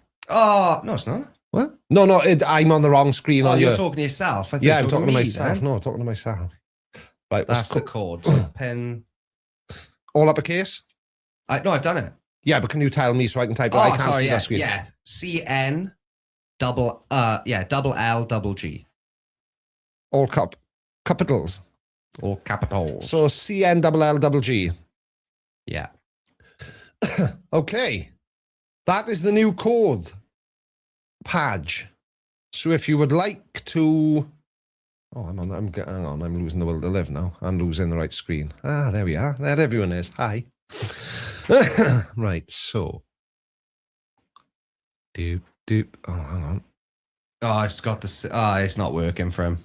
No? No. I said...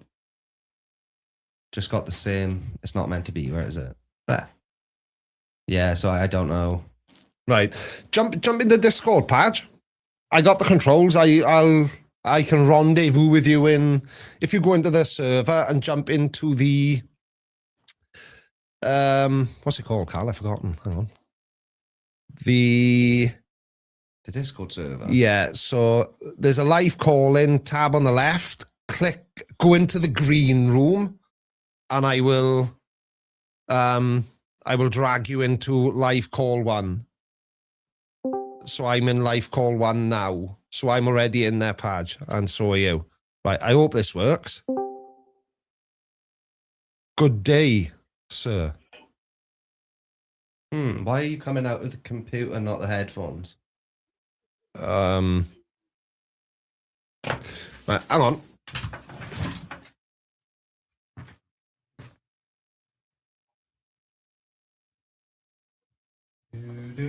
Stay there, Padge. Okay, cool. Hang on a second. Oh, no, that's Windows. Boom. Right, that should have fixed it. I think that fixed it. Imagine though if Discord works perfectly. Yeah, it probably will. Let's see if that works. Oh, right. Yeah. Are you there, Pad? Can you hear me? Is that all good, yeah? Yeah, I can hear you perfectly. There's no echo, no feedback. I knew this would be the case. Oh, I'm definitely not using Discord. It's terrible and it won't work. Right, where the hell have you put everything now? Everything's all on... Oh, right. You know, on... Oh, that. Yeah, there we are. You're back there now? Right, sorry, Padge. Can you hear me, pal? I can do, yeah. There we are, and I can hear you perfectly. I can hear your dulcet Irish tones crystal clear. Go on, then, pal. Let's have you ghost stories then. Yeah, so like it's one of those things. Like we're always talking about them, and it's funny because I'm always sitting in the background going, "Jesus, if I could tell people some of the shit we've been through." Yeah. Sorry, I'm just closing the door here. Yeah, that's all right, man. One of the so when we were talking before, we talked about my brother. Yeah. Who, for anyone in the chat, sadly he did take his own life a few years ago. Yeah, I remember. But when he was very, very young, it was kind of the biggest thing we ever kind of saw. There was lots of stuff, but when he was very young, there was two things with him. He woke up one night, which could have just been a nightmare, but he woke up one night and he was screaming. And at the time, we were in the same bedroom. Mum was a lone parent, all that kind of thing. So we lived in a small house. And I was in the top bunk, he was in the bottom bunk.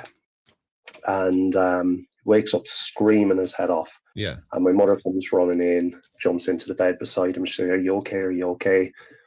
And at this stage, I had kind of leaned over the edge of the bed, was looking down, was like, what the hell is going on? And he looked my mother straight in the face and he said, "I want my mammy." Yeah. And she went, "I'm here, I'm here." Oh, that just gave me goose pimples right through my body. Yeah. Oh, it gets better. Like he he already staring her straight in the face, and he went really quiet for a second, and then he just went, "Not you. I want my first mammy, my real mammy." And it was a really, like, it was just so creepy the way he said it. It wasn't like, it didn't feel like he came out of a dream. But I think the reason it hit us so badly at the time, he had been going through this thing. He was only 3 or 4 years old. Sorry, excuse me, maybe 5. Yeah. And he had taken to, how would you say it, like zoning out. Yeah. He'd be sitting eating his dinner or his breakfast or lunch, whatever it may be, and he'd be about to put a spoon or a fork in his mouth, and he'd completely zone out. Right. I am Irish, Mr. Weed. Yeah, I had to put that. I was trying not to laugh because I didn't want you to think I was laughing at your story, but whatever, give it away. Yes, Padge is Irish, Mr. Weed Wacky. And this is me speaking with my nice. Yeah, and he's very, very tall. Just thought I'd put that out there. Compared to me, anyway. I think only like, is it Dan is 6'6", is it? Or? 6'4", I think. Yes. 6'4". Yeah. I'm actually an inch taller than him. Damn. Okay. Yeah. You were a large unit. Yes.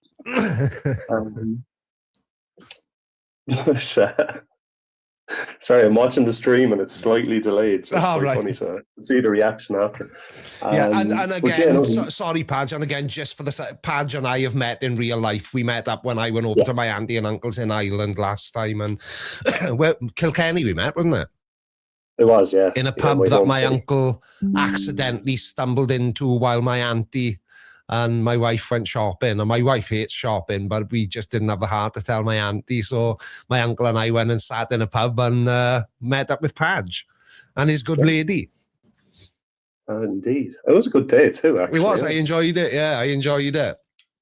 Good crack. But yeah, so he started taking these weird, like, zone outs where, you know, I would have been a teenager and, you know, no filter, Irish. I'd get up in his face and I'd scream in his face, like, "David, what are you doing?" Really roar at him. And he would not flinch. He was not pretending. Like, you're an inch from his face and he's not moving. So we thought first there was a medical thing, maybe.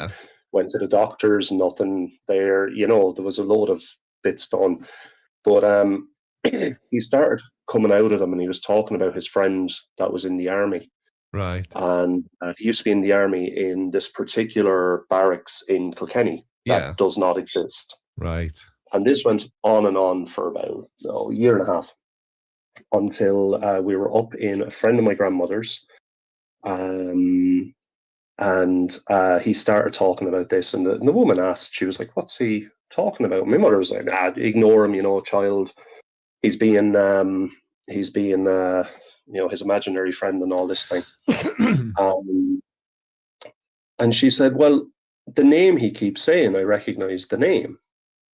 Right. And she said, "Give me a minute." And she goes off and she gets this big, you know, those old, we have them in Ireland. I don't know if the US folks have these big bloody books of photographs with the sticky pages. Yeah. Goes out and she gets one of those and she's flicking through, and she puts it down in front of David. And she says, "Does anyone there look familiar or whatever?" And he straight away went straight to a photo and went, "Him. That's my friend. That's whatever the name was." And my mother kind of laughs and whatever. And the woman, she took out the picture, turned it over. Here's the names of everyone all in uniform. Yeah. There was a barracks years and years and years before. Really? Back in like the 30s or 40s. Yeah. Something like that. In the place he was talking about. It was behind a nightclub called Itchycoo in Kilkenny. But it existed. Yeah. So, you know, that went on, and it was after that, and they had a big talk about him and the whole lot, and he never spoke about him again. Never brought it up again. See, that what you've just explained to everybody listening is so familiar to me, because I've seen, I'll say it's a YouTube video, it may not be, but it was a documentary, and it was a young boy, and this boy was about 7 or 8 years old, and he was describing things to his parents, that, like you were saying about your brother now, like, my friend was, my friend Dave was my co-pilot when I used to fly aeroplanes. And the parents were like, "What? Is it? Oh, that's nice." Like, you know, like you would say, because kids can say some really out there things, and they didn't think much of it. But again, similarly to what you were just explaining, it was a reoccurring thing. And then they did the same thing. They took him to the doctor. Was it some sort of mental health issue? Was he unwell in some other way? Then there was something called. But anyway, he started giving information. And they went looking through historical records, and he said, I can't remember the name, but I was a pilot in World War II, and I was John Jones, we'll say. And they did the same thing. They went looking through and there was a World War II pilot that got killed in action. His name was John Jones, and the co-pilot was exactly who this little 8 or 9-year-old boy had said it was. It was on the news and everything. And but to me, that is such an interesting thought to have. What is that? Because it's not like, have you seen the film? It's an old film from the 80s called Heaven Can't Wait. Yeah, long time ago. And so the guy dies and he's at the pearly gates and, you haven't had your injection to make you forget your past life. Is what you've just explained like, I don't know, like, because I know there's certain religions that, I know Buddhism is big on, reincarnation. And I'm not saying I believe in reincarnation or anything like that, but it certainly, on the surface, sounds like your brother and this other child that I was describing, that I'd seen a video on, was recalling a memory from a previous life, maybe. But I don't know. And that's because, we mentioned religions and Buddhism and stuff. Like, I'm an atheistic pagan. Yeah. So, like, I'm pagan. I follow mostly Irish pagan traditions, things like that. But to me, the gods weren't literal gods. Like, come on. Stories. Help us be good. Help us, Yeah. So I don't have, like, what's it to say? I don't have a horse in that race. Yeah. But with the paranormal stuff, like, there's no way to prove, but I do feel like there has to be something. Like some of the stuff, even me as a kid, there was a specific house we lived in. So I mentioned my mother was a lone parent, and we were quite poor growing up. Not that I'm rich now, but we were very poor growing up. We lived in a council house, and it was actually a condemned house. Yeah, it was not fit for living in. But there was a lot of things happened there, and there was even stories after we left. There was a ball that bounced up the stairs there. We saw that. There was the TV that used to change channels. One of those old 14-inch CRT grey with the push buttons, and all the buttons were broken. Yeah. But they would work when this happened. We'd be sitting watching RTE or whatever, and next thing the buttons are all clicking.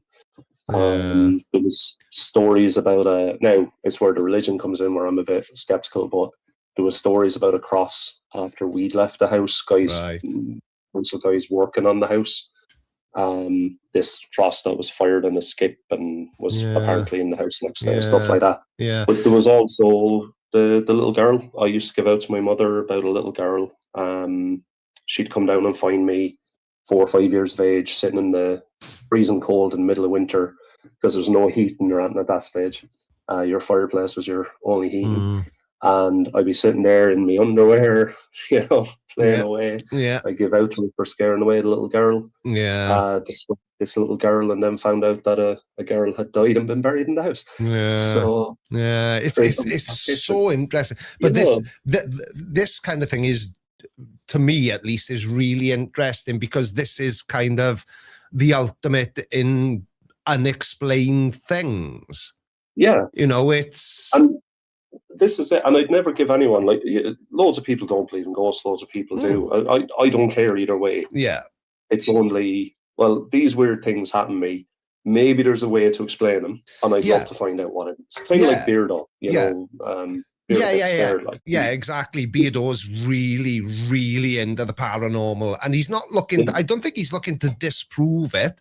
I think he's looking more to understand what's going on in these. Many examples. Megan has just put in the side chat the kid I was talking about. The pilot's name was Huston Jr. I don't know what happened then. Huston Jr. And the child's name was James Leiniger.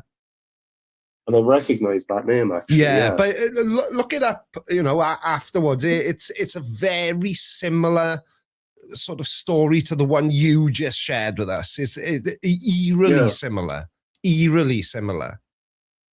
And this would have been, when was this happened? This was, I can't even find the date. But yeah, I'd be talking now. That was in 2005, yeah. So this would have been back. David was born in 2000. No, he wasn't. He was born in 1990. My son was born in 2001. He was born in 1990. So we're talking back 94, 95, that kind of. Right.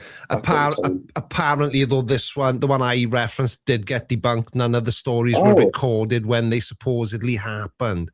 But again, that still leaves questions, doesn't it? Because, so the stories didn't happen when he claimed they did. He was, I can't remember how old he was, but 7, 8, 9 years old. Is it possibly just misremembered the date? So, and I'm not saying, you're wrong, Meg. This is definitely a real story, but I don't suppose it's outside the realms of possibility that he just said, it happened in 1942 and it was actually 1940.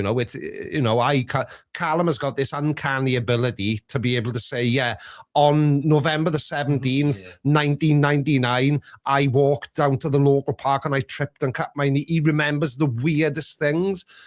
And like somebody asked me a question the other day in the comment, what was your favorite type of music from the 90s? I don't know. I can't remember much about the 90s, to be honest, let alone what music I liked. But yeah, so it's it's possible he just told the story, but he got the years wrong. I don't know. I just find it really, really fascinating. So I'm looking into this, James. I don't know how you even pronounce that. Was it?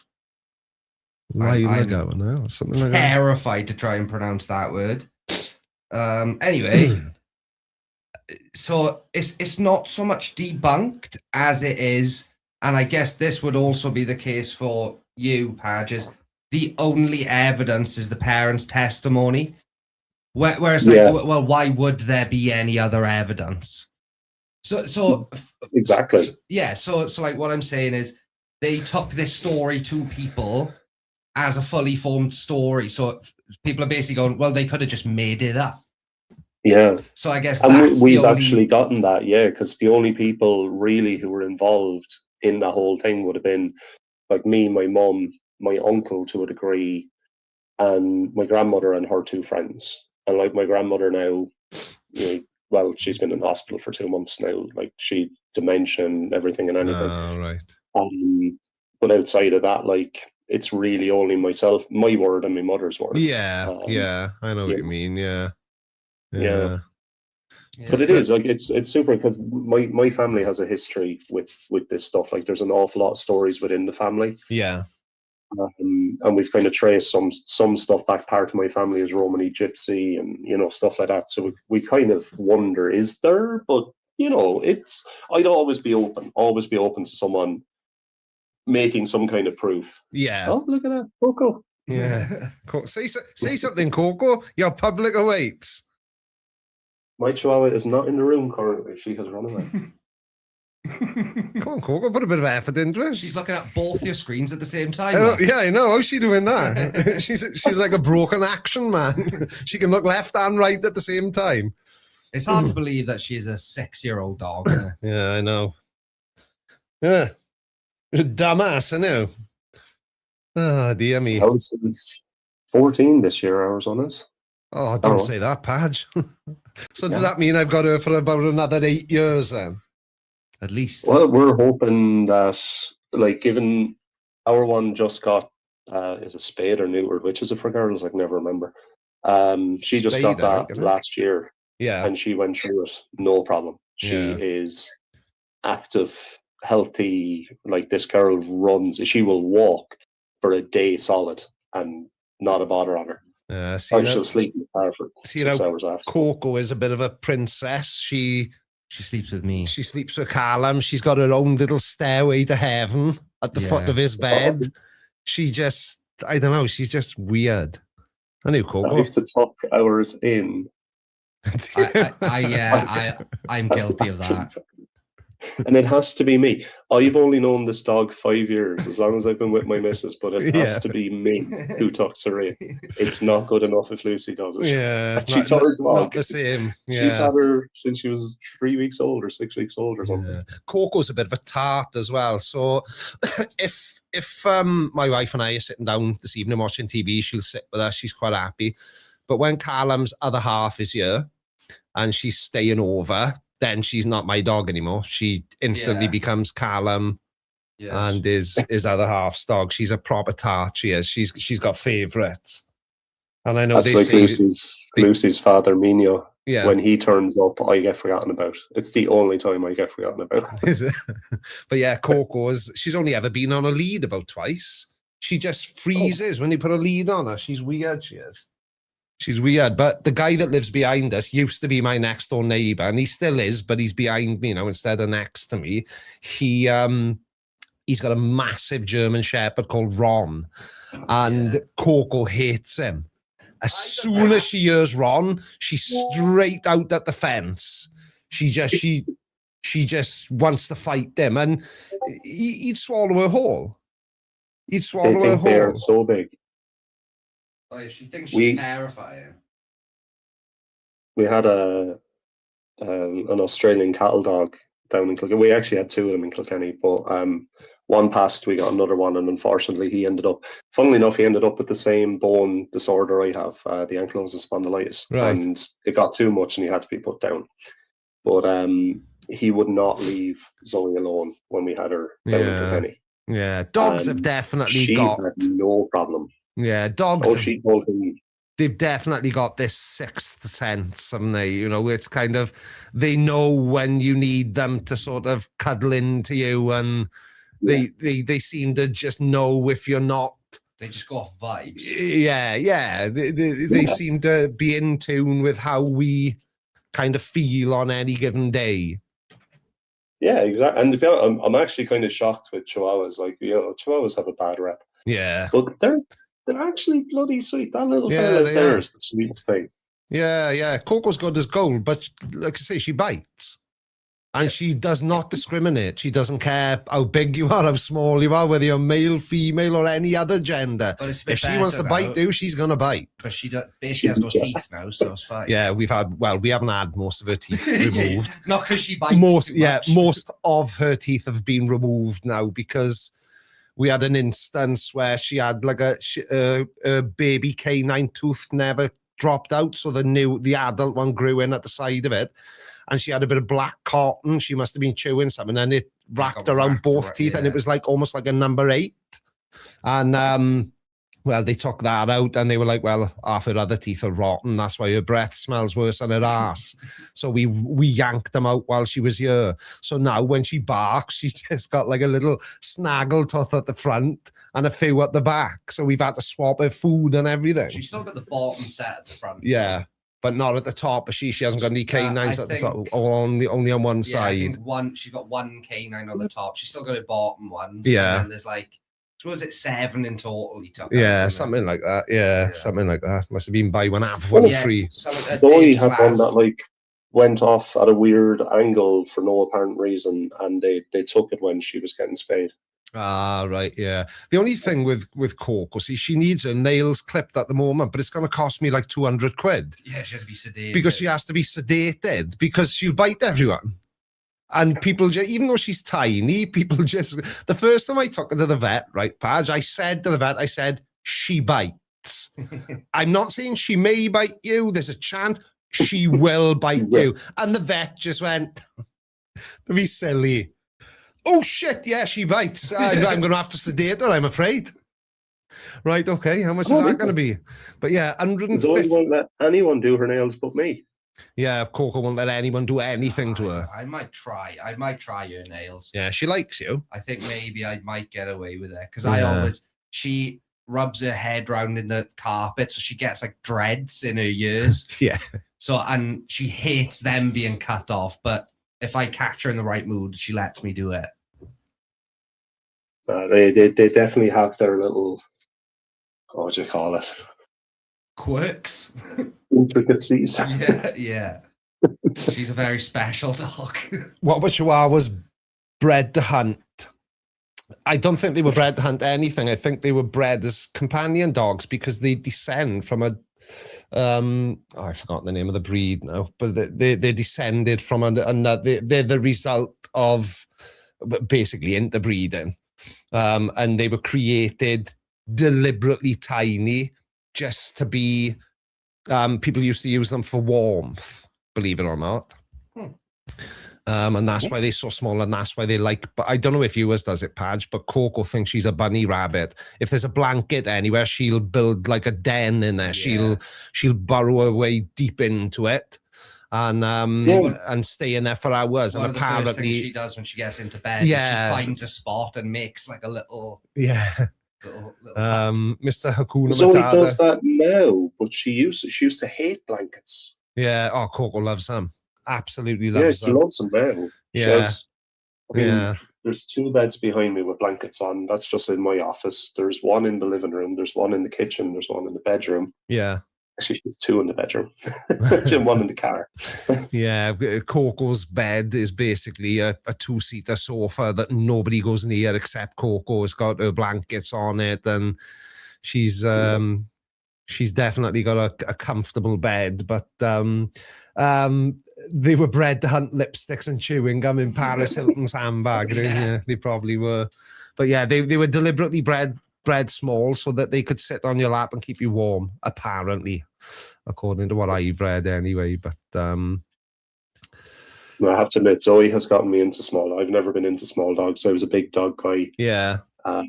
Even living in Russia, a friend of mine over there had a Kavkas, what did they call him? Bear dog. Oh, really? One of our neighbours has got one of those. No, that's I forgot what they called now. It looks like a bear. Yeah, Dr. Mike's got a couple of them. I don't know if anybody watching this watches Dr. Mike, but his dog bear, Newfoundland. Oh, right. Newfies, yeah. Yeah, Newfoundland. Oh, he's got 2 of them now. I don't think they do well in this house. So my wife's got a real thing for hair, like loose hair. Like if she finds like a hair in a sink, it'll like make her throw up. And heaven forbid she finds it in food, so she wouldn't do well with a Newfoundland. We had to buy a little. It's a pet Hoover, a pet vacuum for Zoe. You actually vacuum the dog. Coco loves that. Yeah. Well, she used to. Yeah, she's not so keen now, but Coco used to enjoy being hoovered. Yeah, she used to love it until one day she got excited and jumped nose first into the front of the Hoover, and I think the suction scared her, so now she barks. Yeah. Oh dear me.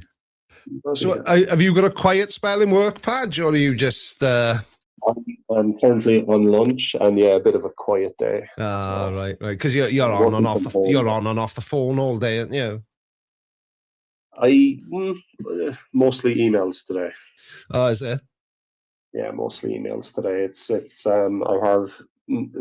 I have new staff coming to me, so I have to prep for them arriving, prep their training and all that. Yeah, because you work in the medical profession, don't you? As your role is linked to hospitals and things, isn't it? It's like an insurance thing, if I remember correctly. Yeah, I do. I manage prior authorization for a hospital. I can't say which hospital. No, of course. But for a hospital over in the US, I do. I manage a team of about 20 for prior authorizations. Right. So we try and make sure that the insurance company don't pull their crap with us, basically. Right.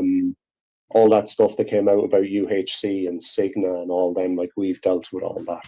So Yeah. So are you kind of one of the decision makers as to whether or not the insurance is paid, or are you kind of the intermediary that's trying to make sure that the insurance company doesn't stiff the patient? Yeah, that's basically my job. Yeah, make sure that the company aren't messing around, and if there is any issues, like escalate them up so that they can be taken care of by kind of higher management and that kind of thing. So because have you seen that clip I was talking about, Padge, where the guy from an insurance company, from a hospital, I can't remember where the hospital was. It was American, obviously, and the insurance company refused to cover the cost of the asthma inhaler, and then the patient died. Yeah. All for the sake of, I'm sure it was $300. It was a shade under $300. It was, but it was. Yeah. I know you can't put a monetary value on anybody's life, apart from Kent Ovin's. This is probably worth about 17p. But it's kind of, it just seems a little bit archaic for a country like America to decline a $300 inhaler, which costs one of their citizens their life.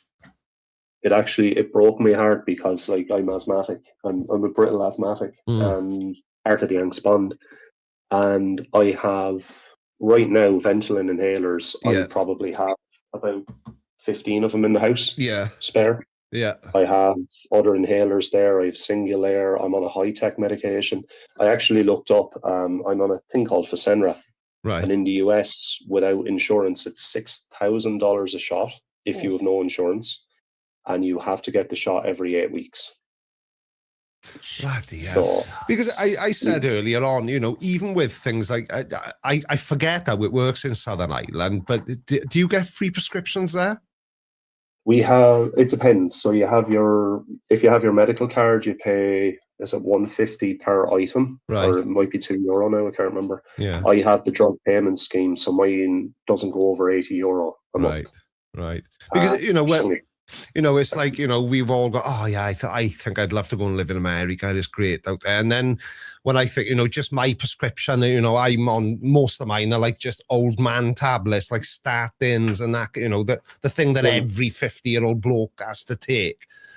But I don't think I'd even be able to afford to fill my prescriptions if I moved to America. I'll be honest, like, I found it funny in Russia, like I mentioned, I lived there and stuff. Lived there for 3 years, and my medication, my health insurance, the whole lot over there, like I didn't even need a script for any of my medication, and I'm on like antidepressants and stuff. Yeah, but I would just go into the chemist and it'd be a couple of €100. It worked out about 20 quid for all my meds. Yeah.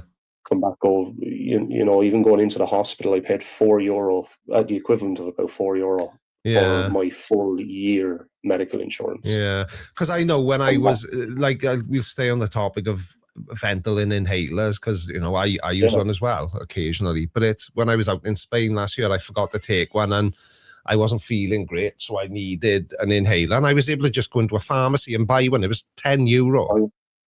Yeah. They just, you can buy. But interestingly enough, that was in November last year. And when I went in January, no, it was November 24. When I went back in January 25, I thought, I'll be slick. I'll buy like 5 of them. So I got a bit of stock in the house. They've changed the rules out there now. You can't buy them without a prescription now. But until last year, you could just go into a pharmacy and just buy a Ventolin inhaler if you needed it. But she said now, the pharmacist, she spoke perfect English.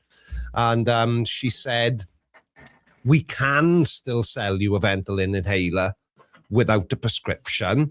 But she said, honestly, you'd have to have crawled through the door on your hands and knees because you couldn't breathe.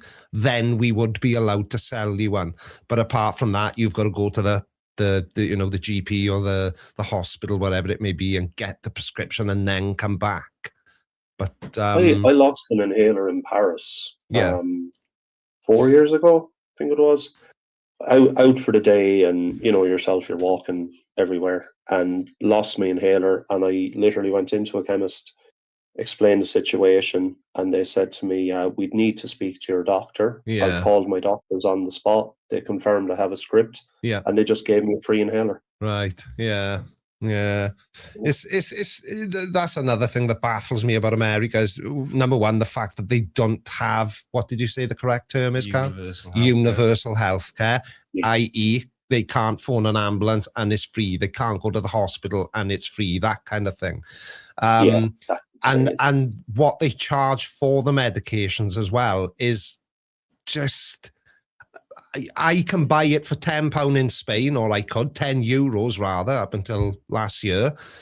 But somehow that exact same inhaler is $300 in America. Why? Insanity. Yeah, it just seems like excessive greed. I know all businesses want to be profitable. I get that. I'm not stupid. I understand that. But when your profit becomes more important than the people you were supposed to be hating, there may be a flaw in that system. When I think, like, obviously I couldn't go into details, but I have one work queue.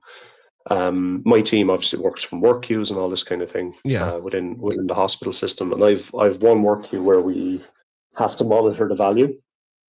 Yeah. And currently the value is sitting at 44 million. Jesus. Yeah. It's insane, last year from that we cleared over $1 billion. Bloody hell. It's crazy. I know. And I know, even the NHS in the UK isn't a perfect system, but there's a lot to be said for having the peace of mind that tells me that if I trip over the step on my way out to the studio today and break my leg, I don't need to worry because I can phone an ambulance if it's needed. I haven't got to worry about what that'll cost.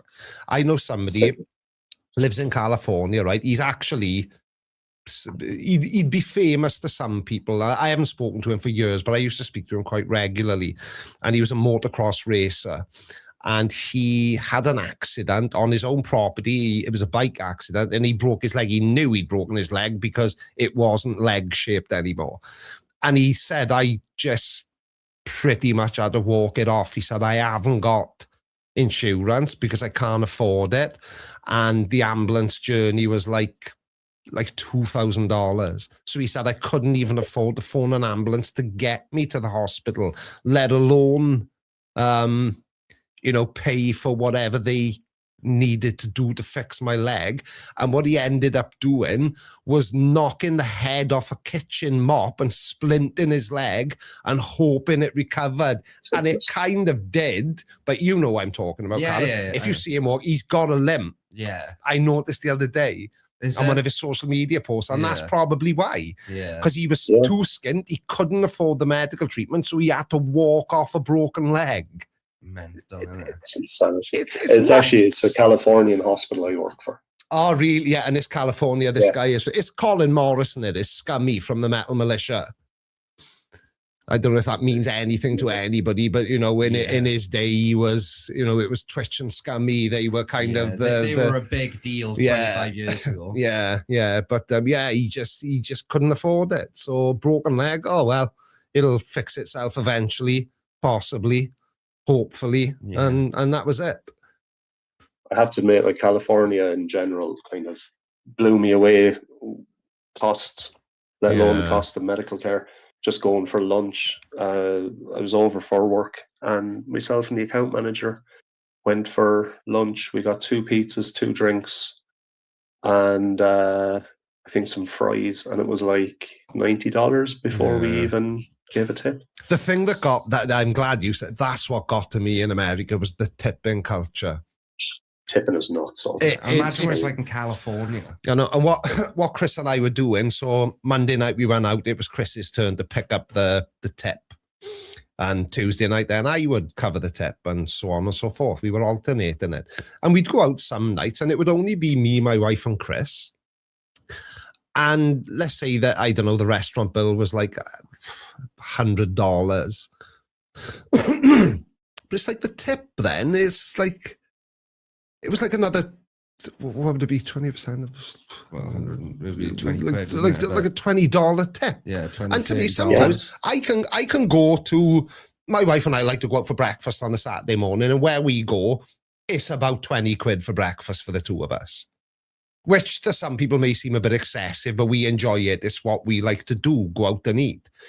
But we go out and eat over here for the tip in America. Yeah. Yeah. It's crazy, it is. It's crazy. Same. And, you know, I said this on stream a couple of weeks ago. We went down to Atlantic City and we stayed in one of the casino resorts down there. And, of course, they got all these young dolly birds with their ass cheeks hanging out of the bottom of a mini skirt, going around the casino floor. Would you like a drink, sir? Would you like a drink, Matt? You know, they are earning way more money than 75-year-old Doris, who works in the local diner. She's not earning the same in tips as they are. Because I was speaking to that. Remember I said that guy, and it was like speaking to like somebody from the mafia. Austin, I can remember his name. His name was Austin. Proper New York accent. It was like talking to a mafia guy. It was cool as anything. And he'd always wait the tables. He said, I earn good money. I'm happy. I enjoy doing it. It's easy. He said, as long as I'm nice to people, they are nice to me. And that's as complicated as this job gets. But he said and I mentioned, oh yeah, we were down in Atlantic City. We stayed in the Ocean Casino Resort. Oh yeah, I know a friend of my girlfriend is, I think they call them hostesses. Oh yeah, she can clear $5,000 in a night. On the weekend. Crazy. I said, what, in tips? But that's Atlantic City. Yeah. He said, think about it like this. Somebody's just won $50,000 on the roulette wheel. If they bung her $500, they don't care. It's nothing. Yeah, you lose all concept of money. Yeah. And there's me going on the fruit machine, you know, the bandits, as we call them, the one-arm bandits. Put $10 in, press a button, bloop. It's gone. What? $10? That was it. $10 to push a button. I think it was threads I saw on the other day. There was someone had shared up a receipt from some US restaurant. Yeah. And the tip options were 200%, 100%, 50%, and 25%. Jeez. And there was like a little, someone else may have seen it. There was like a little bit beside saying, like, you know, 200, fantastic, come back to us again, we'd love to have you again. Yeah. Right down to 25% being like, don't come back. Yeah. Only once when we were in America, I refused to pay a tip, and I refused in the coward's way, which means it was terrible, right? It was in the Ocean Casino Resort. It was a Chinese restaurant. The food was rancid. The guy was a massive dick, and I wanted to fight with him as soon as we sat down at the table. He was an arsehole. And I said I'm not giving this knob a tip. He can suck a fat one. Not a chance. So I very bravely waited until he was down in the far corner. I said, right, quick, let's go. And we just trotted out to there.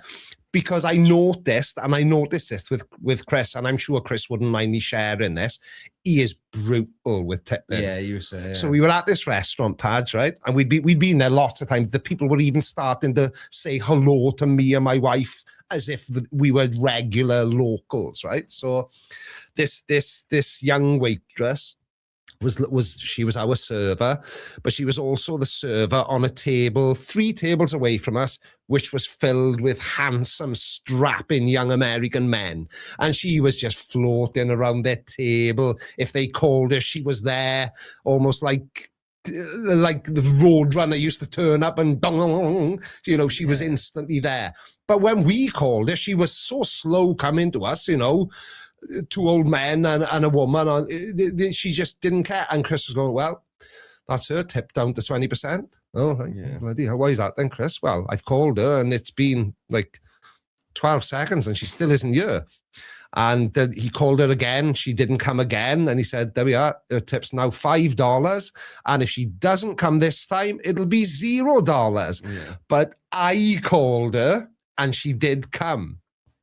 But I thought, if the consumer is that brutal with tipping, then surely it's in, like, every server in America should have their nose wedged so far between your butt cheeks you know, trying to be nice to you, and most of them are. Yeah, most of them are. But then I haven't experienced it in America. Yeah. But that doesn't appeal to me at all. It's cringy and fake. Yeah, and that's how you. Hi, sir. How are you today? Oh, I hope you have an awesome time. Yeah.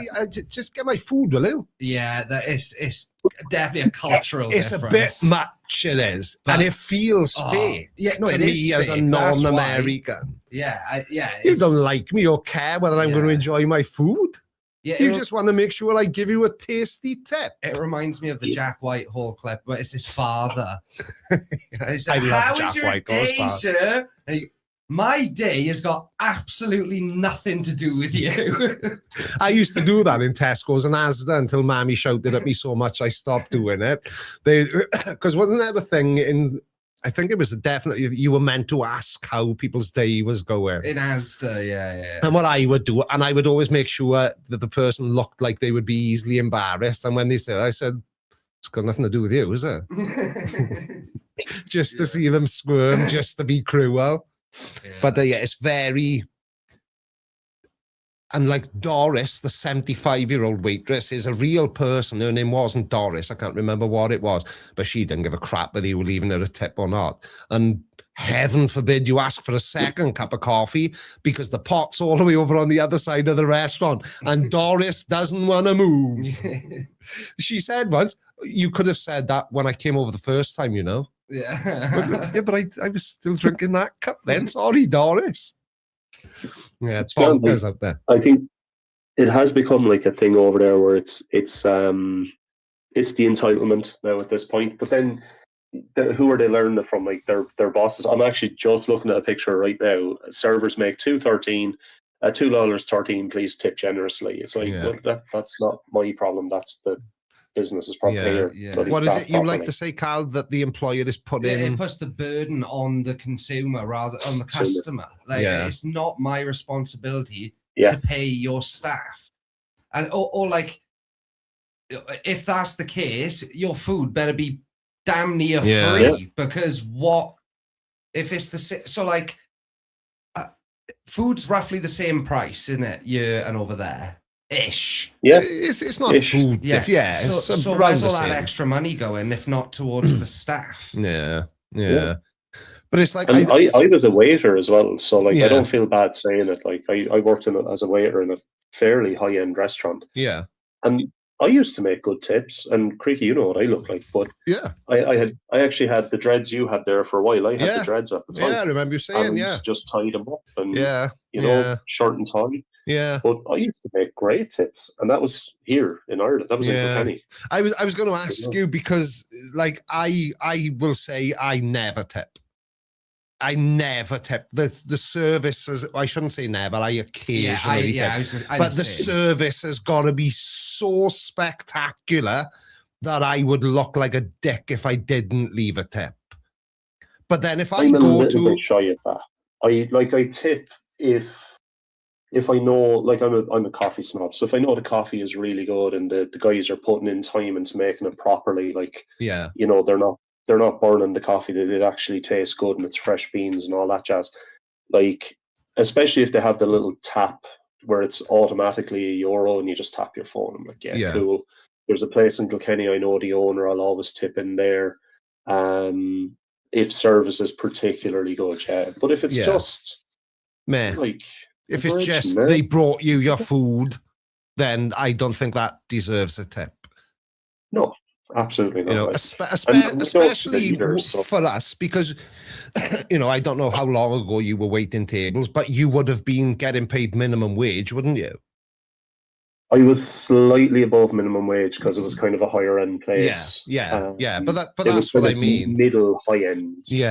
But yeah, I will only tip if the service is exceptional. But in America, you have to, because otherwise you're an arsehole. They embarrass. And they try doing that in some places over here, and I've got no problem with saying no. I don't want to leave a tip. You know, because we all blip our phones now. Oh, that'll be 72. Oh, here we are. Boom, there we are. Paid. Somehow it's paid. But they'll hand you the machine and it'll say choose your tip. I just click no. Yeah, I just click no as well. You know, if but it's then put in my face, there's a no. Yeah, It's like an automatic no. Yeah, I'd love I have to admit, I did forget one tip in the US, and yeah. I got given out at the counter. Because I asked Chris, because we were eating in the same sorts of places, and I said, so this tipping thing, I said, so what if I didn't tip? What would happen then? He said, well, if you want, we said, when we go for breakfast tomorrow, don't give Doris a tip. And then when we go the next day, you tell me what happens if you don't tip. He said they just deliberately, purposefully give you shit service. They'll go slow. They'll bring you the wrong thing. He said they will make you understand that you should have left them a tip. But it's like the what are they called, like Just Eat and Uber Eats and all over here now. That winds me right up. Oh my! I won't touch them.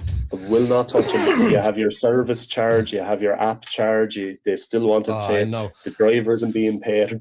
Yeah, so. I tell you what, I shouldn't order off Uber Eats or Just Eat, but I do. I'm lazy. I'm greedy. We're all the same, right? We're a victim of technology. Yeah, but it's. I really fancy a McDonald's. I haven't had a McDonald's. I'm going to McDonald's. Yeah, McDonald's. Yeah. Oh, we'll all have McDonald's. McDonald's for 4 people is, I don't know, it's usually about 25 quid. On Uber Eats, it was like £52. Yeah. And when they came, all he brought was my frigging drinks. Oh, yeah. The fat, greasy slut had eaten my burgers in the car. I'm sure of it. Yeah. But I rang the restaurant and they went, oh, it's nothing to do with us. It's Uber Eats. But what? Yeah. So what am I going to do? Oh, just buy it again and ask for a refund, which I did. So I paid basically like nearly £100 that night for a McDonald's. I did get the money back, and I got it back the next day. Which is shocking from Uber Eats, to be honest. But exactly that. If I had driven the 3 miles to McDonald's, it would have been like 25 quid tops. And the rest of it is just, and they still, there's a service charge, and it's still, do you want to tip your driver 25%, 50%? Yeah. Do you want to just sign your house over to him? You get there really quick then. Oh, and don't hit no on the tip because you have cash at home and you want to use cash to tip them. Don't do that either. Yeah, no. Because you'd be lucky if your food gets you in one piece. Yeah, we've had that before. Yeah, and I think I've used Just Eat, is it Just Eat?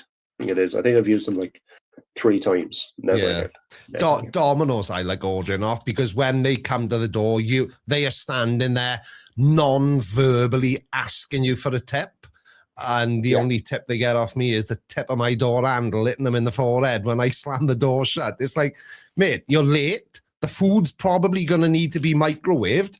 Why am I going to tip you? The restaurant's 5 minutes away. I ordered this 40 minutes ago. No tip.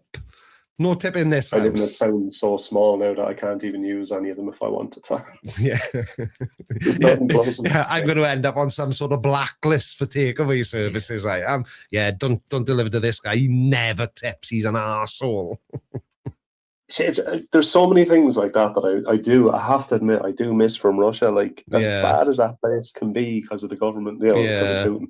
Yeah. It's like Russia being able to get up 3 o'clock in the morning and go down and get myself sushi.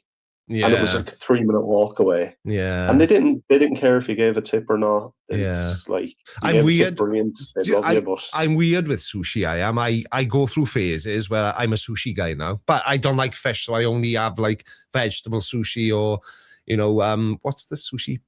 Yo Sushi. They do a chicken California roll and all this kind of stuff. And then I don't eat it for 4 years because it's stupid and pointless. I like sushi. Yeah, I'm weird with it. They have a big connection with Russia and Japan and stuff. There was the city I lived in there, Krasnodar. They had a big display of a thing that was done specifically for some delegates that came over, and then there was an even bigger one was in Moscow or somewhere. So the sushi over there is absolutely top notch. Yeah, and it was within 3-4 minutes walk of my apartment, there was 3 sushi places that were 24-hour. Yeah, it's just fantastic. You'd wake up at 3 o'clock in the morning. Yeah. You're I know it may sound like a weird thing to say, but Russia looks like it would be a nice place to go and check out. You know, it looks I like there's said a it to lot my of ex-wife so many times. Yeah, it Beautiful just country.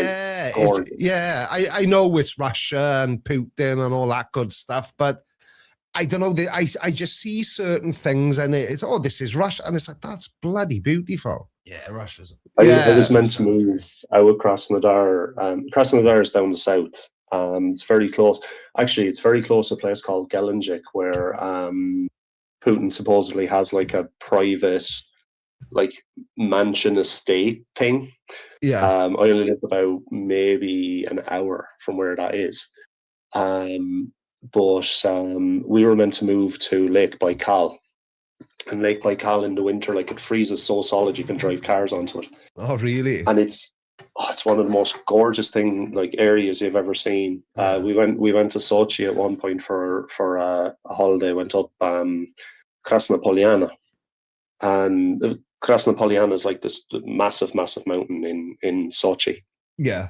And I remember standing at the top. You're like, God, you're thousands of meters in the air, and all you can see is mountains and mountains and mountains. Yeah. We went to another place where you could pet freaking wolves, you know. Oh, really? The wolves had just gotten used to people and become domesticated. Yeah. So they actually had kennels that during the day, the wolves would come in themselves, they go into the kennels, they close up the kennels, they feed them the whole lot, and at night time they just let them out again. But you'd literally, these are wild wolves, and you just go up and stick your hand in and give them a pet. They were lovely. Such a weird place to live. Because a wolf is a big animal as well, isn't it? I've never seen a wolf in real life, but from what I can gather by seeing, videos of people who have, they look enormous. Have you ever been up to the monkey These sanctuary? are gigantic. Like they're kind of up to my stomach, up maybe up to the lower of my ribs. Like they're huge things. Yeah. And I'm just seeing there that Ben's speed channel. He said, "I'd love to go to Russia. Convinced most of what we hear about Russia in the West is BS." It is. An awful lot. Like I had very little trouble. Now I did get attacked. It is on YouTube. There is actually a video of me getting attacked. Oh, really? Getting my head split open. Yeah. I was out playing. I was busking, and this little old guy wanted my spot. And he hit me in the head with an iron bar, and he's ex-military, so he knew exactly how to hit me. Oh, Christ. My head just explodes with blood. There's a big scar on my head from it. But apart from that, and like one or two other small instances, I had very little trouble over there. I used to get followed a lot, being tall and covered in tattoos and beard and the whole. Used to get a lot of random photographs taken of me. Right. But because I was on the news a couple of times, they done a news piece on me. I was the only Irishman registered and married in the city, and it's like the third biggest city, I think, or fourth biggest city in Russia. So like they done a whole news piece on me playing music and all over there. That is no longer available on YouTube because talking about a foreigner and a Westerner, I don't know. It just appeals to me. I just think it would be a cool place to go and see. But I saw something a few weeks ago, and it was there's a part of Russia. It's the coldest city in the world. Yakutsk. I was meant to move there. I was actually offered a job, and it's minus 50 degrees. Yeah, that's it. And is this where the Russian people that live there, they look more Asian than Russian? Yeah. Coldest place in the world. And I went so far down a rabbit hole. They had a family, and it's kind of a vlog, but it's how they survive the winters in the coldest city on earth. It was amazing. The son, like 6-7-year-old child, was getting himself up in the morning, and of course because of the time of year when it's the coldest, it's also dark for pretty much. It's not 24 hours, but it's not. They get a few hours of sunlight a day, and this child was just getting himself up, and they got no running water because water can't run because it's always frozen solid. Their water they've got ice sheds in their gardens, and they'll go out, they'll grab a big block of ice, bring it in, drop it in a barrel in the kitchen, ice pick, so it starts melting, and that's how they bathe and they cook and make tea and coffee and, you know, boil spuds, that kind of thing. But it was so interesting. And this little boy, he was like a miniature Bear Grylls. He was pulling his sleigh behind him on the way to school, and he would go then and pick his baby sister up from nursery, pulling like a baby stroller, a baby buggy that was like a sleigh. So he would go and pick his, and he was like 6 or 7, and it was brilliant, absolutely brilliant. And we complain that, you know, I'm sure you've said it as well, Patch. Oh, life is why is life so tough? Why is this happening to me? Why do I feel this shit? I won't even walk to co-op if it's raining. Yeah, exactly. And co-op, right? I'm not 5-minute walk. I could spit now, and it would probably hit the front door of co-op. It's that close, but we don't walk to co-op. But this little 7-year-old boy is walking 3 miles in the snow, and like proper snow with the temperature to match, to pick his baby sister up while his parents are getting things organized at home. Absolutely amazing. Even in like the major cities, some of the stuff the kid, like I taught from my youngest student was 4. My oldest was my oldest student was in their 70s. Really? Bloody hell.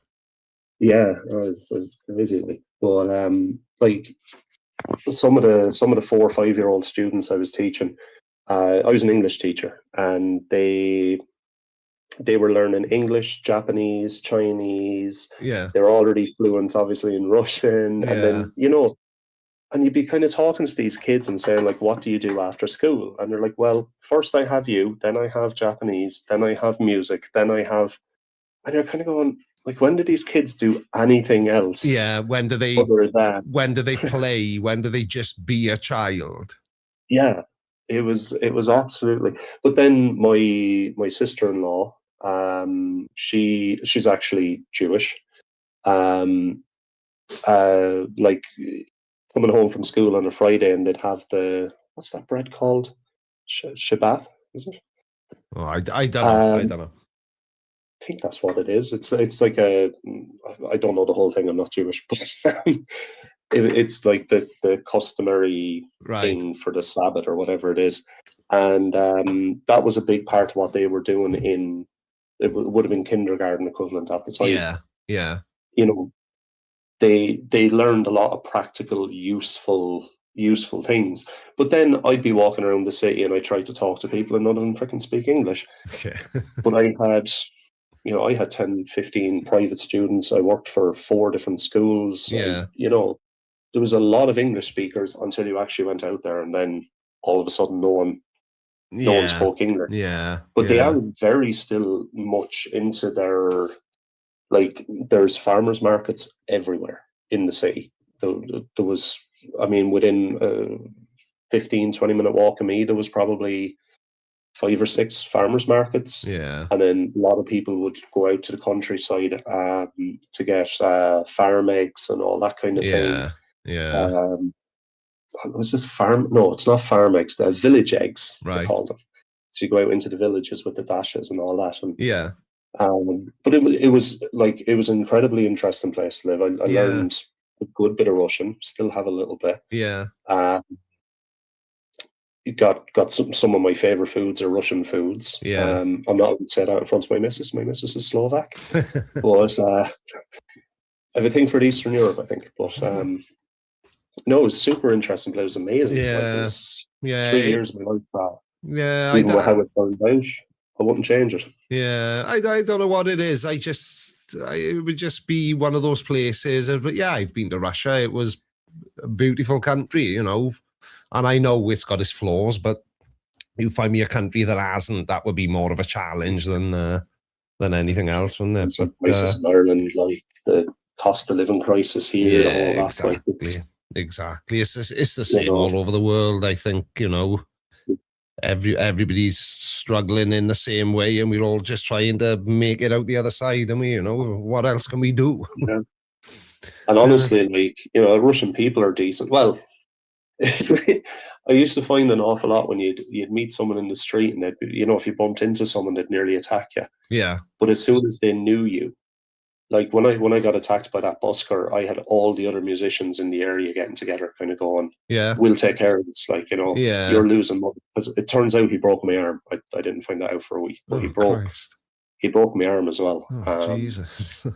So I couldn't busk. I couldn't play guitar. Yeah. It was crazy. And actually, I can tell you one really, really funny story, and then I should run away. Right. But about a year or two after I moved back to Ireland, I was in work when we were still in office, and just happened to pull the news up on my phone, and there was this thing about a cannibal couple who were caught, Bakshivi. Right. Dmitry, I think his name was. Dmitry Bakshivi. And I was like, that's in Krasnodar. That's kind of messed up, Yeah. Opened up the article and I went, he looks really familiar. Scrolled through a few photographs. This guy used to come down to me regularly when I was busking and invite me up. He lived about 10-minute walk from where I busked. No way. Just up like a back road in a military base. Yeah. And he was constantly inviting me up for coffee. Big thing up there, invite you in for coffee, for green tea or coffee. Right. And he was constantly inviting me. Yeah. And one day I finally said yes. And I was like, because I'm like you, not super social. Yeah. But finally went, yeah, bugger it. And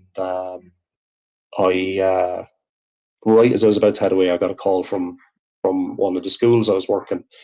One of the teachers were sick. They really needed someone to cover. And I went, yeah, cool, nice one. I'll be down there in 20 minutes. Yeah, he was probably sizing you up. You're a big boy, and you probably thought, well, we'll eat well for the next couple of days anyway, if we can get this guy to the house. Yeah, and like to see this guy then, like, when I came home and saw like this guy was doing that, and people are mentioning Ukraine, I should mention my ex-wife. The reason I was in Russia, my ex-wife was actually half Ukrainian. Her dad is from Donetsk, and I have quite a few Ukrainian friends, and it's one of those. I am 100% on the side of Ukraine. I'm just going to throw that out there, but there is an awful lot more to it than a lot of us know. One of my staff, actually, her husband is Ukrainian. They lost contact with their family, when the war hit. I lost contact with students that I had kept in contact with. Yeah. Male who would be about of age. Yeah. So I don't know where they are in the world. I don't know if they're alive or dead. Yeah. There's an awful lot to it. It is it's a hard one. That's the thing, though, isn't it? With Ukraine as the example, there's lots of opinions, but how much of what's actually happening are we all aware of and understand? And the fact is with it, like, when you look at I know at the very start of it, there was a plane sent out and they were told they were being sent over to Crimea, right, for training, and they were just dropped on the Ukrainian front lines. For all I know, some of my students were in there. There's an awful lot of like cousins fighting cousins. There's family fighting family. So my ex-wife, her dad, her grandmother, they're from Donetsk. Her mum is from Krasnodar. Right. It goes farther than that. Her mum used to live in Israel, so really, but it's all.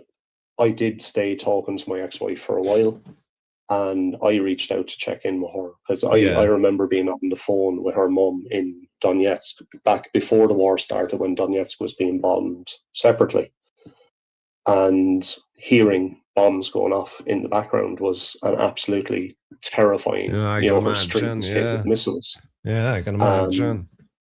They ended up moving her to Krasnodar, actually. Yeah. it's like it's a horrible situation, and like try and get into all the ins and outs of it.